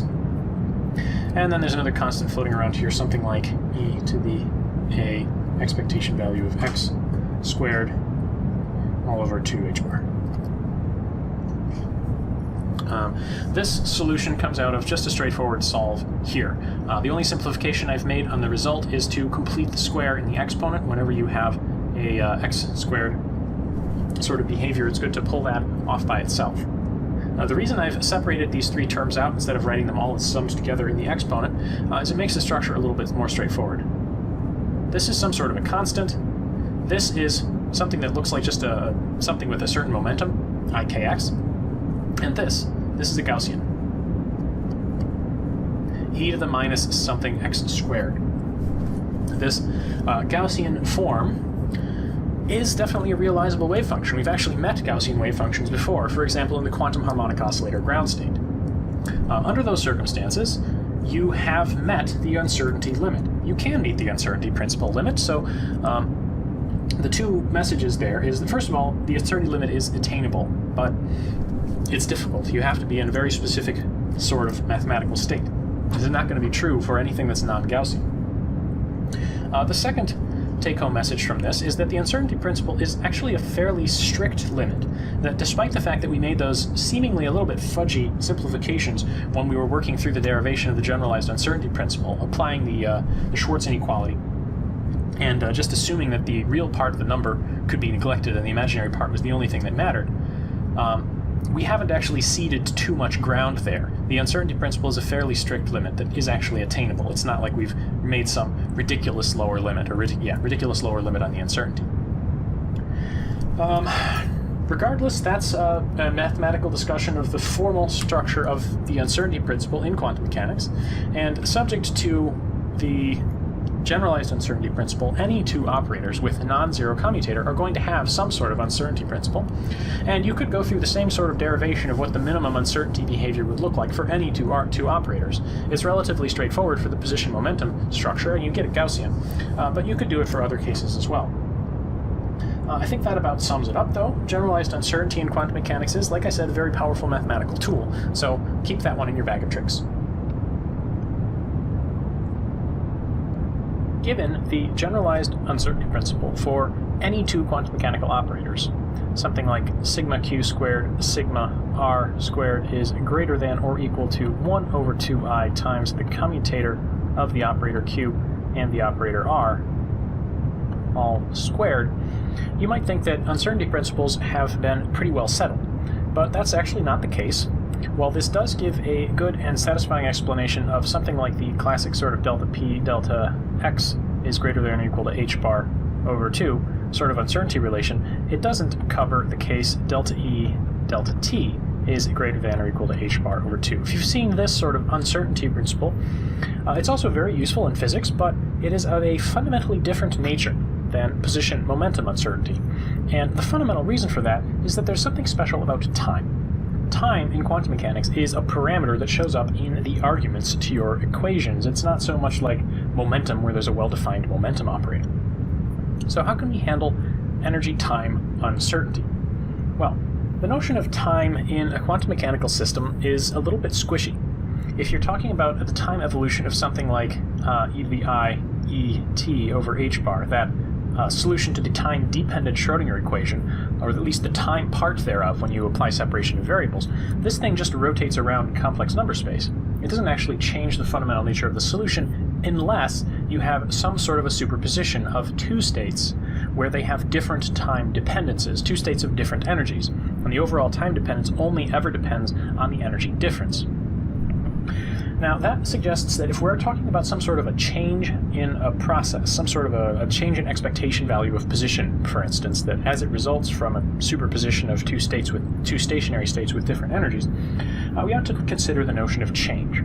Time is only ever going to be relevant when we're considering things that change, because if nothing is changing, then what does time really mean? Well, if we're talking about change, we're talking about some sort of an operator, because we're talking about something that changes. We need to have an observable, so we need to have some operator, and as usual, I'll call that q hat, meaning the Hermitian operator that corresponds to some sort of quantity q. So let's consider time derivative of the expectation value of q. This gives us some sort of classical almost notion of how things change with time. Now, the expectation value in our generalized linear algebra formulation is a linear product of our state psi, our operator q hat acting on state psi. This inner product has three components to it. We've got a wave function on the left, an operator, which potentially has time dependence in it itself, and another wave function on the right, or another state on the right. And if you think about the inner product as written out in terms of an integral of wave functions, this is going to be a complicated integral, but it's got three things in it that are all going to potentially vary with time. So let me sweep some of the mathematical details under the rug here and rewrite this, more or less applying the product rule. So we've got a partial derivative of psi with respect to time, whatever that state may be, multiplying our inner product with q acting on psi. We have psi on the left acting on a partial derivative of q hat with respect to time, whatever that may be, that operator acting on psi, and we have psi acting on our inner product with q hat acting on partial psi, partial t. Now, this is a very suggestive notation. It feels like it's only ever going to be relevant if we're talking about psi as functions of time. What on earth does this notation mean to begin with? Not much, to be quite frank with you. There's a lot of somewhat dicey mathematical things that have happened behind the scenes in applying the, quote, product rule, unquote, to this sort of expression. If we're really going to write these things out as integrals, then these are well-defined mathematical operations, and you can apply the product rule, and all of these sorts of things make sense. But if we're trying to do this in general, I've kind of swept a little bit too much under the rug. That said, I'm going to leave things in this general form. And the reason for that is it's a much more concise notation. So if you want a sort of behind-the-scenes idea of what's going on in each of these terms, try and translate it into an integral and figure out what exactly has happened in each of these steps. If you're willing to take me at my word that this is at least somewhat meaningful notation, we can write down, for instance, some of these terms with partial derivatives of psi in them can be simplified with the time-dependent Schrödinger equation. And the time-dependent Schrödinger equation tells us that I, h bar, partial psi, partial t, is given by the Hamiltonian operator acting on psi. So really I ought to say this is a state, and this is a state in my vector notation. But in this sort of context, you can simplify this sort of term and this sort of term. So let's do that. Let's substitute in for this and in for this. When you do that, these three sort of expectation value-like terms can be simplified a little bit. First of all, this partial psi partial t on the left, I've got a 1 over I h bar when I simplify to just get partial psi partial t by itself. So this is 1 over I h bar Hamiltonian applied to psi as our replacement for this overall state here on the left. And then I've got q hat psi on the right. This middle term here is just going to be the expectation value of partial q partial t. Now, what on earth is that? Can I take the partial time derivative of an operator? Yes, if the operator has explicit time dependence. If the operator doesn't have explicit time dependence, then it's not going to have any partial time derivative. This term is going to be 0, and we're about to say this term is equal to 0 in a few minutes anyway. To give you an example of a situation where this term would be non-zero, think about something like the potential energy in the harmonic oscillator, where the spring constant of the harmonic oscillator is gradually being tuned. The frequency of the oscillator is changing with time. Perhaps the spring is getting gradually weaker, or the temperature is changing, affecting the spring constant. Under those circumstances, this term would be non-zero. The operator for, say, the potential energy in that quantum harmonic oscillator would be a time-dependent operator, and taking the partial time derivative would give you something that's non-zero. This third term, we can also apply a simplification. We've got psi on the left. We're not going to touch that. And on the right-hand side, we've got, let's see, 1 over I h bar. We've got a q hat and an h, and a 1 over I h bar there, acting on psi. Now, the next step in the derivation here, in considering how we can possibly simplify this, is we've got a term with qh bar, or q hat, h hat, excuse me, on the right, and a term here, h hat and q hat. So let's see if we can simplify this by applying the notion of a Hermitian operator to each of these terms.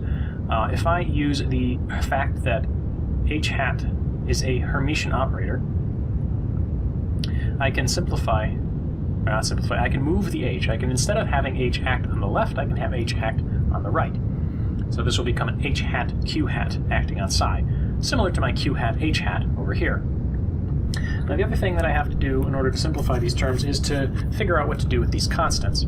Multiplication by a constant on the right does nothing. I h bar in the denominator, I'm just going to move that outside. So that will become a 1 over I h bar outside this expression. Now the 1 over I h bar here cannot simply be moved outside, and the reason for that is it's inside this left-hand side of the equation. So if I move it outside, I have to think about taking a complex conjugate. So if I'm going to move this guy outside, I have to stick a minus sign on it because I've got an I in it. I have to flip the sign. Now if I do those two simplifications, first I have a minus 1 over I h bar. In this term, I have psi h hat q hat psi. This term, which I'm going to write next, is plus 1 over I h bar psi q hat h hat psi. And my remaining term over here is partial q hat partial t, expectation of that, whatever it may be. Now this overall expression here can be simplified even further. Here I have a h hat q hat and a q hat h hat. If you're seeing a commutator on the horizon, you're thinking the right thought. Let's combine these two terms together, these two expectations together, essentially factoring out the psi on the left and the psi on the right. What we're going to be left with is something like minus 1 over I h bar psi, and then the operator here is going to be h hat q hat minus q hat h hat. Factored out a second minus from the q hat h hat term here. And I've got psi on the right. And as before, I've got my expectation of partial q hat partial t coming along for the ride. So this term, now I can write that as I over h bar. If I multiply and divide both of these things by I, the I numerator flips the sign. I have here the expectation of the commutator of h and q, plus the expectation of the partial derivative of the operator q hat with respect to time. So this is a somewhat general result. Any time derivative of an expectation value is going to be given by a commutator of that operator that gives you the expectation and the Hamiltonian, plus some sort of explicit time dependence. If there isn't any explicit time dependence in this, what this tells you is that if the operator and the Hamiltonian commute with each other, if the commutator is 0, in other words, if HQ is equal to QH, then there is potentially going to be no time dependence for your expectation value. Essentially, time evolution of system as given by the time-dependent Schrodinger equation, essentially ignores the expectation value of the operator that you're considering. It's some sort of a conserved quantity. That's a very useful sort of thing to be able to figure out. So if you've got commutator is 0, you're going to have a conserved quantity. Keep that in the back of your mind. Now, for the special case where the partial derivative of the q operator itself is exactly 0, then what we're left with from the previous slide is that the time derivative of our expectation value of q is equal to I over h bar times the expectation of our commutator h hat q hat. That was our general result. I just dropped the partial the expectation value of this sort of term. Now, back to the notion of uncertainty. If I have the Hamiltonian and my operator q as the two things that I'm considering, meaning I'm looking at an uncertainty in the Hamiltonian squared and the uncertainty in my operator q squared. This is going to be our energy uncertainty. What is sigma q going to be? Well, given this expectation of a commutator, that's the sort of thing that appears on the right-hand side of our generalized uncertainty principle. We had a 1 over 2i expectation of a commutator applied to this particular operator pair is going to be h hat q hat inside the commutator, all squared.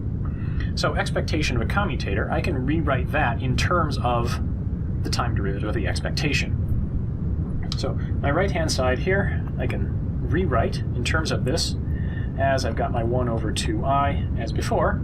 I got to solve for the commutator by multiplying through by h, dividing by I. So I've got an h bar over I on the left-hand side, and d dt of the expectation value of q. All of that's going to be squared.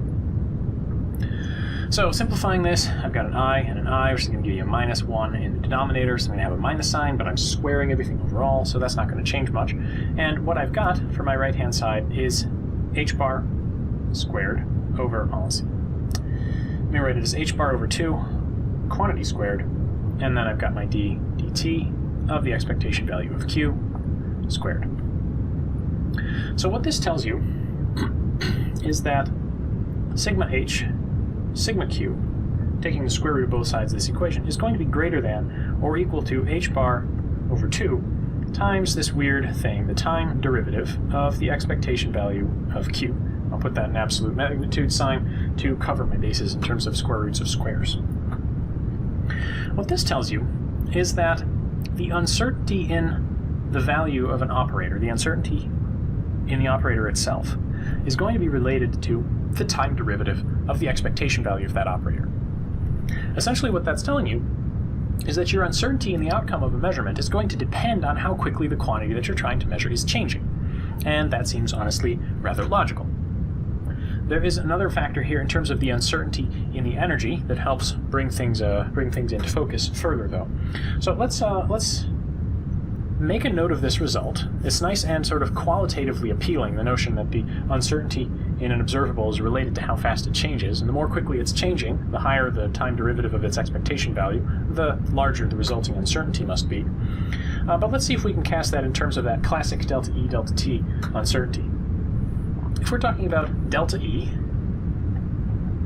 that's essentially our sigma sub h. It's our uncertainty that results from a measurement of the energy, which is given by proxy in the notion of quantum mechanics, or the language of quantum mechanics, in terms of the Hamiltonian operator. And really we need some notion of delta t as well. What is delta t in this case? Well, let's define delta t to be something like the uncertainty in our observable Q divided by the magnitude of the time derivative of the expectation value of Q. This is sort of some characteristic size of change in Q multiplied by the rate of change in Q. So if this is some sort of delta Q over dq dt, this would give me some sort of a notion of delta t, more by dimensional analysis than anything else. Really what this means is sigma Q can be thought of in terms of the time derivative of the expectation value of Q and delta t, if I just say multiply this out onto the left-hand side, which says that this characteristic time that I'm interested in is the amount of time it takes the system to change by one sort of standard deviation of the observable in question. So this is going to depend on the observables that you're working with in some sense, but it is a notion of the characteristic timescale of change in the system. Now under these circumstances, our sigma h, sigma q expression is going to look like h bar over 2, and then we have the time derivative of the expectation value of Q. That is going to be converted into delta E, replacing sigma h, delta t, replacing sigma q, with this sort of expression. And then you can cancel out, essentially, this time derivative of Q is going to appear both on the left-hand side and the right-hand side, thinking about it along those lines. And what we'll be left with is just that this is greater than equal to h bar over 2. So, there you have it. We have a derivation of the conventional energy-time uncertainty relation. What you should keep in mind here is that all of this was derived assuming a particular observable, so the potential results that you're going to get are going to depend on the quantity that you're interested in. If some quantity that you're interested in is changing very rapidly, then you're going to end up with a relevant delta t. This delta t is not just some time measurement uncertainty, it's a time scale of change of the quantity that you're interested in. So there has to be some sort of quantity in the back of your mind. You're not just saying delta t for the system, you're saying delta t for momentum, or delta t for position, or delta t for kinetic energy, or something like that. Regardless, the conclusions are the same. The system is evolving rapidly, meaning with respect to the variable that I'm concerned about, the time derivative of the expectation value is large.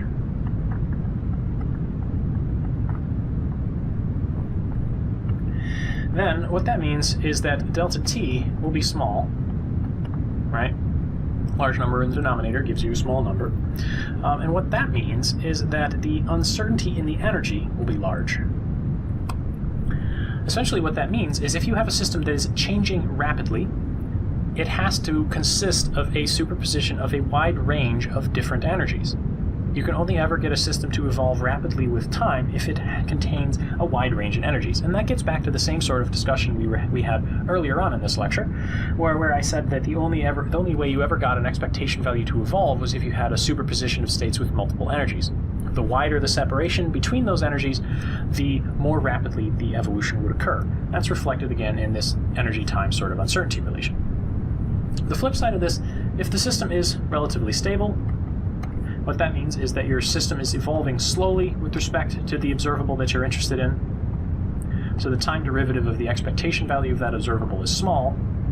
Then that means it will take a long time for the observable to change by one sort of standard deviation in the observable. which means our delta t is large, and consequently our delta E can be small. We can have a small uncertainty in energy if we have a slowly varying system. If you have a system that's stable with time, nothing is changing very rapidly, then the energy uncertainty can be small. It can have a very precise energy. Keep in mind these are all just inequalities, so you can have a very large energy uncertainty and a very rapidly evolving, and a very slowly evolving system. But at any rate, the last thing that I wanted to mention here is that all of this is really valid for any sort of Q. So this Q is representing any observable.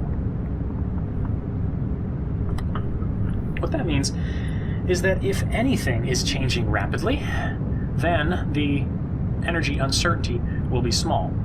We can flip that statement around and say that that the energy uncertainty will be large. We can flip that statement around and say if the energy uncertainty is very small,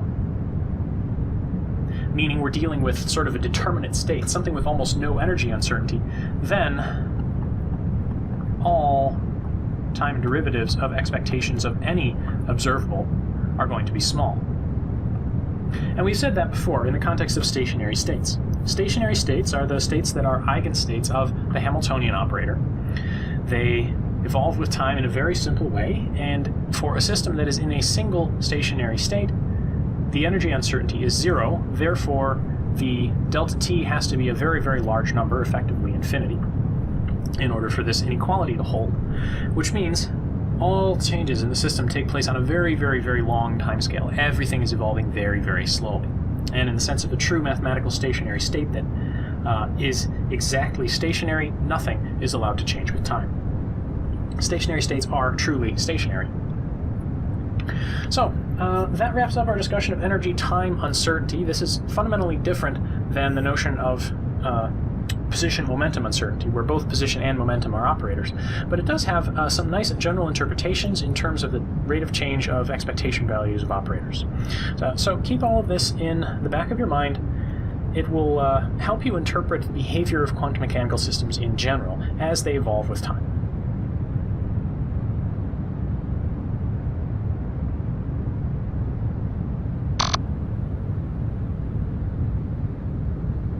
We started off this course by building a framework, talking about quantum mechanics in one dimension, where it is most simple and easiest to understand.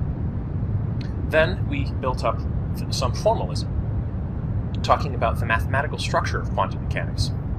Now we're going to come back to where we started, except instead of talking about quantum mechanics in one dimension, we're going to talk about it in 3 dimensions. We live in 3 dimensions, so this is where the real-world examples start to enter quantum mechanics. First of all, how do we go from 1 dimension to 3 dimensions? If we're going to start off in 1 dimension, we ought to have counterparts for the concepts that we encountered in 1 dimension in 3 dimensions. In 1 dimension, we had a wave function, which was a function of position and time. In 3 dimensions, our wave function is going to be a function of position in 3 dimensions and time. Thankfully, it has not become a vector function. It is still only a scalar function, but it is now a function of 4 variables instead of only 1, or instead of only 2 here. We will see shortly that when we were talking about the time-independent Schrödinger equation, as derived from this full time-dependent wave function, we ended up with the solution to the time-independent Schrödinger equation were simply a function of position times e to the minus I energy time over h bar. We're going to find out something very similar happens in 3-dimensional quantum mechanics. We'll get a function of position in 3 dimensions multiplied by the same exponential factor, e to the minus I energy time over h bar. The operators that will appear in the Schrödinger equation, for instance, in 1 dimension, we had, for instance, the position operator x hat and the momentum operator p hat. X hat and p hat in 3 dimensions are going to be vector operators. So instead of just having x hat, I'll have x hat, y hat, and z hat in a vector. Or px hat, py hat, and pz hat in a vector. And the definitions here are more or less what you would expect. For instance, let's just say px hat is going to be minus I h bar derivative with respect to x. I have to start being more careful about the difference between total derivatives and partial derivatives now, since we're talking about functions of multiple variables. But hopefully the notation will become reasonably clear shortly. The full momentum vector operator here is going to be written then in terms of partial derivatives of x, y, and z. And we have some notation for that. Minus I h bar times this upside down triangle with a vector hat on top of it. This is the gradient operator from vector calculus, and this is going to be read as del or grad, or the gradient of, depending on whatever it's acting on. And this gradient operator here, as before, move this out of the way a little bit so the notation is less confusing. This full vector. One of the key experiments that really got quantum mechanics started was spectroscopy. Bright line spectra of the elements. They couldn't really be explained in the context of what physics was known at the time, and we've finally gotten to the point now where we can use the quantum mechanics we've learned so far to explain these bright line spectra. At least some of them, perhaps. This is the spectrum of hydrogen, this is the spectrum of mercury, this is the spectrum of neon, and this is xenon. So, 4 gases, and we'll be able to explain successfully the most simple gas possible, hydrogen. Our discussion of the time-independent Schrödinger equation in 3D, separated in spherical coordinates as appropriate for the spherically symmetric potential of a charged particle orbiting a nucleus, gave us psi with 3 quantum numbers n, l, and m. I'm not going to reproduce the long, complicated expression for what these are, but you know the radial part is given by the associated Laguerre polynomials, and the angular part is given by the spherical harmonics. As we went through the solution of the time-independent Schrödinger equation, we introduced a variety of constants, and then requirements, in particular for periodicity in the phi solution, the convergence and well-behavedness of the angular solutions, and convergence and well-behavedness of the radial solutions, gave us quantization conditions that we used to construct these n, l, and m. The constants that we got, for instance, we defined a k squared that was given by 2me over h bar squared. That should look familiar.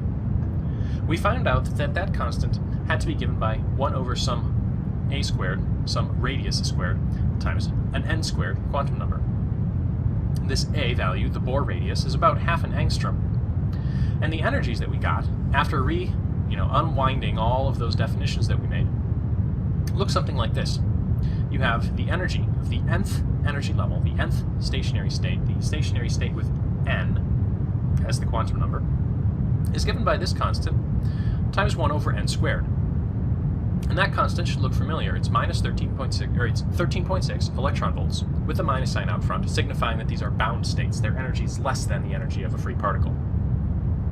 So minus 13.6 electron volts over n squared, those are the energy levels of our stationary states. Our stationary states are not going to be stationary in reality because atoms bump into each other and atoms interact in random ways that we haven't described the physics of yet. But suffice it to say, perhaps, that these energies are not going to remain forever fixed. If I prepare an atom in, say, the n equals 3, a quantum state with n equals 3, it's not going to stay there forever. After a while, it will lose that energy. And when it does, it will emit a photon. The changes in energy that take place are energy carried off by the photon. So we would say, for instance, that if we had, say, n equals 3 goes to n equals 2, there's a change in energy here, and we would say the atom has emitted a photon. Correspondingly, if you have an atom in state n equals 2 and it's excited up to state n equals 3 by an electromagnetic field surrounding the atom, we would say this atom has absorbed a photon.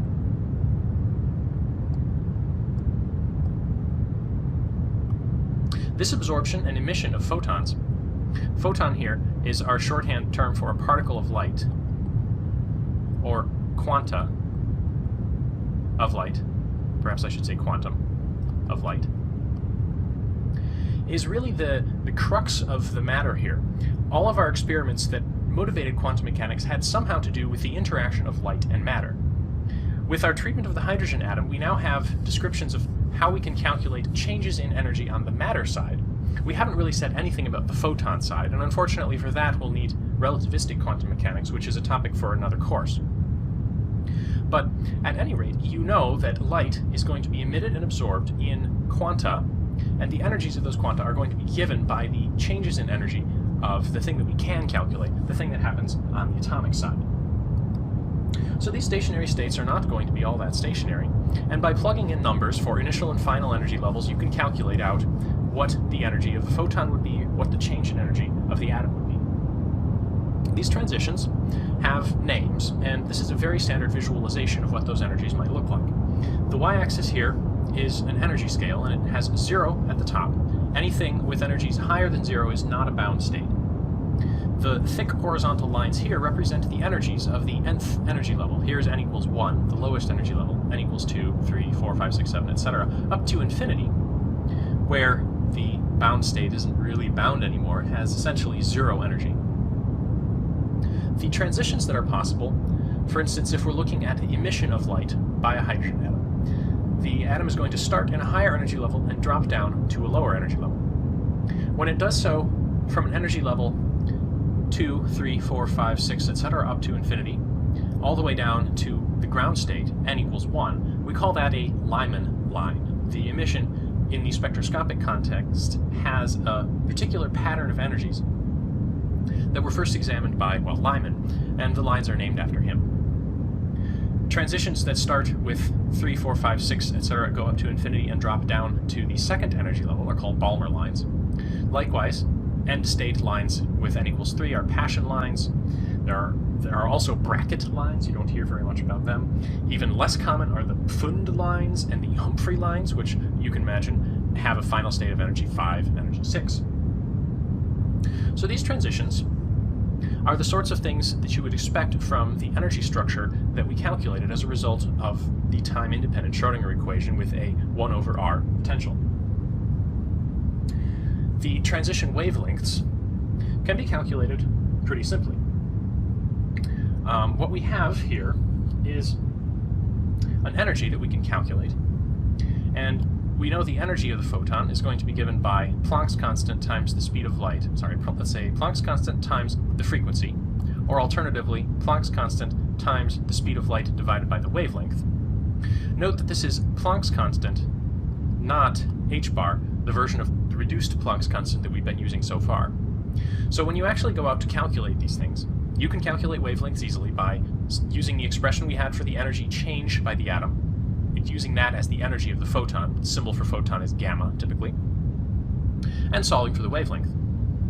Doing so, you end up with this sort of thing, and this is a logarithmic scale now, 100 nanometer wavelength, 1000 nanometer wavelength, 10,000 nanometer wavelengths, and these things fall in very specific patterns. The Lyman series, which ended with n equals 1 as the final state, so this is a 2-to-1 transition, the longest wavelength Lyman line. This would be a 3-to-1, 4-to-1, 5-to-1, etc., all the way up to infinity to 1. Likewise for the Balmer lines, 3-to-2, 4-to-2, 5-to-2, 6-to-2, 7-to-2, etc., up to infinity to 2. Same for the Paschen series, and the bracket series, and the Pfund series, and I forgot his name already, the Humphrey series.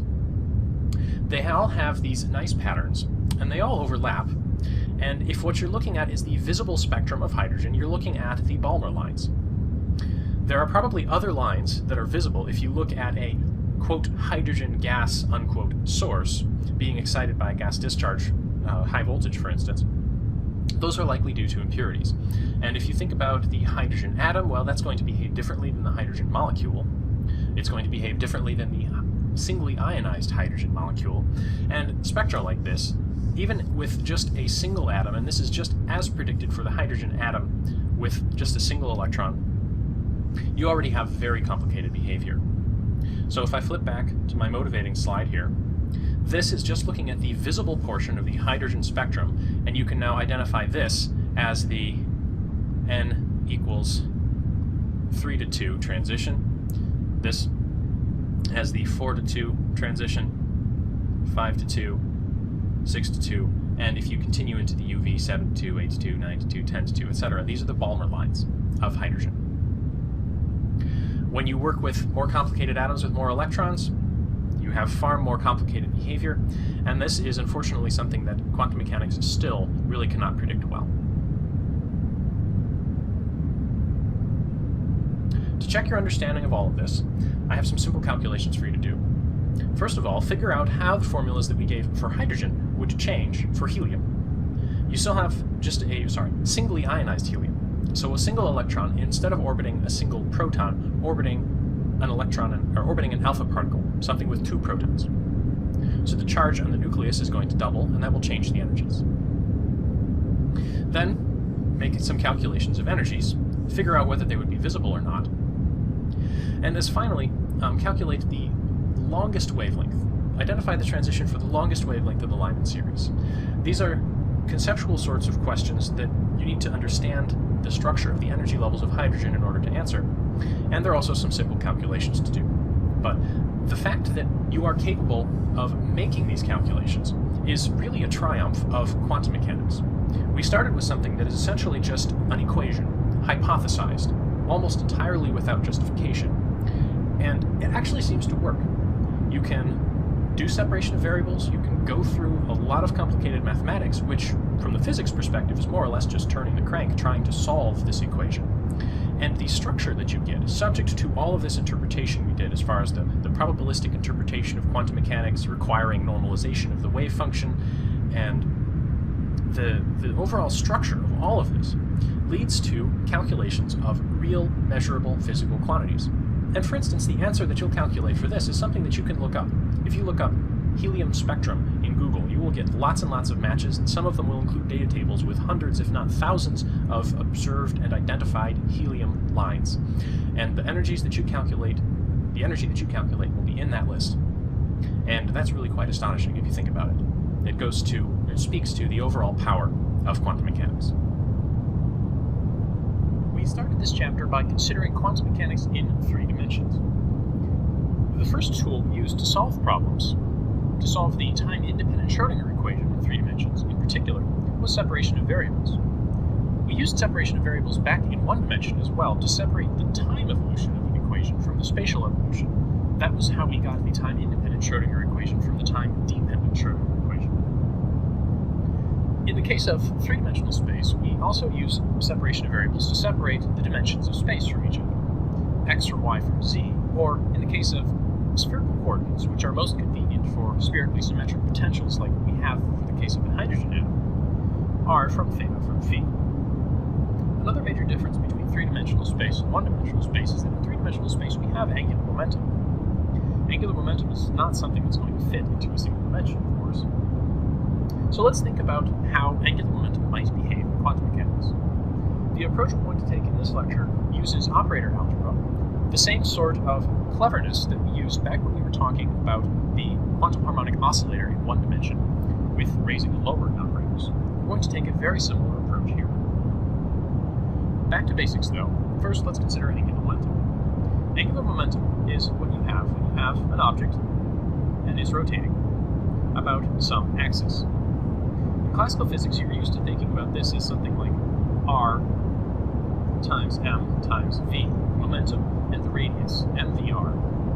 The best way of expressing this in classical physics is as L, which is a vector, is r vector crossed with momentum vector, where r is the vector that goes from the axis to the object that's rotating, and p is the momentum, linear momentum, of the object that's rotating. We can make an analogous expression in quantum mechanics simply by replacing the arrows with hats. And that's not terribly instructive, and we'll talk about that in more detail. But let's define a momentum operator L hat that's equal to r hat cross p hat, where p hat is a vector momentum operator and r hat is a vector position operator. Essentially, x hat, y hat, z hat as a vector crossed with px hat, py hat, pz hat, if I was writing things out in Cartesian coordinates. Now at this point, I'm going to save myself a lot of writing and drop the hats. I'll try and make it clear as I write these things down what's an operator and what's not an operator, but for the most part in this lecture, what I'm going to be working with are operators. This is an operator algebra lecture after all. So if you actually do the cross product between these x, y, and z operators, these px, py, and pz operators, what you end up with is, well, you can do cross product presumably. You end up with y hat pz, sorry, I was dropping the hats, wasn't I? Y pz minus z py, that's our x component. Z px minus x pz, that's our y component. And x py minus y px, that's our z component. Now these are all operators, and they're the same sort of thing that you're familiar with. Y, and I'll put the hat on in this case, is going to be y, a coordinate, multiplied by something. Whatever the operator is acting on, y hat acting on that is just going to be y, a coordinate, times whatever it's acting on, the function in this case. Likewise, for instance, py hat is minus I h bar, partial derivative with respect to y of whatever the operator is acting on. So these are the usual operators. We're just combining them in a new way, in 3 dimensions. Now, as far as answering the question of how angular momentum behaves, one of the interesting questions is it quantized, for instance? How should we describe it? The approach that we're going to take here is motivated by, for instance, when we were talking about the position operator, we considered the eigenstates of the position operator. Those were the Dirac delta functions. Those were useful. If you consider eigenfunctions of the momentum operator in 1 dimension, you get plane states, states with definite momentum. And of course, if we're considering eigenstates of the Hamiltonian, those are the stationary states. Whatever the operator, if we consider these states, the eigenstates of that operator, we get states with a definite value of the observable associated with that operator. This is especially interesting to do in the case of angular momentum. So, I said this was an operator algebra question. How can we analyze the algebraic structure of the angular momentum operators? Well, I said angular momentum operators there, and there are going to be 3 of them. I'm going to break it down into Lx, Ly, and Lz Cartesian coordinates, because those are the coordinates that are most easy to work with.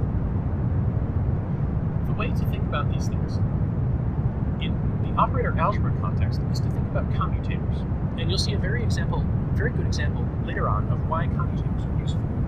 In this case, for instance, consider calculating the commutator of Lx and Ly. Now, I know what the definitions of Lx and Ly are in terms of their Cartesian coordinates, so I can expand that out. Y z minus z py. Z px minus x pz. That's what I get for Lx, Ly. And from that, I'm going to subtract z px minus x pz. And y pz minus z py. So this is Lx, Ly minus Ly, Lx. Just by the definition of the commutator. If I expand out each of these terms, for instance, you'll get, if I expand the term from the product of these 2 terms in the expansion, I've got a y, I've got a z, I've got a pz, and I've got a px. All of these coordinates are, in some sense, different, except for pz and z. Back when we were talking about quantum mechanics in 3 dimensions, at the very beginning of this chapter, we talked about the commutators of, for instance, pz and z, being the same sort of commutator as you calculated in 1 dimension between, say, x and px. Y and pz, however, commute, as do y and px, z and py, etc. If the momentum, the position operators that you're considering are not the same coordinate, for instance, if I'm not talking about x and px, y and py, z and pz, the operators commute. So when I calculate the product here, y pz times z px, I have to keep the relative order of pz and z constant, but I can move the px and the y around wherever I want. What you end up getting for that is something like this. I'll start at the left. This is going to be a kind of long and annoying expression. Apologies in advance. We're going to get a y, px, pz, z. So y, and I have to keep the pz and the z in order, and I'll put the px on the right, for instance. Actually, you know what? I'll save a simplification step. I'm going to move the px to the left because I can do that. Px commutes with pz and z. And just write pz, z. And I'll put parentheses around it to signify that I have to keep them together in order. The next term I get, multiplying across here, I have y and a pz, I have an x, and I have a pz. So I have a pz and a pz. The pz, of course, commutes with itself. It doesn't even matter the order that I write the pz in itself. So for this term, I'm going to get something like minus y x, and I'll write pz, just writing it down twice. If I keep expanding out these terms, minus z hat, minus z, z, py, py dx. It's hard to read my notes here. My notes is even messier than the handwriting on the screen. X, y, z, z, in parentheses again, from contribution of this term comes in with a plus sign because we have two minuses. Z and the x commute as needed, as does the py and pz, but I have to keep the z and pz in order, so I get z and pz, x and py That's for the top two terms here. For the bottom two terms, everything is going to have a relative minus sign. So we get a minus and y, x, z, z, plus z, y, x, plus x, y, z, z, minus x, py, pz, z. So these are all my operators that I get as a result of expanding this out, provided I've copied everything down correctly from the notes. Now, if I've done things right here, you notice I have a z, z, py, ex here, and a minus z, z, py, ex here. So these two terms cancel out. I have a x, y, pz, pz here, and a y, x, pz, pz here. But x and y commute, so these two terms are actually the same as well, and they also cancel. Another thing to notice here is here I have ypx on the left. These two terms both have ypx on the left. On the right, I have things that don't commute, pz, z, and z, pz. So this term here, I can combine these together. I'm going to have a y px, and then a pzz minus z, pz. You know what that is? That's the commutator of pz, z, the operators. I can make the same sort of simplification over here. I have an xpy on the left, and I have a commutator of pz and z over here on the right, plus x, py, z, pz commutator, coming from these two terms. Now you know what the commutator of pz and z is. The commutator of z and pz is h bar. This is the reason we like commutators. Commutator-like expressions often appear in expressions like this and allow us to simplify things, in this case just down to a constant. So this guy is going to be h bar. And this, which is the same commutator with the order reversed, is going to be minus I h bar. You can easily verify for yourself that swapping the order of the arguments in the commutator gives you minus the original commutator. So what I'm going to get now, at the end of all this, is y. I have minus I h bar and I have an I h bar here, so I'm going to factor that out, and I'm going to have a y px, x, y, which should start looking familiar. Y px with x and y appears in z. So this overall expression is just going to be I h bar lc. So we started out calculating the commutator of lx and ly, and we got I h bar lc. You can write down expressions for all of the commutators in this way. The commutator of lx and ly is I h bar lz. The commutator of ly lz is I h bar lx. And the commutator of lc and lx is I h bar ly. Likewise, if you swap the orders, you get minus signs. These are the commutators that are going to be useful to us in considering the algebra of a incremental. If you feel the need to memorize formulas like this, Lx, note that the order these expressions always come in is always sort of cyclic, always sort of alphabetical. X to Y to Z, back to X. Here I have X, Y, Z. Here I have Y, Z, X. Here I have Z, X, Y. Always going around in this sort of clockwise order. You see a lot of sort of cyclic or anti-cyclic sort of permutation type arguments associated with commutators like this. And this is the first time that this sort of thing is shown. So one thing you notice right away is that Lx, L, and Ly don't commute. We didn't get to 0 for the right-hand side. What that means is that if you want to determine simultaneously Lx and Ly, you have to consider the uncertainty relation between Lx and Ly. If I want to simultaneously determine Lx and Ly, the generalized uncertainty principle from the last chapter tells me that the product of the uncertainties of Lx and Ly is going to be given by the commutator of Lx and Ly. And if you go back to the previous page and figure out what that expression actually looks like, you get h bar squared 4 times the expected value of Lc squared. So if I have some angular momentum in the c direction, I cannot simultaneously determine Lx and Ly. What that means is that if I'm considering angular momentum, I shouldn't be thinking about the angular momentum in the x direction or the angular momentum in the y direction. They're not very convenient observables to work with. What is actually a convenient observable to work with is L squared, which is defined to be the sum Lx squared plus Ly squared plus Lz squared. Essentially, the squared magnitude of the angular momentum, if you wanted to think about this in the classical context. This is sort of like saying r squared is the total length of the vector. So, the question is, how does this squared work?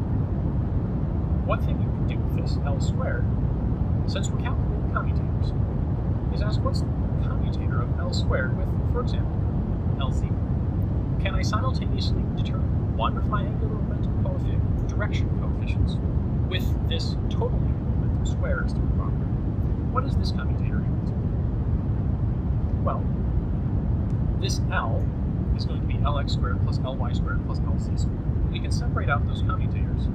Lx squared commutator with Lz plus commutator Ly squared commutator with Lz. And the third term is commutator Lz squared with Lz. Now the commutator of Lz squared with Lz is just going to be 0. This term drops out. This is going to be Lz, Lz, Lz minus Lz, Lz, Lz. These two commutators we have to treat in a little more detail. So let's expand them out. This is going to be Lx, Lx, Lz minus Lz, X, X. And this is going to be Ly, Ly, Lz minus Lz, Ly, Y. You can simplify this expression by adding and subtracting the sort of missing terms, if you think about this. Here I have 2 x's on the end, Lz. What about Lz in the middle? So let's add and subtract Lz in the middle here.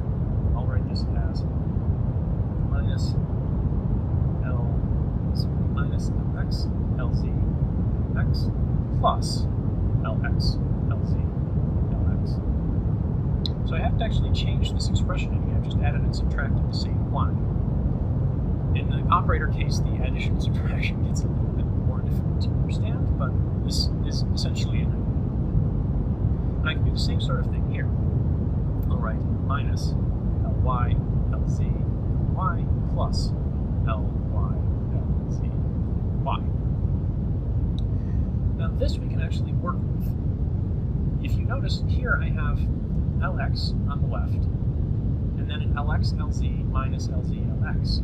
So if I was treating these two terms just by themselves, I could factor out an Lz on the left, and I would be left with a commutator of Lx and Lz. That would end up looking like this. So this is still an equality. Lx on the left, and then Lx commutator with Lz. That counts for this term. This term is accounted for in much the same way, except I have to factor an Lx out to the right. So this is going to give me an Lx, Lz commutator sort of simplifications over here for exactly the same reasons. And I end up with pulling the Ly out to the left, Ly commutator with LZ, and pulling the Ly off to the right, Ly commutator with LZ, Ly on the right. So, still equal to my original expression. I haven't really made very much progress, but I know that the commutators of Lx and Lz are, or Ly and Lz. Those are the commutators I calculated in the last page. So this does actually simplify things out. The commutator of Lx and Lz is minus IH bar Ly. So this whole thing is going to be Lx. I'll stop writing in square brackets because it's not a commutator anymore.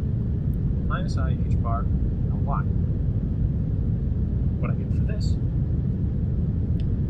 commutator is the same. It's going to be minus IH bar Ly Lx. Plus, over here, I've got Y on the left, and these commutators are in alphabetical order, so I'm just getting positive IH bar plus IH bar Y.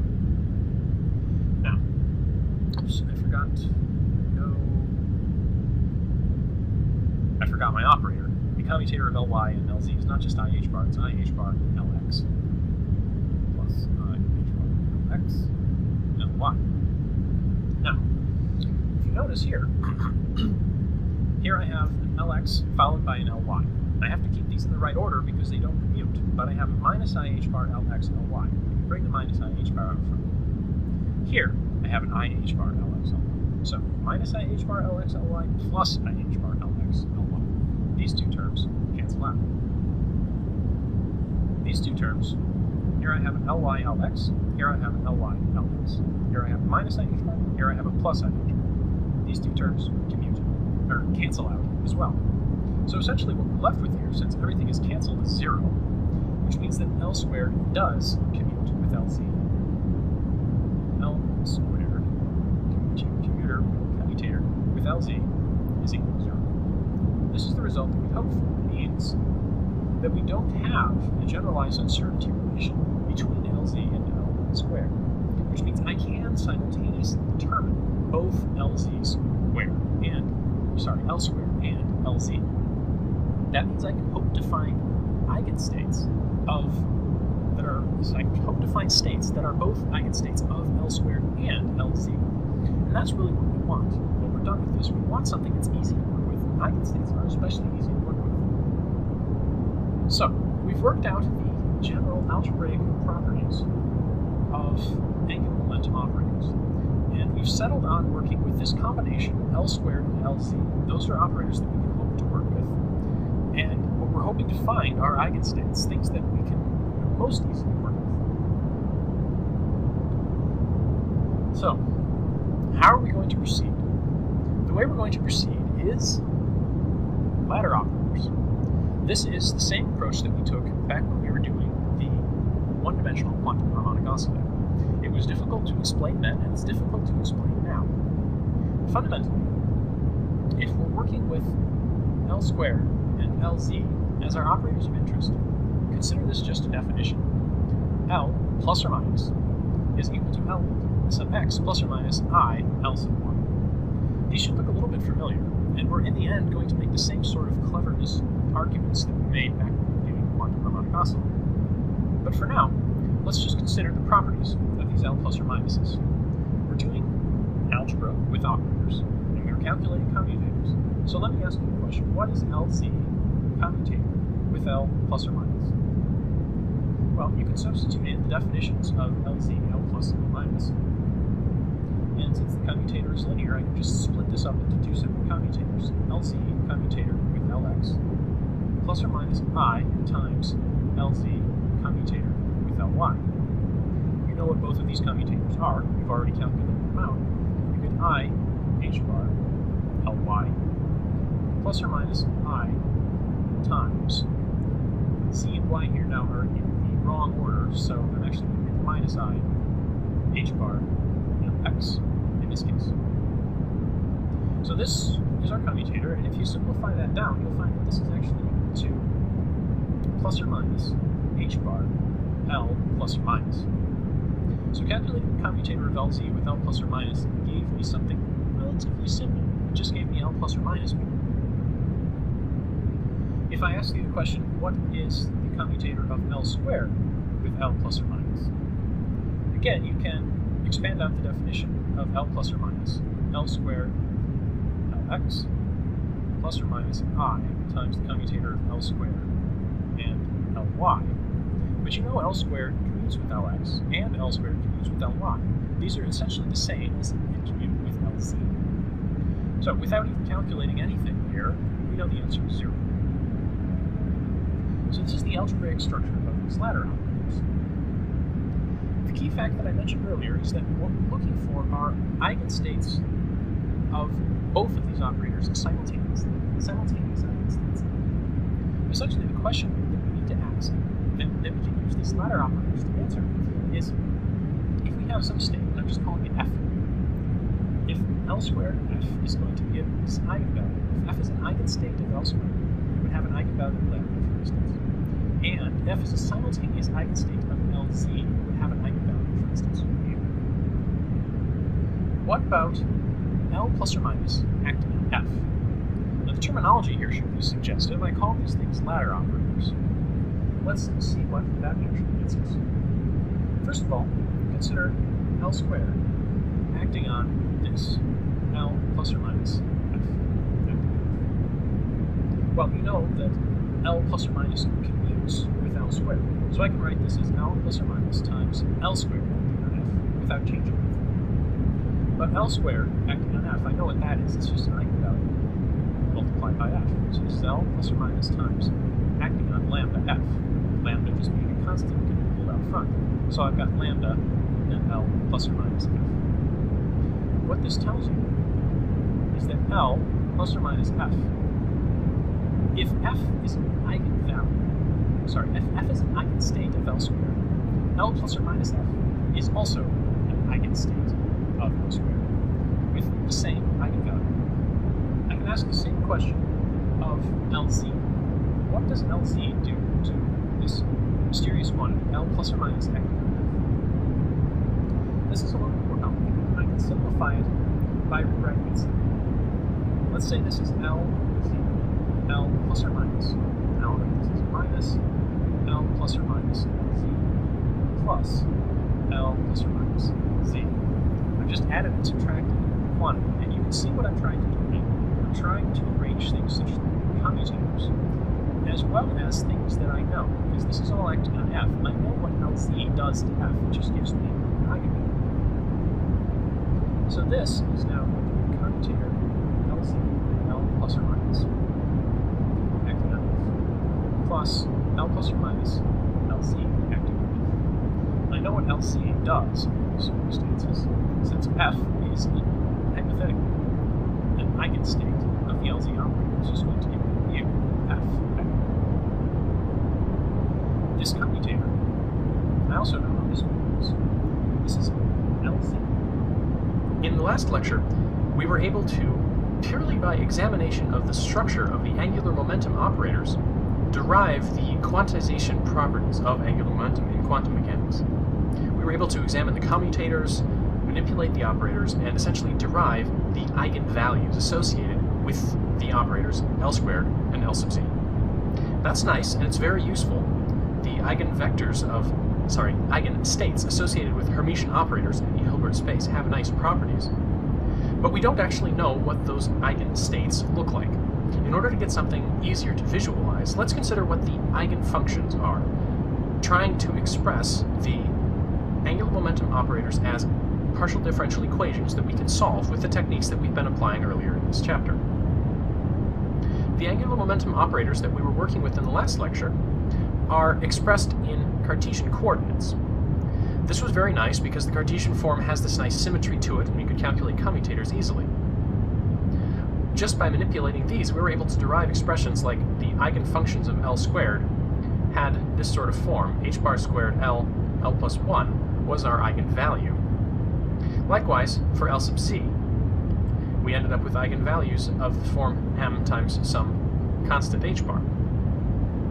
The L's that we got had to be half integers. They were either 0 or 1/2 or 1 or 3/2, etc. And the constants m that we got here had to be between minus L and L, going up in steps of 1. So our eigenvalue structure here, as I mentioned, doesn't tell us anything about the actual form of f. When we were working with the one-dimensional quantum harmonic oscillator, we were able to derive, for instance, the ground state by knowing that the lowering operator acting on the ground state gave us 0. That was a differential equation that we could work with since we knew differential forms for the lowering operator. We can do the same thing with the angular momentum operators, but in this case, it's more worthwhile to think more generally. So suppose we just have some general psi of r, theta, and phi. This is our wave function expressed in general polar coordinates, and it would be nice to know how our angular momentum operators act on this general wave function. If we can express our angular momentum operators in spherical coordinates, we can write down this sort of eigenvalue equation. It will then be a partial differential equation that we can solve, in general, for any value of L or M. Unfortunately, in this lecture, we run into some thorny notational issues. I like to use hats to designate operators. Griffiths, your textbook author, likes to leave the hats off when it's not ambiguous. This is one of those cases where it is ambiguous and I would like to use the hats, but unfortunately, hats are also significant in other ways. In particular, hats in this section of the textbook mean unit vectors. So I'm going to try and follow Griffith's notation, and I'm going to try and point out where things are operators and where things are unit vectors. But in this case, in this lecture, if I write something like Lx, I mean the operator. And if I write something like r hat, I mean the unit vector. Like I said, I'll try and be clear about what I mean in each case. At any rate, our goal here is to come up with spherical coordinates expressions for the operators that we were working with when we were considering angular momentum operator algebra, L squared and L sub z. So first of all, let's consider just L in spherical coordinates. There's going to be a lot of math in this lecture, and I'm going to go through it only conceptually. The level of grunge in this sort of coordinate transformation is above and beyond what I would expect you to be able to do for an exam. So, most important, I need you to understand the overall structure, the sorts of manipulations that are being done. Change of variables in the context of partial differential equations is tricky. So let's try and just understand overall how it works. First of all, what we're working with is angular momentum, L, which is given by r cross p. Now I've left both vector hats and operator hats off of these, but this is the angular momentum operator, this is the position operator in spherical coordinates, and this is the momentum operator in spherical coordinates.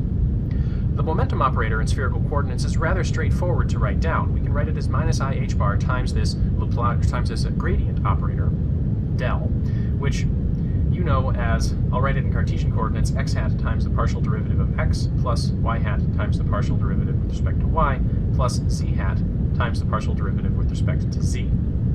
You can apply this to an arbitrary function of x, y, and z, a scalar function, and it will give you a vector. So this is a vector, as is the momentum, so this is the sort of momentum vector operator. This gradient can be expressed in spherical coordinates as well. And expressed in spherical coordinates, it has this partial derivative with respect to r, partial derivative with respect to theta, and with respect to phi. The partial derivatives with respect to theta and phi have to be rescaled, since, for instance, if you consider it in Cartesian coordinates, this is essentially a spatial rate of change. It's a vector that points in the direction that the function changes most quickly with respect to physical space. And a change with respect to theta is not a change with respect to physical space. R d theta is a motion in space, whereas r sine theta d phi is a motion in space. So these are our motions in space, and the rescaling necessary is taken care of by this 1 over r and this 1 over sine theta. This gradient gives us the momentum, which we can cross with the radius operator, the position operator in spherical coordinates, which is quite simply r hat. So this hat now designates a unit vector, and this designates a coordinate. And as usual, our position operator is multiplication by the coordinate in question of, well, the multiplication of this with whatever the operator is acting on, some function in this case. So our angular momentum then is going to be a cross product of something like, I don't know why I erased it, r hat. So I'm going to be taking the cross product of r hat, that's the vector part of my position operator, with this part of my momentum operator. I can pull my minus IH bar out, and this is what you end up with, simply taking cross products r cross theta, and r cross phi. Where here I had a 1 over r in my gradient, but it's been cancelled out by the r coordinate multiplication in my position operator. Likewise for phi. There was a 1 over r here as well. This can be simplified slightly. You know that r cross r is going to be 0. The cross product of any vector with itself is going to be 0, since the cross product depends on the angle between the vectors. They have to be pointing in different directions. R cross theta is going to give me phi hat, a unit vector pointing in the phi hat direction. And r cross phi is going to give me minus theta hat, a unit vector pointing in the minus theta direction. You can, therefore, you're only going to end up with 2 terms, and that will be our angular momentum operator. Since, however, what we were actually doing when we were working with L squared and LZ, we needed expressions, for instance, for things like L plus or minus. This L plus or minus was expressed in terms of Lx and Ly, so what we actually need to do is take the overall angular momentum operator in spherical coordinates and use it to find angular momentum operators in Cartesian coordinates expressed in spherical coordinates. Now this is a very strange way of saying things, but essentially what I want is the angular momentum about the x-axis, the x component of the angular momentum, but expressed still in spherical coordinates. The way to do that, and the way Griffiths uses at least, is to take this expression for the angular momentum operator, which has phi hat and theta hat in it, and express the phi hat and the theta hat in Cartesian coordinates. Those Cartesian coordinates values of theta hat and phi hat will depend on theta and phi, so we end up with this weird hybrid Cartesian spherical coordinate system. But doing so allows you to identify the x component of the angular momentum, y component, and z component. If you actually do that, substitute in phi hat in Cartesian coordinates, for instance. Phi hat in Cartesian coordinates, this weird Cartesian spherical coordinate system, is minus sine phi I hat plus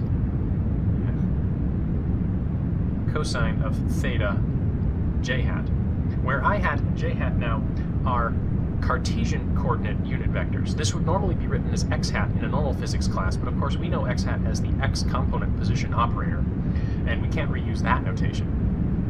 You can see why I'm sort of glossing over the details of this. Actually doing it all out would require a fair number of slides and a good deal of your time. At any rate, substituting in this expression, for instance, for phi hat, and a similar expression for theta hat, you can identify the I hat component of L, the x component of the angular momentum. And when you do that, this is what you're left with. So the x component of the angular momentum has derivatives with respect to both theta and phi. Likewise for L sub y, the y component of the angular momentum. L sub z, however, only has derivatives with respect to phi, and this should make a fair amount of sense, since z is special in spherical coordinates. Phi is the angle that rotates around the z-axis. So that's all well and good. We're starting to work our way towards expressions of the operators that we're actually interested in, L squared and L sub z. We have one for L sub z, but what about L squared? L squared, it turns out, is easy to express if you think about it in terms of the L plus or minus operators. This was the trick that we used back when we were doing operator algebra. L plus or minus, of course, is expressed in terms of Lx and Ly. But we have Lx and Ly now, so we're ready to go. L plus or minus being expressed in terms of Lx and Ly, going back to your notes from the lecture on the algebraic structure of the angular momentum operators, we can express L squared rather simply in terms of L plus and L minus. L plus and L minus being expressed in terms of Lx and Ly, we can make combinations of Lx and Ly. Multiplying those out is simply an exercise in calculus, multivariable calculus, taking partial derivatives, applying chain rules, etc. When you do all of that, evaluating this expression that we got from the algebraic structure of L squared in terms of L plus, L minus, and LZ squared and LZ, you can go and look that up in your notes, you end up with an expression for L squared. this should start looking reasonably familiar. What I really want to do here is write this into an eigenvalue problem by adding some arbitrary function f. This whole operator, acting on some function f, is going to be equal to, we know what the answer is from our consideration of operator algebra. It's going to be h bar squared l plus 1 times f. It's going to give us our original function back. So this right here, this is our partial differential equation that we can solve for f, where f now is a function of r, theta, and phi, and is going to essentially give us our wave function. We only have angular components here, so there isn't going to be any radial part. That should make a good amount of sense. Radial motion doesn't contribute any angular momentum. We can do something very similar for L sub z. L sub z acting on some arbitrary function, and L sub z we already had an expression for. It was minus I h bar, partial derivative with respect to phi of f. We know what that's going to give us already as well, because we know the eigenvalue structure of L sub z as well. It's going to give you m times h bar f. Both of these are going to be, then, partial differential equations that we can solve. This tells us something about the eigenstates of L sub z. This tells you something about the eigenstates of L squared. And if you look at these equations, they should be familiar. These are the angular equations that we had earlier. These essentially gave us the YLM of theta and phi as their solution. So what we've shown here is that the eigenfunctions associated with the L squared and L sub z operators are exactly the spherical harmonics. The spherical harmonics were what we got from a spherically symmetric potential expressing the time-independent Schrödinger equation in spherical coordinates. And this should make a certain amount of sense, since what we're talking about now is angular momentum, and L squared, for instance, angular momentum squared, has to do with the rotational kinetic energy. So it ought to play some role in the time-independent Schrödinger equation, which tells us the energy of the stationary states.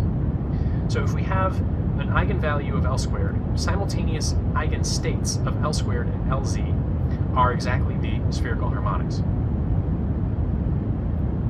There is a slight difference here, and it comes down to the value of L. Essentially, we have two classes of solutions here. We have half-integer L and integer L.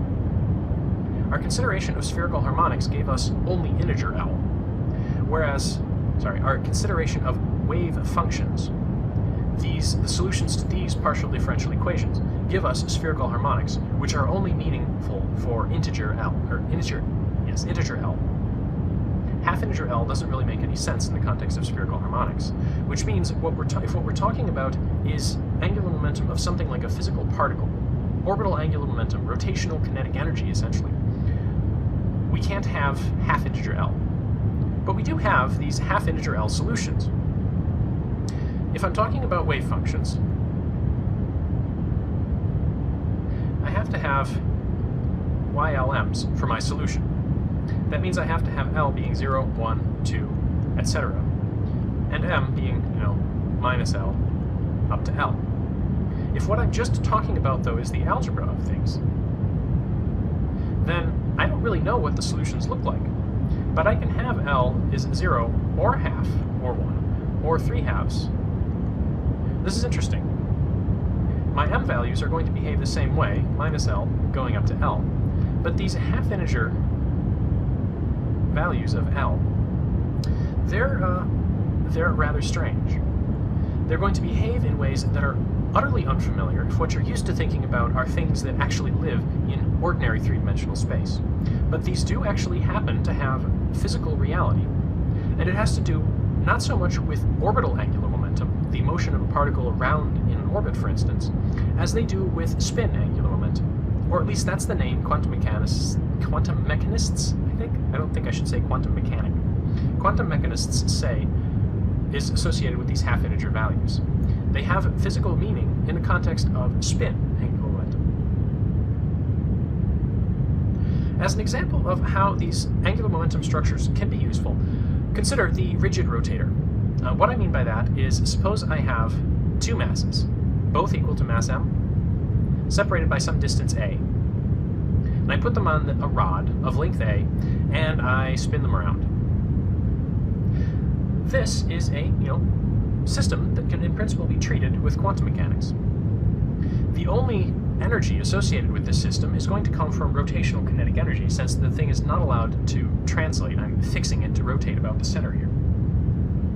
So my Hamiltonian operator is going to essentially be the rotational kinetic energy, which is going to be L squared over 2 times the moment of inertia. This is the rotational analog of p squared over 2m. I have angular momentum squared divided by twice the moment of inertia, the rotational equivalent of the mass. Now, I suppose I should either erase the hat for my Hamiltonian operator or add a hat to my angular momentum operator. I said in this lecture I wasn't going to use hats to designate operators, so I'll erase it from the Hamiltonian. At any rate, you know how L squared behaves. The moment of inertia here, I, is going to be 2, since I have 2 masses, times mr squared, essentially, so the mass times the radius squared, which is going to be a over 2 squared. So this is going to be ma squared over 2 for my moment of inertia. The time-independent Schrödinger equation then becomes h times my wave function is e times my wave function. That's my original. When I substitute in the specific definition of the Hamiltonian here, I have L squared, my squared angular momentum operator, divided by twice my moment of inertia, which is just ma squared. I have an over 2 here, and I have a 2 here, and they cancel each other out. If this is going to be equal to L squared acting on psi is going to be equal to e times psi. Ma squared here is a constant. I can rearrange this and write L squared psi is equal to ma squared e times psi. This ma squared e, this is my eigenvalue of an eigenvalue problem with L squared in it. I know what those eigenvalues are. This is h bar squared L plus 1. That's my eigenvalue, the form of my eigenvalues of the L squared operator. So what that tells me is that ma squared e is equal to h bar squared L plus 1. And I can solve this for e easily. It tells me that e is equal to, equal sign somewhere, h bar squared L plus 1 divided by ma squared. These are the allowed energies, the energies of the stationary states for the rigid rotator. You could just as easily go through the same sorts of arguments and write down normalized wave functions for the rigid rotator. But essentially this is a very common structure that you're going to encounter in quantum mechanics. Angular momentum is of course a conserved quantity in classical physics, and it's a conserved quantity in quantum mechanics as well, which means it's interesting in a lot of respects. And the quantum mechanical structures you get, either if you're looking at something like a rigid rotator now, since we could actually write a real-world wave function for this, we're stuck with just spherical harmonics for the wave functions, integer values for L, and you're going to encounter this sort of expression a lot in quantum mechanics, especially if you go on to the upper levels. Think about for a moment what we've accomplished. Solely by messing with operators and solving partial differential equations as motivated by this original hypothesis of the time-dependent Schrödinger equation, we were able to determine conserved angular momentum structures. We're even able to predict that there's going to be something strange happening for half-integer values of L in these eigenvalue equations. And that's going to be at the topic of the next section in the textbook, spin. The half-integers have a lot of strange properties associated with them. So that's where we are, and that's where we're going. The machinery of quantum mechanics is obviously very productive, and we're going to keep working our way through the results of it for the next couple of lectures. We've spent the last couple of lectures talking about angular momentum. From the quantum mechanics perspective, we ended up talking about a total angular momentum operator L squared and a z component of angular momentum operator L sub z. These two operators gave us a certain algebraic structure, and we ended up with quantum numbers L and m. The allowed values of L were either integers or half-integers. L could be 0, a half, 1, 3 halves, etc., going up to infinity in steps of a half, whereas m could only be in between minus L, and L in steps of 1. These quantum numbers were interesting for a couple of perspectives. If we considered the motion of a particle, for instance, the electron orbiting the nucleus in the hydrogen atom, we only got integer values of L, 0, 1, 2, 3, etc. Whereas the algebraic structure of these operators allows for L equals a half or 3 halves, etc., going up in steps of a half. These half-integer values are essentially valid solutions. And that brings us to the topic of spin in quantum mechanics. Essentially, these half-integer values of L are perfectly valid physical solutions, and they have meaning. They're actually what we use to describe an intrinsic property of fundamental particles like electrons called their spin. Spin is essentially a property of the universe. That's just the way things are. I don't have a good answer for why does an electron have spin, but I can describe the spin of the electron, and I can describe it using the same language as we used when we were discussing angular momentum. So, angular momentum, we were working with equations like L squared F, and the eigenvalues we got for that were h bar squared L, L plus 1. Likewise, L sub z applying to F gave us eigenvalues of the form m h bar. Examining the algebraic structure of this gave us allowed values for the L quantum number of 0, or a half, or 1, or 3 halves, etc. These integer and half-integer values had different interpretations. If I look at just the integer values, those describe orbital angular momentum, the angular momentum of a particle as it moves in a circle around a focus, for instance, around the center. So now we're talking about particle motion. And we can write a wave function, psi, of, say, x, y, and z, or perhaps more accurately, r, theta, and phi, that has this property of orbital angular momentum. You know what the answers for this are already. We've discussed it in previous lectures.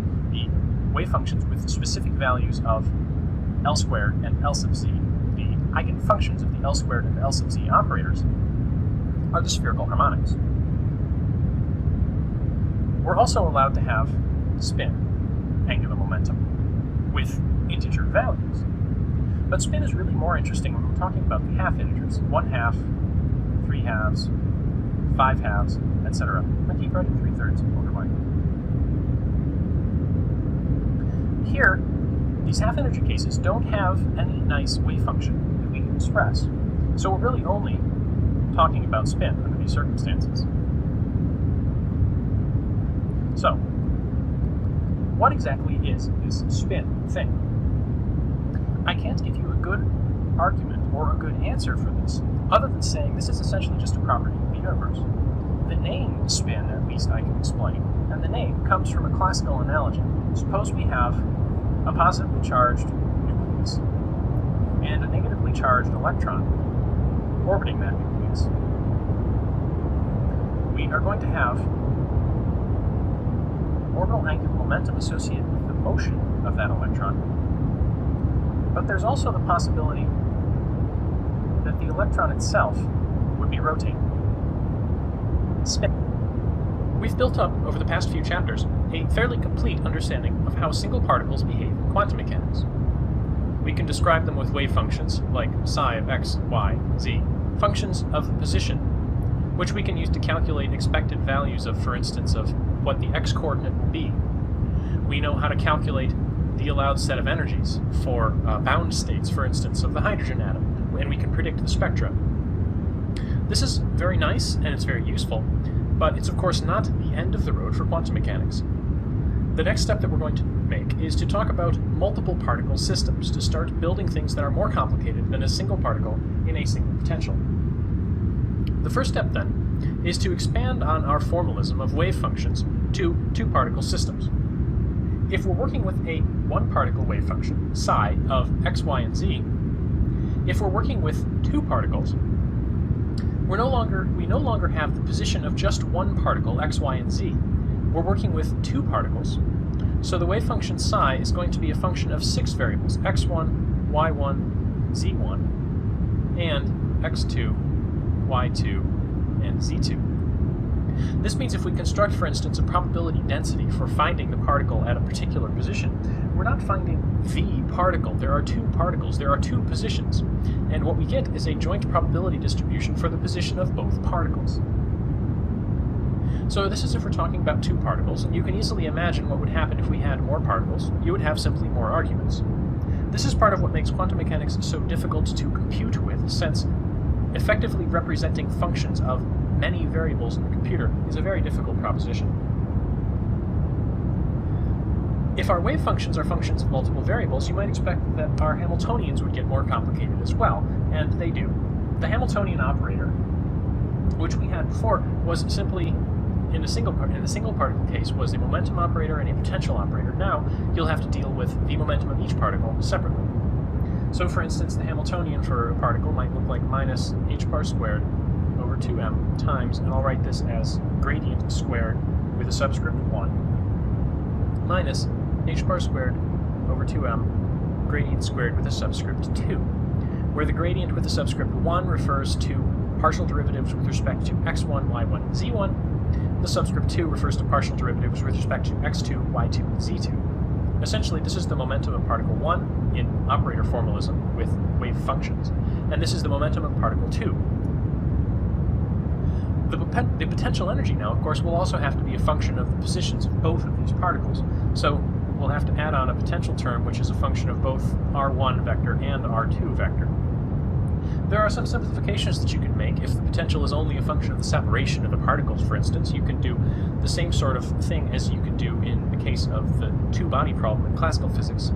Namely, instead of working with two independent bodies, work with the center of mass and the essentially angular orientation of the bodies about the center of mass.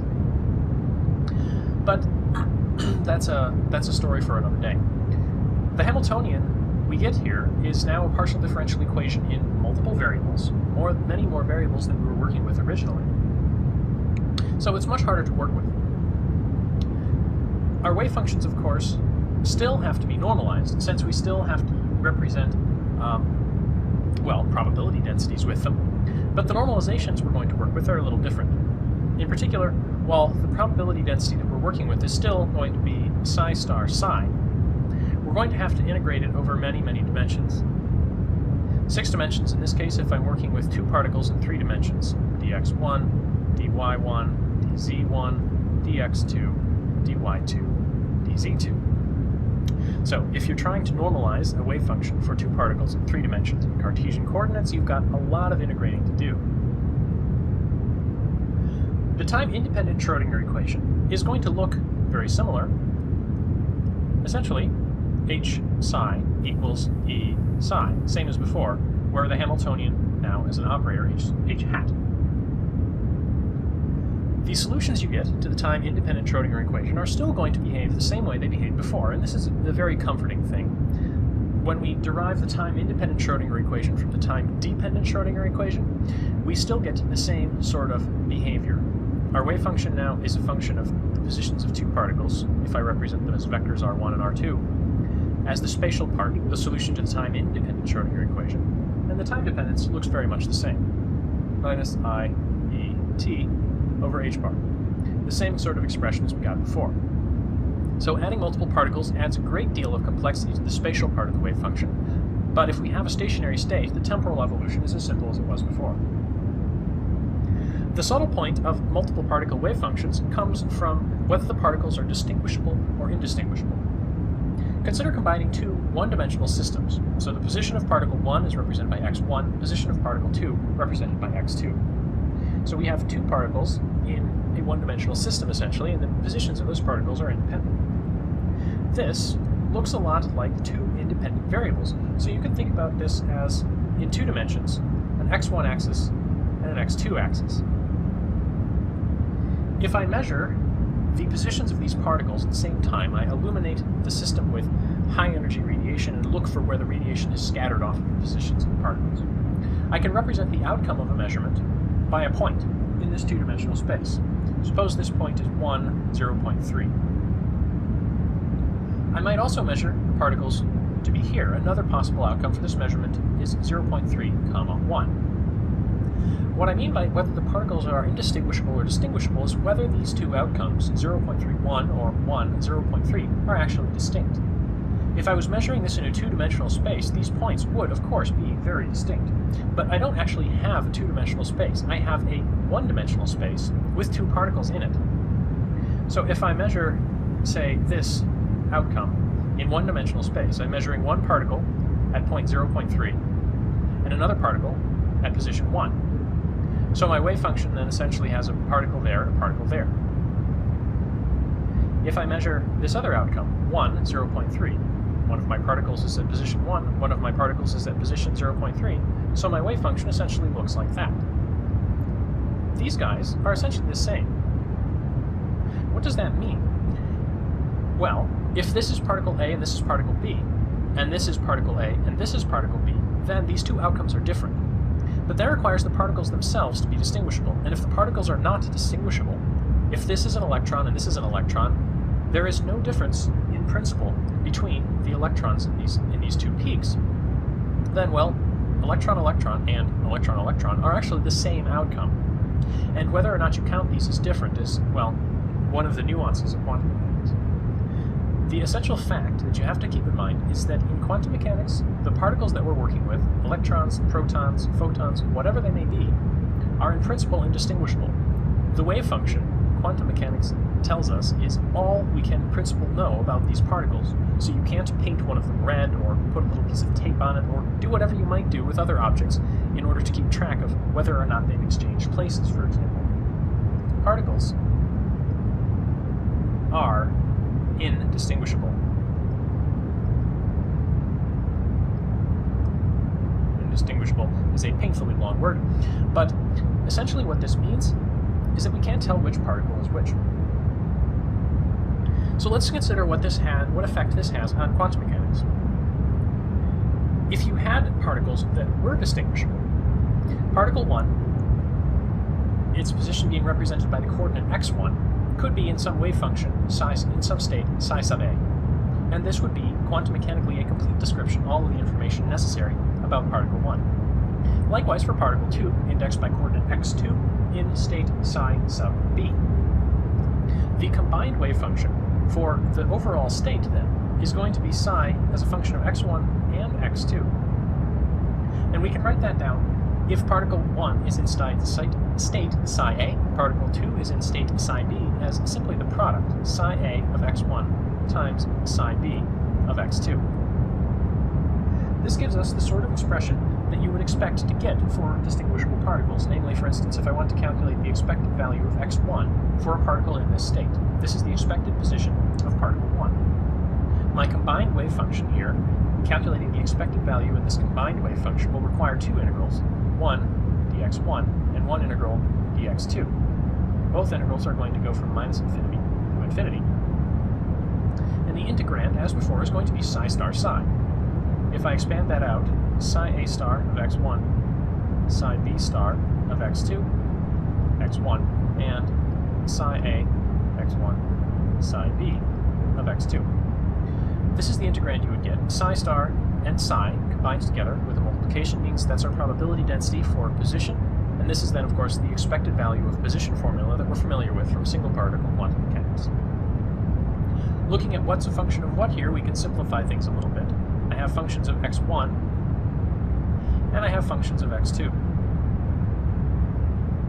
If I pull the terms that are not functions of x2 out of the x2 integral, essentially moving them over here, what I end up with is two integrals that you probably recognize. Integral from minus infinity to infinity dx1 of psi sub a star of x1, x1, psi sub a of x1. For my first integral, the integral from minus infinity to infinity of, with respect to x2, of psi b star of x2, psi b of x2. So these integrals essentially separate out, and this is a normalization integral for psi sub b. If psi sub b is normalized, this is going to go to 1. And this expression on the left, the integral with respect to x1, is the single particle expectation value of the position x1 for a particle in the state A. So essentially, if I have distinguishable particles, my result looks pretty much as expected. These particles are clearly distinguishable because if the expected value of the position of the particle were different for state B as for state A, well, I got the expected value for state A, not some combination involving the expected value for state B. So these particles are clearly distinguishable, and there's nothing in principle wrong with writing wave functions like this, except for the fact that the fundamental particles we're working with are not distinguishable.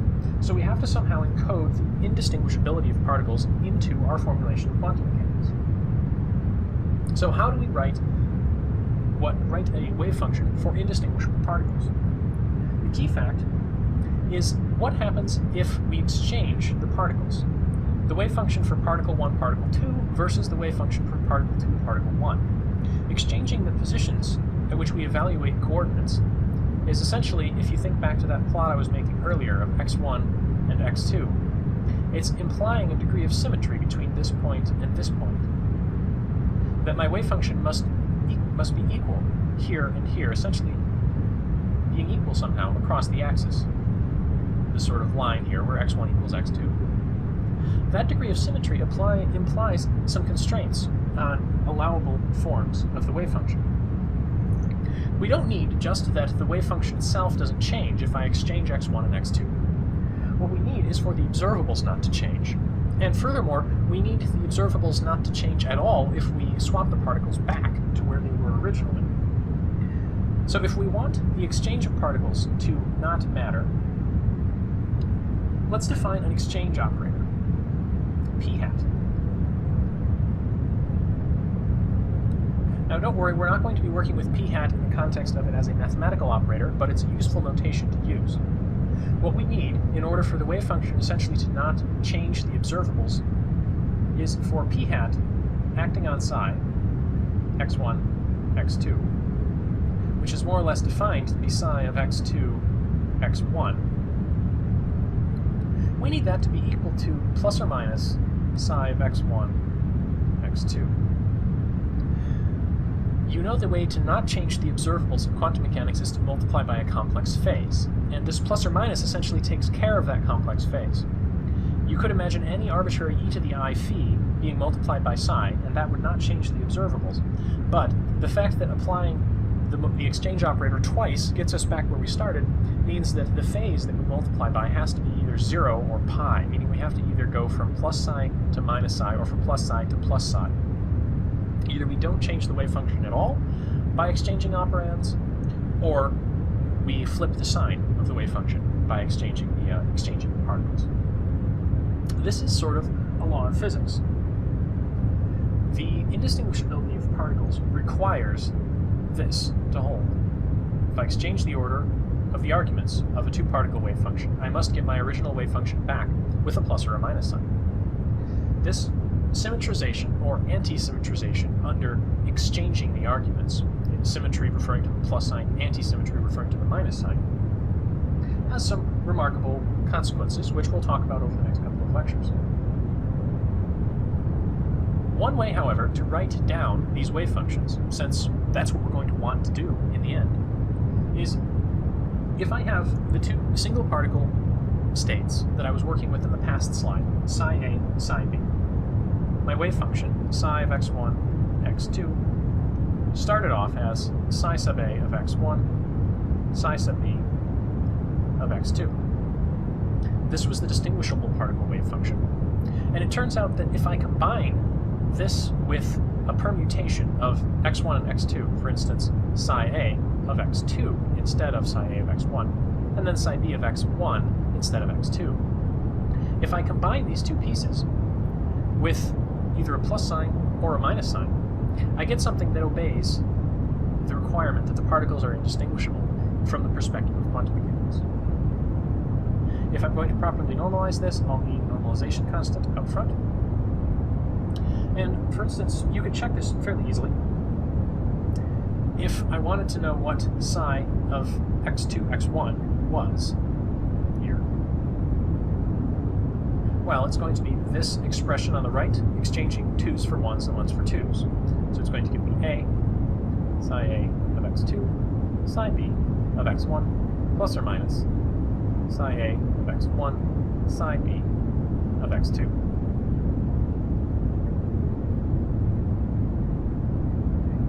If you compare the expression I get after exchanging these particles with the expression I got before exchanging these particles, you can see here's psi ax1, psi bx2, a1, b2, whereas here's a2, b1, a2, b1. So these expressions are essentially the same, except the plus or minus sign is going to mess things up a little bit.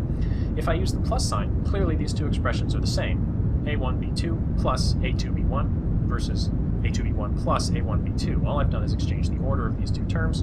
Since this is just multiplication, we're working with wave functions, there's nothing fancy about the order of the terms over addition. Everything commutes, that's fine. If I use the minus sign, I have a1, b2 and minus a1, b2 in my exchanged version, whereas minus a2, b1 becomes plus a2, b1 in my exchanged version. So I flip the signs in my wave function if I use the minus sign when I calculate my exchanged form. So this trick for making indistinguishable particle wave functions from distinguishable particle wave functions actually always works. You need to combine all of the different permutations of all of your particles with appropriate plus or minus signs such that you obey this overall anti-symmetry under exchange or symmetry under exchange requirement. Whether or not we have symmetry or anti-symmetry under exchange is a really interesting topic. And it gets us down to a distinction that I've mentioned earlier on in the context of fermions and bosons. Essentially,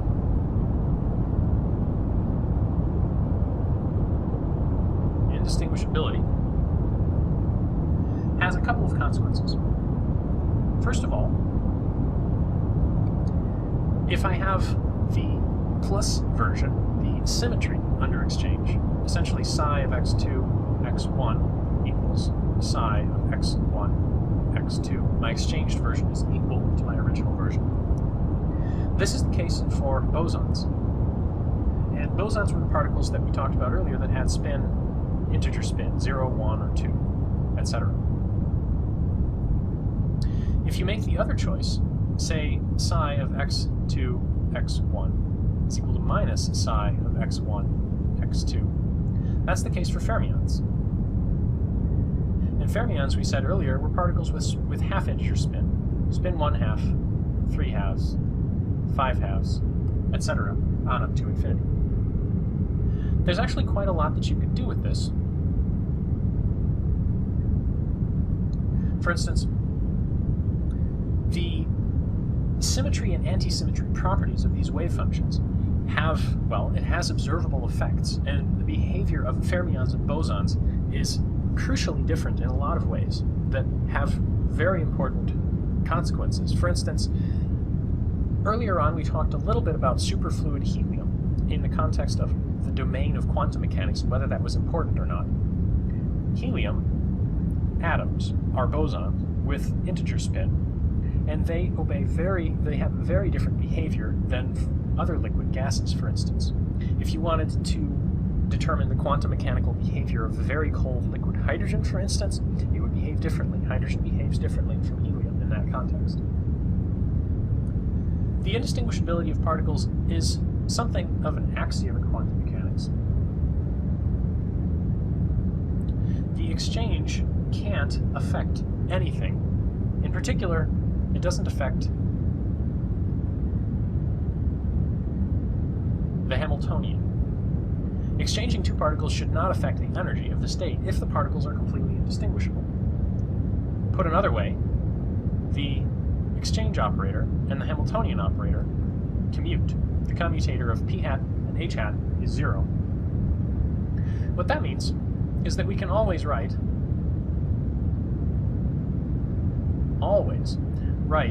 wave functions in these forms. x2, x1 after exchange equal to plus or minus psi of x1, x2. We can do that and still be able to come up with stationary states. We can come up with a simultaneous set of eigenstates, a set of simultaneous eigenstates of both this exchange operator and the Hamiltonian. So it's always possible to write our wave functions like this. This is similar to the reasoning we applied earlier when we were talking about functions, or about the time-independent Schrödinger equation, one dimension with an even potential. You could always write the solution as either even or odd, if the potential was even in one dimension. you can make a similar argument, or this is a very similar argument. There is a symmetry property that we can exploit when we're looking for solutions of multiple particle wave functions. So bosons and fermions and exchange, these are fundamental properties of nature, and the connection between the spin of the particle and the symmetry or anti-symmetry of the wave function overall is a really interesting topic that we'll discuss a little more later on. One application that you guys have hopefully heard about from your chemistry class is the Pauli exclusion principle. The Pauli exclusion principle holds for fermions, and for fermions we know that the exchange operator acting on the wave function psi gives you minus the wave function psi. So suppose the wave function that we were working with was writable in the form that we were talking about earlier. Psi of x1, x2 is equal to some normalization constant times psi a, x1, psi b, x2. Now we're using the minus sign since we're talking about fermions. We're talking about exchange anti-symmetric spatial wave functions. Psi a, x2, psi b, x1 for our second term as before. The Pauli exclusion principle determines what happens if the two particles are in the same state. If the two particles are in the same state, psi a is equal to psi b. What that means is that I can rewrite this as psi a and rewrite this as psi a. You can tell what we're left with now. We've got psi a x1, psi a x2 minus psi a x2, psi a x1. We've got essentially something minus itself. So if the particles are in the same state, then psi of x1, x2 equals 0 with this particular fermion anti-symmetry under exchange. This is interesting, and I suppose I shouldn't use an exclamation point here because 0 factorial is 1, and that wouldn't be all that interesting. But what this means is that this is not possible. First of all, the wave function psi equals 0 is a perfectly valid solution to the Schrödinger equation, but it doesn't tell you anything, so this is not useful. It does not describe a normalizable state. What this means, and what the Pauli exclusion principle says, is that two fermions cannot occupy the same state.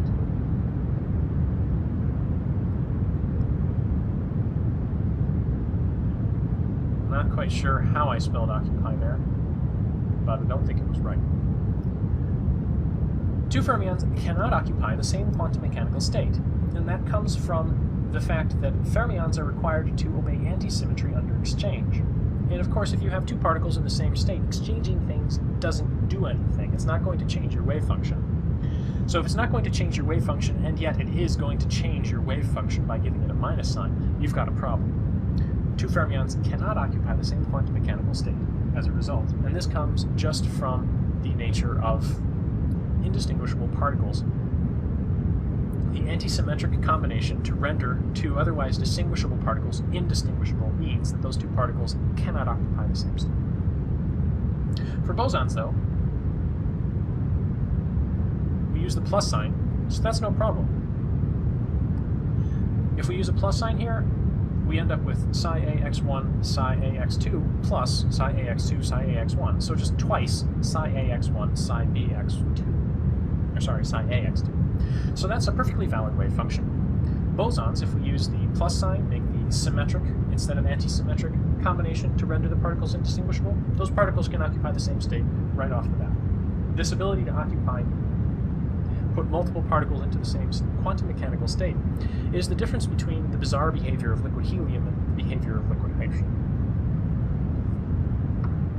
As an example, consider back to the very beginning. The very first quantum mechanical system we worked with was a particle in a box.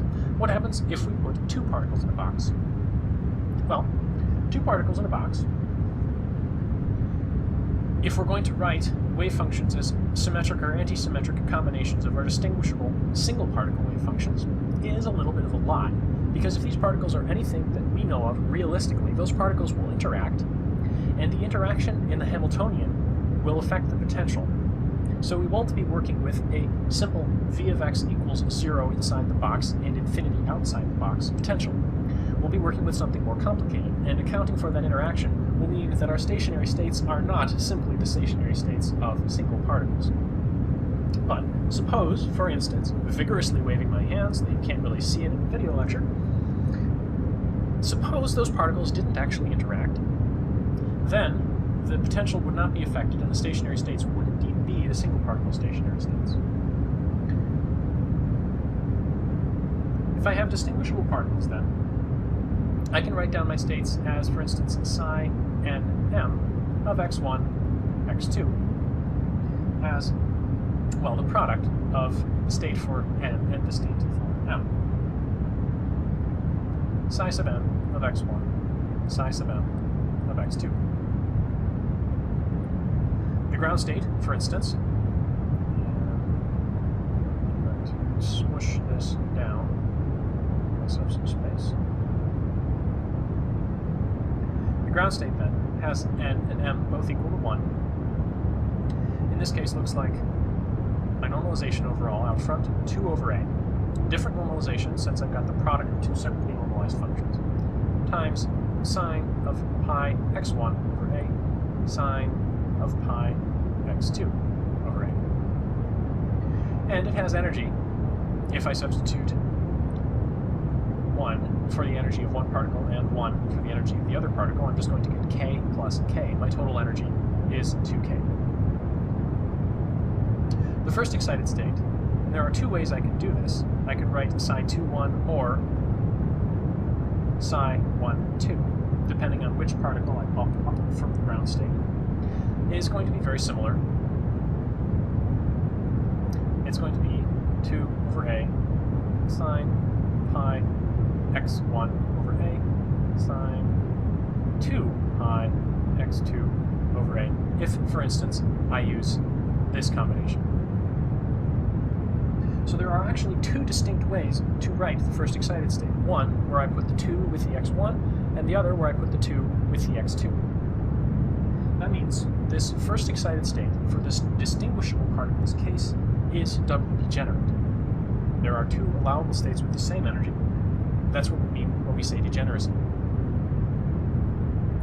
Suppose instead of distinguishable particles, I had bosons. The states that I would work with then would look very similar. If I had psi 1, 1, my ground state, well, there's nothing wrong with putting two quantum mechanical particles in the same quantum state with bosons. So I have to make the symmetric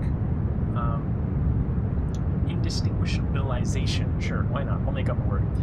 The symmetric form of this, sine of pi x1, sine of pi x2, plus sine of pi x2, sine of pi x1, but since they're the same, that's all just going to end up adding up. So your ground state is essentially going to be unchanged from your distinguishable particle case. If your distinguishable particles are in the same quantum state, are they really all that distinguishable? So psi 1, 1 is unchanged. The first excited state, however, that looks a little different. Psi 1, 2, for instance. Let me actually not write it as psi 1, 2. Let me write it as psi first excited. And that's going to be a symmetric under exchange version of the distinguishable particle wave function here, such that the particles are rendered indistinguishable. What it ends up looking like is root 2 over a times sine of pi x1 over a sine 2 pi x2 over a plus sine 2 pi x1 over a sine pi x2 over a. So I've moved the 2 from the term with x2 to the term with x1. And if you calculate observables with this first excited state, you'll get a different result than if you have two distinguishable particles. For instance, if I calculate the expected position of particle 1 or particle 2, I'll get the same answer, which is a requirement if the particles are going to be distinguishable. One thing to notice about this is that if I try to swap which of x1 or x2 has the 2, it doesn't work. I get the same quantum mechanical state back. So this is non-degenerate. There is only one allowed quantum mechanical state for the first excited state for bosons. Degeneracy does have consequences in the physical world. So the fact that distinguishable particles and non-distinguishable particles have different degeneracies for the first excited state means that, well, it means we're onto something. There should be some observable consequences for this prediction. The last possibility, fermions. Well, what about the ground state, psi 1,1? The Pauli exclusion principle tells us that no two fermions can occupy the same quantum mechanical state. And in fact, if you look at our psi 1,1 state here and try to make an antisymmetric under interchange version of it by adding on essentially another term that looks exactly like this, or more accurately, subtracting off a term that looks exactly like this, you get 0. So the ground state doesn't exist. There's no psi 1,1 under these circumstances. Our new ground state, then, is essentially our first excited state from before, but with a minus sign. And I'll indulge in a little copy pasting here, just to save myself the writing.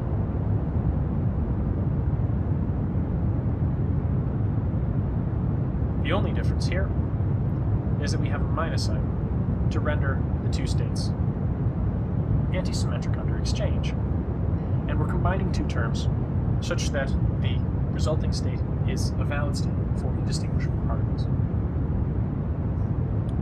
So our ground state again, which corresponded to our first excited state before, is also non-degenerate. There's only one allowable state here for our ground state, only one quantum mechanical state. And, well, fermions, bosons, and distinguishable particles obviously behave very differently here. Fermions and bosons differ in the sense that the ground state is different. Indistinguishable particles and distinguishable particles differ in the sense of the degeneracy of whether or not of the states.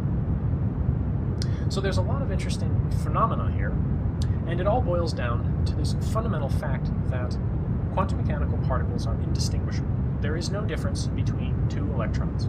Any two electrons are essentially exactly the same. They obey the same laws of physics. There is no additional information here that would allow us to keep track of which electron is which. We can make quantum mechanics validate this approach, we make quantum mechanics fail to keep track of which particle is which by making these symmetric or antisymmetric combinations of what would otherwise be distinguishable particle wave functions. And lo and behold, the distinguishable particles, bosons and fermions, all behave differently. So there's a lot going on here. To check your understanding, just to drive home the complexity of multiparticle wave functions, I'd like you to write down the normalization integral for a 3-particle wave function in 3-dimensional space. Finally, reflect on what it means for two fermions to be non-interacting if they can't occupy the same quantum mechanical state. Those two particles in a box that I did on the last slide, for a fermion they couldn't exist in the same state, but I wrote down the ground state. I wrote down the stationary states from which I was constructing those antisymmetric and symmetric combinations by stating that the particles didn't interact. So what does it mean for two things that don't interact to exclude each other from doing something? And finally, what I've been talking about in the context of the particle in a box is just the spatial wave function. We're just talking about psi of x, for instance, or in the case of two particles, psi of x1, x2. How would that change if I included spin?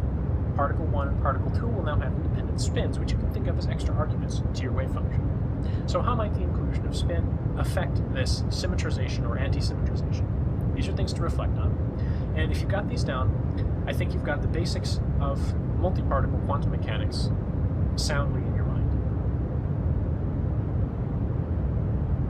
Quantum mechanical systems with many particles in them are very difficult to solve in principle. Imagine trying to write down the wave function for a system of 10 to the 23rd, not quite independent particles. That would be very, very complicated.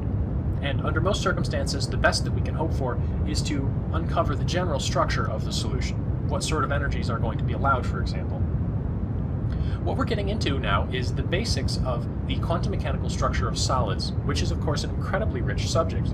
being, as it is, essentially the basis for all of materials science, all of semiconductor physics.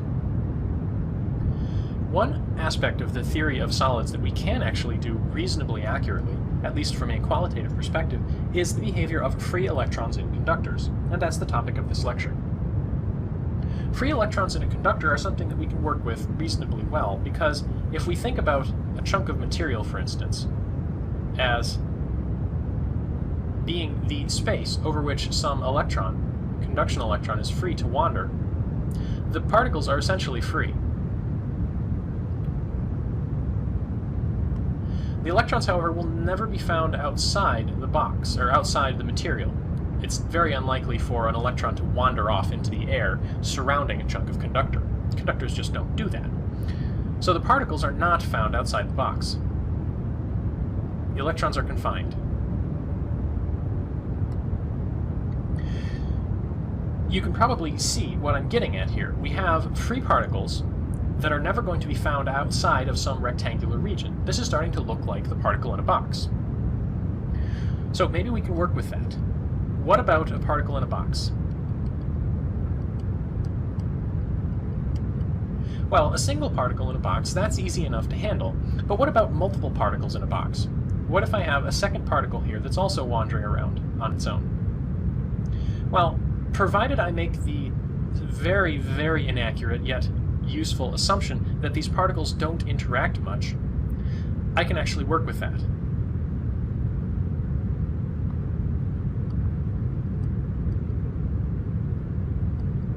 Now I'll put a star on that, sort of a footnote, asterisk, because this is not a very good assumption that the electrons in a metal don't interact. Essentially what this assumption amounts to is that, on average, particles aren't going to interact much. Two randomly chosen electrons in a metal are unlikely to have just recently collided, for example, and that, on average, the vast sea of electrons that are not free to move about this equalize the charges to the degree that any two conduction electrons are unlikely to encounter the free charges of either the nucleus, free charges of the other electrons, or free charges of other conduction electrons. Those are some pretty stiff assumptions, and they're probably not correct. But if we make those assumptions, we can actually solve this problem and figure out what the quantum mechanical structure is. That's a very useful thing to do, so we're going to go ahead and do it. The starting point, though, is a single particle in a box. The single particle in a box in 3 dimensions is something that we've talked about, and the Hamiltonian that we're working with is essentially just given by the momentum squared, the kinetic energy, h bar squared over 2m times the gradient operator in 3 dimensions.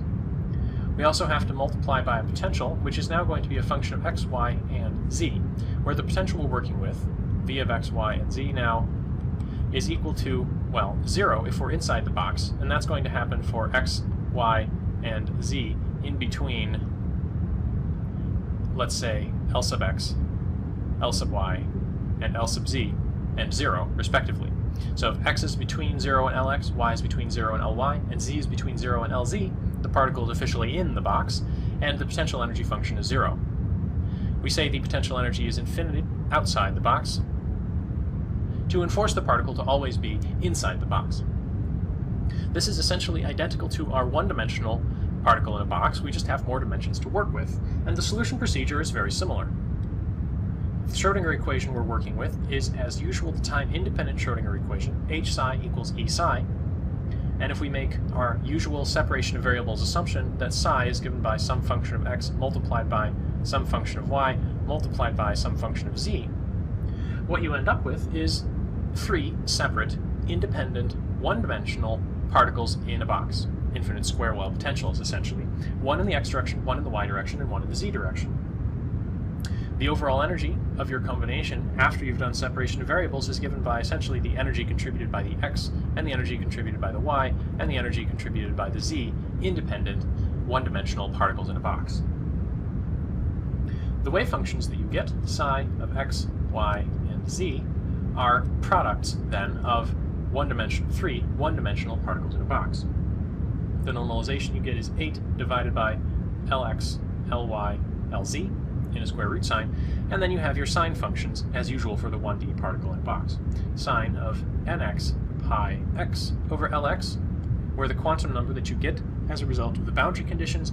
I'm calling nx for the x part, ny for the y part, and nz for the z part.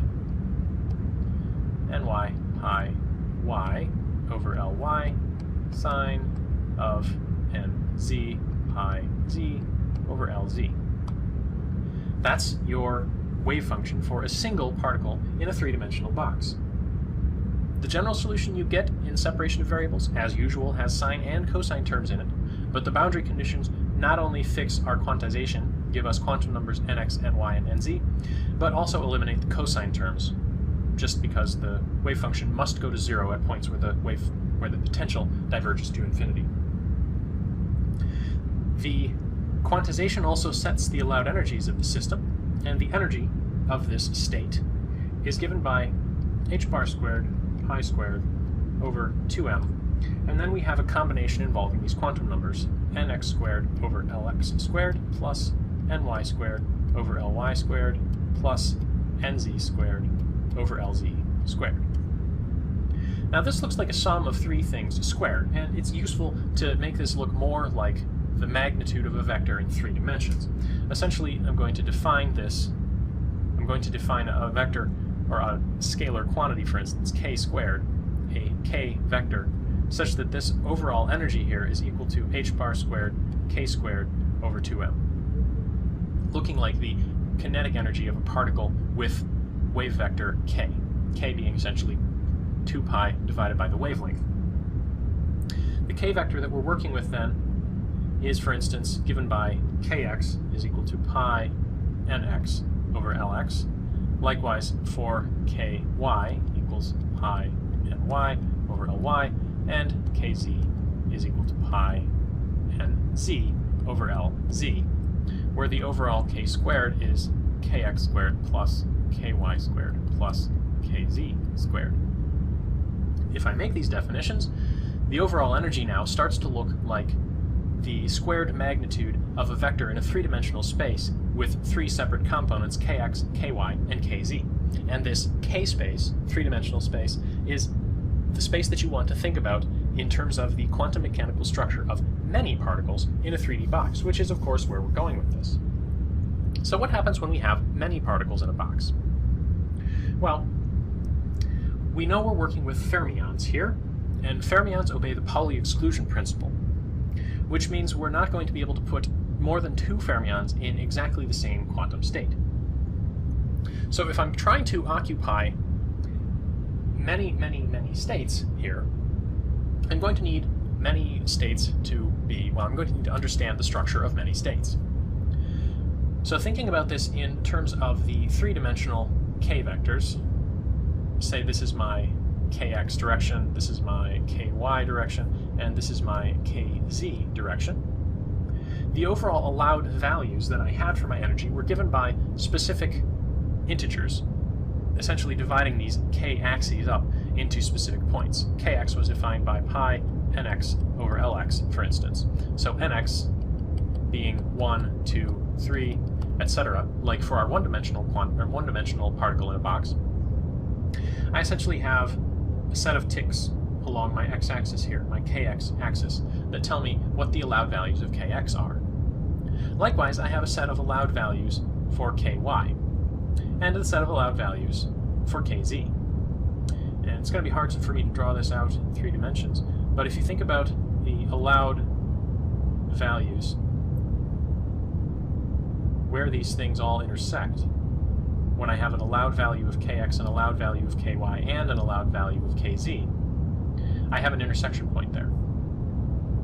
That means I have an allowed quantum state here for nx is 1, ny is 1, and nz is 1. I, of course, also have an allowed quantum state out here, where nx is 2, ny is 1, and nz is 1. And I'm not doing a very good job drawing this, but you can see each intersection point here is associated with some cube between the intersection and the origin. And that cube signifies a certain volume. And the volumes in k-space are something that's very useful to think about.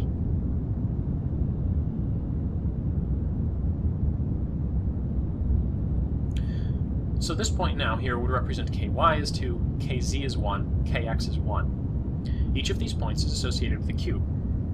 And the volume of this cube, which is going to become important when we start talking about trying to fill as many of these states as possible, is given by, well, the length of each of these sides. I'm talking about the volume in k-space now.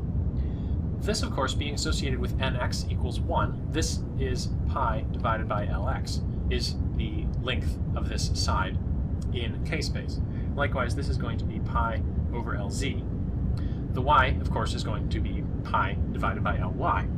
So if I wanted to know the volume of one of these cubes in k-space, it would be... You saw in the last lecture how just considering the electrons in a conductor to be free particles in a box, you could get a reasonable impression of the quantum mechanical behavior of those electrons, what the allowed energies look like, what the behavior of the metal was even to some degree. We were able to calculate, for instance, the degeneracy pressure of the electrons in that state, and get an answer that was comparable to the measurable physical properties like the bulk modulus of the material. That free particle assumption seems very fishy, though, because those conduction electrons are going to interact with the atoms in some way. So what I'd like to talk about in this lecture is how we can include the atoms and the results, in particular the band structure of energy levels in solids. Including the atoms in the behavior of the free electrons in a material, for instance, is a rather complicated process. You might think about an electron coming in towards some atom, where we have electrons orbiting the nucleus of the atom, and how these particles might interact. Now, we know from quantum mechanics that this picture is just plain not correct, that we need to consider the electron as it approaches the atom as some sort of a wave packet. So I'll draw some wave fronts. And the atom itself as being composed of a nucleus, which has almost negligible wave nature compared to the wave nature of the electron, since the nucleus is so much heavier, surrounded by some cloud of electron. Describing the interaction of a wave packet like this and an atom with an electron cloud surrounding it is a very complicated process in principle. But whatever the interaction is, it's going to be encoded by some Hamiltonian, h hat, which is going to include the kinetic energies of the particles and then some potential that tells you how the energy of this interaction takes place. If the electron were very close to the atom, would there be an attraction force? Would there be a repulsive force? Would there be an increase in energy or a decrease in energy? Now, typically you can assume that the potentials like this are related just to the relative displacement between the atom and the electron, so some difference between the position of the electron and the position of the atom. Perhaps the potential even only depends on the absolute magnitude of that vector, only depending on the distance between the electron and the atom. Either way, these potentials can come in a variety of forms. But if you're trying to consider a material with many electrons and many atoms, what you're going to have to work with is actually going to be a sum over all the atoms of the material of the contribution of each atom to the energy of an electron.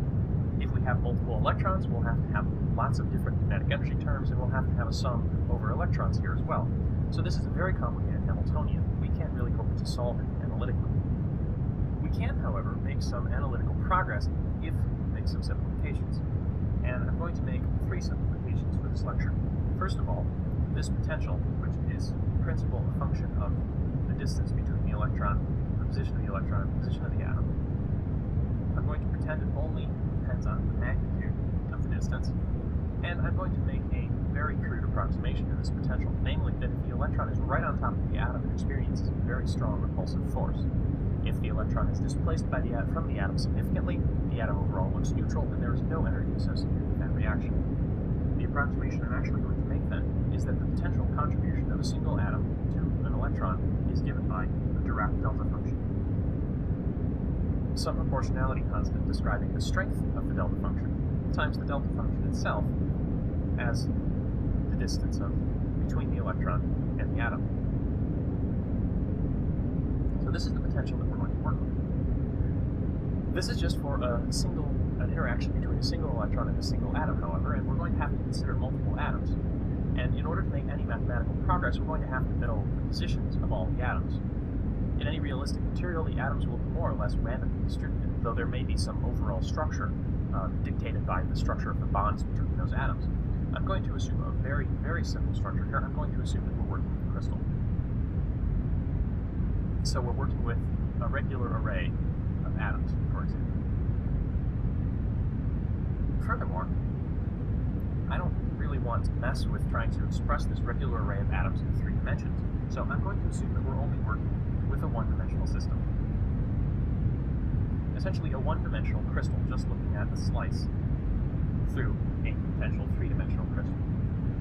This is not the most relevant physical scenario, since a Dirac delta function in 1 dimension extrapolated to 3 dimensions is sort of a sheet delta function, not an array of point delta functions like a crystal.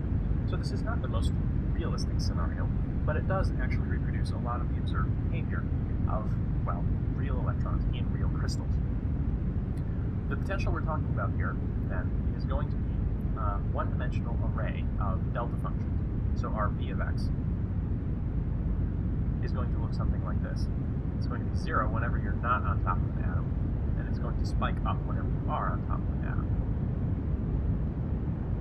And this is going to continue, potentially infinitely, in both directions. This is called a Dirac cone, since I guess it kind of looks like a cone, and it's made of Dirac delta functions. So this is the potential we're going to work with.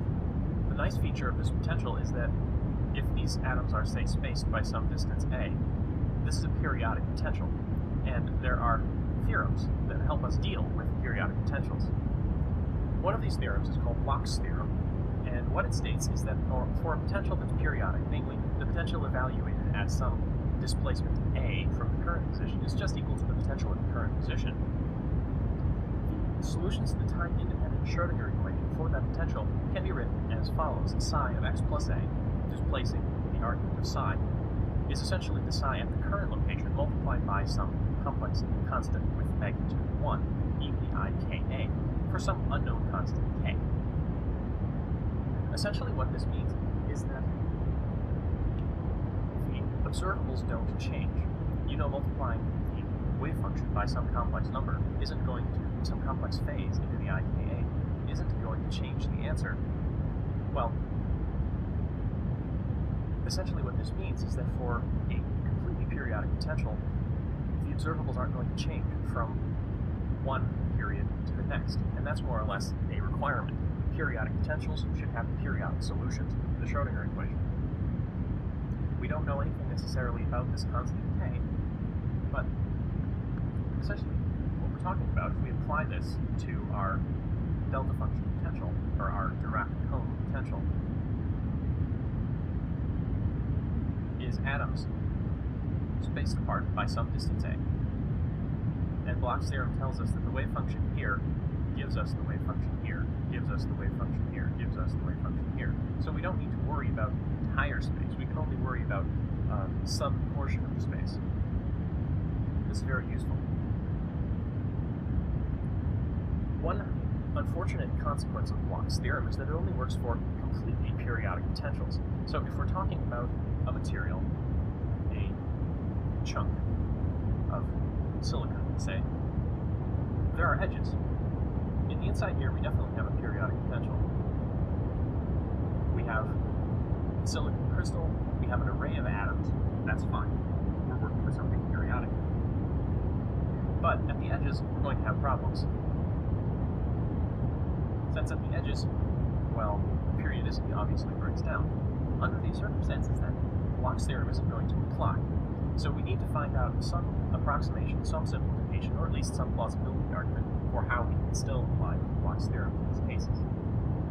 Well, we've already made a lot of simplifying assumptions, so what's one more?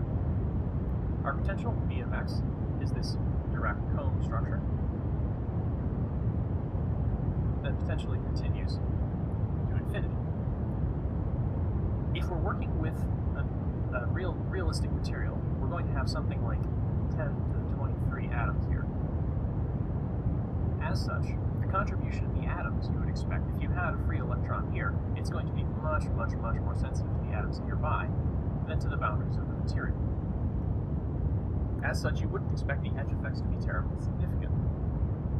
So, one way to fix Bloch's theorem, if we're willing to ignore ignore the edge effects and deal just with electrons near the interior of the material, is to take our delta function potential and wrap it around. Essentially treat this edge of the material as connected somehow through a wormhole to this edge of the material, wrapping the material around in a circle, for instance, working with a donut of material instead of a block of material. What this periodicity means, that we're assuming the potential is periodic overall, not just periodic from one atom to the next, is that our wave function psi of n times a, essentially the wave function on the right edge of our material, has to be equal to the wave function on our left edge of the material. And let me rewrite this. I have my wave function as a function of x, and if I add n times a, where I have n atoms from one side of the material to the other side of the material, times the separation of the atoms, I've essentially wrapped all the way around and gotten back where I started. That has to give me my original wave function back. So that's my periodicity. And under these circumstances, Bloch's theorem, which tells me how to displace my wave function by a certain amount, tells me what I need to know. Bloch's theorem gives us that psi of x plus na is going to be equal to e to the I capital N capital Ka times my original wave function, psi of x. My periodicity then means this is going to be equal to psi of x, which I can just cancel out then from this periodicity equation, giving me e to the I n capital Ka equals 1. That tells me that this capital K constant I have can only take on specific values, and those specific values are given by what will make the exponential 1, essentially 2 pi times an integer divided by capital N-A. The argument here has to be 2 pi times an integer, and this is then the value of k that's going to give you 2 pi times an integer when you multiply it by n times a, essentially. So n now is going to be some integer, either 0, plus or minus 1, plus or minus 2, etc. Knowing something about this constant tells us how the wave function in one region relates to the wave function in the next region, and we have a variety of allowed values for this overall constant. So we have now what we need to solve the time-independent Schrodinger equation. The potential we're working with, and I'll just draw a chunk of it here, just with, say, 2 spikes. Let's say this is the spike at x equals 0, and this is the spike at x equals a. I'll add another spike here on the left at x equals minus a. We need to go through our usual machinery before solving the time-independent Schrodinger equation. We have our potential, and in regions, say, there, the potential v of x is equal to 0, which means our time-independent Schrodinger equation is just going to be the free particle equation, minus h bar squared over 2m times the second derivative of psi with respect to x is equal to e times psi. You know what the solution to this is. We've done the free particle case many, many times. Our general solution is that psi of x is equal to a times sine kx plus the cosine kx, where k squared is equal to 2me over h bar squared. This should all look familiar. It's solving a second-order differential equation, essentially the simplest second-order differential equation you can think of. The subtlety with solving the Schrodinger equation under these circumstances is that the general solution in one sub-region isn't enough. We have to find the solution in all regions, which means we're going to have to match boundary conditions. So it's also useful to know then what the solution is at some other region so that I can match those two solutions together across the delta function. Bloch's theorem tells us that the solution in this region is going to be the solution in this region multiplied by some eikx, eikA cubed. Since we're not shifting to the right, we're shifting to the left, it's actually e to the minus ika, but our solution in this region, psi of x, is equal to e to the minus I capital K A times our solution in this region, a sine k x.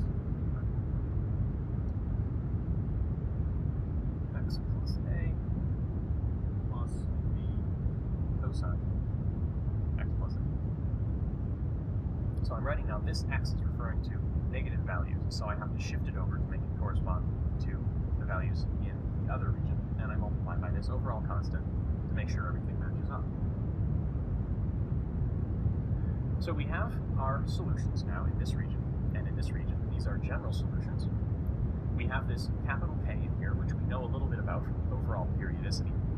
But we also have this unknown K constant, which is given in terms of the energy.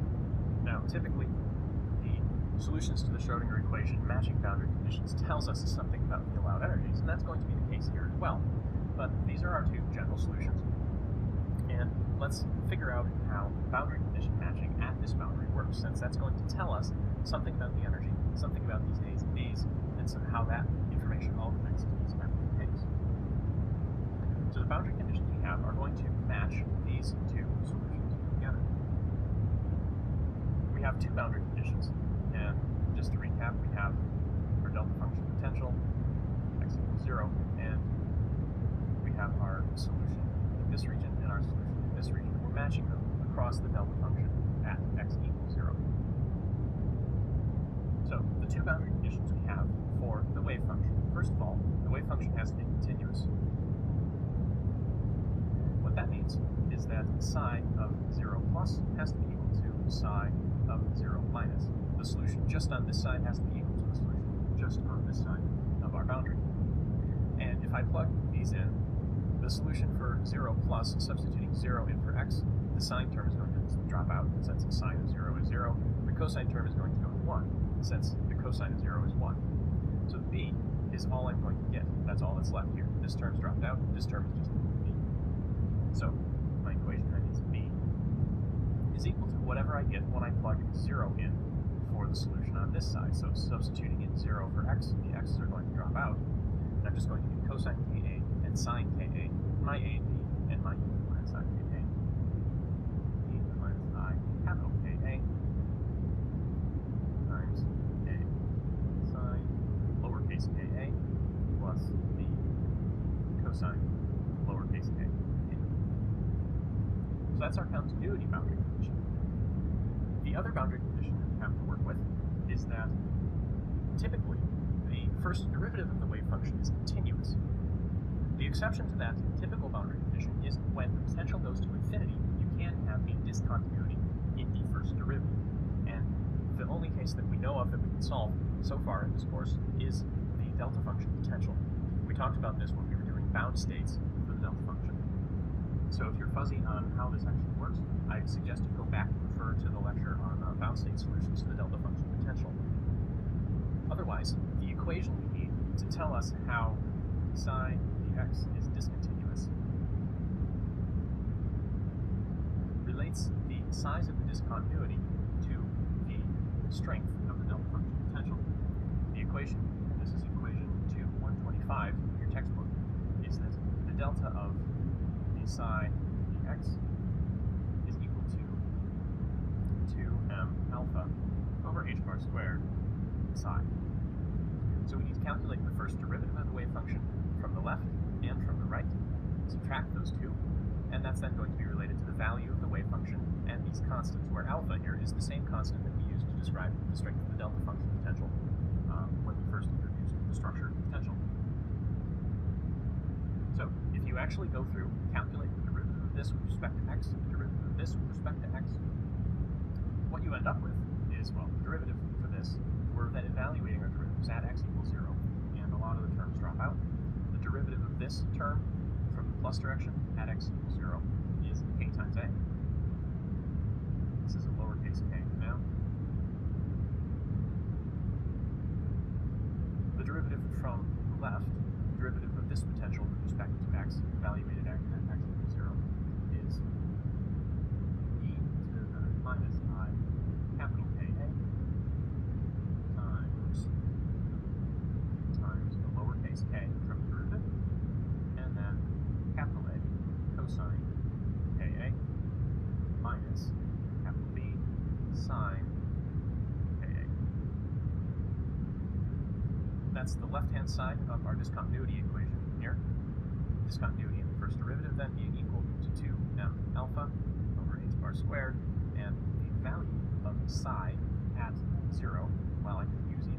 left-hand side of this equation or the right-hand side of the equation, but, well, left-hand side here is much simpler, so I'm just going to use capital B for the value of the equation. Now we have two equations, and we have a lot of unknowns to work with. We have capital A, capital B, capital K, and lowercase k.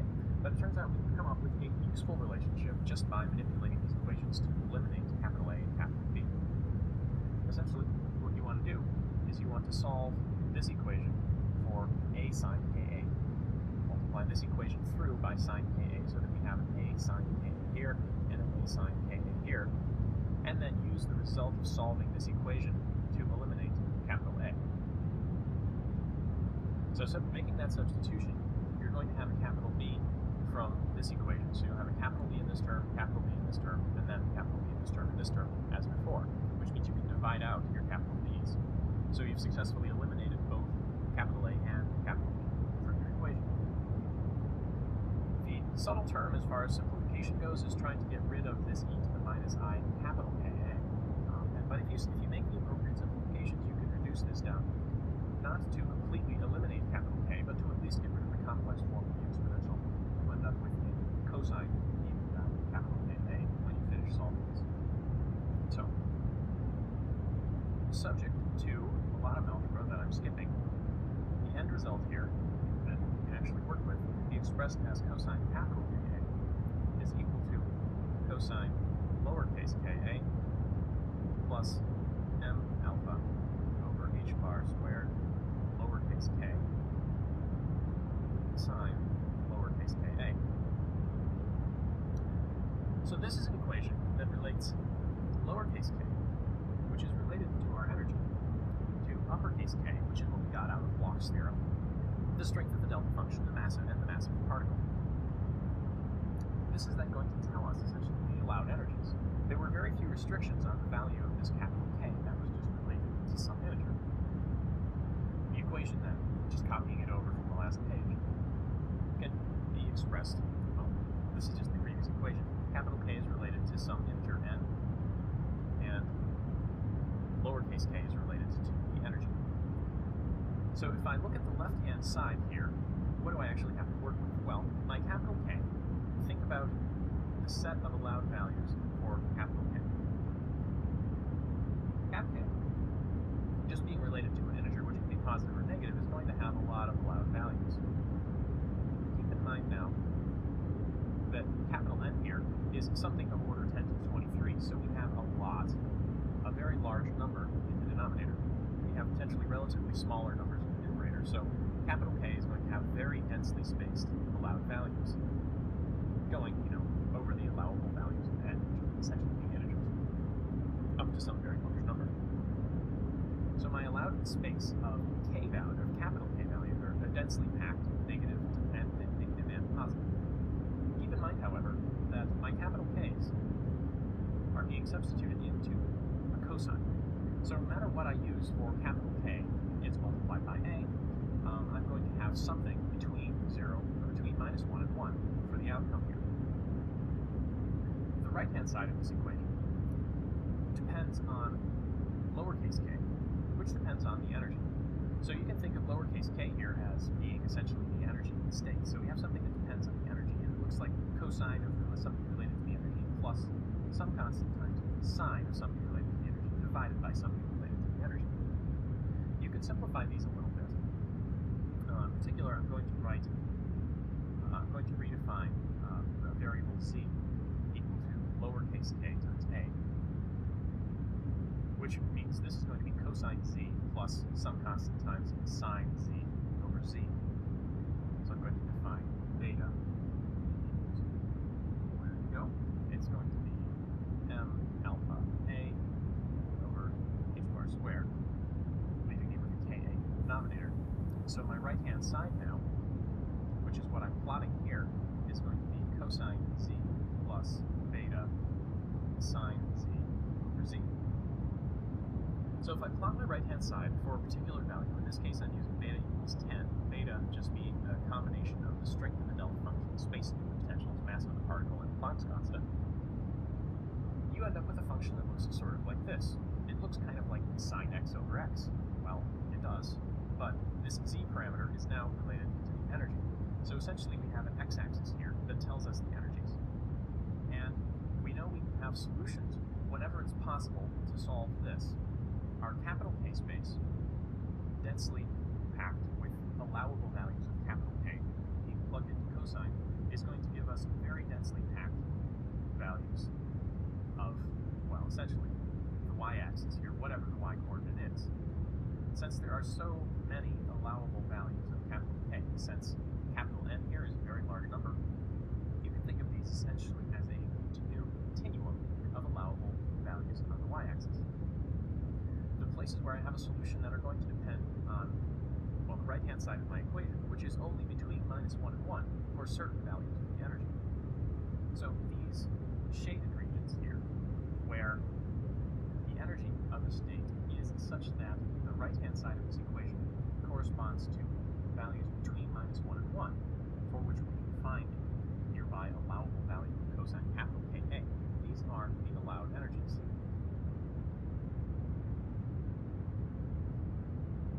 And they come in bands. There is no single isolated value of ground state energy. There's sort of a continuum of allowable energies, subject to these approximations that capital N is very large, for instance.